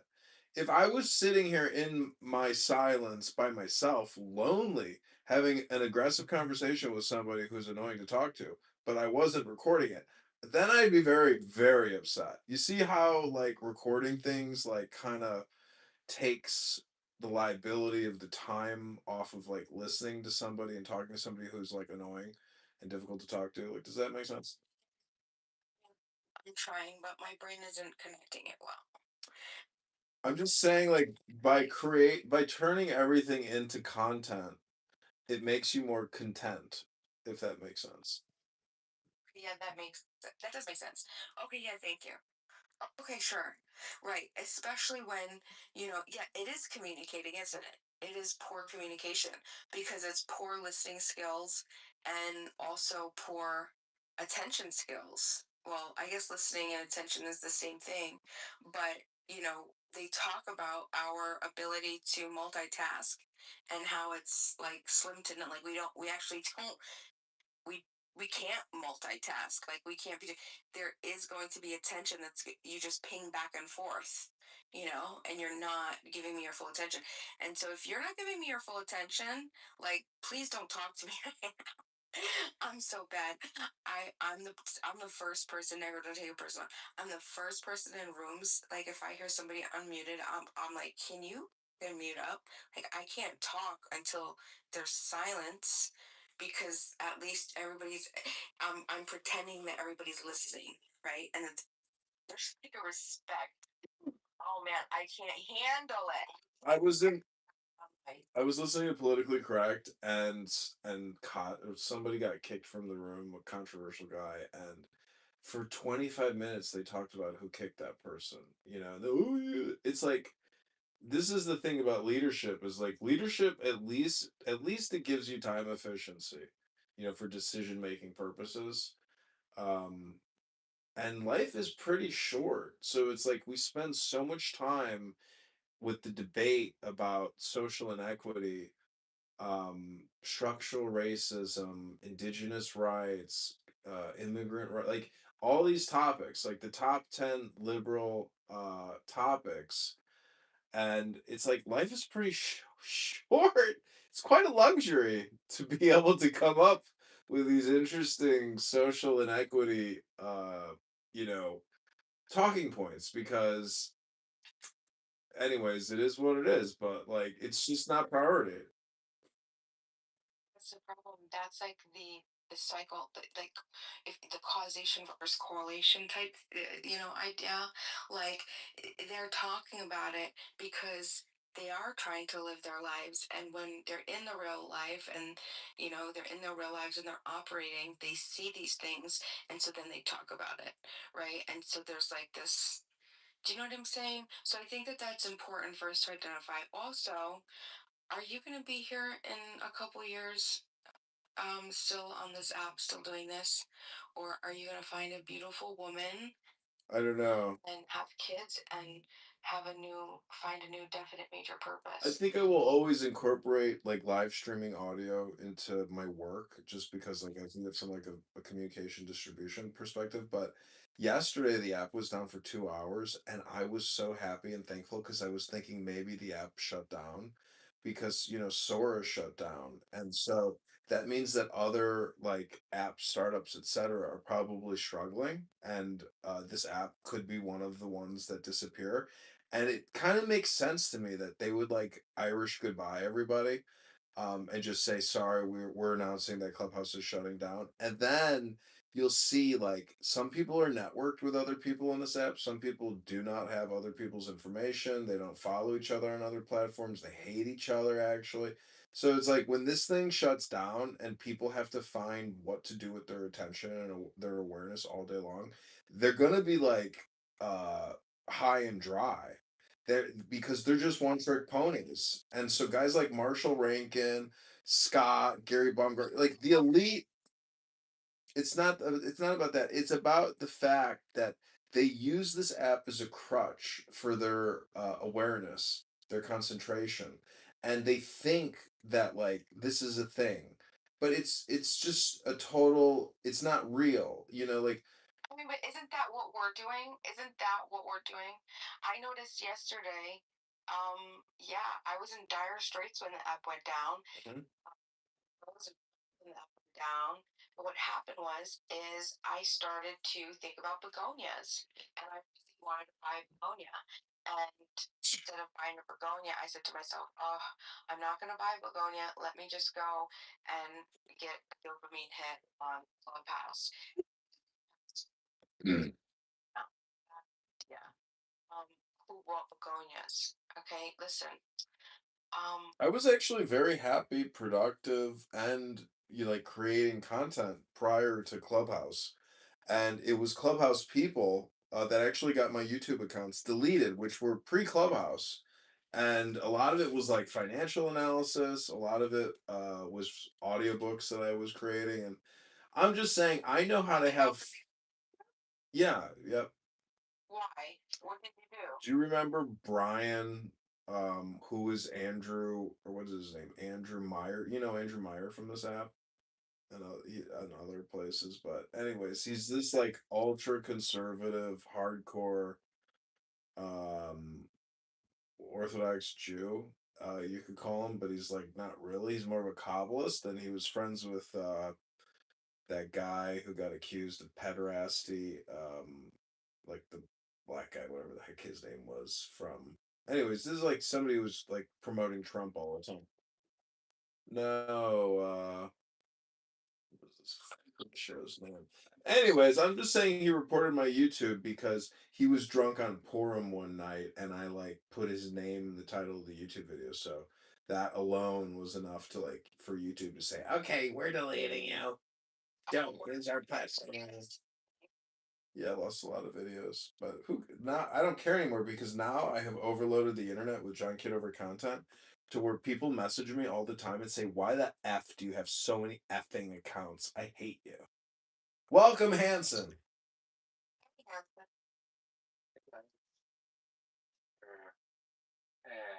So I actually want to ask you when you guys take a respect about something about Chicago politics very quickly. Shoot. I don't know if we're talking about that right now. So, I'm just curious. Actually, do you mind telling me where you live in Chicago? Does it really matter where I live? I mean, just what's your question, man?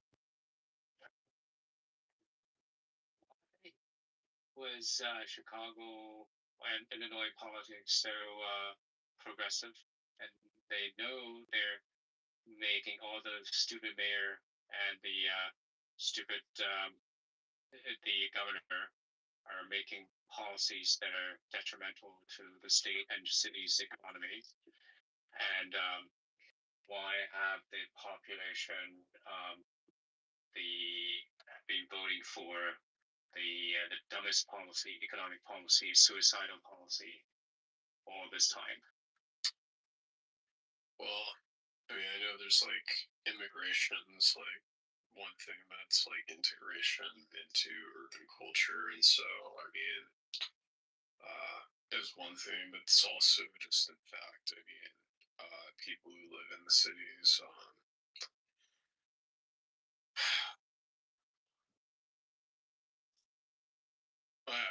there's plenty of different dynamics that go into that, but it's just in general. A lot of people, I mean, in general, the Democrats have a lot of regardless.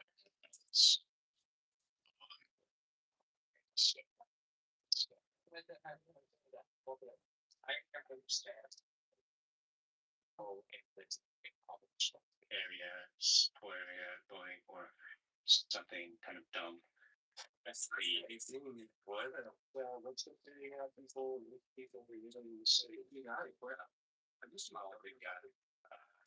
Some models. Yeah, great. Thank you and all that. Make a move. Very exciting. They see going up on their district, and yet they're is it last week 5 likes? I could literally be like, yeah. You can see the crimes and the shootings happening on the magnificent models, and the somebody a girl, a 20-something girl, they shot in daylight in front of right in front of the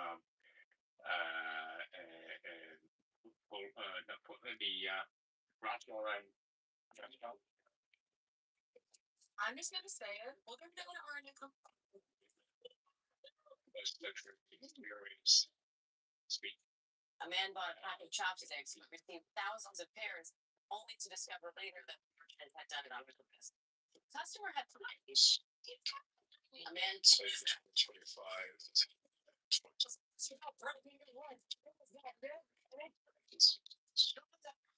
Talking. Please do. Using the gun. They over there shooting, murder. That hand over the side like that. The since 1990. 1960. Wow. Okay, I guess we have expected more. Not the it's the best of the store there. Yeah, like you can leave. Right now it's called in here. It's funny. It's funny. You can see them. Just getting like all the damage shows that things are going down from the 90s, believe it or not.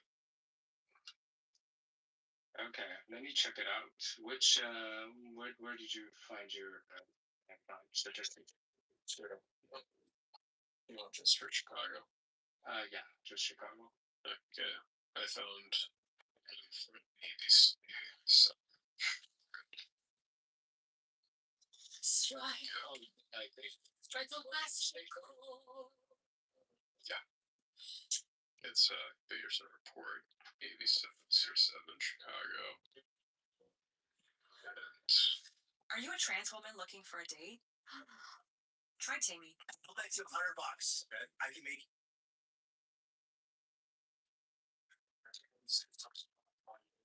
yeah, and it's from 2025. They said 16 murders, like 1965 to the 5 murders. Change in 2025.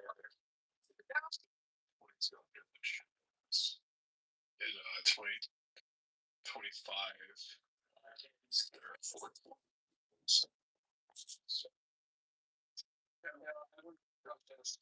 it's like a headline.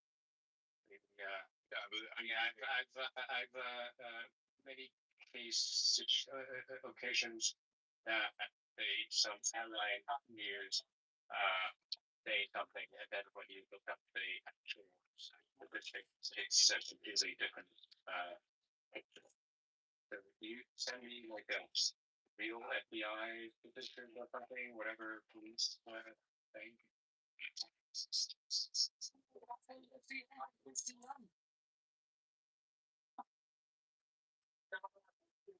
Well,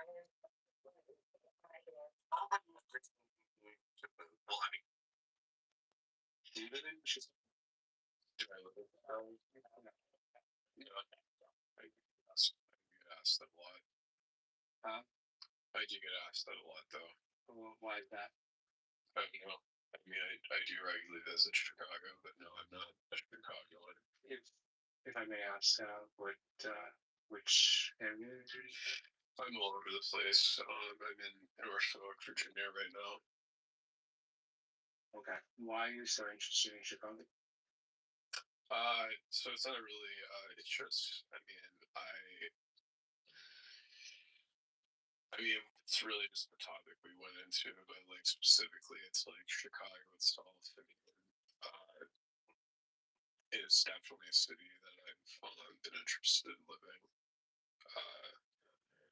for my own job opportunities. Like, which sector are you interested in? I'm an art major. Art major, I see. So yeah, you is the innocent people that are not Hezbollah that live in southern Lebanon. Yeah, who's that the were cause? that were How is this to be decided? Who's the cause? hold it.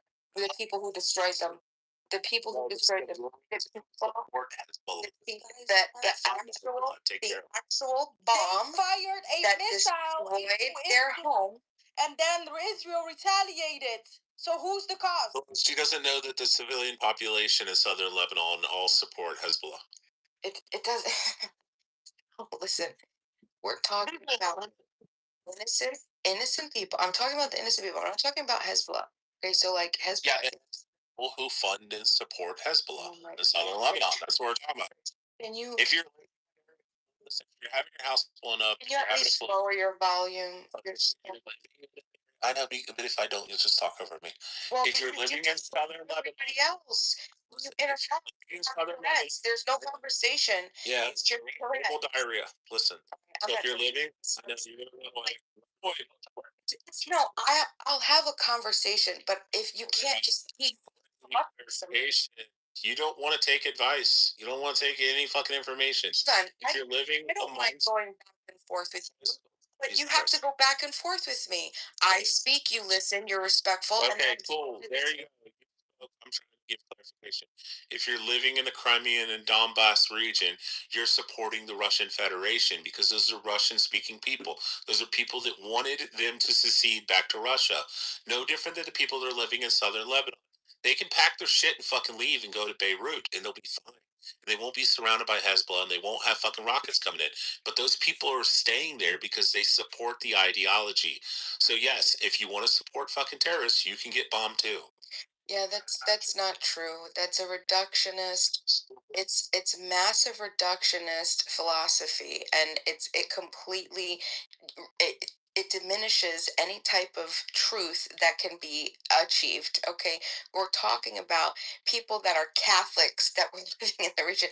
What are you talking about? People that are not at all associated with. Hold on, no, there was more Lebanese in Brazil. there was a Catholic. He doesn't know. Somebody just said that there's not more Lebanese living in Brazil than there is in Lebanon. Keep talking about the Lebanese. Lebanese is so. Idiot. It's a fabrication. No, it's not. There's more Lebanese living in fucking Brazil than there is in Lebanon. There's a higher population of Lebanese living in Brazil. They mostly live in Sao Paulo. Jesus Christ, you're dumb. Propaganda. You're Eritrean. You have like a median IQ of like 62, bro. Oh, I don't get it. There you go, Bima. Sean, can I talk for a few minutes? Yeah, yalla. Okay. I'm Persian, first of all.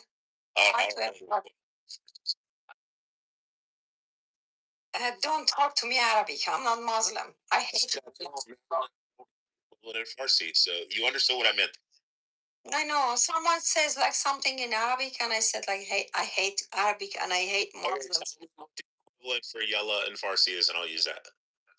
No, but the only thing I want to tell you people, like I hate Muslim people, I know they're ruining everything in the whole world, and they're just using their religion for ruining the people's life. That's I believe. I know I have accent. I living in Canada for 40 years. You're doing great. You're an idiot. You're an Just idiot. shut the fuck up. Shut the fuck up. Just shut the fuck up. I'm living in Canada for 40 years. I came as a legal immigrant. I have education. I know what I'm talking about. Achala Khan. There you go. That's cool. Yeah, but the only thing I'm saying, like, why people are keep talking about the Lebanon and all Muslim fucking people, like they ruining all over the whole world. Like I don't understand those things. Yeah, me neither, honey. It's literally all over the world. It's in Sudan, it's in Lebanon, it's in Syria, it's everywhere. But still, they will defend it till the day they die. We will. Well, yes, King. Like, just shut the fuck up. And if you want to go to the Muslim, just go someplace that the Muslim actually love you. Just go someplace. No, just shut the fuck up. You don't know who am I. Like King, you don't know anything. You're running all over the country, all over the world. Like Muslim people running all over the world. Like you are destroying everything. I think they have to kill all the Muslim people. I born as a Muslim, but I hate you guys. Also, King,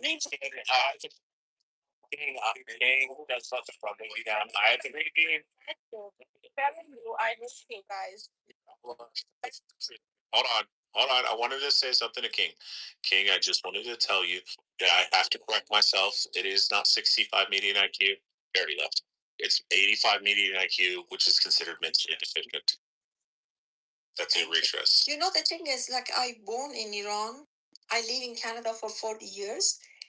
I don't believe myself as a Muslim person, but I born, I don't know, by default as a Muslim. And what I know, and I look at all over the whole world, like in US, in Europe, in Middle East, Muslim ruining everything. Like they ruined the whole world. So the median IQ in Eritrea is 85. I know. You can leave anytime you want. This isn't Hotel California. You can leave anytime you want, faggot. King.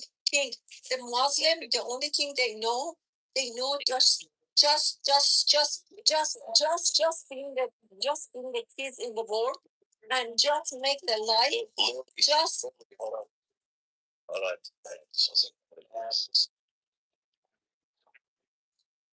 Lily, I just want to let you know you are a moderator right now, so you have the power and authority to mute this faggot anytime you want. Go ahead. As Muhammad said.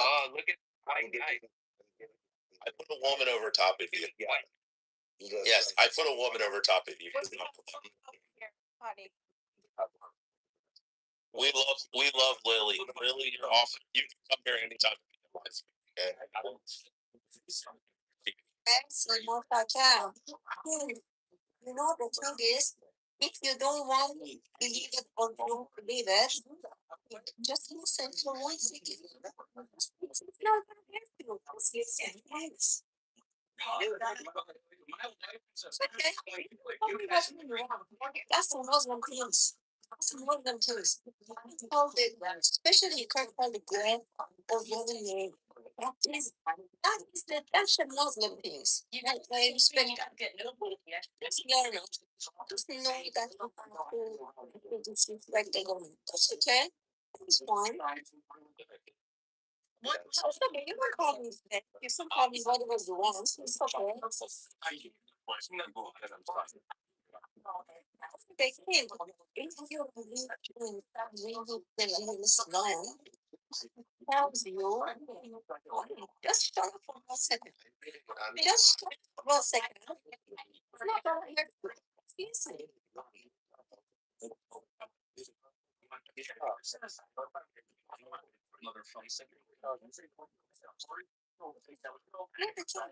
Islam Even if you're not Islam, it tells you have to respect your parents, to respect the woman.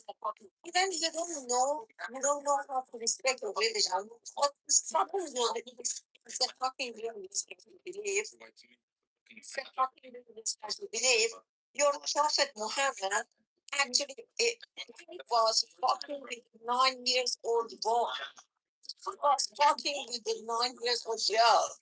Like that is your fucking religion. You don't know. You don't know your religion. You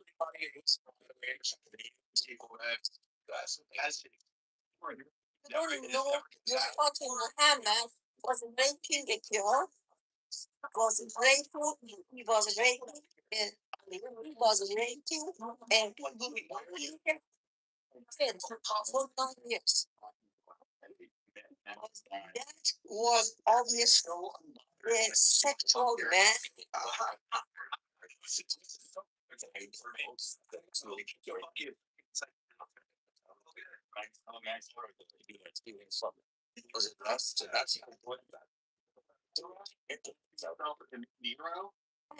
The other thing was actually he was saying married to someone just when he was into someone yes and he's married woman. Mohammed was taking the friends wives. So you're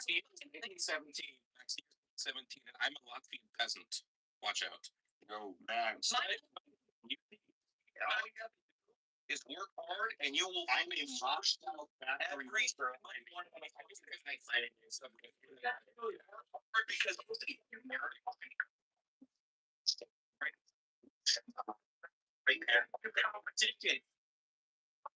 because fucking big communism is superior to capitalism. The extraordinary units of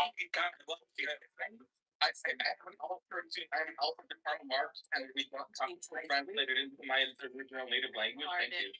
I'm a communist. You know what I love about Stalin? Are you communist? Yeah. No, but then we can't just learn this. We just like you're. Oh wow, you're. I got a question. So this Gary, no, women don't like the fucking communists. You know what? Space who all like sell fake fucking shooting signs like you. That's the more you have in your life and to over again. You yeah. Disgusting. Which one? One of the other. You guys are degenerate, sexual degenerate fucking communists. We're both taking it. Okay, cool. What are you gonna do? What are you gonna go about it? Are you gonna take Gary the numbers guy in your ass or in your mouth? So I'm about to fucking lie it out. So you saw one is you faggot. Porn is created by capitalism, by the way. Communist countries are doing it. That's true. Yeah. Illegal in Cuba, it was illegal in the Soviet Union.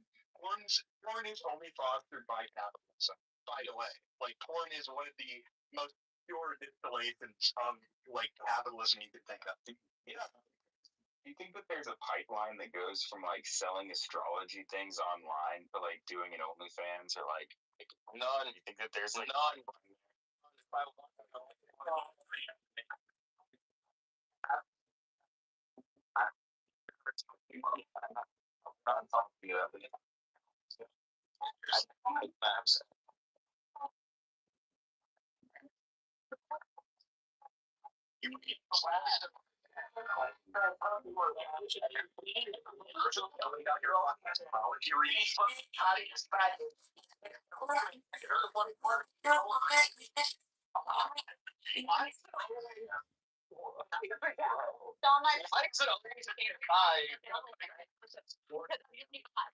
On your fucking page, like why is it always a piece guy whenever you want to argue? Say, for you.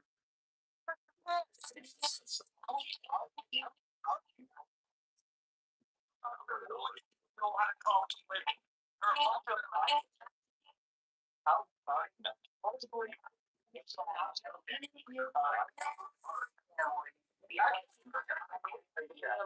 great example of shit.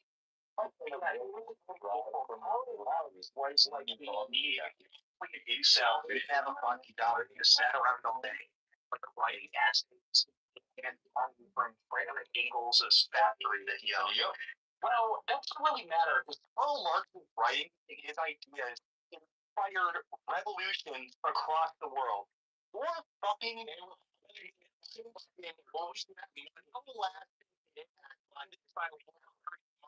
Marx was funded by Wall Street money. He was funded by Wall Street money. There's a certain section of Zionists on Wall Street who fucking pushed that fucking his fucking manifesto in the late 19th century. And they were 19th century, you fucking faggot. Yes, I'm sure the Jews were backing Karl Marx when he was writing Capital in the fucking Communist Manifesto. He literally wanted the destruction of the Jewish communities. That's why.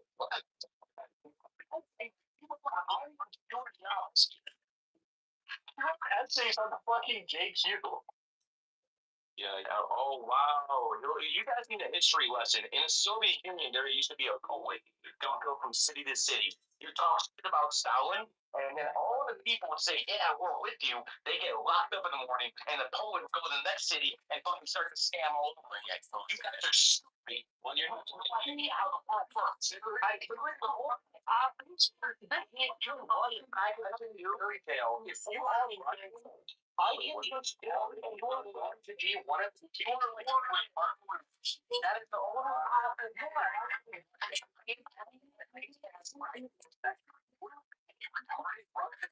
it's like dirt poor, lives in a village. And you know what it's all right now. Like now, you're supposed to now. 26, you are like the epitome of somebody who would like buy into the good czar, bad boy arse fallacy.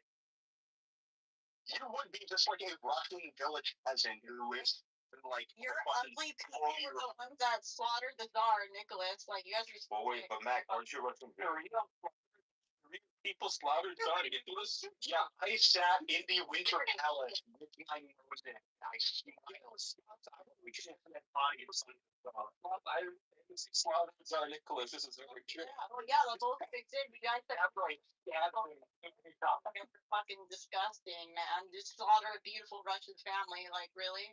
The Irish were. Yeah, these guys need to get rounded up. Wow. So that for you, what you and the 30 fucking pay pigs who claim that when the economy collapses next year and you guys are gonna fucking be hiding out bracket. No one seeking petite bourgeois like you. Bourgeois! You fucking communist faggot! Bourgeois! You were taking up the guy. Like, you analysis, you were like an all ideological. These guys are the absolute of the goddamn earth. They money. They want you to work. They want you to live for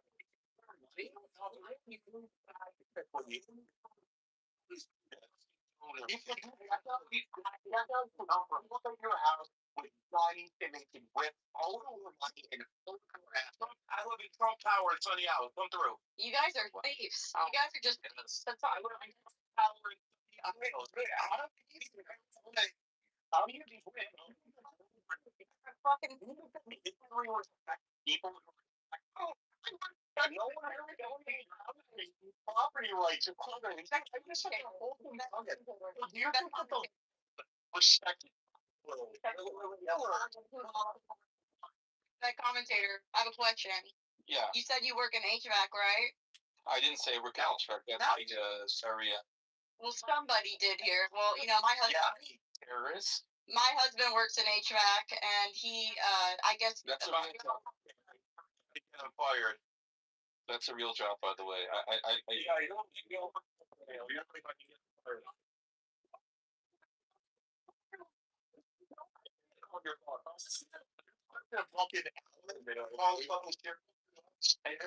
This company is very simple, man. You're a piece of shit. Oh, I mean, you know better. Fucking anything in a gallon right now. Go to China.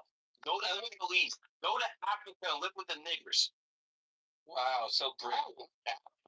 Niggers? Oh my god, dude, that sounds like a heckin' racist when you sit there. You sure you don't like shit all the time? It's in Sunny Isles and Trump Tower. Do you know Satoshi Nakamoto? No, what you know? Not a real person. He's a fucking student. But I'm just saying, there's a guy that lives there. He's a friend of mine. His name is Joby Weeks, aka Satoshi Nakamoto. Do you know who he is? Are you talking about the guy that you have like people that sell us? You know, that's not very easy. You know, it's like one of the biggest records in like marketing at this space right now. Because we have the money, so it's why would they be coming to us? Like, you're really wasting your time here. Like, they think we're actually, because we're like poor, retarded gay peasants, like we are the perfect audience to sell their like retarded course to. Nobody is here to sell anything to you, fucking fat. I don't.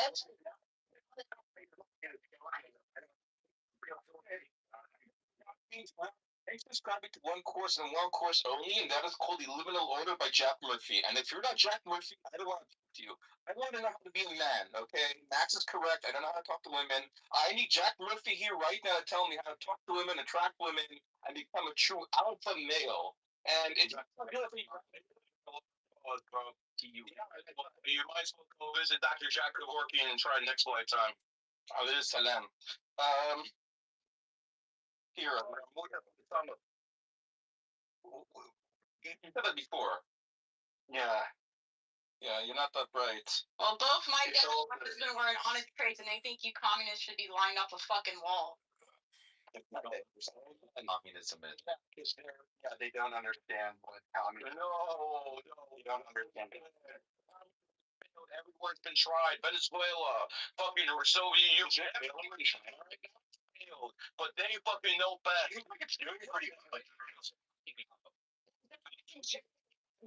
Working out pretty well, but now that's not meaning that that's it seems like really over there. China is not full communist. China is not full communist. Chinese, we know enough that economy's gonna collapse. So the big time collapse. China does have a cap. How many fucking years have people been saying China's gonna collapse and it just never? China's got the size of Manhattan. Nobody lives there. They've pushed 10 fucking years. Every fucking month. Like that serpent sheep here. It's not the point. And why?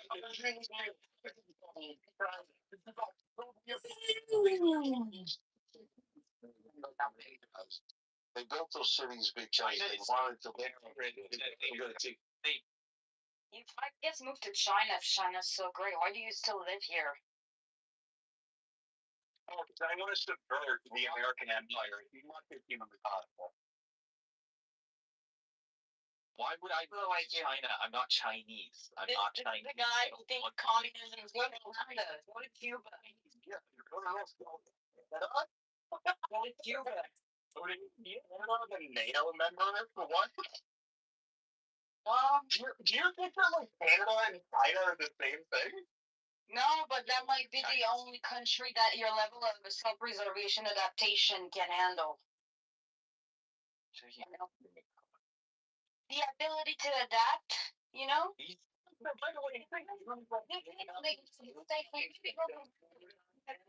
city healthcare over there.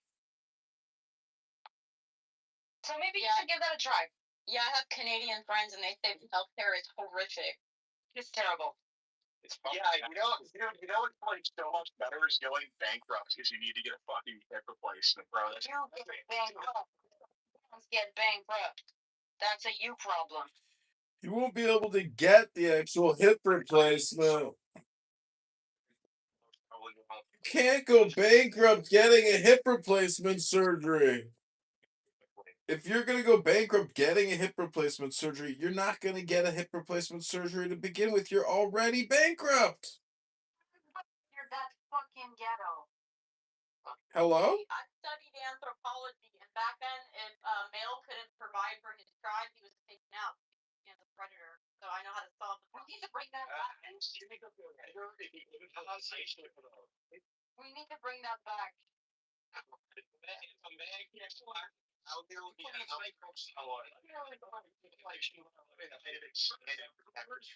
they like hoarded wealth, money with fictional isn't even real. Or telling them, you should pay bills, got communism here. Buy gas, all money's fake, all money's not real. Money don't get paid. Money itself isn't real. Money has representative value. Okay, it represents actual real labor. Now, people like you provide. Imagine a woman. Are you such a pussy? Are you such a pussy, worshipping, desperate faggot that your only thing you can talk about is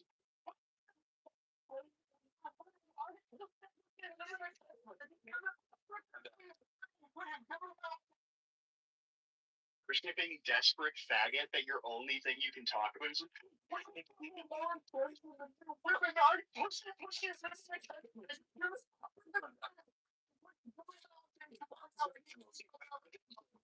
have they ever had any pussy besides paying for it? What do you think?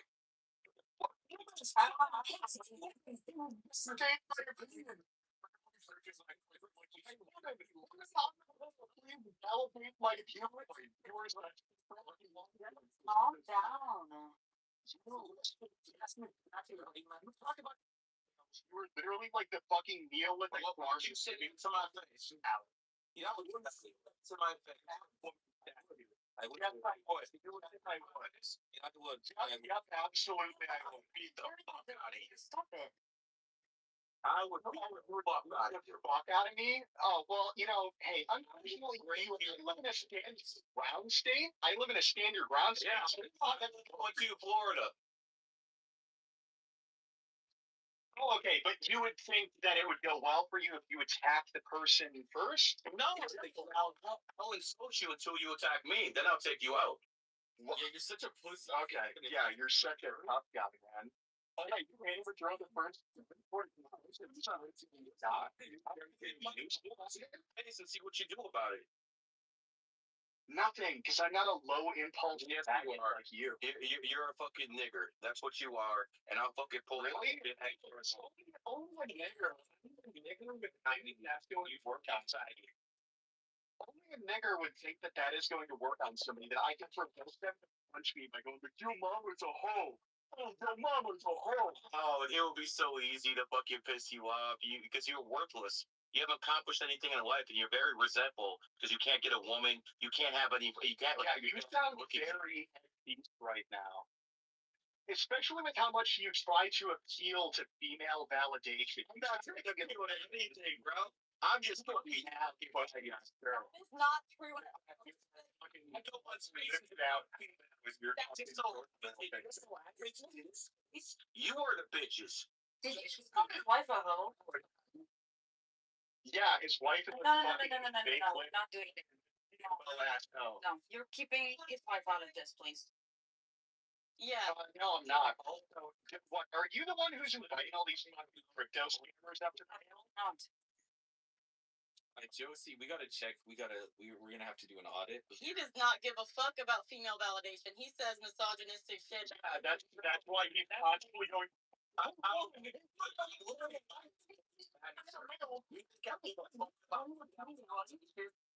Hiring Games manager. Constantly asking other women on the panel what they think of. And you agree with me that these are females, right? He's making a point. Usually I come in here and I cook the bitches, but it just so happens that they are the bitches in this thing. It's all, oh, you get no pussy, women don't pay attention. No, that's a fact. That's the fact. Kids, bro. I got 2 kids. I got a wife, been married for over 20 years. Okay, why don't you kids? I already pay attention to them. What do you, they're sleeping right now. They're sleeping right now. They love me, bro. I'm a great dad. I'm sure you are. Listen, you can hate Gary all you want. One thing you can't take from him is he's like dad and a good husband to his wife. Okay. How do we listen? I don't think it makes sense to involve people's personal lives. People could shit all they want out of their personal lives, make up whatever lies they want. It's pointless. It's absolutely pointless to talk about personal lives over here. Okay, it's absolutely pointless. Do you have any kids? I can tell you. Didn't you say the what did I just say? What did I just say? I'm not going to answer questions about it. You don't have any kids. I'm not going to. You see, that's the thing. That's no. That's all I can say. Well,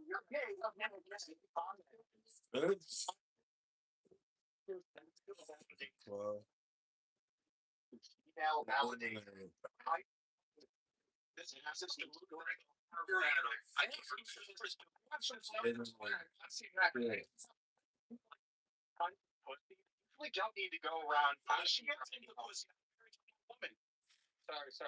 Okay, you see, even if I did have, or if I do, or if I don't have a wife and kids, I wouldn't say that because I have respect for myself and I have respect for them. I don't have any respect for you. How do you? I have the code. I think I'm confusing the voice. Gary, I think you're confusing the voice of respect and the other guy. They kind of sound. My apologies. Because he was defending you. Crime pills. Can you give me one logical argument about how communism can be pro-white? I'm waiting for it. Can you get an argument about how communism is inherently anti-white? NKVD fucking slaughtered a whole bunch of fucking white people in Russia. Millions. And something that if there is your point, it would disprove it. So it's much easier. It was silenced. Max Prime. Even if that was true, which by the way is fucking not. It is.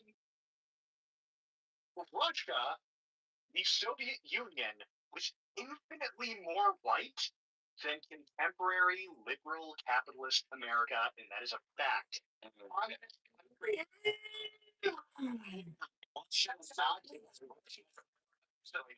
now.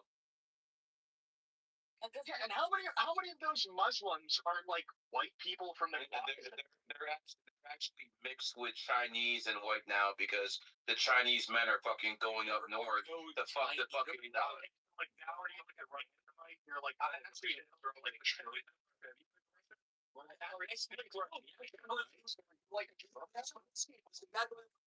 speak Russian. I've been in Russia. My family's in Russia. You can't have any positive influence. All you do is create hatred and vitriol and anger. And that's what a 141 IQ does.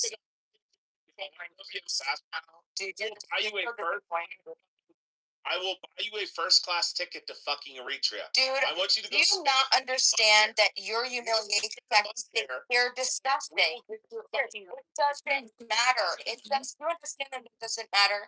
We're talking about human beings, and you're telling me that you can't even have a positive influence on someone who's 85. Let's say that is IQ 185. Just let's say, which I don't believe that for a second. But let's say this was. Controversial studies often cited in international IQ comparisons, such as those by Lynn and. Rich, you're so toxic. You're so toxic. That makes average IQ in Eritrea is approximately 85. You're disgusting, dude. You're really gross. You're gross. Rich, you're gross. Fucking short bus kids. You're disgusting. Entire country. You want to humiliate people? Why is this? This is what you want to do? No, it's disgusting, dude. You can't think of any. Yeah, well, whoa, he's not claiming to have 141 IQ. Which does. Not saying it's about 141 IQ. There is intelligent people there. I'm not saying that. No, what you're saying is that we're talking to people who. But I'm not talking about that. I'm talking about the reason that you're bringing up in this conversation, in this moment, with this specific conversation, is to humiliate him. That's what you want to do. With 141 IQ, that's the best you got? Drugs when you said dopamine. A lot of people don't know what dopamine is, Rich. If you're fucking retarded. Dopamine. He thought you were talking about drugs. He said, I don't know. It's so funny, bro. She said, Kate, you are so tough. Bro, I'm dead. Yeah, he can speak Gen Alpha, but he can't fucking know what dopamine is. Holy shit. Yeah, well, we live in a country of a bunch of retards. Yes, retards. Well, of tyrants, the left and the right. Bima, I'm even willing to bash on the U.S. 13% of the U.S. population is sub 85. There's a fucking thing called a bell curve. Let's go. The outliers stay on the fucking left. Are you not conceiving that I am not rejecting? I'm not challenging your facts. I'm challenging the mention of it in this conversation, Rich. I'm not challenging whether it's true or false. I'm challenging why you're bringing it up in this conversation. Because this guy's known to be a fucking moron. Humiliate people with 140. Oh my God, it's not a range better. Can't you teach anybody anything here? With 140 more, you got 41 points, and you can't teach me anything except how not to be, what not to do. He's a retrain. He's not even. Motherfucker. Hey, some motherfucker.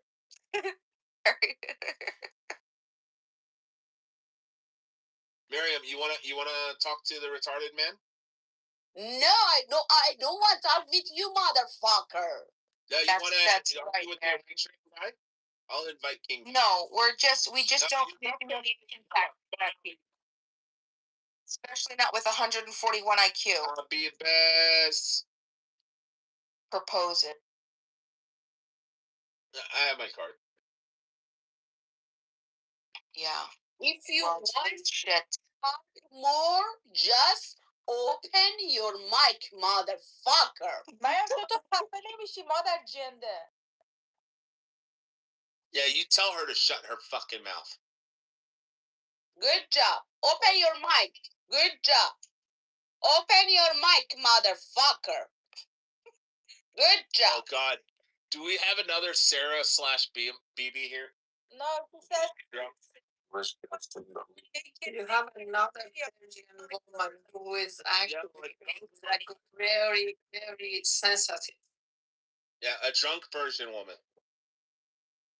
The most sensitive one, the drunk one. I can't say a sensitive Persian woman. Hey, do you guys see my PTR? I found these this new strain of honeysuckle on my property. They're real and they taste delicious. Look at my honeysuckles. I discovered garlic mustard on my property too today. Bima, are you Persian too? No, she's Italian. No, actually, I can't say that that's why I asked her if she's Persian. So I just found out that I have 13. It's funny. So I'm Lithuanian mostly. Well, I'm Italian, Lithuanian, and then a little bit of Irish. Yeah, interesting. Oh, what a surprise. People from New York and New Jersey have Irish ancestry. Wow. Would have never thought it. You have to deal with mostly like a sensitive woman. Please just be fair with us. Mostly Lithuanian though, Lily. Lithuanian and Italian.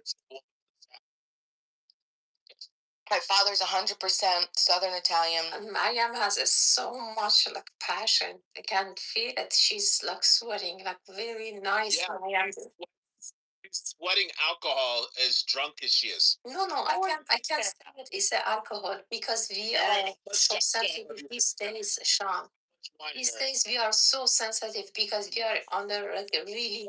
Drinking Shiraz wine. Shiraz wine? No, tequila, Sean. Come on. Yeah, Shiraz wine's delicious. I love it. Black Swan. No, tequila with mango is better.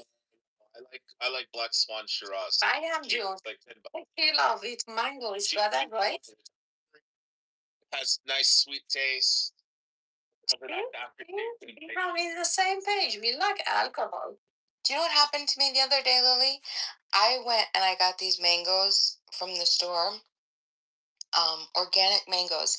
The outside was impeccable. There was not a blemish. it was just perfect. Everything. There was nothing visibly wrong with this mango. But I brought it home, and when I cut it open, I took a piece. I ate like a piece of it, and it tasted off immediately. Read the chat. You know, the best drink is I have to tell you. Has her naked photos. Was this her? But I want to tell you what happened with my mango. Listen, so I lifted up Miriam's the one that supports IRGC. the seed in the middle of the mango, and it was rotten. How do the mango rot from the inside? Fruit rots from the inside out. It rots from the inside out. Why did I just learn that, Rafi? I just learned that because. Yeah, like Miriam, because Miriam's an IRGC supporting piece of shit. Yeah, that's crazy. I didn't know that because I was just like, how could this possibly have gotten rotten? I just couldn't believe it. I've never seen you. I've just always thought it started from the outside and worked its way. I didn't know it IRGC forward. Contaminated. Lily, did you know that Miriam is IRGC? Yeah, that's why this. No, I don't think so. Maya, no, Maya was just a American woman. We know actually impressing her feeling with the swearing, but I think she has a good soul. No, Every Jew. She's the religious one that likes IRGC. She was in the room earlier. She left. If you ask her about the benefit of a woman, get following the boom, she will snap. What? Your fucking English is terrible, bro. I'm gonna ask her. I am John. Are you with the Jamhuri Islami? I don't know where Rafi is from. Rafi, Mariam, are you with Jamhuri Islami? That sound exactly like you, and I swear you all have to be from the same. Mariam جون شما با جمهوری اسلامی هستی عزیزم؟ Well, I don't know where you're from, but I'm telling you, it started in crypto. I know this crypto guy sounds exactly like you. مریم جون میتونی جواب بدی عزیزم؟ اصلا اگه با جمهوری اسلامی هم هستی من هیچ دشمنی باهات ندارم چون نظرته. Where do you live, Rafi? Canada. مریم جان میتونی جواب بدی عزیزم؟ He's saying what? He lives in Canada. He drives a BMW M Series SUV diesel. Why do you answer? He drives to work every day.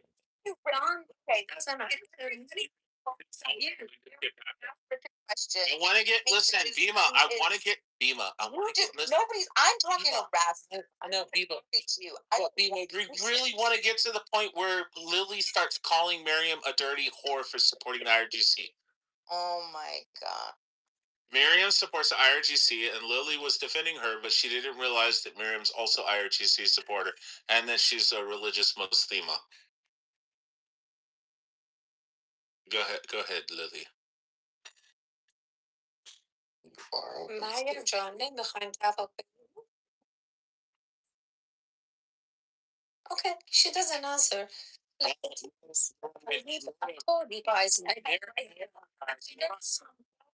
Miriam, if you don't fucking talk the next 10 seconds, I'm going to move you out of the room. So go ahead and respond to I told her, I asked Maria, and I said, if she's with the Jamhuri Islami, I still respect her because she believing, and that is her belief, and I respect it. But she doesn't respect that. I don't fucking respect that. I'm saying, it's her belief. And I respect murderers. Glow. I'm saying, even though if it's her belief, I respect it, but she doesn't answer. Gotcha.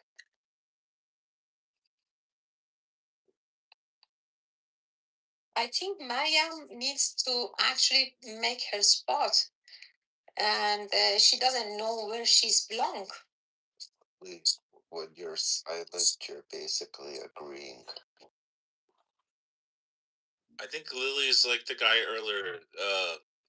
Yeah, remember when he was so drunk he passed out? I think Mary left her phone on mic, didn't pass out. Oh, me or Maya? Mary, No. Okay. You know what the thing is? Like, let me tell you something. I told you I'm living in Canada for 40 years. And I know some people, they don't know where they belong. They don't know if they belong to the Jamhuriya Islami or they belong to somewhere else. They don't believe anything. They just believe nothing, basically. Darren, you have no idea. I've been beating the shit out of Muslims for this. They don't know. They don't know nothing. I'm not Tamayam, but I'm saying people normally, if they don't use their brain, they don't know where they belong. I use my brain. I still don't know where I belong. Bima, I was talking to my mom today in Iran. She's living in Iran. She's living in Tehran. And she was talking to me about the prices, like how everything is going so expensive. Like if you are living in the, like I'm coming from I don't know how to say it because Persian lying a lot, but I'm coming from a good family. Even with a good family, they actually suffering because of the prices. A well-to-do family. Yeah, I can imagine. I definitely can imagine. Lily, I have a question for you. You said your mom is living in Tehran. What did she say about the, what is it called, the Crimson Winter from December to January of this year? Like all those people being murdered. Did she say anything to you about that? Like, what did she say? Because I lost my dad like last year, and she's mostly in home. But mostly when we talk, the only thing she tell me, everything is fine, everything is good, we're doing well. She doesn't say anything because she's afraid of talking over the phone. They listen. They're listening.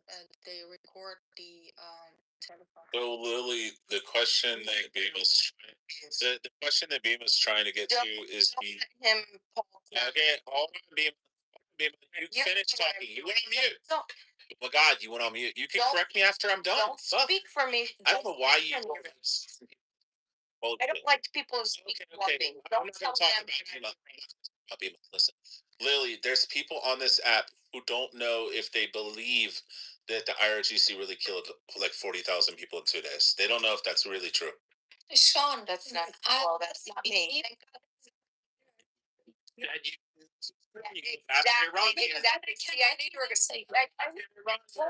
You want to apologize? You're such a troublemaker, dude. Bima, let me tell you. Let me say it. What I believe and what I heard from my family in Iran, they kill lots of people in Iran, but not 40,000. They kill a lots of people, but not 40,000.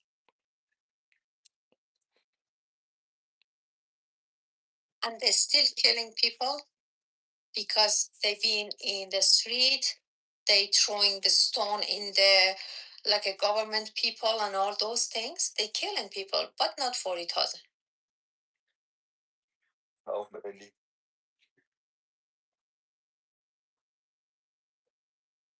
How many do you think, Lily? He asked. I don't know. They kill a lot of people, but 40,000 is a lot. So, Lily, do you disagree with the Minister of Health from Iran when he says it's 35,600 or 36,000? They lie, Sean. They lie. Why would they lie? Why would the government of Iran? They lie. Why would they make the number higher? They would say, "Oh, maybe 500 or 100 or 10 people." Honestly, I'm not gonna say the thing. I don't know it. I don't know how many people they kill, but they kill a lot. I mean, excuse me, yeah. Lily. Excuse me, Lily. Excuse me, Sean. Oh, that's stop. I cannot talk anymore because police of United States told me if you talk anymore, we are arrest you. Thank you so much. You are here. Thank God we have fucking democracy. I'm here for you guys, and you are my voice. Thank you a lot. Love you all. I hope they send you back to Tehran. Which is so. They Why? I hope they revoke your visa or your green card and send you. He was fucking supporting IRGC. I don't know, Sean. I post so many things in my Instagram about like the things happening in Iran, about like the government, all the people Yeah, killed. but you're not supporting IRGC. She is. Oh, no way. But you know the thing is, I never get any like messages or something from anyone. No one.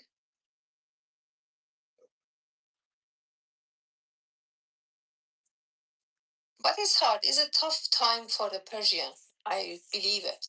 It's a very tough time, especially the people who live in Iran.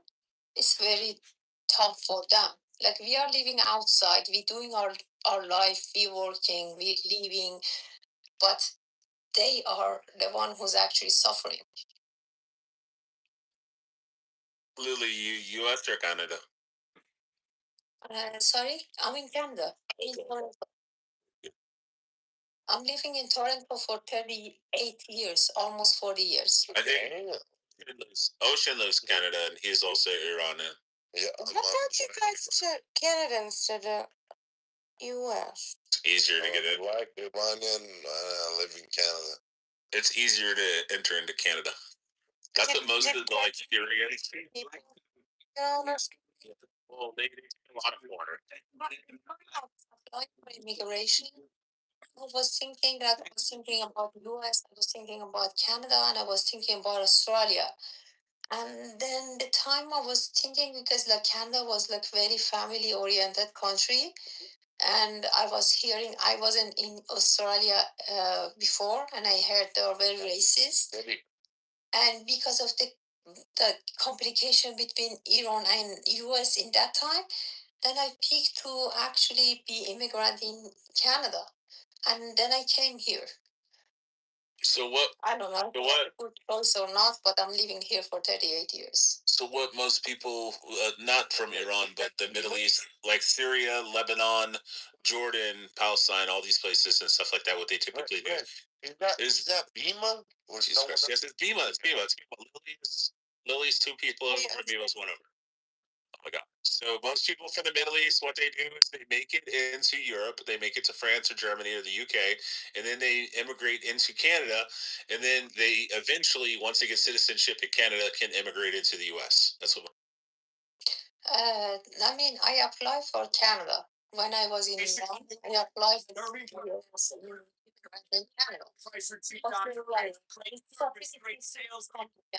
I know my friends saying an immigrant to Canada. Then they actually moved to the US. Yeah, it's easier to go as a Canadian citizen into the US Exactly. than it is to go from France or Germany or Syria. Yeah. You're right. Fuck Canada. Ocean, you don't like Canada? Oh, need a state. Be honest, if I was talking to you 5 years ago. Even though I live in Canada, I feel like everyone who don't let him lie. He lives in Los Angeles. Everyone who lives in Canada is a faggot. I don't know. I respect. You live in fucking Los Angeles. You live in gayest fucking place. You're such a liar, bro. I live in Vancouver. Such a liar. No, but what I'm saying if it was 5 years ago, I was defending Canada, and I was saying like, fuck off, Canada is the best country.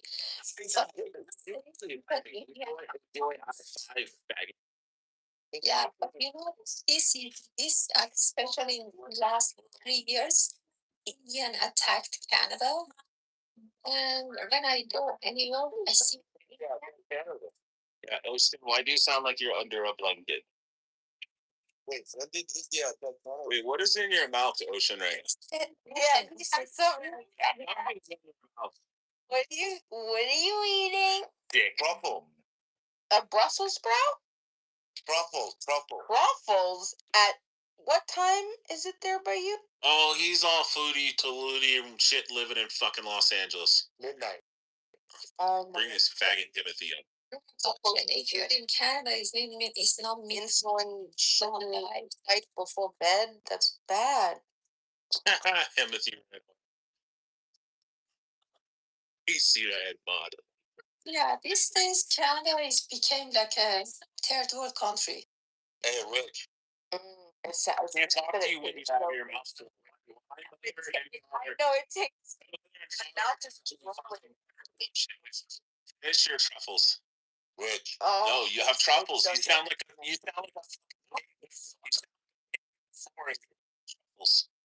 sound like an Italian pig eating truffle.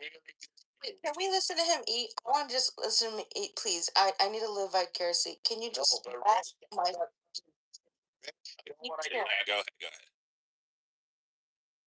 Mariam's phone number for you. Oh shit. Hey, BB. Guys.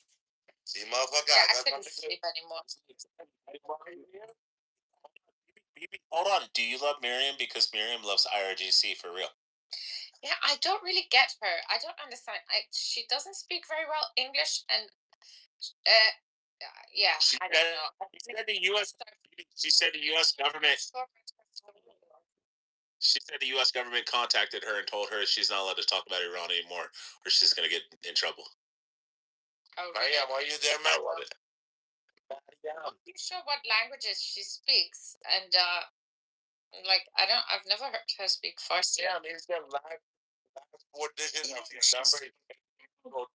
She speaks Farsi. But he says Ocean has something good. Go ahead, Ocean. See that like? Did you see that like, Rich? Is the last 4 digits of your number 8803? Well, you always actually shut me down, and whenever.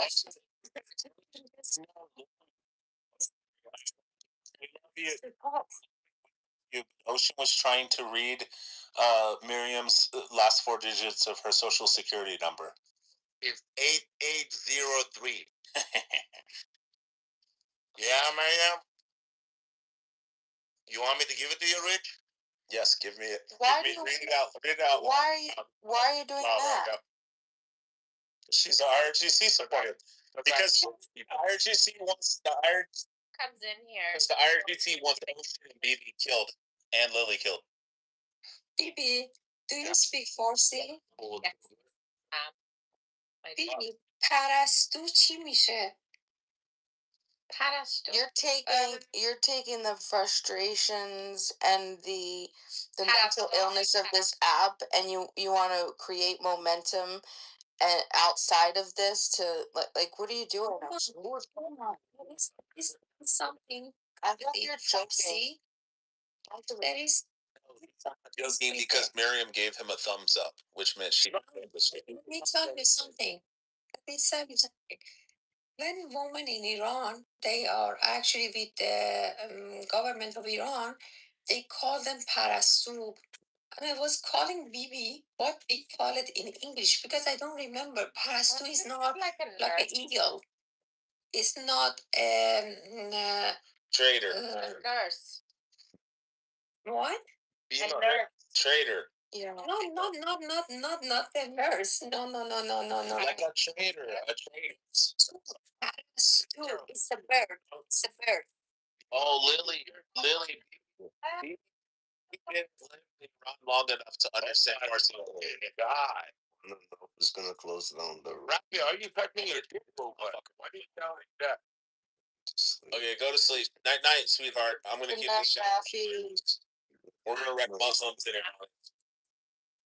Good night, Rafi. Somebody close down the room. Okay, we will. I'm not responsible for this shit. I'll lock the door. I'll turn the lights off. Don't worry. Just give you a public service announcement. Yeah, I'll turn the lights off. Nighty, Ocean. Nighty. 1990? What? She's telling you to go away. She's telling you to go to sleep. Lindy also IRGC supporter? No. No. What's so Mariam says? So Mariam, I would love to speak with Mariam, but Rafi, you know, she only comes here to speak her heart. You know. She said police of United States told me we will arrest you if you talk about Iran. Rafi, you know I expose people for a living. You remember the feds showed up at her house, it sounds like. That guy Cyrus, you remember him? He came to her room and was like, "Oh, these people are rapists." And then I'm like, "Motherfucker, didn't you have a rape case? Didn't you go to prison for 15 years because you raped somebody?" Oh yeah, I put his case. You know how I know Miriam's full of fucking shit, because if the FBI did actually show up at her house and threaten to arrest her, she wouldn't then come back on Clubhouse. Yeah, BB, I'm not kidding. She's like 22. I don't hear that. No, she's 44 and she's a Torshida. Yeah, at least. But I don't know what she's promoting, but and she doesn't sound Persian either. But anyway, there's so many. No, she is. It's like she's just. Oh, she's maybe she's Persian. Mariam is Persian. Yeah, Mariam is صحبت کردی؟ بله. Mariam is میگه همیشه میاد اینجا and then She says, maybe she says, United States of the government of United States told her do not talk. You're gonna be in trouble. She's gonna be arrested if she's talking about the جمهوری اسلامی. ولی فکر نکنم اصلا تو آمریکا باشه. Honestly, I don't know. She's Parastu. That's why I was telling you. She's Parastu.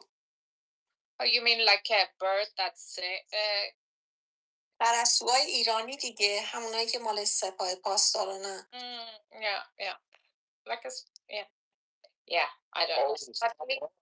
But everyone shut the fuck up. Like, hold on, baby. You know, Sean, when we call Parastu, let me tell you what is Parastu. All right, I'm not trying to rudely interrupt you, but Rafi, we have fucking Shuki in the audience. Please get him on stage. Okay, let me tell you what is Sean. You want me to tell you what was? It's fine. We get it. Aziz. Yalla, Shuk.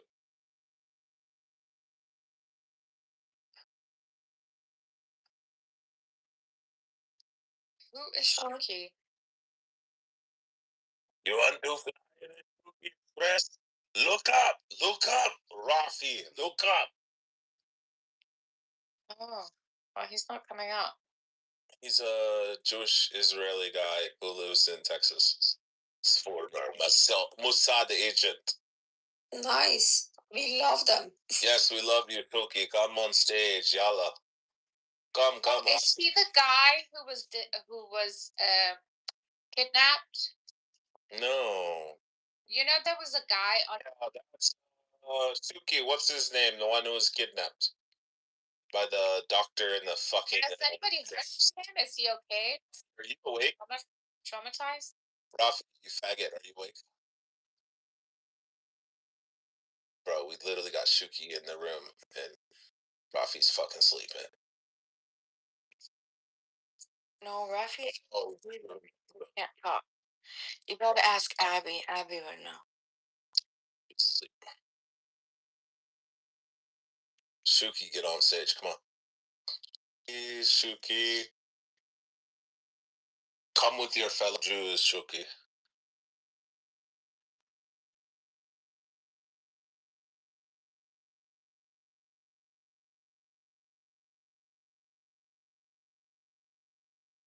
Damn, look at Ocean and Glow talking.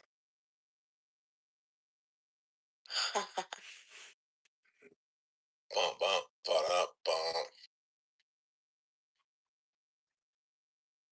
So who's the Cyrus guy? He's Persian? With the rape face? That's not nice. Where they at?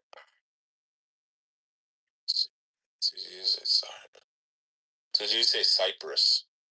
Cyrus. Oh, yeah, I think it must be Cyrus, not, well, Cyprus is not a name. Cyprus showed up on my Ancestry.com too. Isn't Pepe from Cyprus? No, he's French Basque or whatever. He's a French. Not Basque. What's the other? His temper. No, it's not Cyprus. It's yeah, it's an island. 4% Cyprus. What the heck? What, Eastern Mediterranean? Huh. Go. I've already invited you. Corsica. He's from Corsica. Corsican, yeah.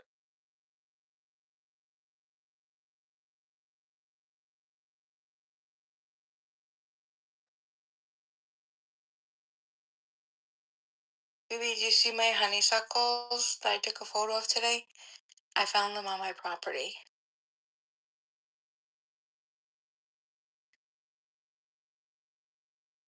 Oh wow.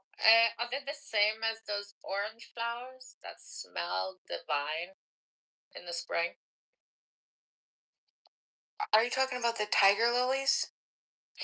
No, they're like well, they're not jasmine flowers, but the orange something. They're very common in Iran. Like my granddad used to have them all over his walls. It's like a jasmine. You know, it's like a. It's Yeah, the fucking one that's so expensive